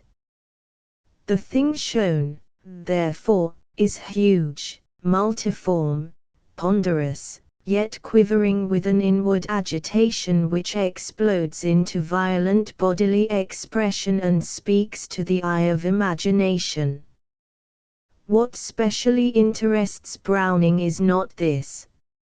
It is the soul moving in itself, often in its most secret windings and recesses, before action or after it, where there is action at all. And this soul not essentially as in its society, that is background or decoration, but alone, or in relation to another soul, or to God. He exhibits it best, therefore, in monologue, musing, explaining, debating, pleading, overflowing into the expression of feeling or passion, but not acting. The men and women that haunt the reader's imagination are not so much men of action as lovers, artists, men of religion. And when they act, as for example in The Ring and the Book, or the dramas, what rivets attention, and is first recalled to memory by their names, is not the action, but its reflection in the soul of the doer or spectator. Such, at least, is my experience, and in the end a critic can only offer to others his considered experience. But with Homer and Shakespeare and Milton it is otherwise. Even with Dante it is otherwise. I see not souls alone, but souls in visible attitudes, in outward movement, often in action. I see Paolo and Francesca drifting on the wind, I see them sitting and reading, I see them kiss, I see Dante's pity, e cadicum corpo morto cade. For I spoke of Tennyson and Browning in order to point out that, although in their day the intellectual atmosphere was no longer revolutionary, it remained an atmosphere of highly reflective ideas representing no common faith or way of envisaging the world, and that the inward tendency still asserts itself in their poetry. We cannot pursue the history further, but it does not appear that in the last 40 years culture has advanced much, or at all, towards such a faith or way, or shows the working of new semi-conscious creative ideas beneath the surface of warring theories and opinions. Only the younger among us can hope to see what Arnold descried in the distance, one mighty wave of thought and joy lifting mankind again. And even when, for them or their descendants, that hope is realized, and with it the hope of a new great poetry, the atmosphere must assuredly still be one of criticism, and Arnold's insistence on the necessity of the best criticism will still be as urgently required. It must indeed be more and more needed as the power of half-educated journalism grows. How poetry then will overcome the obstacles which, therefore, must in some measure still beset it, is a question for it, a question answerable not by the reflections of critics, but by the creative deeds of poets themselves. Accordingly, while one may safely prophesy that their long poems will differ from those of any past age, I have no idea of predicting the nature of this difference, and will refer in conclusion only to certain views which seem to me delusive.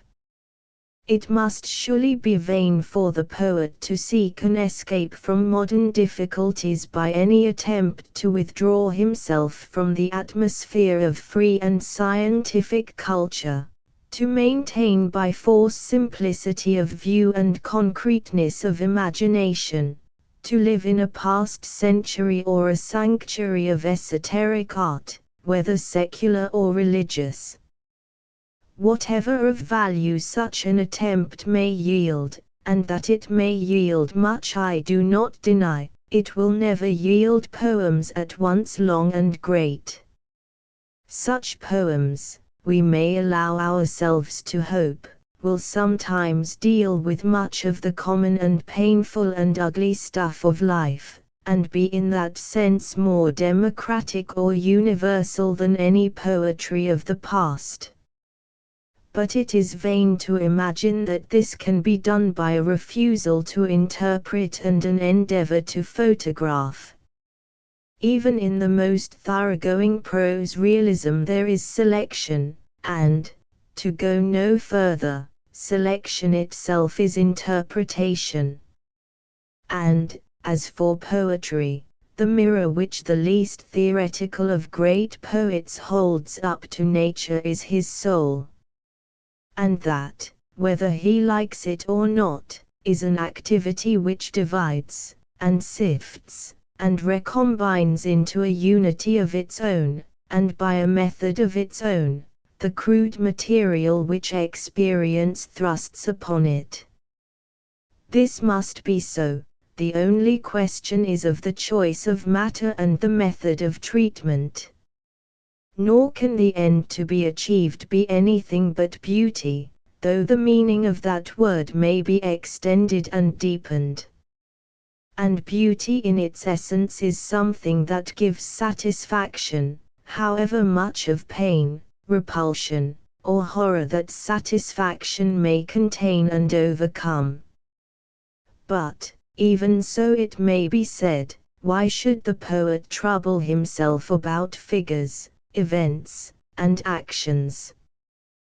That inward tendency in which you see danger and difficulty is, on the contrary, simply and solely what on one side you admit it to be, the sign of our advance.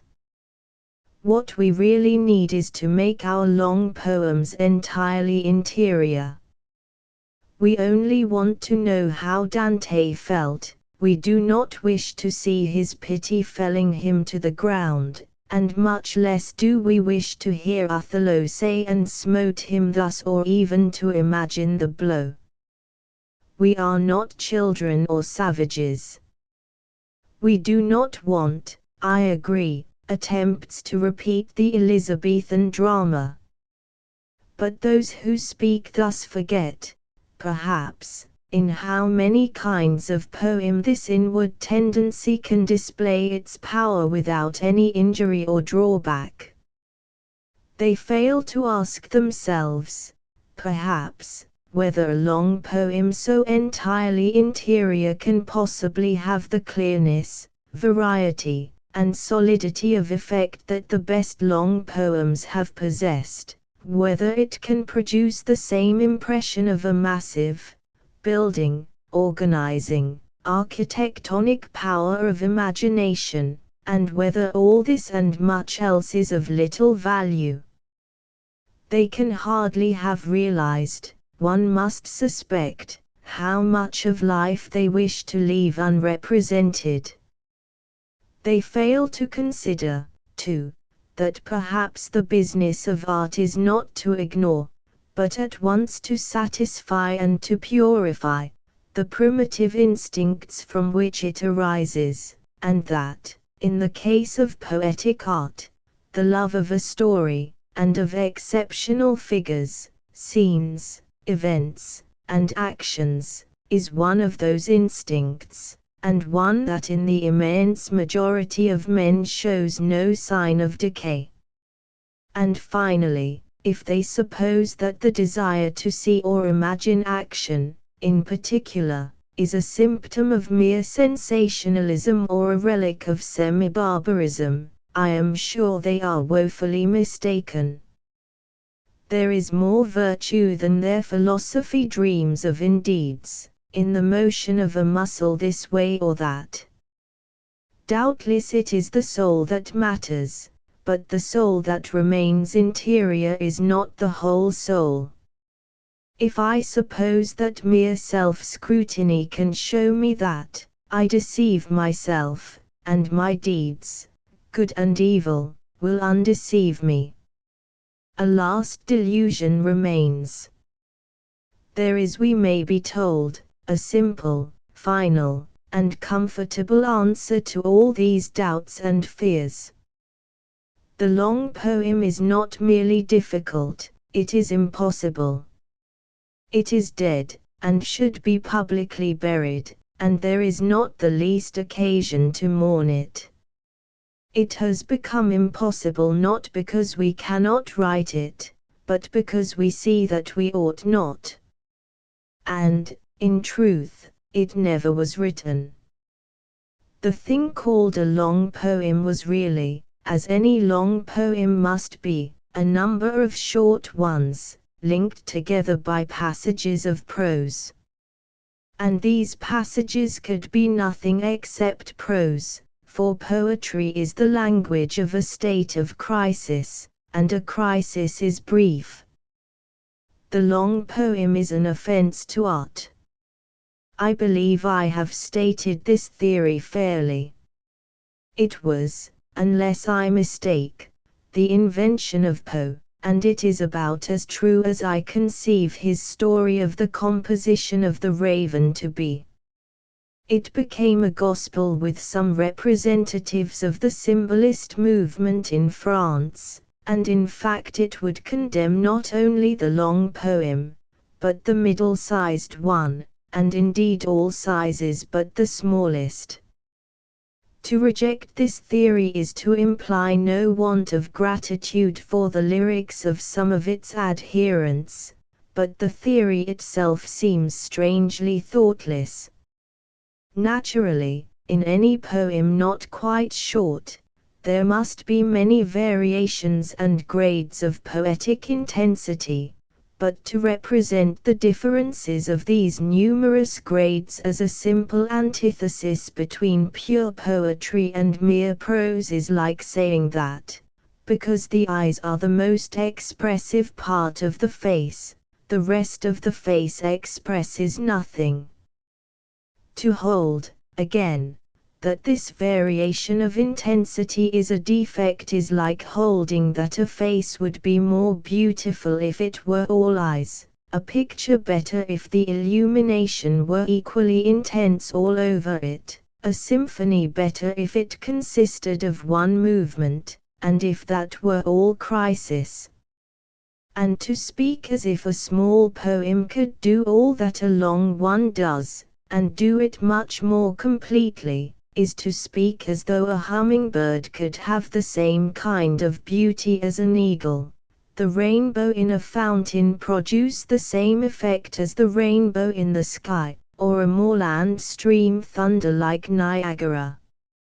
A long poem, as we have seen, requires imaginative powers superfluous in a short one, and it would be easy to show that it admits of strictly poetic effects of the highest value which the mere brevity of a short one excludes.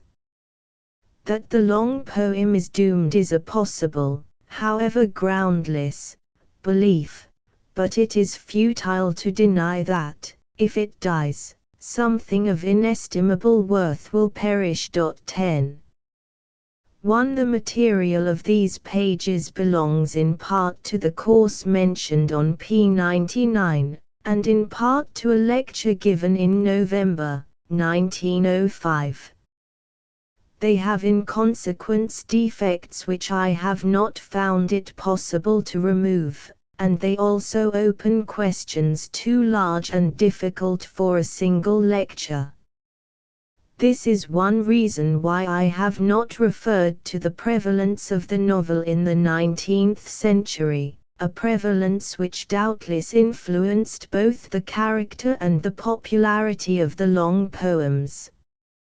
I hope the reader will not gain from the lecture the false impression that the writer's admiration for those poems is lukewarm, or that he has any tendency to reaction against the romantic revival of Wordsworth's time. To this, and not the permanent value of the scientific product, is the point. 3. Table Talk, the 16th of February, 1833. 4. The narrative poems that satisfy most, because in their way they come nearest to perfection, will be found, I believe, to show this balance. Such, for instance, are the Eve of Saint Agnes, Lamia, Michael, the Vision of Judgment, some of Crabbe's Tales. It does not follow, of course, that such poems must contain the greatest poetry. Crabbe, for example, was probably the best artist of the day in narrative, but he does not represent the full ideal spirit of the time. 5. CP 110. 6. Demogorgon is an instance of such a figure.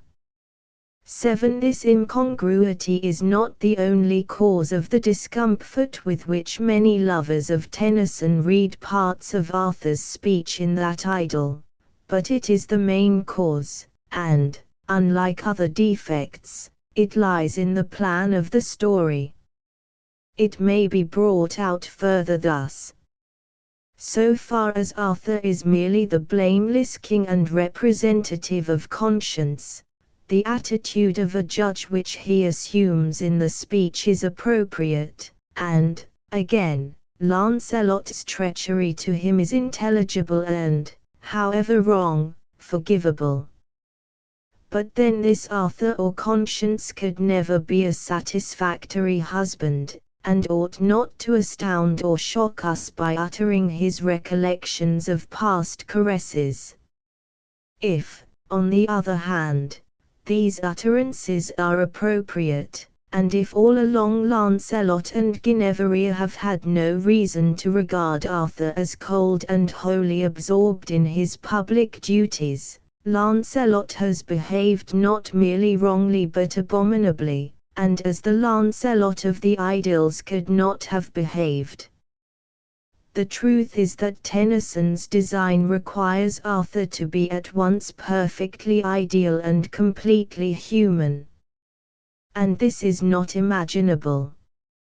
Having written this criticism, I cannot refrain from adding that I think the depreciation of Tennyson's genius now somewhat prevalent a mistake.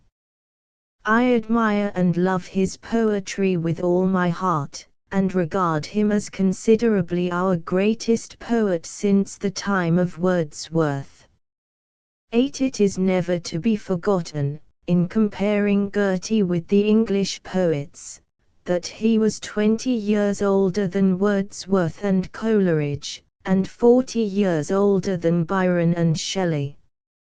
9. The reader will remember that he must take these paragraphs as an exaggerated presentment of a single, though essential, aspect of the poetry of the time, and of Shelley's poetry in particular, and must supply the corrections and additions for himself. But I may beg him to observe that Godwin's formulas are called sublime as well as ridiculous. Political justice would never have fascinated such young men as Wordsworth, Coleridge, and Shelley, unless a great truth had been falsified in it, and the inspiration of this truth can be felt all through the preposterous logical structure reared on its misapprehension. 10. The theory criticized in this paragraph arises, I think, from a misapplication of the truth that the content of a genuine poem is fully expressible only in the words of that poem. It is seen that this is so in a lyric, and then it is assumed that it is not so in a narrative or drama. But the assumption is false. At first sight we may seem able to give a more adequate account of the long poem than of the short one, but in reality you can no more convey the whole poetic content of the Divine Comedy in a form not its own than you can the content of a song.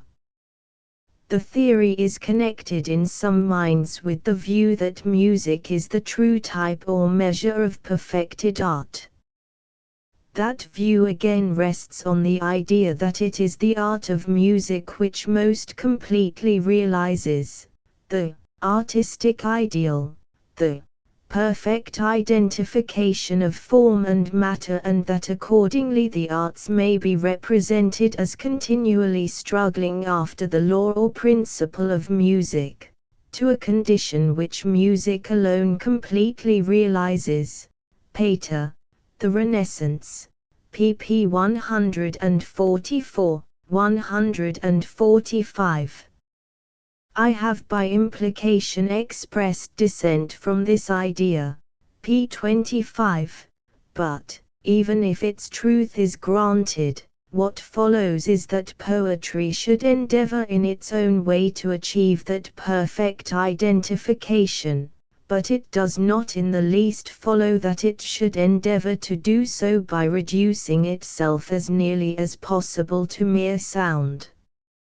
Nor did Pater affirm this, or, so far as I see, imply it.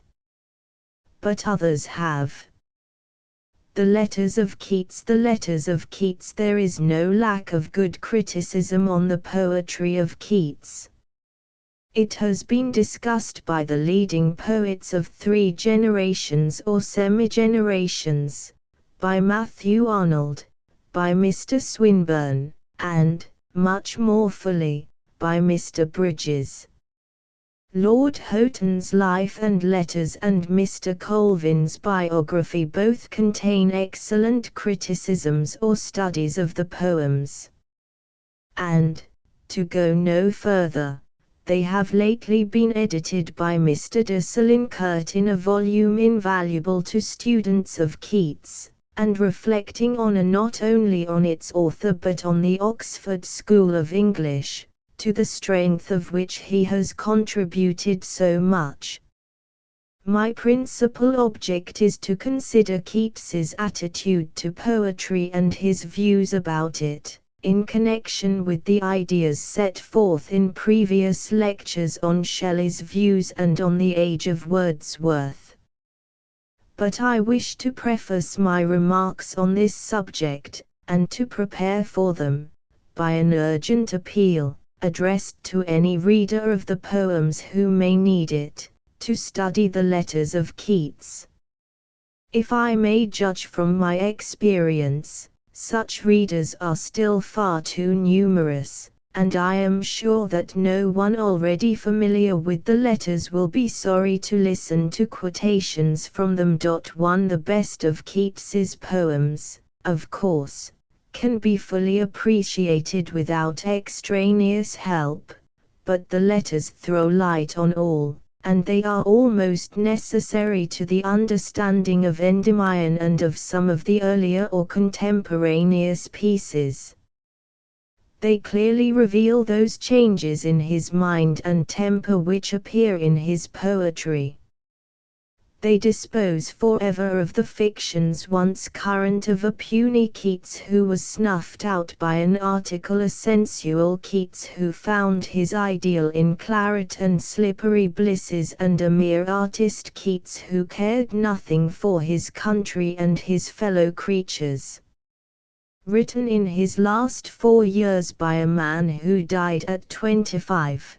They contain abundant evidence of his immaturity and his faults, but they disclose a nature and character which command on the whole not less respect than affection, and they show not a little of that general intellectual power which rarely fails to accompany poetic genius. Of Keats's character, as the letters manifest it, Arnold has written: while speaking plainly and decidedly of the weakness visible in those to Miss Braun, Arnold brought together the evidence which proves that Keats had flint and iron in him, had virtue in the true and large sense of the word.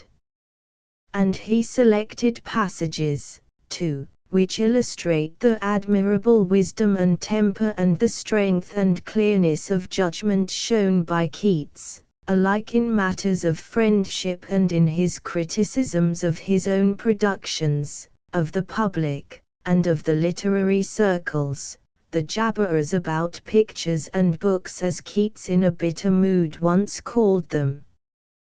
We may notice, in addition, 2 characteristics. In spite of occasional despondency, and of feelings of awe at the magnitude of his ambition, Keats, it is tolerably plain from these letters, had a clear and habitual consciousness of his genius. He never dreamed of being a minor poet. He knew that he was a poet, sometimes he hoped to be a great one. I remember no sign that he felt himself the inferior of any living poet except Wordsworth. How he thought of Byron, whom in boyhood he had admired, is obvious. When Shelley wrote, hinting a criticism, but referring to himself as excelled by Keats in genius, he returned the criticism without the compliment. His few references to Coleridge are critical, and his amusing description of Coleridge's talk is not more reverential than Carlyle's. Something, indeed, of the native pugnacity which his friends ascribe to him seems to show itself in his allusions to contemporaries, including even Wordsworth. Yet with all this, and with all his pride and his desire of fame, no letters extant breathe a more simple and natural modesty than these, and from end to end they exhibit hardly a trace, if any trace, either of the irritable vanity attributed to poets or of the sublime egotism of Milton and Wordsworth. He was of Shakespeare's tribe. The other trait that I wish to refer to appears in a particular series of letters, sometimes mere notes, scattered through the collection. They are addressed to Keats's schoolgirl sister Fanny, who was 8 years younger than he, and who died in the same year as Browning. To Keats, as we see him in 1817 and 1818, in the first half of Mr. Colvin's collection, was absorbed by an enthusiasm and ambition which his sister was too young to understand. During his last 2 years he was, besides, passionately and miserably in love, and, latterly, ill and threatened with death. His soul was full of bitterness. He shrank into himself, avoided society, and rarely sought even intimate friends. Yet, until he left England, he never ceased to visit his sister when he could, and, when he could not, he continued to write letters to her, full of amusing nonsense, full of brotherly care for her, and of excellent advice offered as by an equal who happened to be her senior, letters quite free from thoughts of himself, and from the forced gaiety and the resentment against fate which in parts of his later correspondence with others betray his suffering. These letters to his sister are, in one sense, the least remarkable in the collection, yet it would lose much by their omission. They tell us next to nothing of his genius, but as we come upon them the light in our picture of him, if it had grown for a moment hard or troubled, becomes once more soft and bright. To turn, with apologies for the distinction, from the character to the mind of Keats, if the reader has formed a notion of him as a youth with a genius for poetry and an exclusive interest in poetry, but otherwise not intellectually remarkable, this error will soon be dispelled by the letters.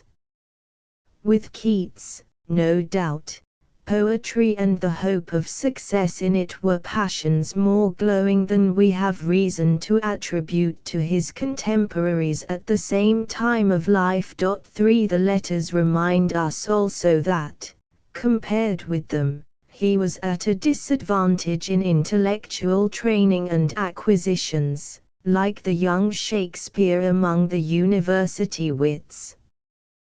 They show, too, the earlier far more than the later, in certain literary mannerisms the unwholesome influence of Leigh Hunt and his circle. But everywhere we feel in them the presence of an intellectual nature, not merely sensitive and delicate, but open, daring, rich, and strong, exceedingly poetic and romantic, yet observant, acute, humorous, and sensible, intense without narrowness, and quite as various both in its interests and its capacities as the mind of Wordsworth or of Shelley. Fundamentally, and in spite of abundant high spirits and a love of nonsense, the mind of Keats was very serious and thoughtful. It was original, and not more imitative than an original mind should be in youth, an intelligence which now startles by flashes of sudden beauty, and now is seen struggling with new and deep thoughts, which labor into shape, with scanty aid from theories, out of personal experience.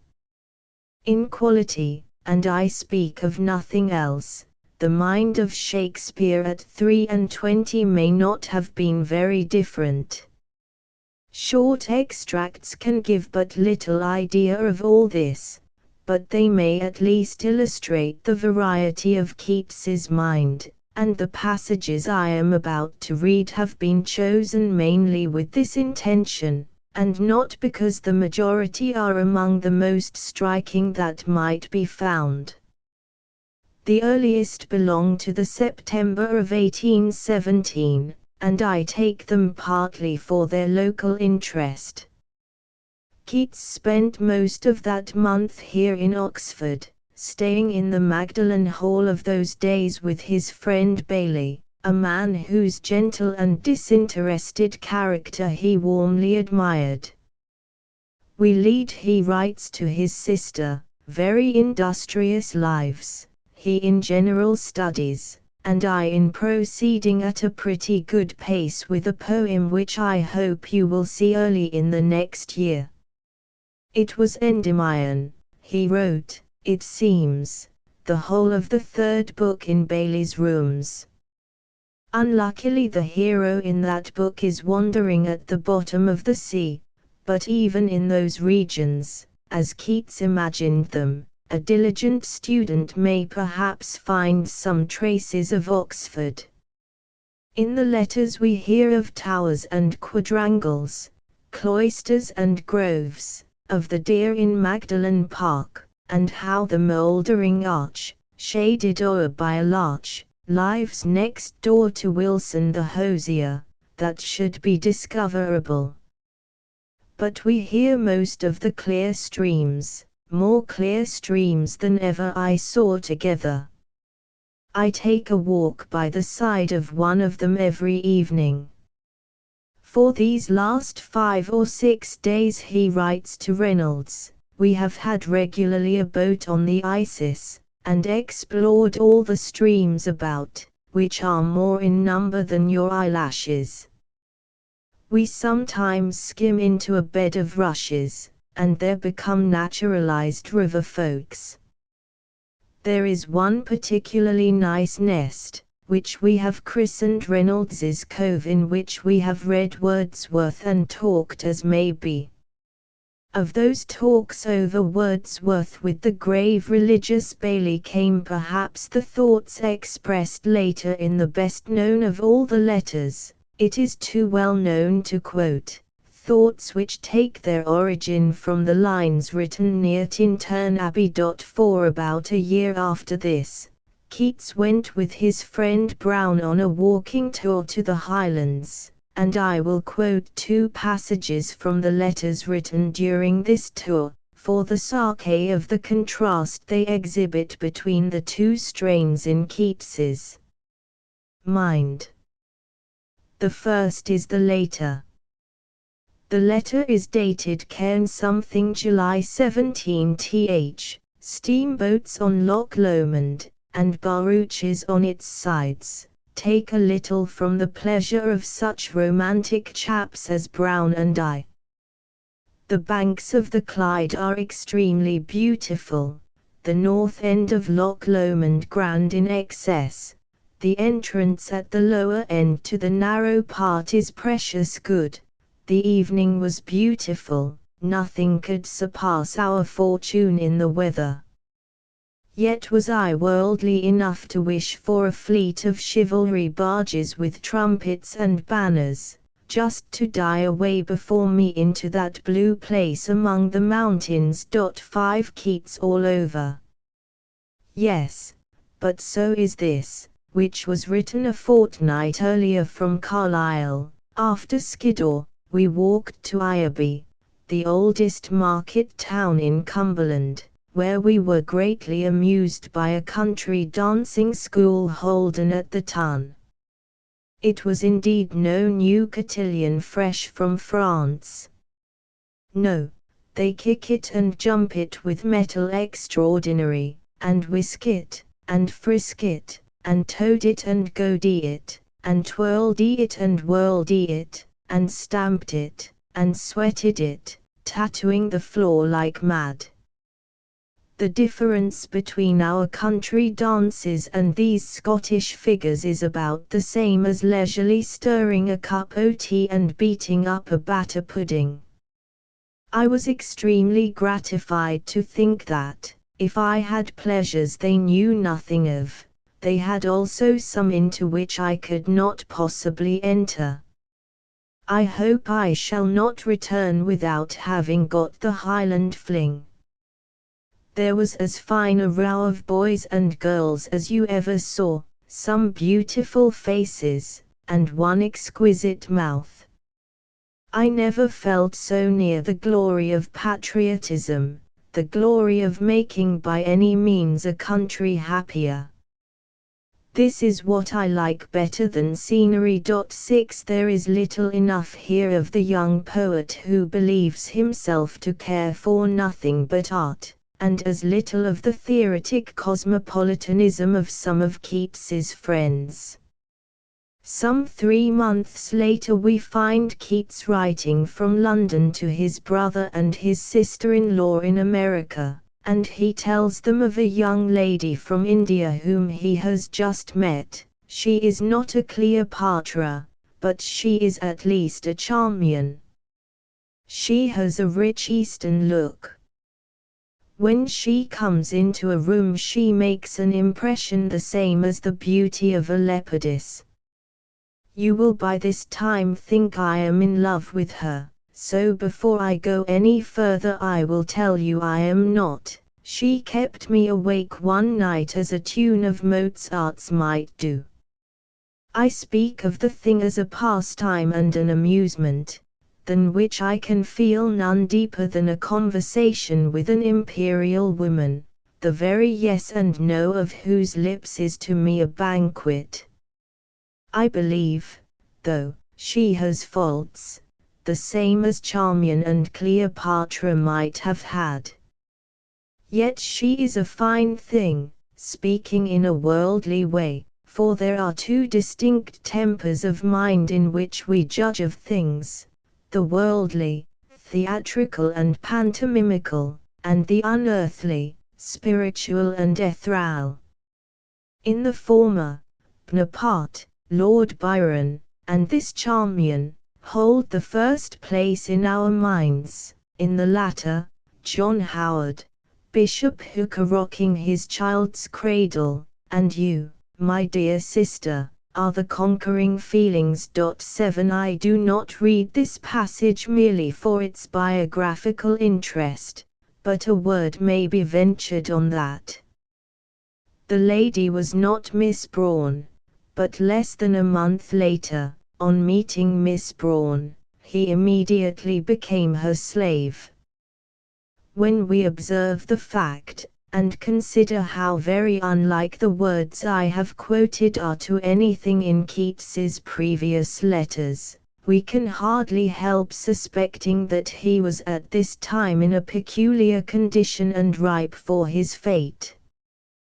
Then we remember that he had lately returned from his Scotch tour, which was broken off because the Inverness doctor used the most menacing language about the state of his throat, and further, that he was now, in the late autumn, nursing his brother Tom, who died of consumption before the year was out.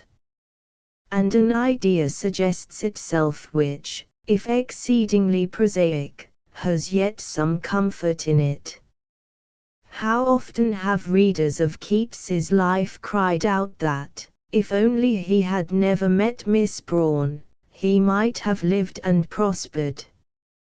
Does it not seem at least as probable that, if Miss Braun had never existed, what happened would still have happened, and even that the fever of passion which helped to destroy him was itself a token of incipient disease?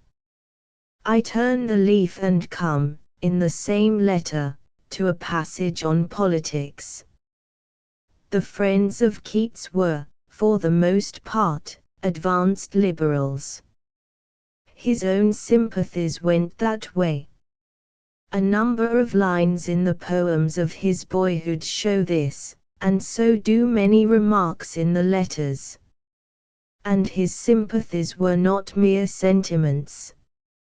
I hope sincerely, he wrote in September, 1819, I shall be able to put a mite of help to the liberal side of the question before I die, and a few days later, when he tells Brown of his wish to act instead of dreaming, and to work for his livelihood, composing deliberate poems only when he can afford to, he says that he will write as a journalist for whoever will pay him, but he makes it a condition that he is to write on the liberal side of the question.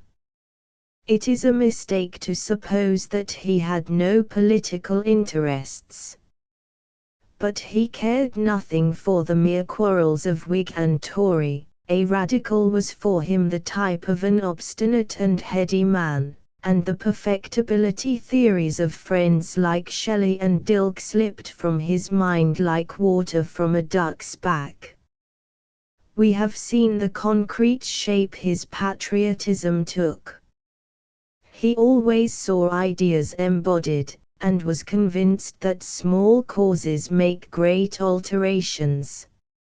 I could easily find passages more characteristic than the following, but it is short. It shows that Keats thought for himself, and it has a curious interest just now. 1905-8 Notwithstanding the part which the Liberals take in the cause of Napoleon, I cannot but think he has done more harm to the life of liberty than anyone else could have done.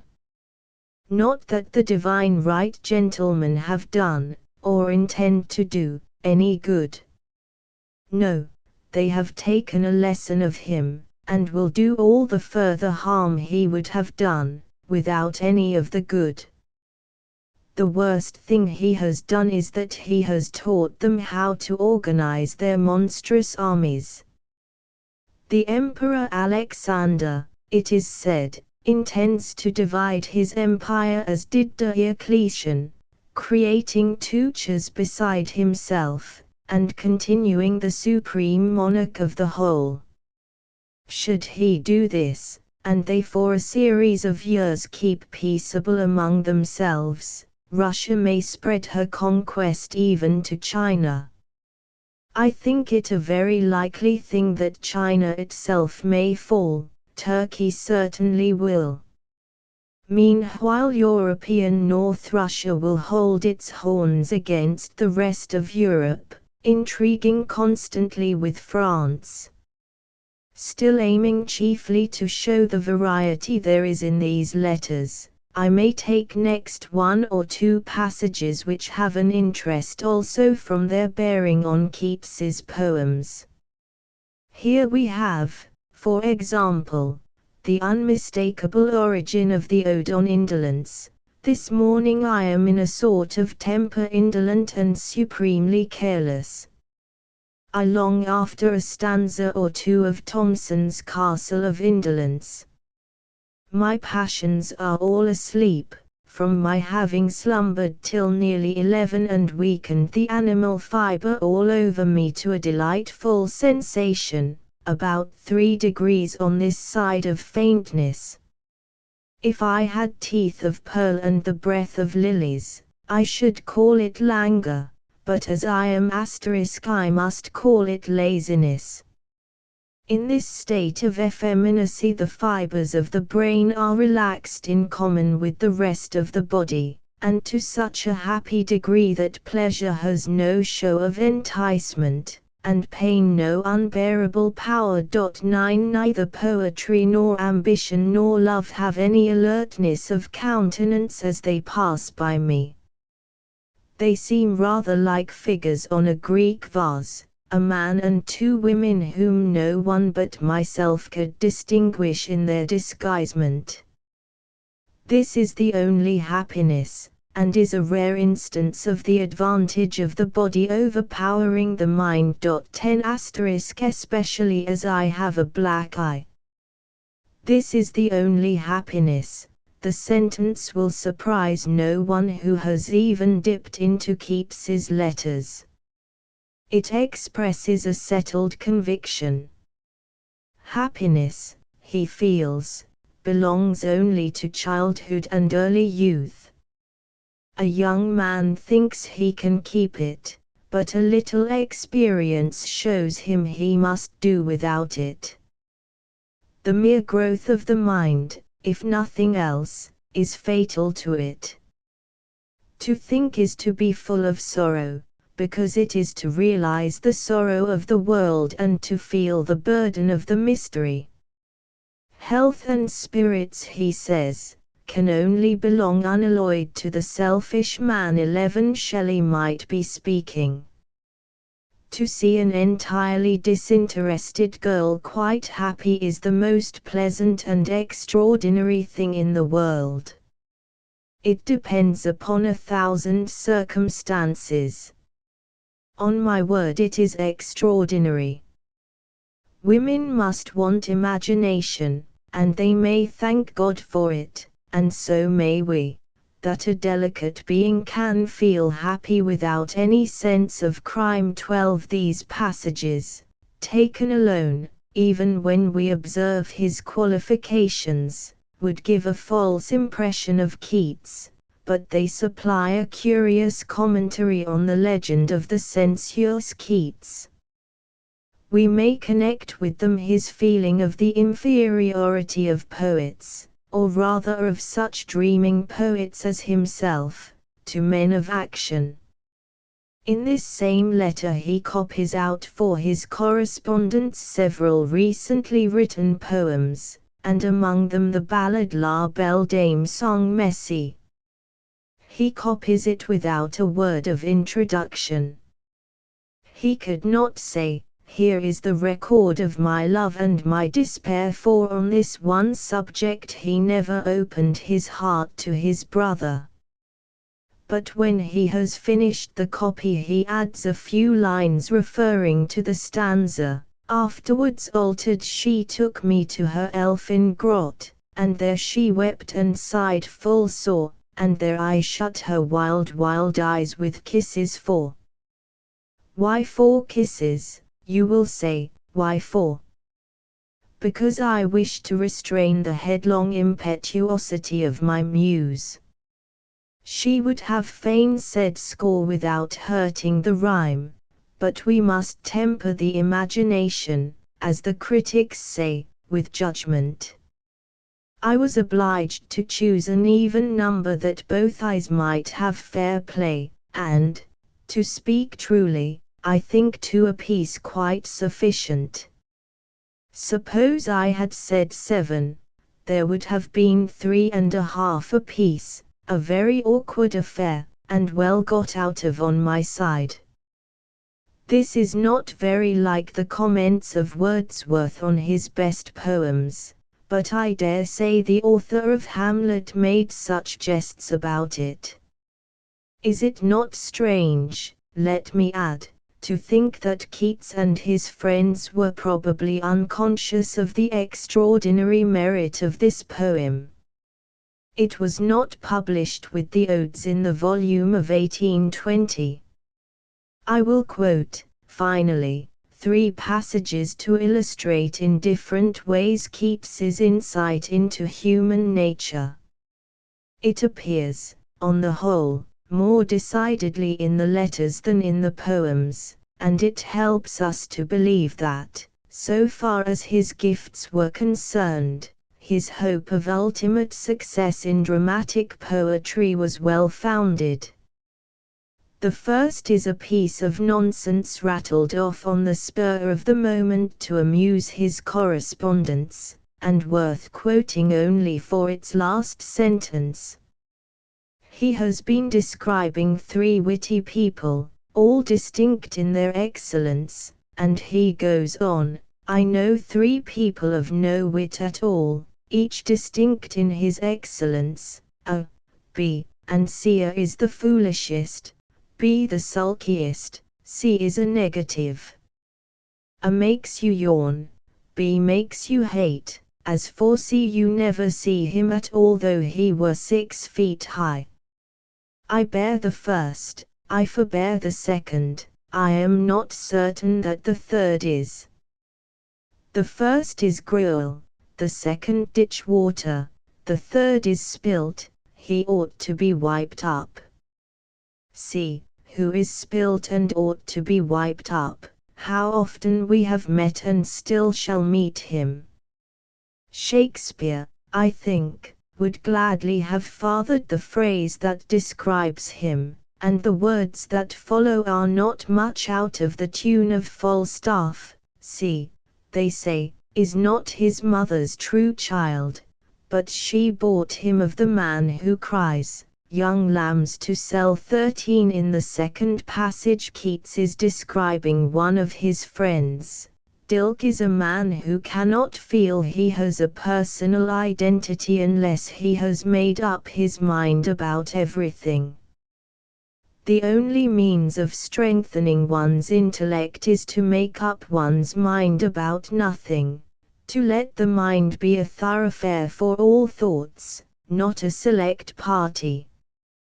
The genus is not scarce in population. All the stubborn arguers you meet are of the same brood. They never begin on a subject they have not pre-resolved on. They want to hammer their nail into you, and if you turn the point, still they think you wrong. Dilke will never come at a truth so long as he lives, because he is always trying at it. He is a Godwin Methodist. 14 These lines illustrate the instinctive feeling of Keats that it is essential to the growth of the poetic mind to preserve its natural receptiveness and to welcome all the influences that stream in upon it. They illustrate also his dislike of the fixed theories held and preached by some members of his circle. We shall have to consider later the meaning of his occasional outbreaks against thought-knowledge philosophy. It is important not to be misled by them, and not to forget the frequent expressions of his feeling that what he lacks and must strive to gain is this very knowledge and philosophy. Here I will only observe that his polemics against them, though colored by his temperament, coincide to a large extent with Wordsworth's dislike of a reasoning self-sufficing thing, his depreciation of mere book knowledge, and his praise of a wise passiveness. And, further, what he objects to here is not the pursuit of truth, it is the Methodism, the stubborn argument, and the habit of bringing to the argument and maintaining throughout it a ready-made theory.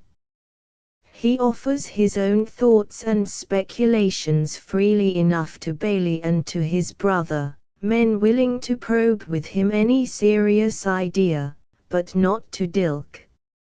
It is clear that he neither liked nor rated high the confident assertions and negations of Shelley and his other Godwinian friends and acquaintances. Probably from his ignorance of theories he felt at a disadvantage in talking with them. But he did not dismiss their theories as something of no interest to a poet. He thought about them, convinced himself that they were fundamentally unsound, and himself philosophizes in criticizing them. The following passage, from a letter to George and Georgiana Keats, is the nearest approach to be found in his writings to a theory of the world, a theology as he jestingly calls it, and although it is long, I make no apology for quoting it. He has been reading, he says, Robertson's History of America and Voltaire's Siècle de Louis XIV, and he observes that, though the two civilizations described are so different, the case of the great body of the people is equally lamentable in both. And he goes on thus, the whole appears to resolve into this, that man is originally a poor forked creature, subject to the same mischances as the beasts of the forest, destined to hardships and disquietude of some kind or other.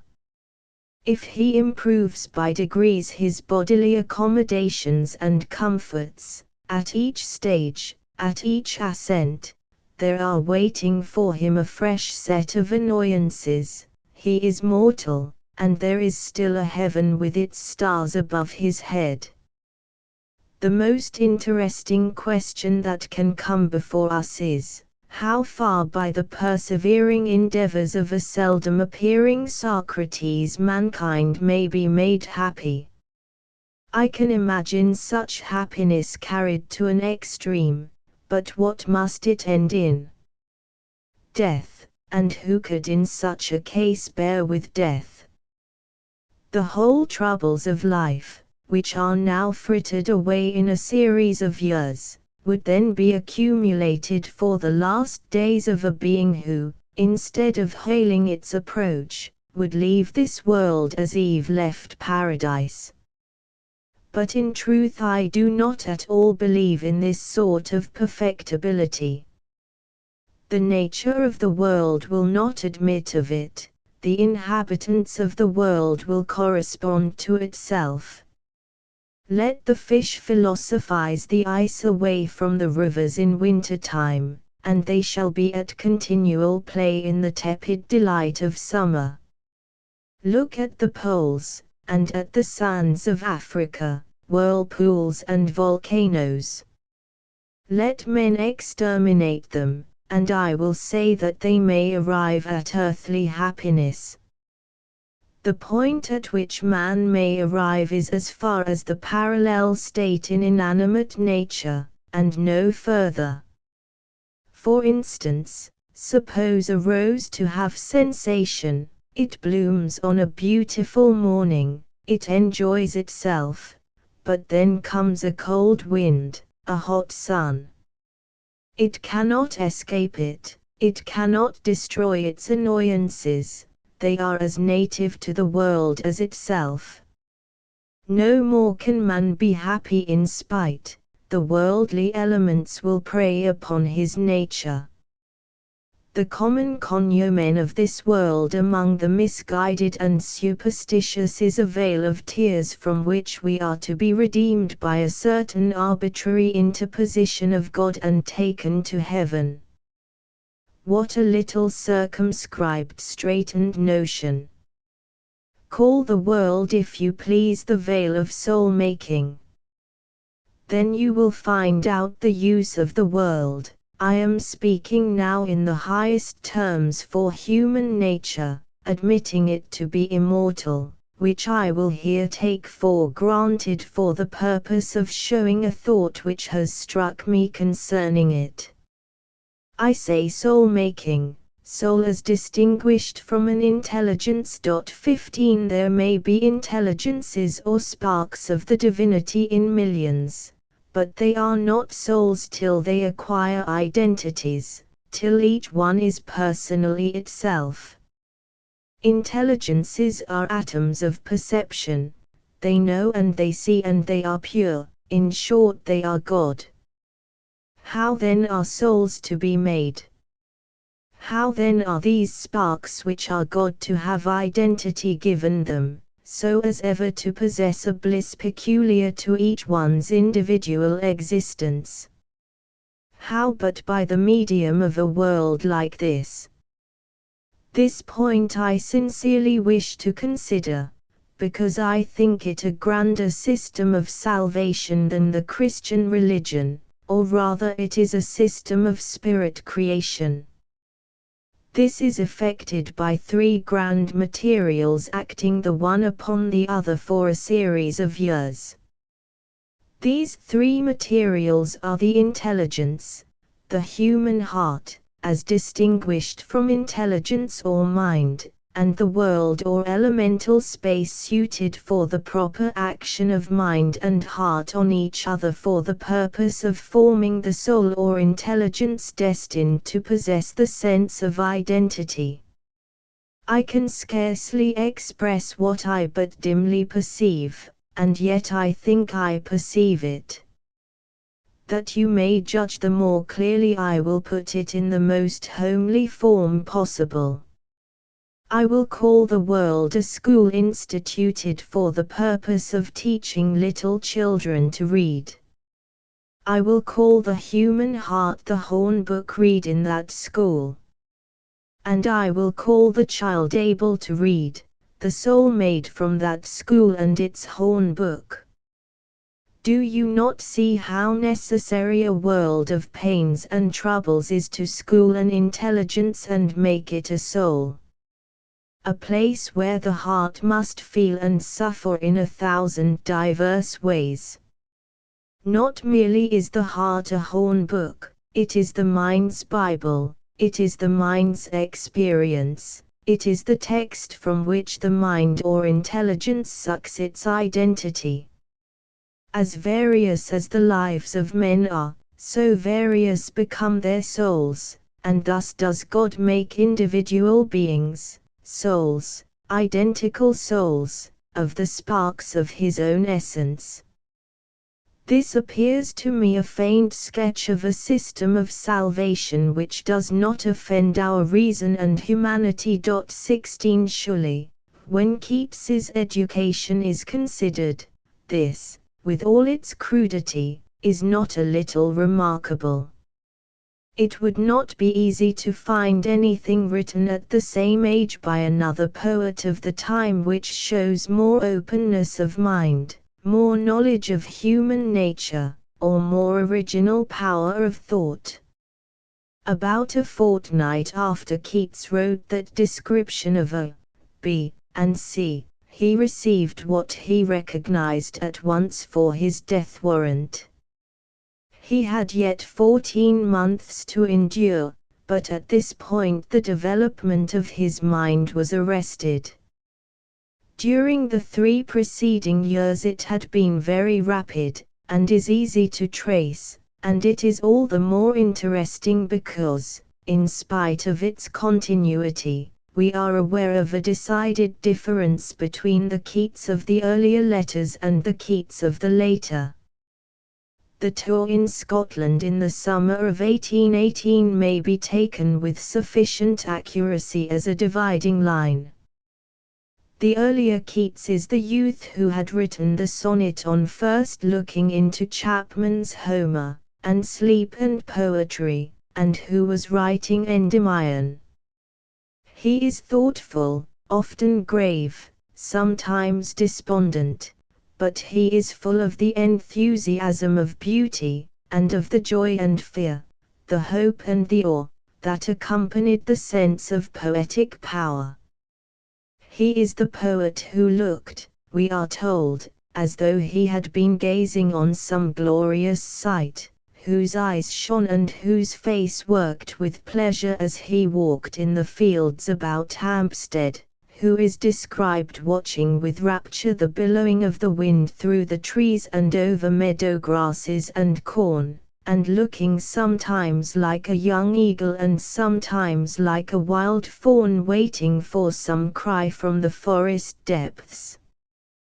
This is the Keats who wrote A thing of beauty is a joy forever, who found the religion of joy in the monuments of the Greek spirit, in sculpture and vases, and mere translations and mere handbooks of mythology, who never ceased, he said, to wonder at all that incarnate delight, and would point out to 7 how essentially modern, how imperishable, the Greek spirit is, a joy forever.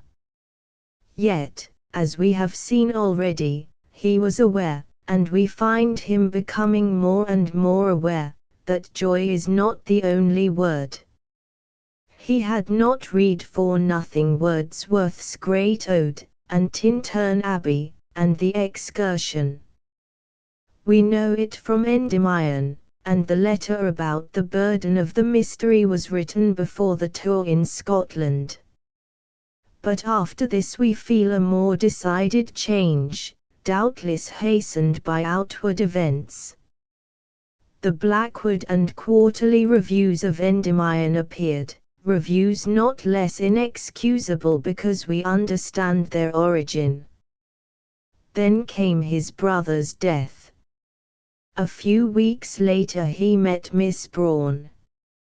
Henceforth his youth has vanished. There are traces of morbid feeling in the change, painful traces, but they are connected, I think, solely with his passion. His brother's death deepened his sympathies. The reviews, so long as health remained to him, did him nothing but good. He rated them at their true value, but they gave him a salutary shock. They quickened his perception, already growing keen, of the weaknesses and mannerism of Hunt's verse and his own. Through them he saw a false but useful picture of himself, as a silly boy, dandled into self-worship by foolish friends, and posturing as a man of genius. He kept his faith in his genius, but he felt that he must prove it. He became impatient of dreaming. Poetry, he felt, is not mere luxury and rapture, it is a deed. We trace at times a kind of fierceness. He turns against his old self harshly. Some of his friends, he says, think he has lost his old poetic ardor, and perhaps they are right. He speaks slightingly of wonders, even of scenery.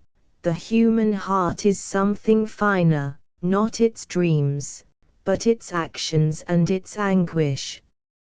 His gaze is as intent as ever, more intent, but the glory he would see walks in a fiery furnace, and to see it he must think and learn.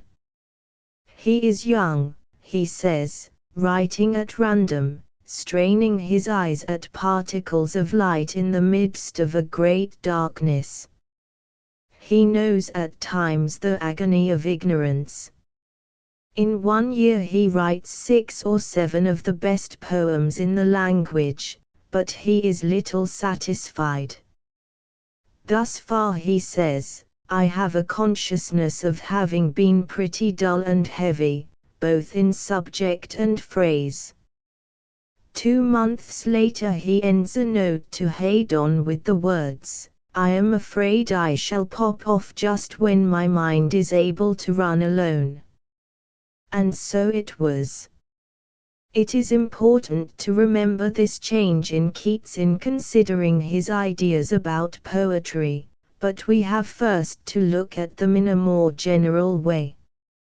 Many of the most interesting occur in detached remarks or aphorisms, and these I must pass by.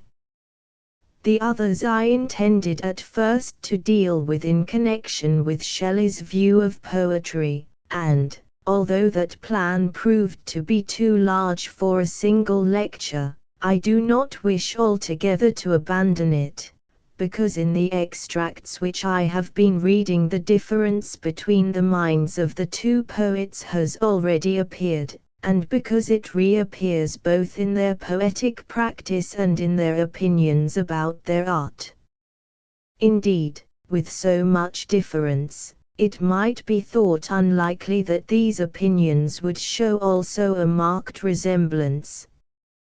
For Keats, it may be said, was of all the great poets then alive the one least affected by the spirit of the time, or by that revolutionary atmosphere of which I spoke in a previous lecture. He did not concern himself, we may be told, with the progress of humanity, or with Manchester massacres or risings in Naples.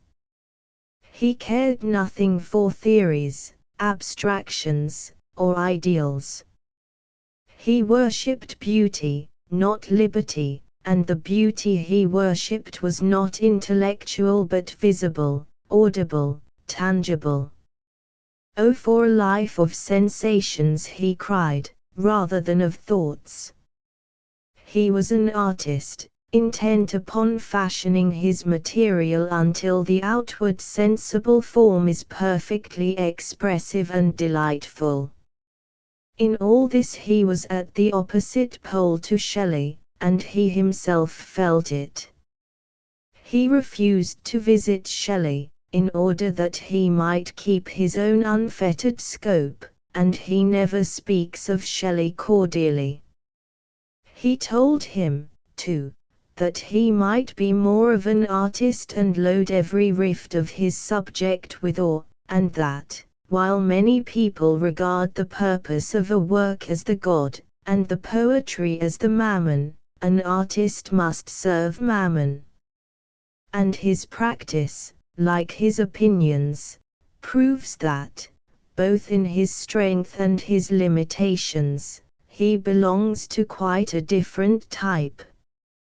In such a plea there would certainly be much truth, and yet it is not the truth, for it ignores other truths which must somehow be combined with it.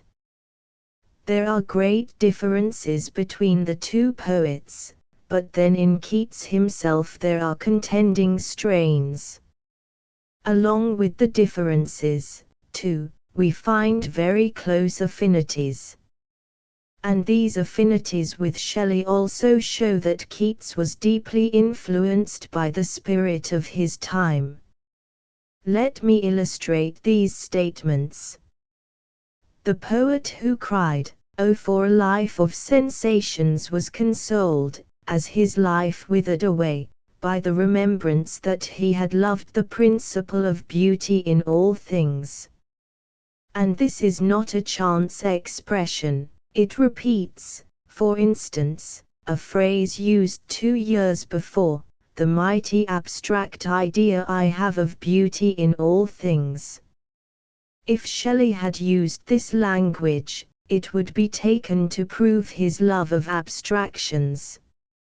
How does it differ from the language of the hymn to intellectual beauty? 17 Again, we noticed in a previous lecture the likeness between Alastor and Endymion, each the first poem of any length in which the writer's genius decisively declared itself.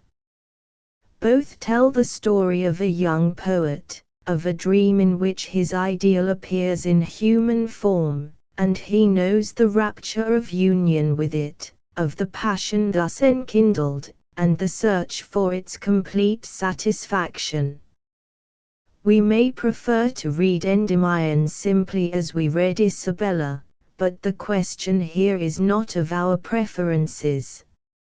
If we examine the poem without regard to them, we shall be unable to doubt that to some extent the story symbolizes or allegorizes this pursuit of the principle of beauty by the poetic soul. This is one of the causes of its failure as a narrative. Keats had not in himself the experience required by parts of his design, and hence in them he had to write from mere imagination. And the poem, besides, shows in a flagrant degree the defect felt here and there in Prometheus Unbound. If we wish to read it as the author meant it, we must ask for the significance of the figures, events, and actions. Yet it is clear that not all of them are intended to have this further significance, and we are perplexed by the question where, and how far, we are to look for it. 18 Take, again, some of the most famous of the lyrical poems. Is it true that Keats was untroubled by that sense of contrast between ideal and real which haunted Shelley and was so characteristic of the time? So far is this from being the case that a critic might more plausibly object to his monotonous insistence on that contrast. Probably the best-known lyrics of the two poets are the stanzas to A Skylark and the Ode to a Nightingale. Well, if we summarize prosaically the subject of the one poem, we have summarized that of the other. Our human life is all unrest and sorrow, an oscillation between longing and satiety, a looking before and after. We are aware of a perfection that we cannot attain, and that leaves us dissatisfied by everything attainable. And we die, and do not understand death. But the bird is beyond this division and dissonance, it attains the ideal, das Unzulangliche, higher Wordsrigness. This is the burden of both poems. In style, meter, tone, atmosphere, they are far apart, the idea is identical. And what else is the idea of the Ode on a Grecian urn, where a moment, arrested in its ideality by art and made eternal, is opposed to the change and decay of reality? And what else is the idea of the playful lines to Fancy? Fancy who brings together the joys which in life are parted by distances of time and place, and who holds in sure possession what life wins only to lose. Even a poem so pictorial and narrative and free from symbolism as The Eve of St. Agnes rests on the same feeling. The contrast, so exquisitely imagined and conveyed, between the cold, the storm, the old age, the empty pleasure and noisy enmity of the world outside Madeline's chamber, and the glow, the hush, the rich and dreamy bliss within it, is in effect the contrast which inspired the Ode to a Nightingale. It would be easy to pursue this subject. It would be easy, too, to show that Keats was far from indifferent to the progress of humanity. He conceived it in his own way, but it is as much the theme of Hyperion as of Prometheus Unbound.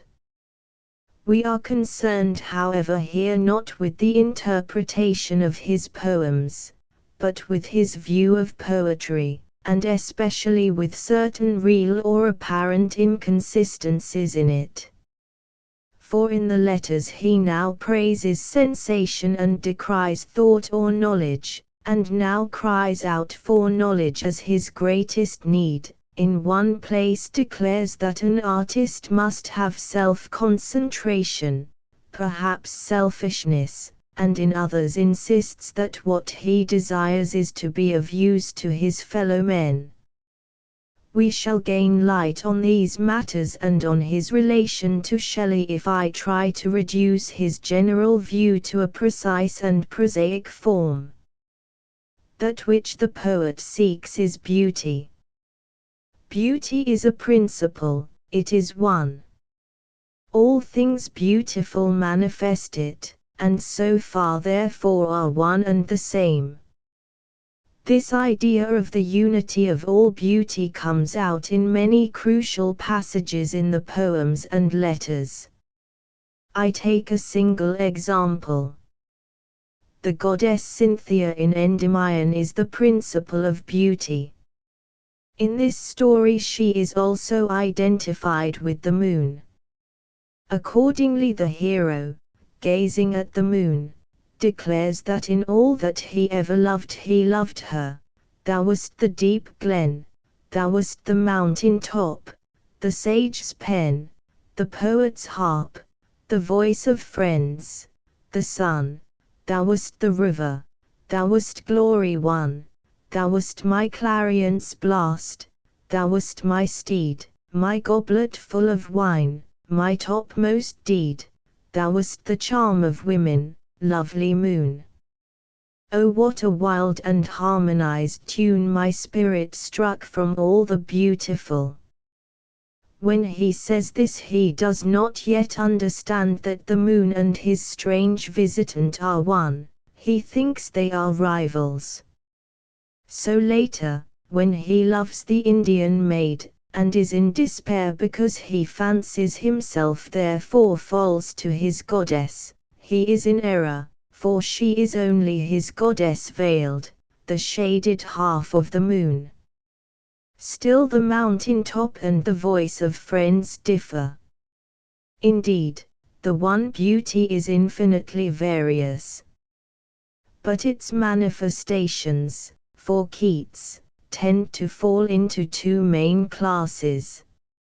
On the one hand there is the kind of beauty that comes easily and is all sweetness and pleasure.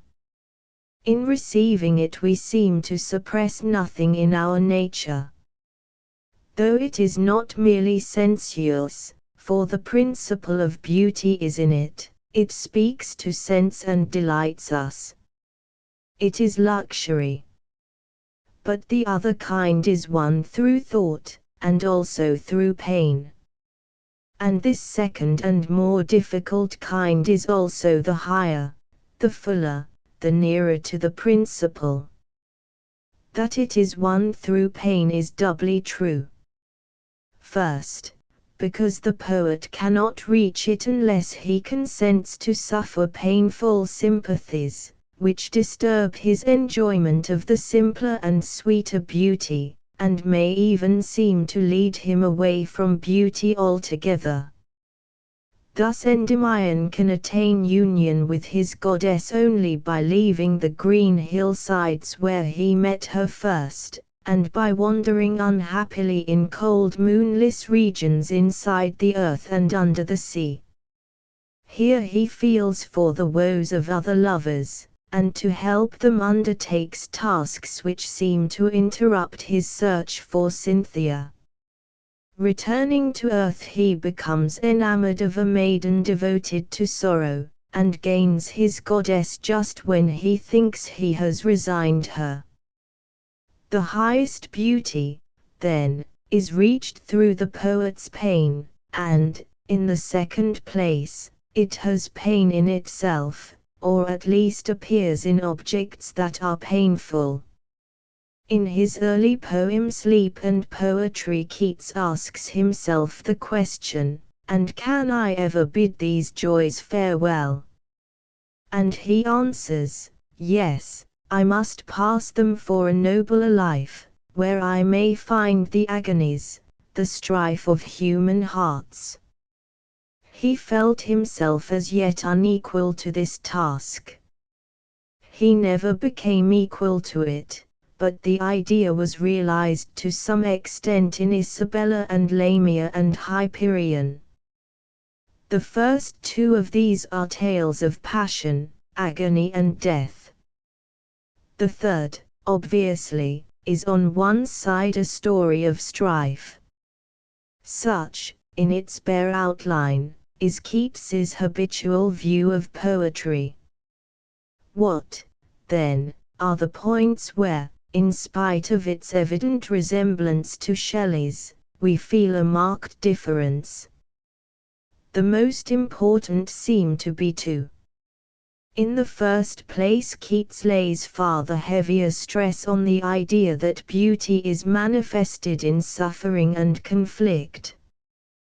The idea itself is to be found in Shelley, but, as we saw in another lecture, it is not congenial to him. It appears almost incidentally and is stated half-heartedly, and of the further idea that beauty is not only manifested in this sphere, but is there manifested most fully, we find, I believe, no trace.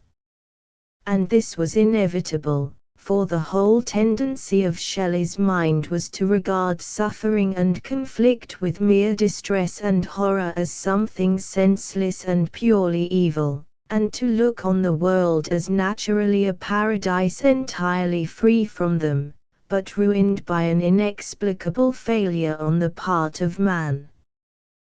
To this world of woe his intellectual beauty does not really belong. It appears there only in flashes. Its true home is a place where no contradictions, not even reconciled contradictions, exist. The idealism of Keats is much more concrete. He has no belief either in this natural paradise or in Godwinian perfectibility. Pain and conflict have a meaning to him. Without them souls could not be made, and the business of the world, he conjectures, is the making of souls. They are not therefore simply obstacles to the ideal. On the contrary, in this world it manifests itself most fully in and through them. For scenery is fine, but human nature is finer. 19 And the passions and actions of man are finer than his enjoyments and dreams. In the same way, the conflict in Hyperion is not one between light and darkness, the ideal and mere might, as in Prometheus Unbound. The Titans must yield to the Olympians because, in a word, they are less beautiful, and tease the eternal law that first in beauty should be first in might. But the Titans, though less beautiful, are beautiful. It is one and the same principle that manifests itself in them and more fully in their victors. Their defeat therefore is not, in the end, defeat, but the completion of their own being. This, it seems probable, the hero in Hyperion would have come to recognize, so that the poem, at least so far as he is concerned, would have ended with a reconciliation born of strife. Man is finer, Keats says, and the Titans must submit because they are less beautiful. The second point of difference between him and Shelley lies in this emphasis on beauty. The ideal with Shelley has many names, and one of them is beauty, but we hardly feel it to be the name nearest to his heart. The spirit of his worship is rather that sustaining love which, through the web of being blindly wove by man and beast and earth and air and sea, burns bright or dim, as each are mirrors of the fire for which all thirst, and love is a word less distinctively aesthetic, if the term must be used, than beauty. But the ideal for Keats is always and emphatically beauty, or the principle of beauty. When he sets the agonies and strifes of human hearts above a painless or luxurious loveliness, it is because they are the more beautiful. He would not have said that the Midsummer Night's Dream is superior to King Lear in beauty, but inferior to it in some other respect. It is inferior in beauty to King Lear.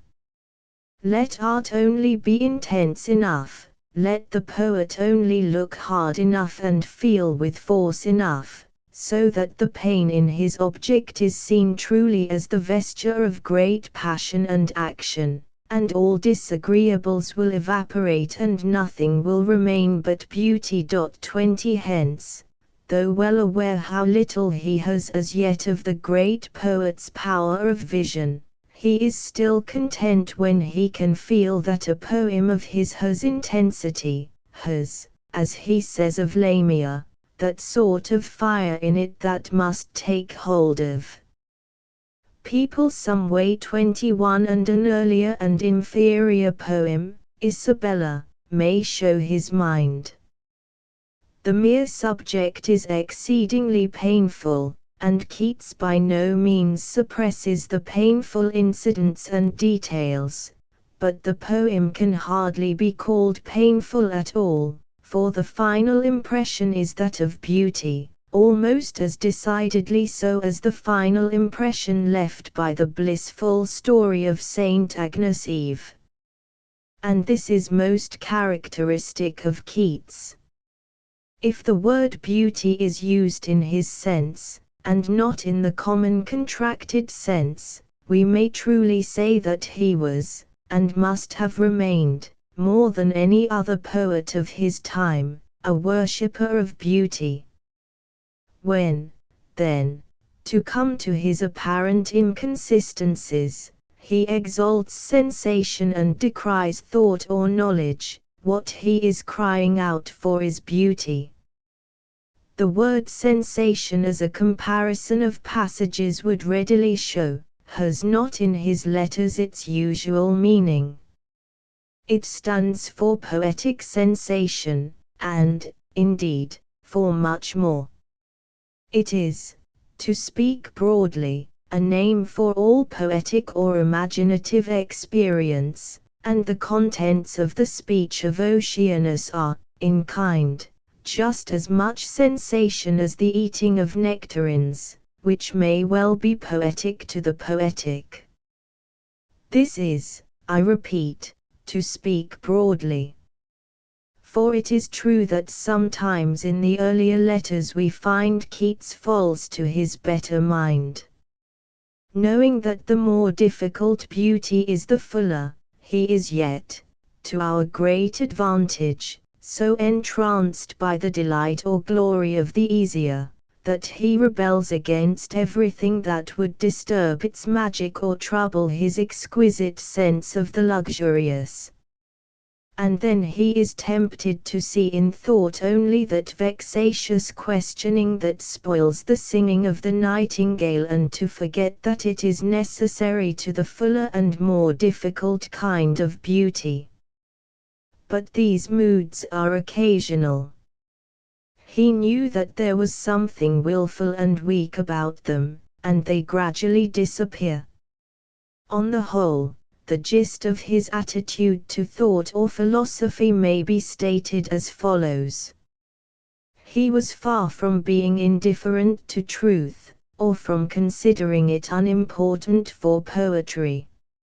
In an early letter, when he criticizes a poem of Wordsworth's, he ventures to say that if Wordsworth had thought a little deeper at that moment he would not have written it, and that it is a kind of sketchy intellectual landscape, not a search after truth. 22 He writes of a passage in Endymion, "The whole thing must, I think, have appeared to you, who are a consecutive man, as a thing almost of mere words. But I assure you that, when I wrote it, it was the regular stepping of imagination towards a truth." 23 And many passages show his conviction that for his progress towards this truth thought, knowledge, philosophy are indispensable.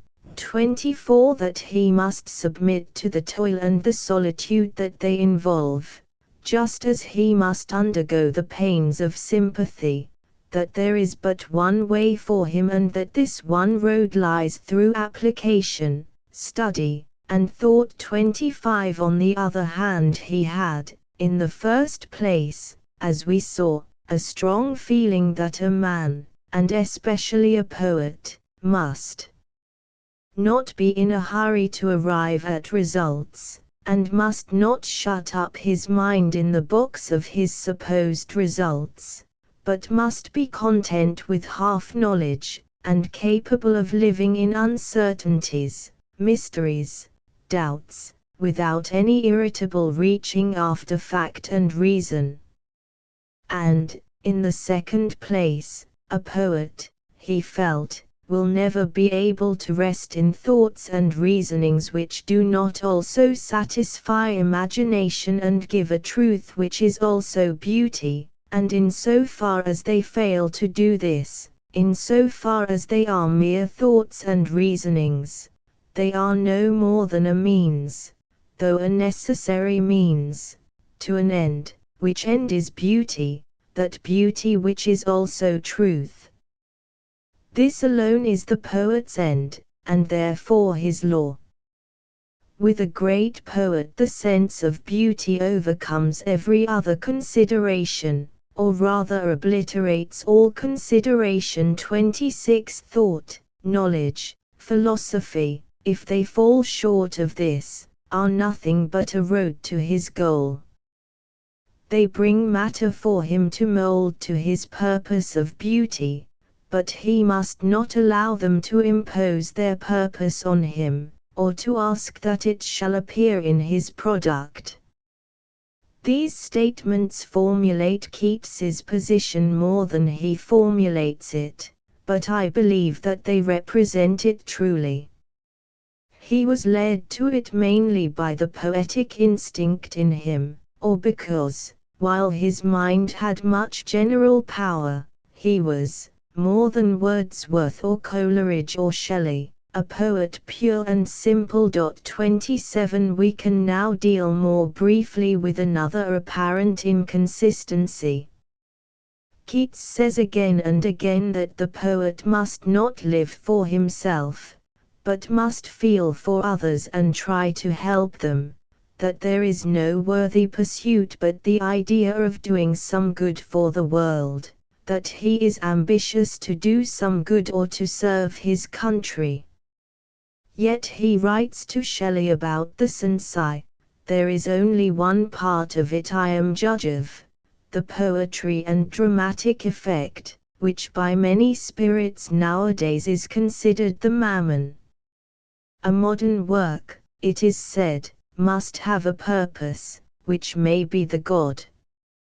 An artist must serve Mammon, he must have self-concentration, selfishness.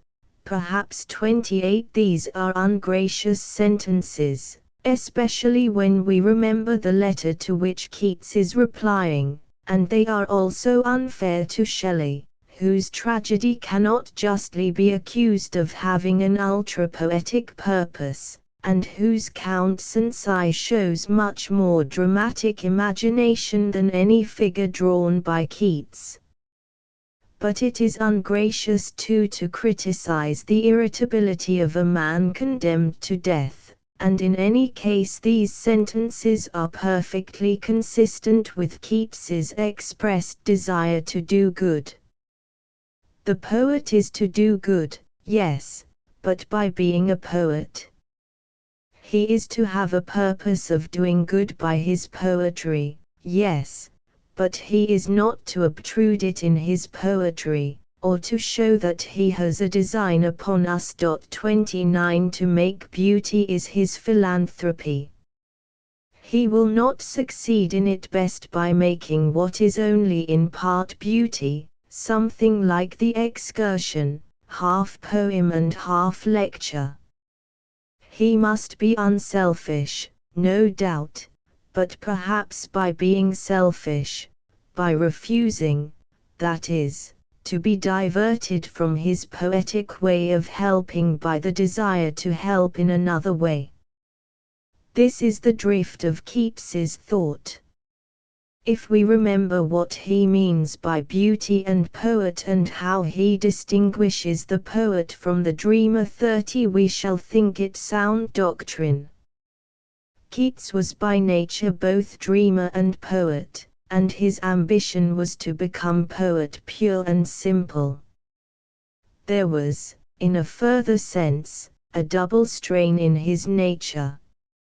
He had in him the poetic temper of his time, the ever-present sense of an infinite, the tendency to think of this as an ideal perfection manifesting itself in reality, and yet surpassing reality, and so capable of being contrasted with it. He was allied here especially to Wordsworth and to Shelley, by the former of whom he was greatly influenced. But there was also in him another tendency, and this, it would seem, was strengthening at the expense of the first, and would in time have dominated it. It was perhaps the deeper and more individual. It may be called the Shakespearean strain, and it works against any inclination to erect walls between ideal and real, or to magnify differences of grade into oppositions of kind. Keats had the impulse to interest himself in everything he saw or heard of, to be curious about a thing, accept it, identify himself with it, without first asking whether it is better or worse than another, or how far it is from the ideal principle. It is this impulse that speaks in the words, "If a sparrow come before my window, I take part in its existence and pick about the gravel." 31 And in the words, "When she comes into a room she makes an impression the same as the beauty of a leopardess," and in the feeling that she is fine, though Bishop Hooker is finer. It too is the source of his complaint that he has no personal identity, and of his description of the poetical character, "It has no self, it is everything and nothing. It enjoys light and shade, it lives in gusto, be it foul or fair, high or low, rich or poor, mean or elevated. It has as much delight in conceiving an ego as an Imogen. What shocks the virtuous philosopher delights the chameleon poet.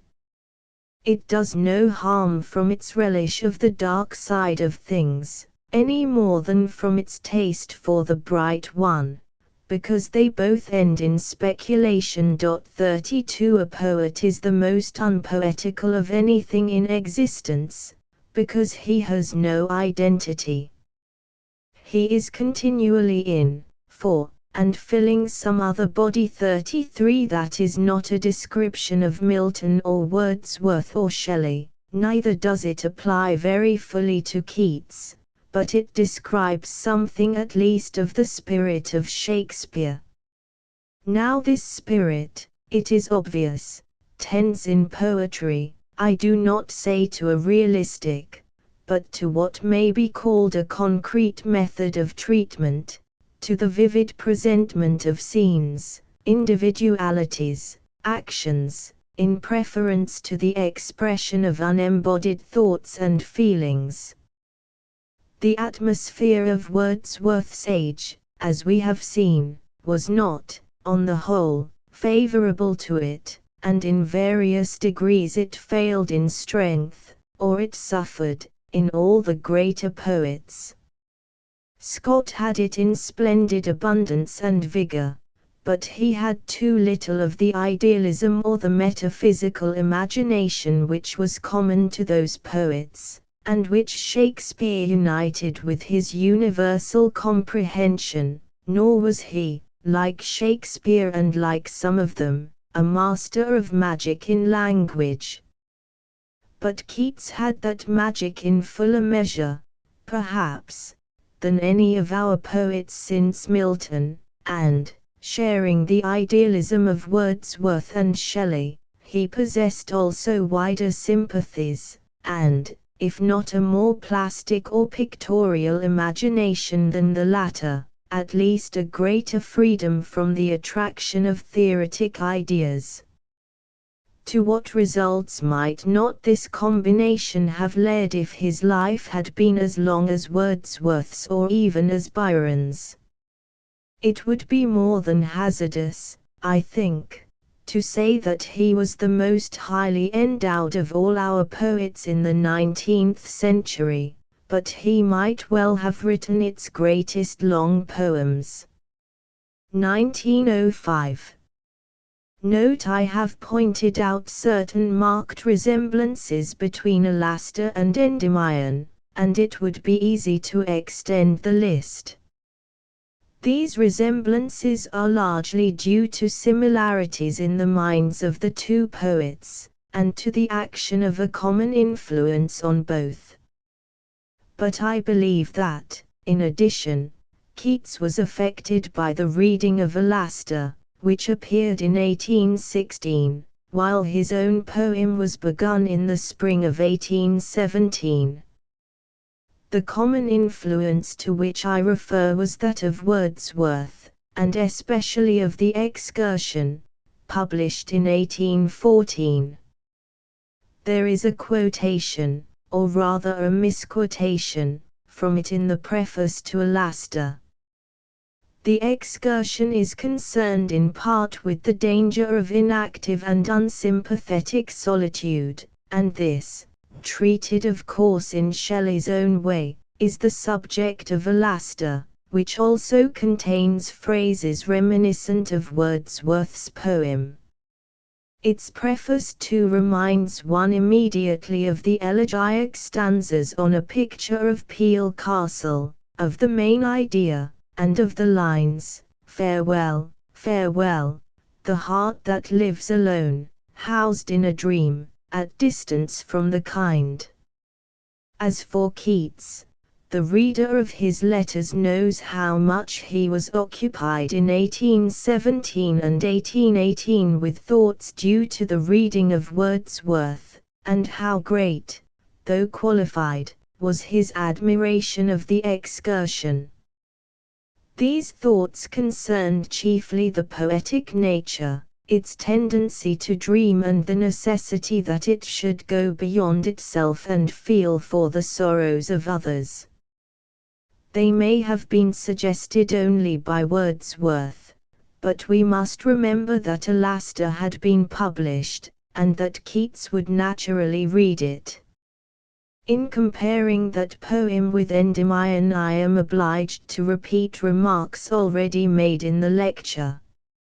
Alastor, composed under the influence described, tells of the fate of a young poet, who is pure and tender-hearted but who, in his search for communion with the ideal influences of nature and of knowledge, keeps aloof from sympathies with his kind. So long as it is possible for his desires to point towards objects thus infinite and unmeasured, he is joyous and tranquil and self-possessed. But a time comes when he thirsts for intercourse with an intelligence like himself.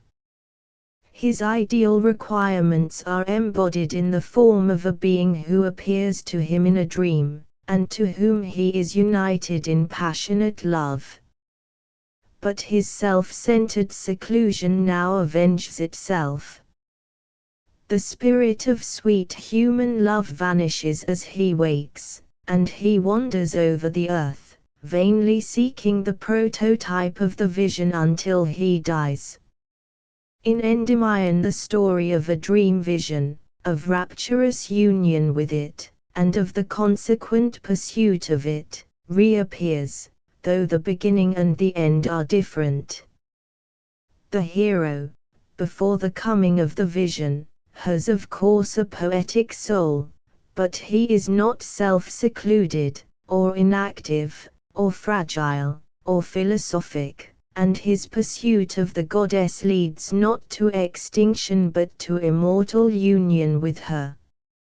It does lead, however, to adventures of which the main idea evidently is that the poetic soul can only reach complete union with the ideal, which union is immortality, by wandering in a world which seems to deprive him of it, by trying to mitigate the woes of others instead of seeking the ideal for himself, and by giving himself up to love for what seems to be a mere woman, but is found to be the goddess herself.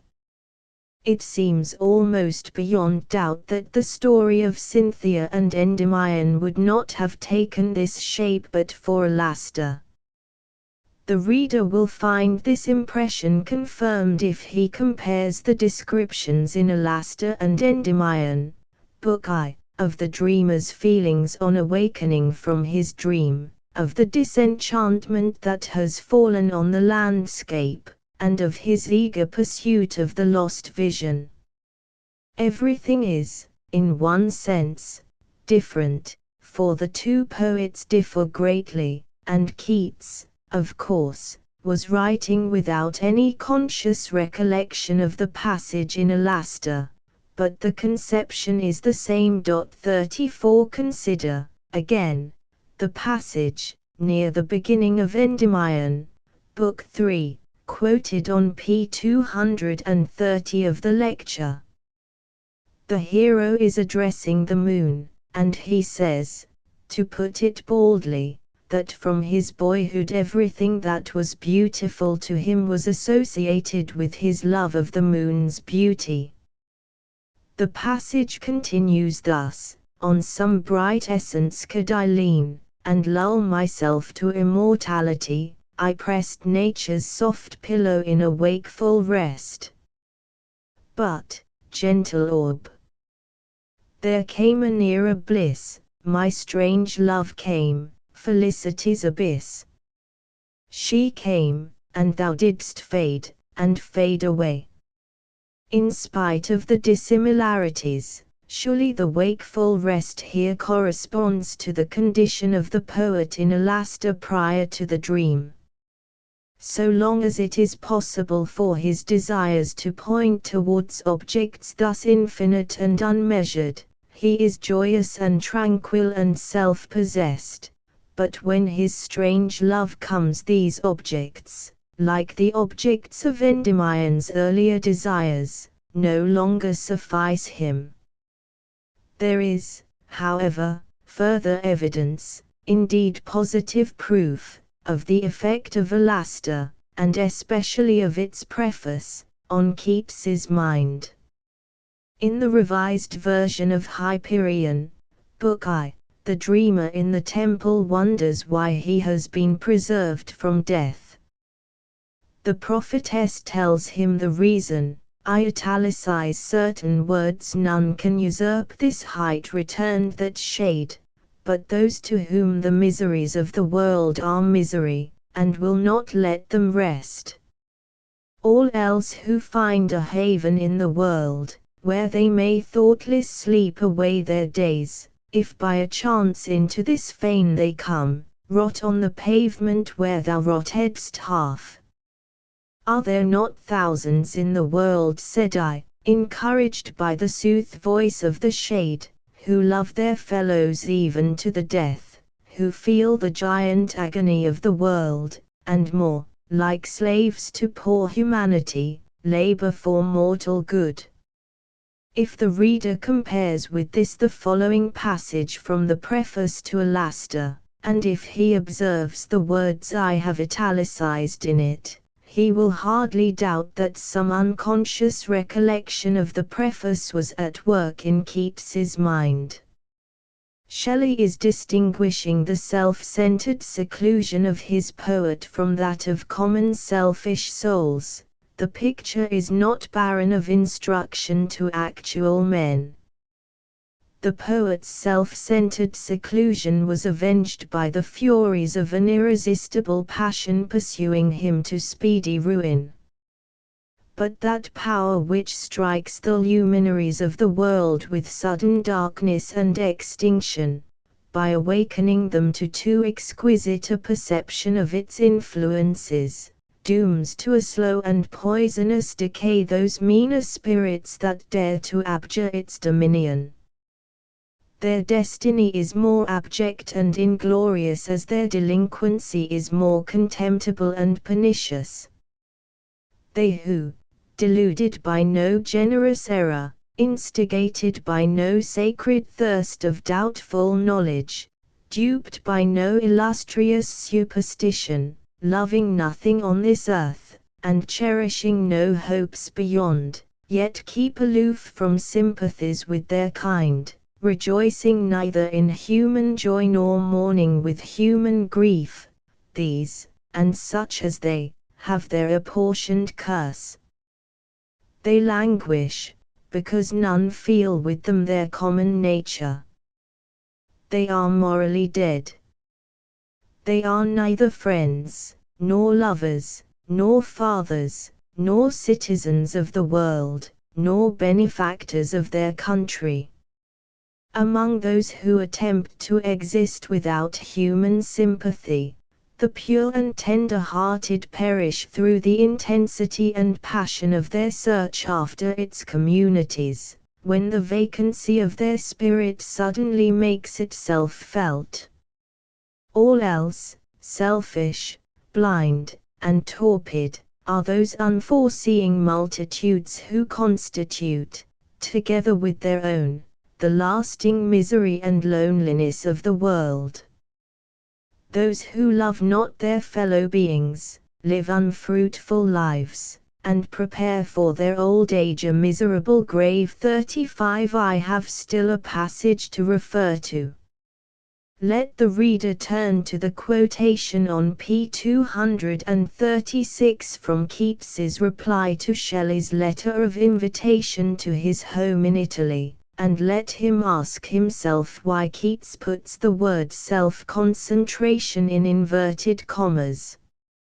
He is not referring to anything in Shelley's letter, and he is not in the habit in the letters of using inverted commas except to mark a quotation. Without doubt, I think, he is referring from memory to the preface to Alastor and the phrase self-centered seclusion. He has come to feel that this self-centered seclusion is right for a poet like himself, and that the direct pursuit of philanthropy in poetry, which he supposes Shelley to advocate, is wrong. But this is another proof how much he had been influenced by Shelley's poem, and it is perhaps not too rash to conjecture that his consciousness of this influence was one reason why he had earlier refused to visit Shelley, in order that he might have his own unfettered scope. 36. If it seems to anyone that these conclusions are derogatory to Keats, either as a man or a poet, I can only say that I differ from him entirely. But I will add that there seems to me some reason to conjecture that Shelley had read the Ode to a Nightingale before he wrote the stanzas to a Skylark. 1. The letters, except those to Miss Braun, and a few others, have been edited by Colvin, and, without exception, by Forman, Pub, Gowans and Gray. I refer to them by their numbers, followed by the initial of the editor's name.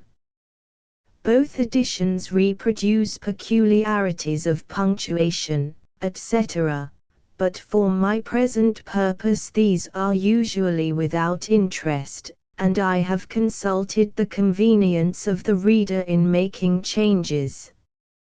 2. Keats himself, it is strange to think, was born in the same year as Carlyle. 3. These passions were in his last 2 years overclouded at times, but they remained to the end. When, in the bitterness of his soul, he begged Seven to put on his tombstone no name, but only "Here lies one whose name was writ in water," he was thinking not merely of the reviewers who had robbed him of fame in his short life, but also of those unwritten poems, of which the faint conceptions in happier days used to bring the blood into his forehead. 4. Lic. Lv. F. The quotations above are from 14, 16, c. 15, 17, 18, f. The verses are a parody of Wordsworth's lines, "The cock is crowing." 5. Lxi. c. Lxvi. f6 Lvi. c. Lxi. f7 Lxxii. c. Lxxi. f. Mr. Hooker, I may remark, would not have thanked Keats for his bishopric. 8. From the letter last quoted. See also Cxvi, X8, Xix, C, Xxi, Xxiv, Cxxxv, F9. Pain had no sting and pleasure's wreath no flower. 10. Xcii, C, Cvi, F11 19, C, Xxi, F12 live, C, Lix, F13 Xxi, C, Clii, F14 Cxvi, C, Xxi, F. The word turn in the last sentence but two seems to be doubtful. Mr. Colvin reads have. 15. Keats's use of the word is suggested, probably, by Milton's pure intelligence of heaven. 16. Xcii, C, Cvi, F17 Xvi, F, Lxxii, C, Lxxi, F. In Xli, C, Xliv, F, occurs a passage ending with the words, "They are able to consecrate waiter they look upon." Is not this a quotation from the hymn, "Spirit of beauty that dost consecrate with thine own hues all thou dost shine upon"?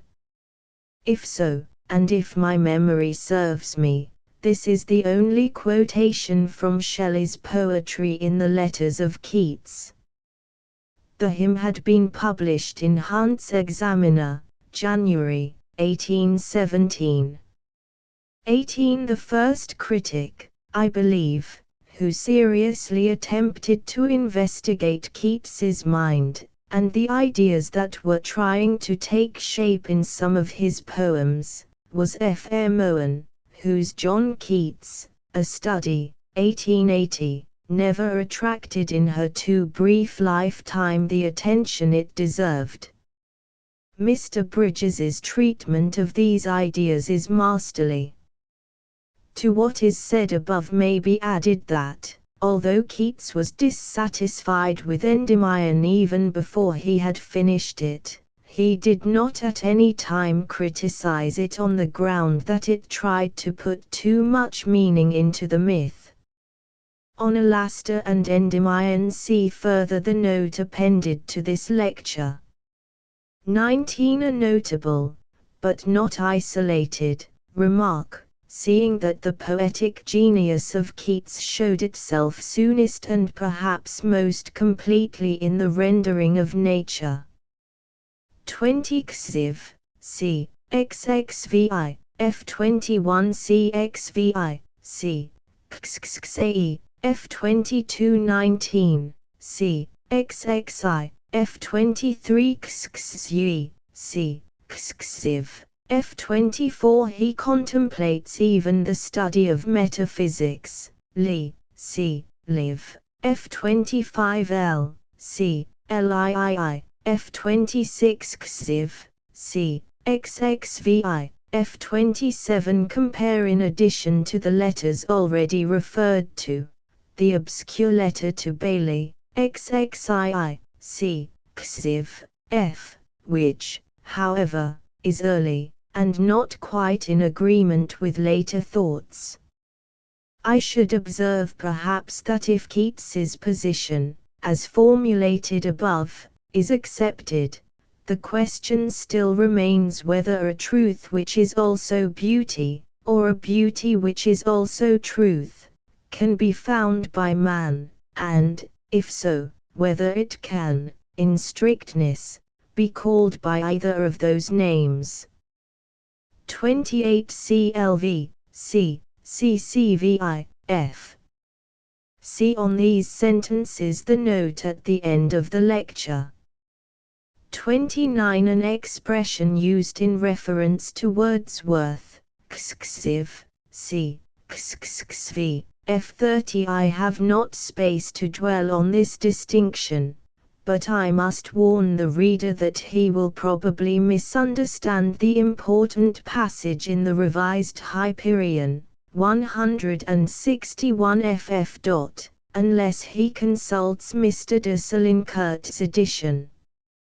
31. XXII, C. XXV, F32. That is, in Half Knowledge Doubts Mysteries, cp 235. While the philosopher is sometimes supposed by Keats to have a reasoned certainty about everything, it is curious to reflect that great metaphysicians, like Spinoza and Hegel, are often accused of the moral impartiality which Keats attributes to the poet.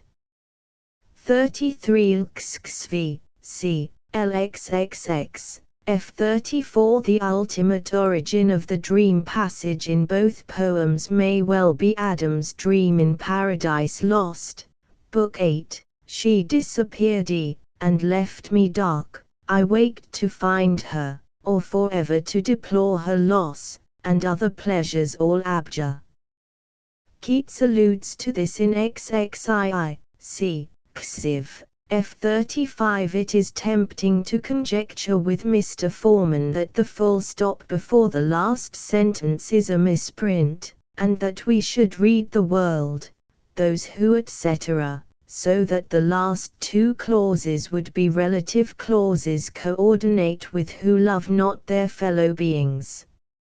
Not to speak of the run of the sentences, this conjecture is tempting because of the comma after fellow beings and because the paragraph is followed by the quotation, those should be they, the good die first, and those whose hearts are dry as summer's dust burn to the socket. The good who die first correspond with the pure and tender-hearted who perish and, as we naturally suppose, perish young, like the poet in Alastor. But, as the last sentence stands, these, as well as the torpid, live to old age. It is hard to believe that Shelley meant this, but as he was in England when Alastor was printed, he probably revised the proofs, and it is perhaps easier to suppose that he wrote what is printed than that he passed unobserved the serious misprint supposed by Mr. Forman.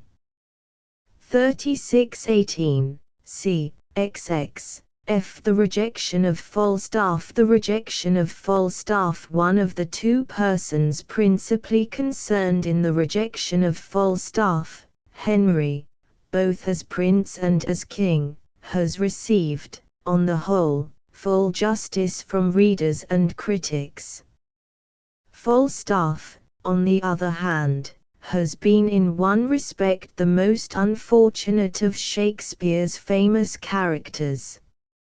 All of them, in passing from the mind of their creator into other minds, suffer change. They tend to lose their harmony through the disproportionate attention bestowed on some one feature, or to lose their uniqueness by being conventionalized into types already familiar. But Falstaff was degraded by Shakespeare himself. The original character is to be found alive in the two parts of Henry IV, dead in Henry V, and nowhere else. But not very long after these plays were composed, Shakespeare wrote, and he afterwards revised, the very entertaining piece called The Merry Wives of Windsor. Perhaps his company wanted a new play on a sudden, or perhaps, as one would rather believe, the tradition may be true that Queen Elizabeth, delighted with the Falstaff scenes of Henry IV, expressed a wish to see the hero of them again, and to see him in love. Now it was no more possible for Shakespeare to show his own Falstaff in love than to turn twice 2 into 5.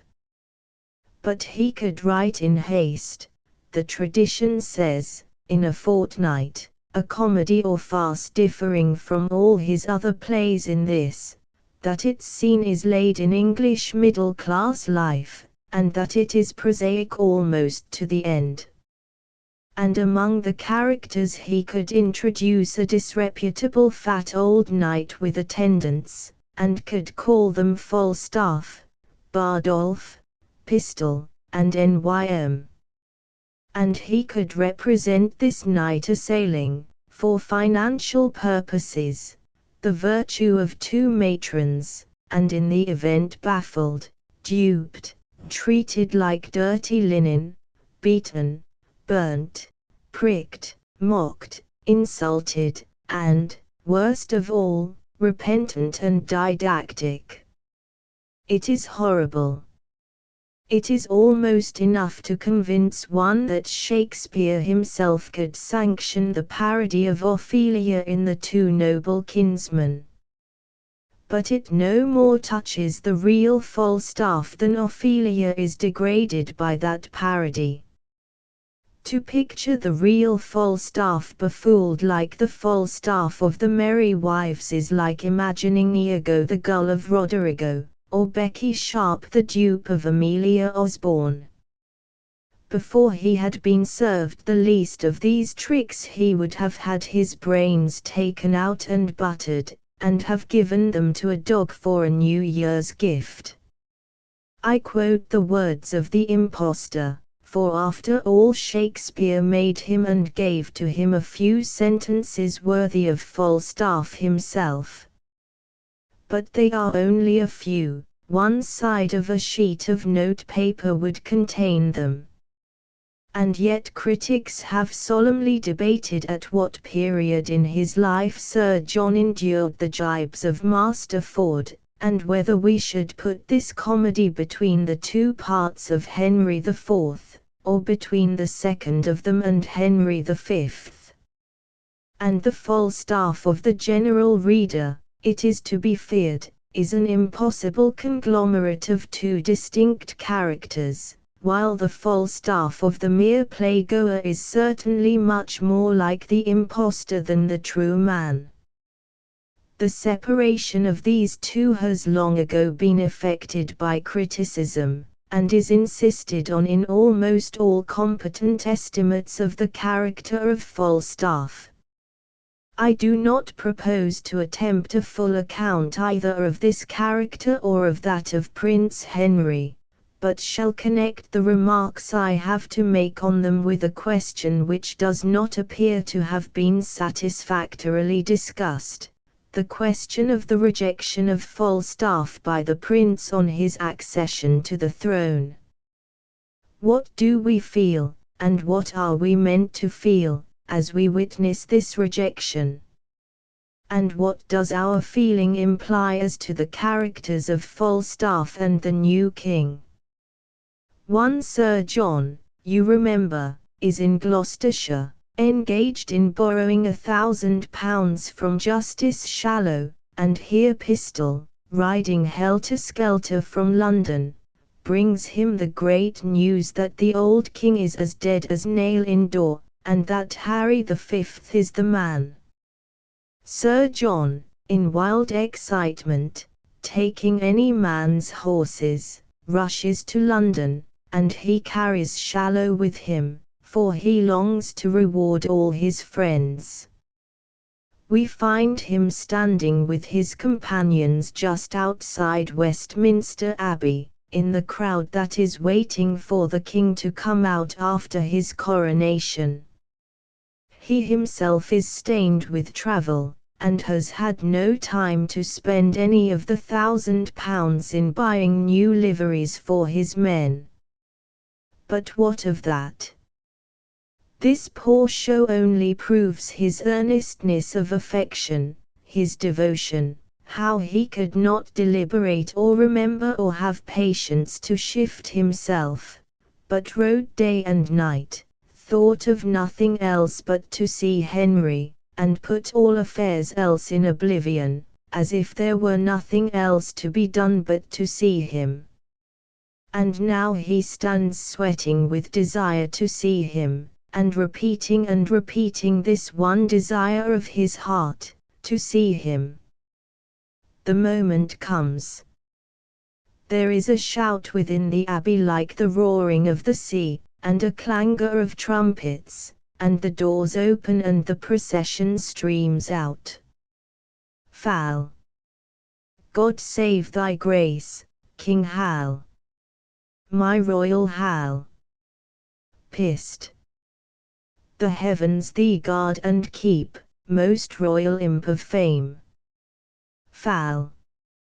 God save thee, my sweet boy. King. My Lord Chief Justice, speak to that vain man. Chapter just. Have you your wits? Know you what tease you speak? Fal. My king. My Jove. I speak to thee, my heart. King. I know thee not, old man, fall to thy prayers. How ill white hairs become a fool and jester. I have long dreamed of such a kind of man, so surfeit swelled, so old and so profane, but being awaked I do despise my dream. Make less thy body hence, and more thy grace, leave gormandizing, know the grave doth gape for thee thrice wider than for other men. Reply not to me with a fool-born jest, presume not that I am the thing I was, for God doth know, so shall the world perceive, that I have turned away my former self, so will I those that kept me company. When thou dost hear I am as I have been, approach me, and thou shalt be as thou wast, the tutor and the feeder of my riots.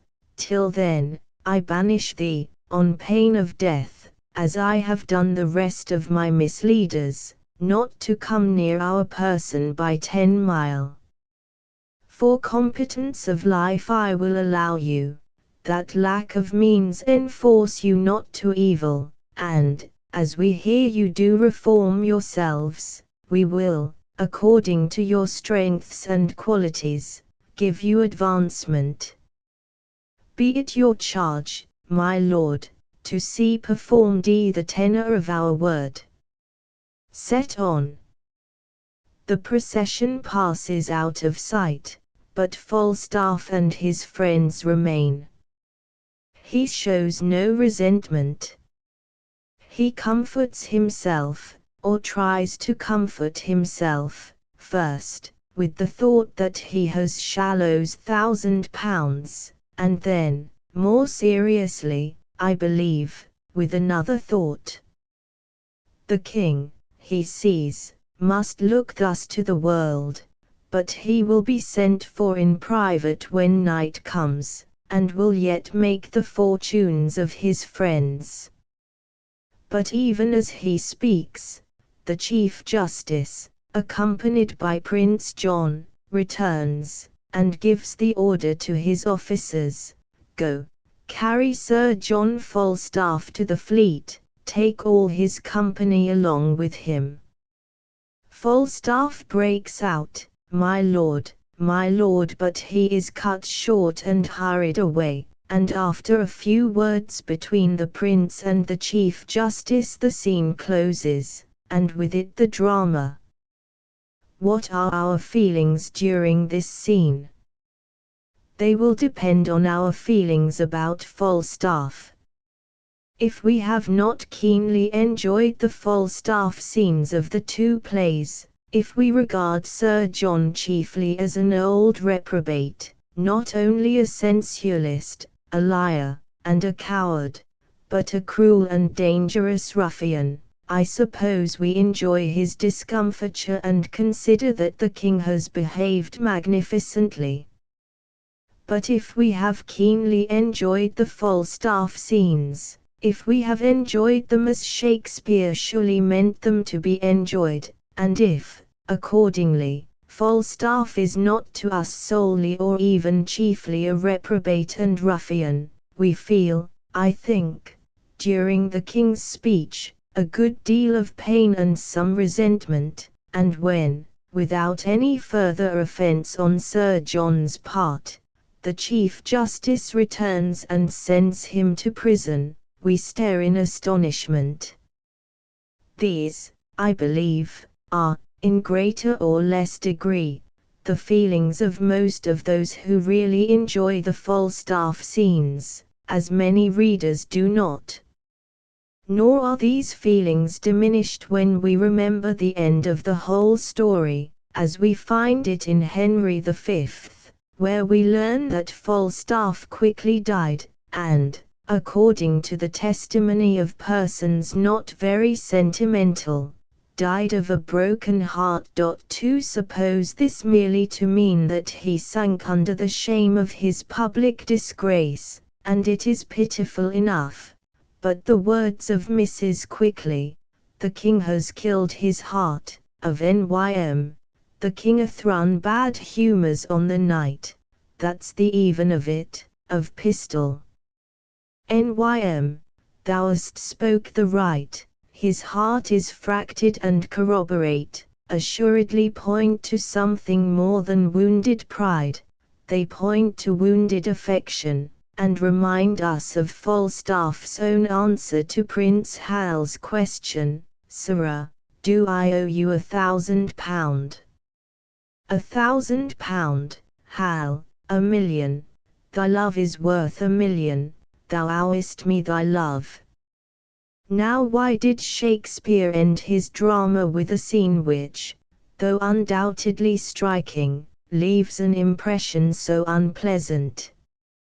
I will venture to put aside without discussion the idea that he meant us throughout the two plays to regard Falstaff with disgust or indignation, so that we naturally feel nothing but pleasure at his fall, for this idea implies that kind of inability to understand Shakespeare with which it is idle to argue. And there is another and a much more ingenious suggestion which must equally be rejected as impossible. According to it, Falstaff, having listened to the king's speech, did not seriously hope to be sent for by him in private. he fully realized the situation at once, and was only making game of Shallow, and in his immediate turn upon Shallow when the king goes out, "Master Shallow, I owe you £1,000." We are meant to see his humorous superiority to any rebuff, so that we end the play with the delightful feeling that, while Henry has done the right thing, Falstaff, in his outward overthrow, has still proved himself inwardly invincible. This suggestion comes from a critic who understands Falstaff, and in the suggestion itself shows that he understands him. 3 But it provides no solution, because it wholly ignores, and could not account for, that which follows the short conversation with Shallow. Falstaff's dismissal to the fleet, and his subsequent death, prove beyond doubt that his rejection was meant by Shakespeare to be taken as a catastrophe which not even his humor could enable him to surmount. Moreover, these interpretations, even if otherwise admissible, would still leave our problem only partly solved. For what troubles us is not only the disappointment of Falstaff, it is the conduct of Henry. It was inevitable that on his accession he should separate himself from Sir John, and we wish nothing else. It is satisfactory that Sir John should have a competence, with the hope of promotion in the highly improbable case of his reforming himself. And if Henry could not trust himself within 10 miles of so fascinating a companion, by all means let him be banished that distance, we do not complain. These arrangements would not have prevented a satisfactory ending. The king could have communicated his decision, and Falstaff could have accepted it, in a private interview rich in humor and merely touched with pathos. But Shakespeare has so contrived matters that Henry could not send a private warning to Falstaff even if he wished to, and in their public meeting Falstaff is made to behave in so infatuated and outrageous a manner that great sternness on the king's part was unavoidable. And the curious thing is that Shakespeare did not stop here. If this had been all, we should have felt pain for Falstaff, but not, perhaps, resentment against Henry. But 2 things we do resent. Why, when this painful incident seems to be over, should the Chief Justice return and send Falstaff to prison? Can this possibly be meant for an act of private vengeance on the part of the Chief Justice, unknown to the king? No, for in that case Shakespeare would have shown at once that the king disapproved and cancelled it. It must have been the king's own act. This is one thing we resent, the other is the king's sermon.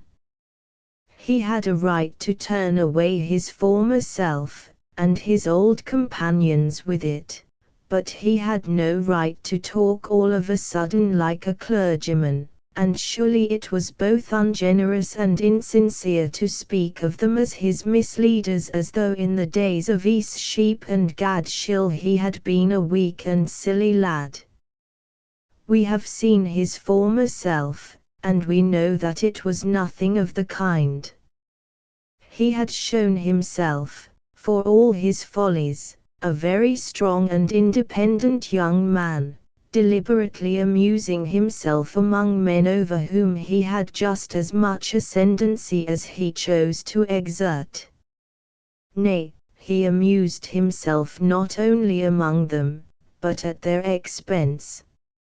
In his first soliloquy, and first soliloquies are usually significant, he declares that he associates with them in order that, when at some future time he shows his true character, he may be the more wondered at for his previous aberrations. You may think he deceives himself here. You may believe that he frequented Sir John's company out of delight in it and not merely with this cold-blooded design, but at any rate he thought the design was his one motive. And, that being so, two results follow. He ought in honour long ago to have given Sir John clearly to understand that they must say goodbye on the day of his accession. And, having neglected to do this, he ought not to have lectured him as his misleader. It was not only ungenerous, it was dishonest. It looks disagreeably like an attempt to buy the praise of the respectable at the cost of honor and truth. And it succeeded. Henry always succeeded. You will see what I am suggesting, for the moment, as a solution of our problem. I am suggesting that our fault lies not in our resentment at Henry's conduct, but in our surprise at it, that if we had read his character truly in the light that Shakespeare gave us, we should have been prepared for a display both of hardness and of policy at this point in his career. And although this suggestion does not suffice to solve the problem before us, I am convinced that in itself it is true. Nor is it rendered at all improbable by the fact that Shakespeare has made Henry, on the whole, a fine and very attractive character, and that here he makes no one express any disapprobation of the treatment of Falstaff. For in similar cases Shakespeare is constantly misunderstood. His readers expect him to mark in some distinct way his approval or disapproval of that which he represents, and hence where they disapprove and he says nothing, they fancy that he does not disapprove, and they blame his indifference, like Dr. Johnson, or at the least are puzzled. But the truth is that he shows the fact and leaves the judgment to them. And again, when he makes us like a character we expect the character to have no faults that are not expressly pointed out, and when other faults appear we either ignore them or try to explain them away. This is one of our methods of conventionalizing Shakespeare. We want the world's population to be neatly divided into sheep and goats, and we want an angel by us to say, "Look, that is a goat and this is a sheep," and we try to turn Shakespeare into this angel. His impartiality makes us uncomfortable. We cannot bear to see him, like the sun, lighting up everything and judging nothing. And this is perhaps especially the case in his historical plays, where we are always trying to turn him into a partisan. He shows us that Richard II was unworthy to be king, and we at once conclude that he thought Bolingbroke's usurpation justified, whereas he shows merely what under the conditions was bound to exist, an inextricable tangle of right and unright. Or, Bolingbroke being evidently wronged, we suppose Bolingbroke's statements to be true, and are quite surprised when, after attaining his end through them, he mentions casually on his deathbed that they were lies. Shakespeare makes us admire Hotspur heartily, and accordingly, when we see Hotspur discussing with others how large his particular slice of his mother country is to be, we either fail to recognize the monstrosity of the proceeding, or, recognizing it, we complain that Shakespeare is inconsistent. Prince John breaks a tottering rebellion by practicing a detestable fraud on the rebels. We are against the rebels, and have heard high praise of Prince John, but we cannot help seeing that his fraud is detestable, so we say indignantly to Shakespeare, "Why, you told us he was a sheep," whereas, in fact, if we had used our eyes we should have known beforehand that he was the brave, determined, loyal, cold-blooded, pitiless, unscrupulous son of a usurper whose throne was in danger. To come, then, to Henry. Both as prince and as king he is deservedly a favorite, and particularly so with English readers, being, as he is, perhaps the most distinctively English of all Shakespeare's men. In Henry V he is treated as a national hero. In this play he has lost much of the wit which in him seems to have depended on contact with Falstaff, but he has also laid aside the most serious faults of his youth. He inspires in a high degree fear, enthusiasm, and affection. Thanks to his beautiful modesty he has the charm which is lacking to another mighty warrior, Coriolanus. His youthful escapades have given him an understanding of simple folk, and sympathy with them. He is the author of the saying, "There is some soul of goodness in things evil," and he is much more obviously religious than most of Shakespeare's heroes. Having these and other fine qualities, and being without certain dangerous tendencies which mark the tragic heroes, he is, perhaps, the most efficient character drawn by Shakespeare, unless Ulysses, in Troilus and Cressida, is his equal. And so he has been described as Shakespeare's ideal man of action, nay, it has even been declared that here for once Shakespeare plainly disclosed his own ethical creed, and showed us his ideal, not simply of a man of action, but of a man. But Henry is neither of these. The poet who drew Hamlet and Othello can never have thought that even the ideal man of action would lack that light upon the brow which at once transfigures them and marks their doom. It is as easy to believe that, because the lunatic, the lover, and the poet are not far apart, Shakespeare would have chosen never to have loved and sung. Even poor Timon, the most inefficient of the tragic heroes, has something in him that Henry never shows.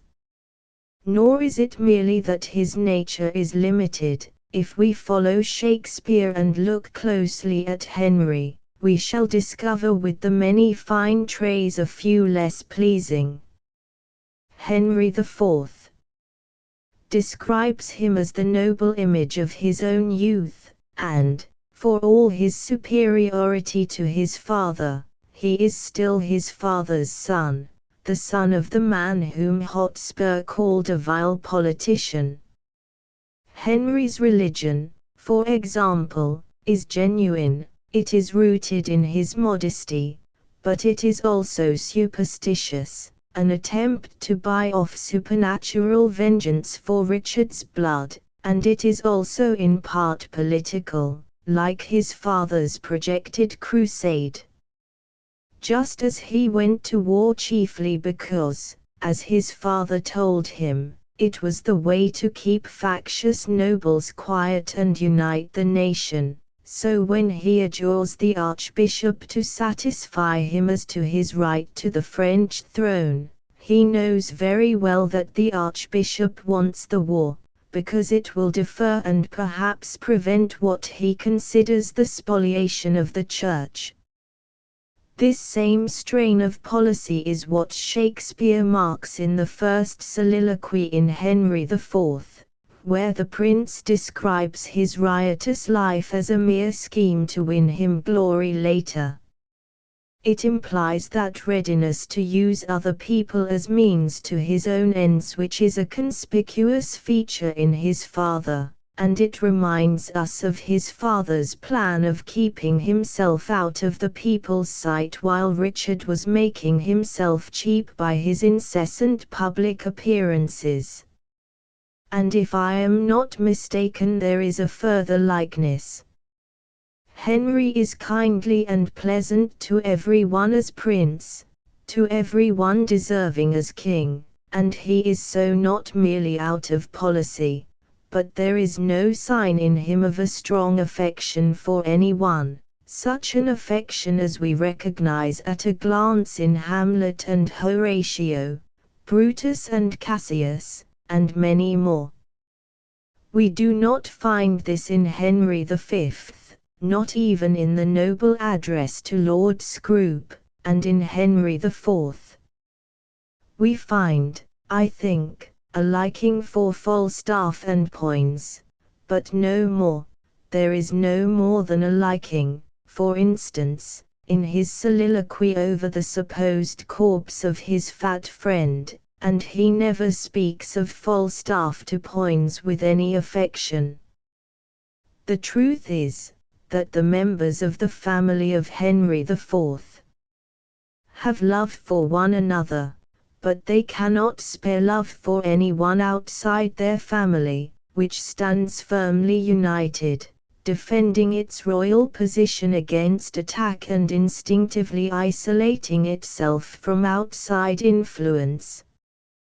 Thus I would suggest that Henry's conduct in his rejection of Falstaff is in perfect keeping with his character on its unpleasant side as well as on its finer, and that, so far as Henry is concerned, we ought not to feel surprise at it. And on this view we may even explain the strange incident of the Chief Justice being sent back to order Falstaff to prison, for there is no sign of any such uncertainty in the text as might suggest an interpolation by the players.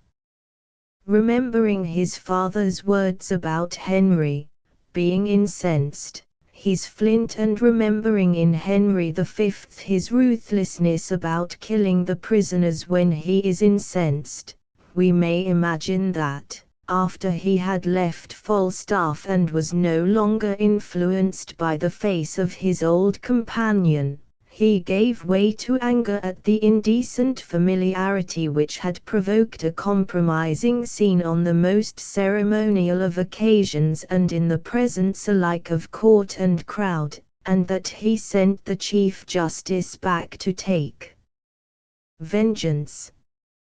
And this is consistent with the fact that in the next play we find Falstaff shortly afterwards not only freed from prison, but unmolested in his old haunt in Eastsheep, well within 10 miles of Henry's person. His anger had soon passed, and he knew that the requisite effect had been produced both on Falstaff and on the world.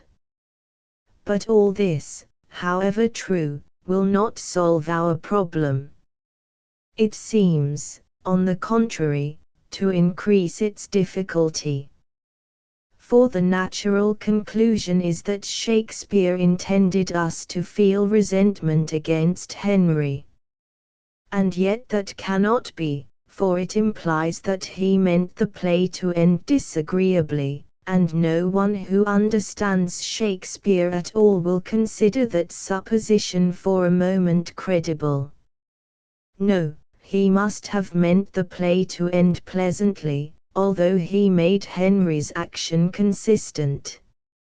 And hence it follows that he must have intended our sympathy with Falstaff to be so far weakened when the rejection scene arrives that his discomfiture should be satisfactory to us, that we should enjoy this sudden reverse of enormous hopes, a thing always ludicrous if sympathy is absent, that we should approve the moral judgment that falls on him, and so should pass lightly over that disclosure of unpleasant traits in the king's character which Shakespeare was too true an artist to suppress. Thus our pain and resentment, if we feel them, are wrong, in the sense that they do not answer to the dramatist's intention. But it does not follow that they are wrong in a further sense. They may be right, because the dramatist has missed what he aimed at. And this, though the dramatist was Shakespeare, is what I would suggest. In the Falstaff scenes he overshot his mark. He created so extraordinary a being, and fixed him so firmly on his intellectual throne, that when he sought to dethrone him he could not. The moment comes when we are to look at Falstaff in a serious light, and the comic hero is to figure as a baffled schemer, but we cannot make the required change, either in our attitude or in our sympathies. We wish Henry a glorious reign and much joy of his crew of hypocritical politicians, lay and clerical, but our hearts go with Falstaff to the Fleet, or, if necessary, to Arthur's bosom or wheresoever he is. For in the remainder of the lecture I will try to make this view clear.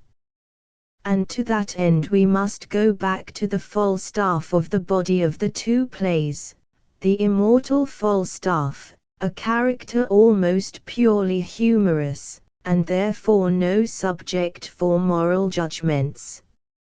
I can but draw an outline, and in describing one aspect of this character must be content to hold another in reserve. Up to a certain point Falstaff is ludicrous in the same way as many other figures, his distinction lying, so far, chiefly in the mere abundance of ludicrous traits. Why we should laugh at a man with a huge belly and corresponding appetites, at the inconveniences he suffers on a hot day, or in playing the footpad, or when he falls down and there are no levers at hand to lift him up again, at the incongruity of his unwieldy bulk and the nimbleness of his spirit, the infirmities of his age and his youthful lightness of heart, at the enormity of his lies and wiles, and the suddenness of their exposure and frustration, at the contrast between his reputation and his real character, seen most absurdly when, at the mere mention of his name, a redoubted rebel surrenders to him. Why, I say, we should laugh at these and many such things. This is no place to inquire, but unquestionably we do. Here we have them poured out in endless profusion and with that air of careless ease which is so fascinating in Shakespeare, and with the enjoyment of them I believe many readers stop. But while they are quite essential to the character, there is in it much more. For these things by themselves do not explain why, beside laughing at Falstaff, we are made happy by him and laugh with him. He is not, like Parel, a mere object of mirth. The main reason why he makes us so happy and puts us so entirely at our ease is that he himself is happy and entirely at his ease. Happy is too weak a word, he is in bliss, and we share his glory. Enjoyment, no fitful pleasure crossing a dull life, nor any vacant convulsive mirth, but a rich deep-toned chuckling enjoyment circulates continually through all his being. If you ask what he enjoys, no doubt the answer is, in the first place, eating and drinking, taking his ease at his inn, and the company of other merry souls. Compared with these things, what we count the graver interests of life are nothing to him. But then, while we are under his spell, it is impossible to consider these graver interests. Gravity is to us, as to him, inferior to gravy, and what he does enjoy he enjoys with such a luscious and good-humored zest that we sympathize and he makes us happy. And if anyone objected, we should answer with Sir Toby Belch, "Dost thou think, because thou art virtuous, there shall be no more cakes and ale?" But this, again, is far from all. Falstaff's ease and enjoyment are not simply those of the happy man of appetite, 5 they are those of the humorist, and the humorist of genius. Instead of being comic to you and serious to himself, he is more ludicrous to himself than to you, and he makes himself out more ludicrous than he is, in order that he and others may laugh. Prince Hal never made such sport of Falstaff's person as he himself did. It is he who says that his skin hangs about him like an old lady's loose gown, and that he walks before his page like a sow that hath o'erwhelmed all her litter but one. And he jests at himself when he is alone just as much as when others are by. It is the same with his appetites. The direct enjoyment they bring him is scarcely so great as the enjoyment of laughing at this enjoyment, and for all his addiction to sack you never see him for an instant with a brain dulled by it, or a temper turned solemn, silly, quarrelsome, or pious.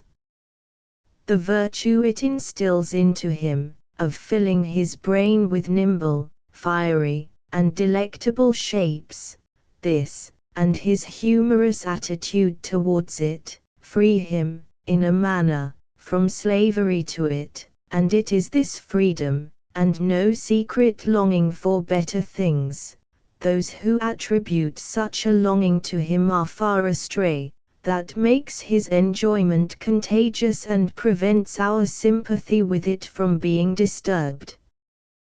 The bliss of freedom gained in humor is the essence of Falstaff. His humor is not directed only or chiefly against obvious absurdities, he is the enemy of everything that would interfere with his ease, and therefore of anything serious, and especially of everything respectable and moral. For these things impose limits and obligations, and make us the subjects of Old Father Antic the law, and the categorical imperative, and our station and its duties, and conscience, and reputation, and other people's opinions, and all sorts of nuisances. I say he is therefore their enemy, but I do him wrong. To say that he is their enemy implies that he regards them as serious and recognizes their power, when in truth he refuses to recognize them at all. They are to him absurd, and to reduce a thing ad absurdum is to reduce it to nothing and to walk about free and rejoicing. This is what Falstaff does with all the would-be serious things of life, sometimes only by his words, sometimes by his actions too. He will make truth appear absurd by solemn statements, which he utters with perfect gravity and which he expects nobody to believe, and honor, by demonstrating that it cannot set a leg, and that neither the living nor the dead can possess it, and law, by evading all the attacks of its highest representative and almost forcing him to laugh at his own defeat, and patriotism, by filling his pockets with the bribes offered by competent soldiers who want to escape service, while he takes in their stead the halt and maimed and the gull birds, and duty, by showing how he labors in his vocation, of thieving, and courage, alike by mocking at his own capture of Colville and gravely claiming to have killed Hotspur, and war, by offering the prince his bottle of sack when he is asked for a sword, and religion, by amusing himself with remorse at odd times when he has nothing else to do, and the fear of death, by maintaining perfectly untouched, in the face of imminent peril and even while he feels the fear of death, the very same power of dissolving it in persiflage that he shows when he sits at ease in his inn. These are the wonderful achievements which he performs, not with the sourness of a cynic, but with the gaiety of a boy. And, therefore, we praise him, we laud him, for he offends none but the virtuous, and denies that life is real or life is earnest, and delivers us from the oppression of such nightmares, and lifts us into the atmosphere of perfect freedom. No one in the play understands Falstaff fully, any more than Hamlet was understood by the persons round him. They are both men of genius. Mrs. Quickly and Bardolph are his slaves, but they know not why. Well, fare thee well, says the hostess whom he has pillaged and forgiven, I have known thee these 29 years. Come Peascod time, but an honester and true-hearted man, well, fare thee well. Poins and the prince delight in him, they get him into corners for the pleasure of seeing him escape in ways they cannot imagine, but they often take him much too seriously.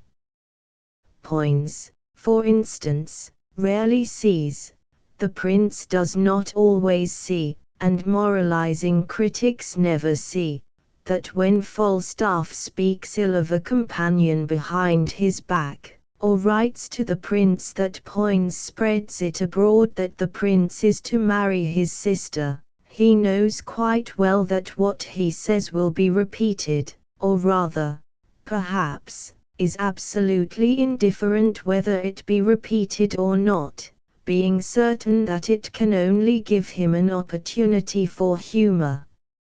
It is the same with his lying, and almost the same with his cowardice, the two main vices laid to his charge even by sympathizers.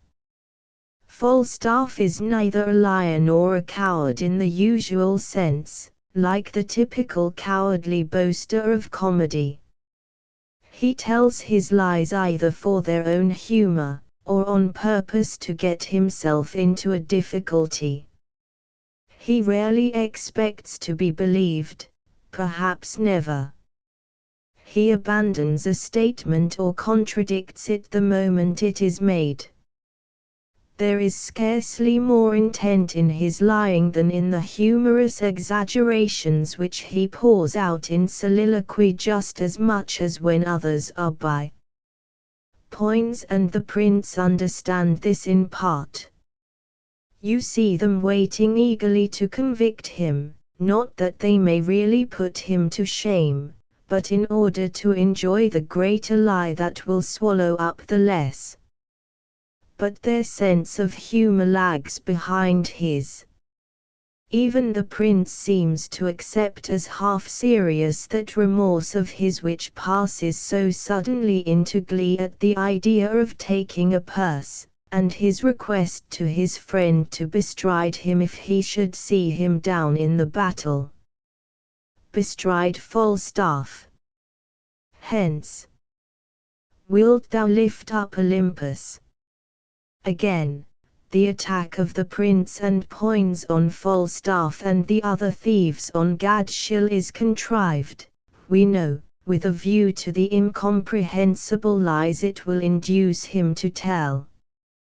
But when, more than rising to the occasion, he turns 2 men in buckram into 4, and then 7, and then 9, and then 11, almost in a breath, I believe they partly misunderstand his intention, and too many of his critics misunderstand it altogether. Shakespeare was not writing a mere farce. It is preposterous to suppose that a man of Falstaff's intelligence would utter these gross, palpable, open lies with the serious intention to deceive, or forget that, if it was too dark for him to see his own hand, he could hardly see that the three misbegotten knaves were wearing Kendal green. No doubt, if he had been believed, he would have been hugely tickled at it, but he no more expected to be believed than when he claimed to have killed Hotspur. Yet he is supposed to be serious even then. Such interpretations would destroy the poet's whole conception, and of those who adopt them one might ask this out of some 20 similar questions, when Falstaff, in the Men in Buckram scene, begins by calling twice at short intervals for sack, and then a little later calls for more and says, "I am a rogue if I drunk today," and the prince answers, "O villain, thy lips are scarce wiped since thou drunkest last." Do they think that that lie was meant to deceive? And if not, why do they take it for granted that the others were? I suppose they consider that Falstaff was in earnest when, wanting to get 22 yards of satin on trust from Master Dumbledon the silk mercer, he offered Bardolph as security, or when he said to the Chief Justice about Mrs. Quickly, who accused him of breaking his promise to marry her, "My lord, this is a poor mad soul, and she says up and down the town that her eldest son is like you," or when he explained his enormous bulk by exclaiming, "A plague of sighing and grief. It blows a man up like a bladder," or when he accounted for his voice being cracked by declaring that he had lost it with singing of anthems, or even when he sold his soul on Good Friday to the devil for a cup of Madeira and a cold capon's leg. Falstaff's lies about Hotspur and the Men in Buckram do not essentially differ from these statements. There is nothing serious in any of them except the refusal to take anything seriously. This is also the explanation of Falstaff's cowardice, a subject on which I should say nothing if Maurice Morgan's Essay 6, now more than a century old, were better known. That Falstaff sometimes behaves in what we should generally call a cowardly way is certain, but that does not show that he was a coward, and if the word means a person who feels painful fear in the presence of danger, and yields to that fear in spite of his better feelings and convictions, then assuredly Falstaff was no coward. The stock bully and boaster of comedy is one, but not Falstaff. It is perfectly clear in the first place that, though he had unfortunately a reputation for stabbing and caring not what mischief he did if his weapon were out, he had not a reputation for cowardice. Shallow remembered him 55 years ago breaking Scogan's head at the court gate when he was a crack not thus high, and Shallow knew him later a good back swordsman. Then we lose sight of him till about 20 years after, when his association with Bardolph began, and that association implies that by the time he was 35 or 40 he had sunk into the mode of life we witness in the plays. Yet, even as we see him there, he remains a person of consideration in the army. 12 captains hurry about London searching for him. He is present at the council of war in the king's tent at Shrewsbury, where the only other persons are the king, the two princes, a nobleman and Sir Walter Blunt. The messenger who brings the false report of the battle to Northumberland mentions, as one of the important incidents, the death of Sir John Falstaff. Colville, expressly described as a famous rebel, surrenders to him as soon as he hears his name. And if his own wish that his name were not so terrible to the enemy, and his own boast of his European reputation, are not evidence of the first rank, they must not be entirely ignored in presence of these other facts. What do these facts mean? Does Shakespeare put them all in with no purpose at all, or in defiance of his own intentions? It is not credible. And when, in the second place, we look at Falstaff's actions, what do we find? He boldly confronted Colville. He was quite ready to fight with him, however pleased that Colville, like a kind fellow, gave himself away. When he saw Henry and Hotspur fighting, Falstaff, instead of making off in a panic, stayed to take his chance if Hotspur should be the victor. He led his 150 ragamuffins where they were peppered, he did not send them to draw upon pistol and force him downstairs and wound him in the shoulder was no great feat, perhaps, but the stock coward would have shrunk from it. When the sheriff came to the inn to arrest him for an offence whose penalty was death, Falstaff, who was hidden behind the arras, did not stand there quaking for fear, he immediately fell asleep and snored. When he stood in the battle reflecting on what would happen if the weight of his paunch should be increased by that of a bullet, he cannot have been in a tremor of craven fear. He never shows such fear, and surely the man who, in danger of his life, and with no one by to hear him, meditates thus, I like not such grinning honour as Sir Waltereth. Give me life, which if I can save, so, if not, honour comes unlooked for, and there's an end is not what we commonly call a coward. Well, it will be answered, but he ran away on Gadshill, and when Douglas attacked him he fell down and shammed dead. Yes, I am thankful to say, he did. For of course he did not want to be dead.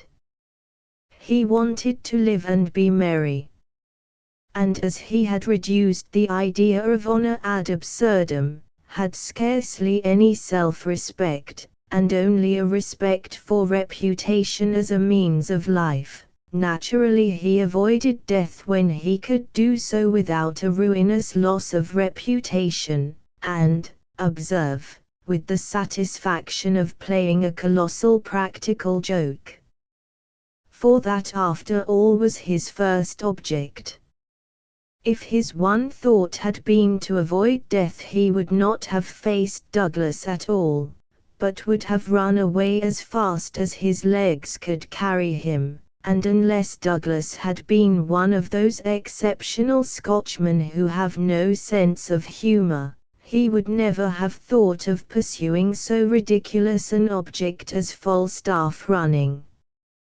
So that, as Mr. Swinburne remarks, Poins is right when he thus distinguishes Falstaff from his companions in robbery, for two of them, I know them to be as true-bred cowards as ever turned back, and for the third, if he fight longer than he sees reason, I'll forswear arms.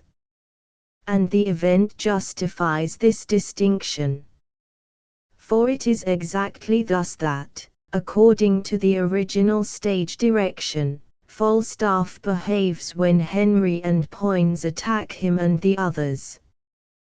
The rest run away at once. Falstaff, here as afterwards with Douglas, fights for a blow or two, but, finding himself deserted and outmatched, runs away also. Of course, he saw no reason to stay. Any man who had risen superior to all serious motives would have run away. But it does not follow that he would run from mere fear, or be, in the ordinary sense, a coward. 73. The main source, then, of our sympathetic delight in Falstaff is his humorous superiority to everything serious, and the freedom of soul enjoyed in it. But, of course, this is not the whole of his character. Shakespeare knew well enough that perfect freedom is not to be gained in this manner. We are ourselves aware of it even while we are sympathizing with Falstaff, and as soon as we regard him seriously it becomes obvious. His freedom is limited in two main ways. For one thing, he cannot rid himself entirely of respect for all that he professes to ridicule. He shows a certain pride in his rank. Unlike the prince, he is haughty to the drawers, who call him a proud Jack. He is not really quite indifferent to reputation. When the Chief Justice bids him pay his debt to Mrs. Quickly for his reputation's sake, I think he feels a twinge, though to be sure he proceeds to pay her by borrowing from her. He is also stung by any thoroughly serious imputation on his courage, and winces at the recollection of his running away on Gadshill. He knows that his behavior there certainly looked cowardly, and perhaps he remembers that he would not have behaved so once. It is, further, very significant that, for all his dissolute talk, he has never yet allowed the Prince and Poins to see him as they saw him afterwards with Doll Tearsheet. Not, of course, that he has any moral shame in the matter, but he knows that in such a situation he, in his old age, must appear contemptible, not a humorist but a mere object of mirth. And, finally, he has affection in him, affection, I think, for Poins and Bardolph, and certainly for the Prince, and that is a thing which he cannot jest out of existence. Hence, as the effect of his rejection shows, he is not really invulnerable. And then, in the second place, since he is in the flesh, his godlike freedom has consequences and conditions. Consequences, for there is something painfully wrong with his great toe. Conditions, for he cannot eat and drink forever without money, and his purse suffers from consumption, a disease for which he can find no remedy. 8 As the Chief Justice tells him, his means are very slender and his waist great, and his answer, I would it were otherwise, I would my means were greater and my waist slender, though worth much money, brings none in. And so he is driven to evil deeds, not only to cheating his tailor like a gentleman, but to fleecing justice shallow, and to highway robbery, and to cruel depredations on the poor woman whose affection he has secured. All this is perfectly consistent with the other side of his character, but by itself it makes an ugly picture. Yes, it makes an ugly picture when you look at it seriously. But then, surely, so long as the humorous atmosphere is preserved and the humorous attitude maintained, you do not look at it so. You no more regard Falstaff's misdeeds morally than you do the much more atrocious misdeeds of Punch or Rainer or the Fox. You do not exactly ignore them, but you attend only to their comic aspect. This is the very spirit of comedy, and certainly of Shakespeare's comic world, which is one of make-believe, not merely as his tragic world is, but in a further sense, a world in which gross improbabilities are accepted with a smile, and many things are welcomed as merely laughable which, regarded gravely, would excite anger and disgust. The intervention of a serious spirit breaks up such a world, and would destroy our pleasure in Falstaff's company. Accordingly, through the greater part of these dramas Shakespeare carefully confines this spirit to the scenes of war and policy, and dismisses it entirely in the humorous parts. Hence, if Henry IV had been a comedy like Twelfth Night, I am sure that he would no more have ended it with the painful disgrace of Falstaff than he ended Twelfth Night by disgracing Sir Toby Belch.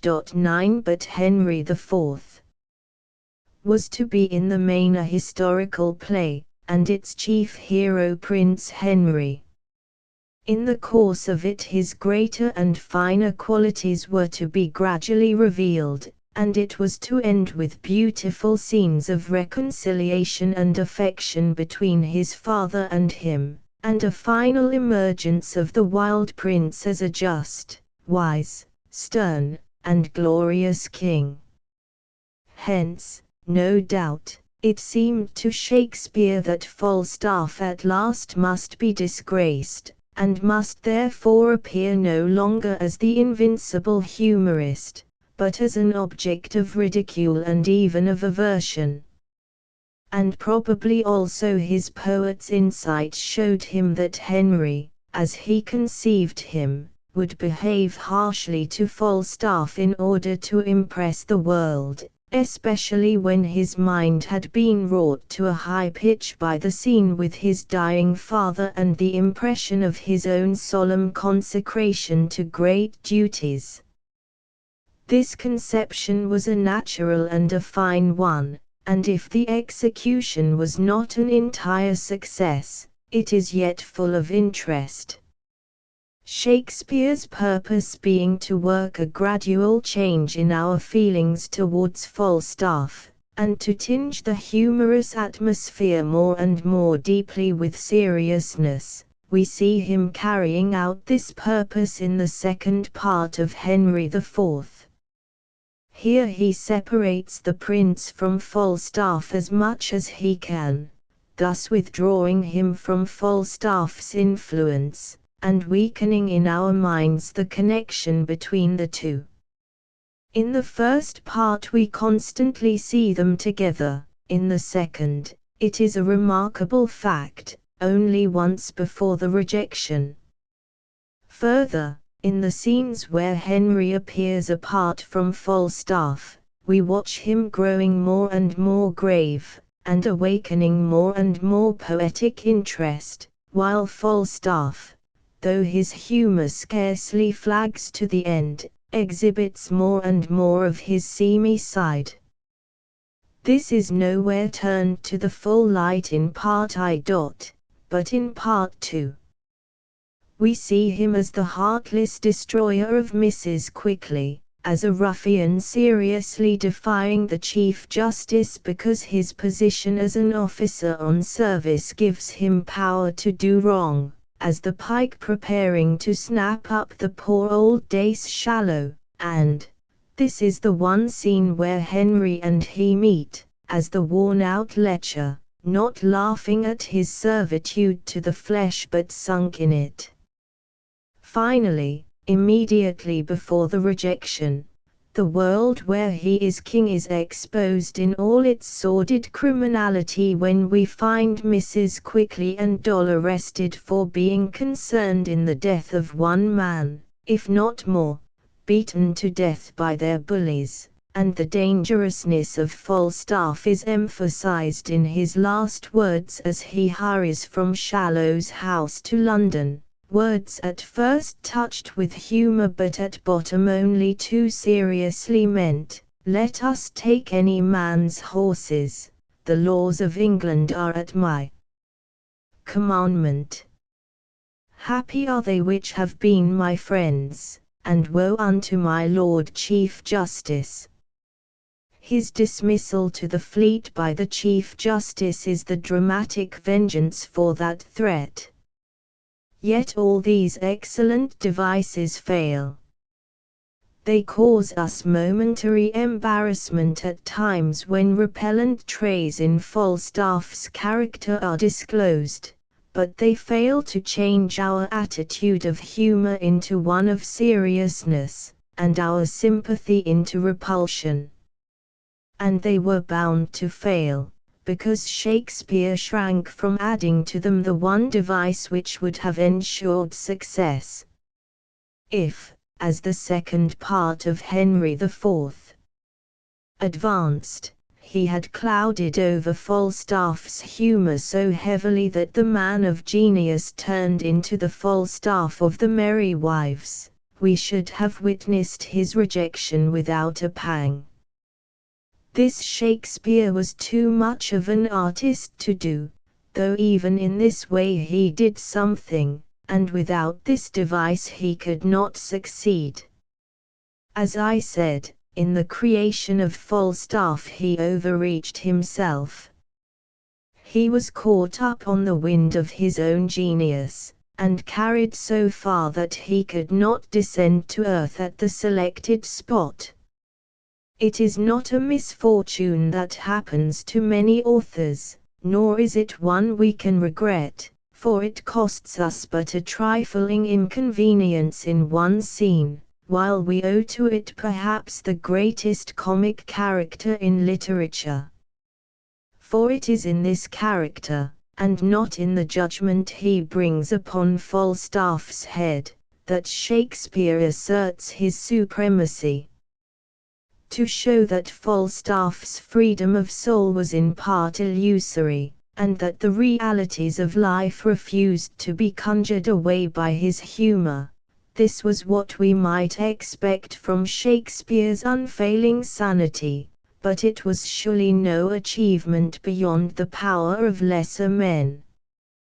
The achievement was Falstaff himself, and the conception of that freedom of soul, a freedom illusory only in part, and attainable only by a mind which had received from Shakespeare's own the inexplicable touch of infinity which he bestowed on Hamlet and Macbeth and Cleopatra, but denied to Henry V. 1902.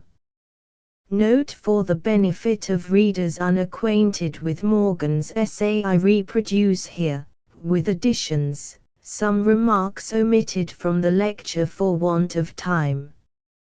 Maurice Morgan, Esquire, the ingenious writer of this work, descended from an antient and respectable family in Wales. He filled the office of Under Secretary of State to the late Marquis of Lansdowne, during his first administration, and was afterwards Secretary to the Embassy for ratifying the peace with America, in 1783. He died at his house in Knightsbridge, in the 77th year of his age, on the 28th of March, 1802, preface to the edition of 1825. He was a remarkable and original man, who seems to have written a good deal, but, beyond this essay and some pamphlets on public affairs, all or nearly all anonymous, he published nothing, and at his death he left orders that all his papers should be destroyed. The essay on the dramatic character of Sir John Falstaff was first published in 1777. It arose out of a conversation in which Morgan expressed his belief that Shakespeare never meant Falstaff for a coward. He was challenged to explain and support in print what was considered an extraordinary paradox, and his essay bears on its title page the quotation, "I am not John of Gaunt, your grandfather, but yet no coward, Hal," one of Falstaff's few serious sentences. But Morgan did not confine himself to the question of Falstaff's cowardice. He analyzed the whole character, and incidentally touched on many points in Shakespearean criticism. The reader, he observes, will not need to be told that this inquiry will resolve itself of course into a critique on the genius, the arts, and the conduct, of Shakespeare, for what is Falstaff, what Lear, what Hamlet, or Othello, but different modifications of Shakespeare's thought. It is true that this inquiry is narrowed almost to a single point, but general criticism is as uninstructive as it is easy. Shakespeare deserves to be considered in detail, a task hitherto unattempted. The last words are significant. Morgan was conscious that he was striking out a new line. The 18th century critics had done much for Shakespeare in the way of scholarship. Some of them had praised him well and blamed him well, but they had done little to interpret the process of his imagination from within. This was what Morgan attempted. His attitude towards Shakespeare is that of Gerty, Coleridge, Lamb, Hazlitt. The dangers of his method might be illustrated from the essay, but in his hands it yielded most valuable results. And though he did not attempt the eloquence of some of his successors, but wrote like a cultivated ironical man of the world, he wrote delightfully, so that in all respects his essay, which has long been out of print, deserves to be republished and better known. It was republished in Mr. Nicol Smith's excellent 18th century Essays on Shakespeare, 1903, and, in 1912, by itself, with an introduction by W. Gill. Readers of Boswell, under the year 1783, will remember that Morgan, who once met Johnson, favored his biographer with two most characteristic anecdotes. Boswell also records Johnson's judgment of Morgan's essay, which, says Mr. Swinburne, elicited from him as good a jest and as bad a criticism as might have been expected. Johnson, we are told, being asked his opinion of the essay, answered, "Why, sir, we shall have the man come forth again, and as he has proved Falstaff to be no coward, he may prove Iago to be a very good character." The following passage from Morgan's essay, p. 66 of the 1825 edition, p. 248 of Mr. Nicol Smith's book, gives, I presume, his opinion of Johnson. Having referred to Warburton, he adds, "Another has since undertaken the custody of our author, whom he seems to consider as a sort of wild Proteus or madman, and accordingly knocks him down with the butt end of his critical staff, as often as he exceeds that line of sober discretion, which this learned editor appears to have chalked out for him. Yet is this editor, notwithstanding, a man, take him for all in all very highly respectable for his genius and his learning." One in this lecture and the three that follow it I have mentioned the authors my obligations to whom I was conscious of in writing or have discovered since, but other debts must doubtless remain, which from forgetfulness I am unable to acknowledge. To see on this and other points Swinburne, A Study of Shakespeare, p. 106 ff. 3 Roscher, Shakespeare in seinen Hoxton Charaktergebilden, 1864. for that from the beginning Shakespeare intended Henry's accession to be Falstaff's catastrophe is clear from the fact that, when the two characters first appear, Falstaff is made to betray at once the hopes with which he looks forward to Henry's reign. See the first part of Henry IV, Act I, Scene 2. 5. Compare Hazlitt, Characters of Shakespeare's Plays. 6. See note at end of lecture. 7. It is to be regretted, however, that in carrying his guts away so nimbly he roared for mercy, for I fear we have no ground for rejecting Henry's statement to that effect, and I do not see my way to adopt the suggestion, I forget whose it is, that Falstaff spoke the truth when he swore that he knew Henry and Poins as well as he that made the mate Panurge too was naturally subject to a kind of disease which at that time they called lack of money. It was a flux in his purse. Rabelais, Book 2, Chapters 16, 17. 9. I seem to remember that, according to Jarvinus, Shakespeare did disgrace Sir Toby, by marrying him to Maria. Shakespeare's Antony and Cleopatra. Shakespeare's Antony and Cleopatra. 1. Coleridge's 1 page of general criticism on Antony and Cleopatra contains some notable remarks. Of all Shakespeare's historical plays, he writes, Antony and Cleopatra is by far the most wonderful. There is not one in which he has followed history so minutely, and yet there are few in which he impresses the notion of angelic strength so much, perhaps none in which he impresses it more strongly.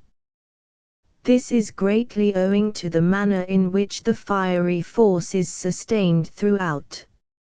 In a later sentence he refers to the play as this astonishing drama. In another he describes the style. Feliciter audax is the motto for its style comparatively with that of Shakespeare's other works. And he translates this motto in the phrase happy valiancy of style.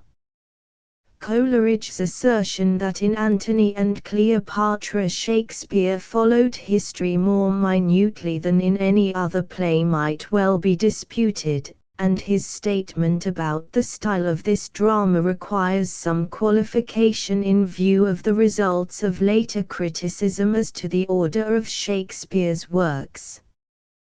The style is less individual than he imagined. On the whole it is common to the 6 or 7 dramas subsequent to Macbeth, though in Antony and Cleopatra, probably the earliest of them, its development is not yet complete. And we must add that this style has certain special defects, unmentioned by Coleridge, as well as the quality which he points out in it. But it is true that here that quality is almost continuously present, and in the phrase by which he describes it, as in his other phrases, he has signalized once for all some of the most salient features of the drama. It is curious to notice, for example, alike in books and in conversation, how often the first epithets used in reference to Antony and Cleopatra are wonderful and astonishing. And the main source of the feeling thus expressed seems to be the angelic strength or fiery force of which Coleridge wrote. The first of these two phrases is, I think,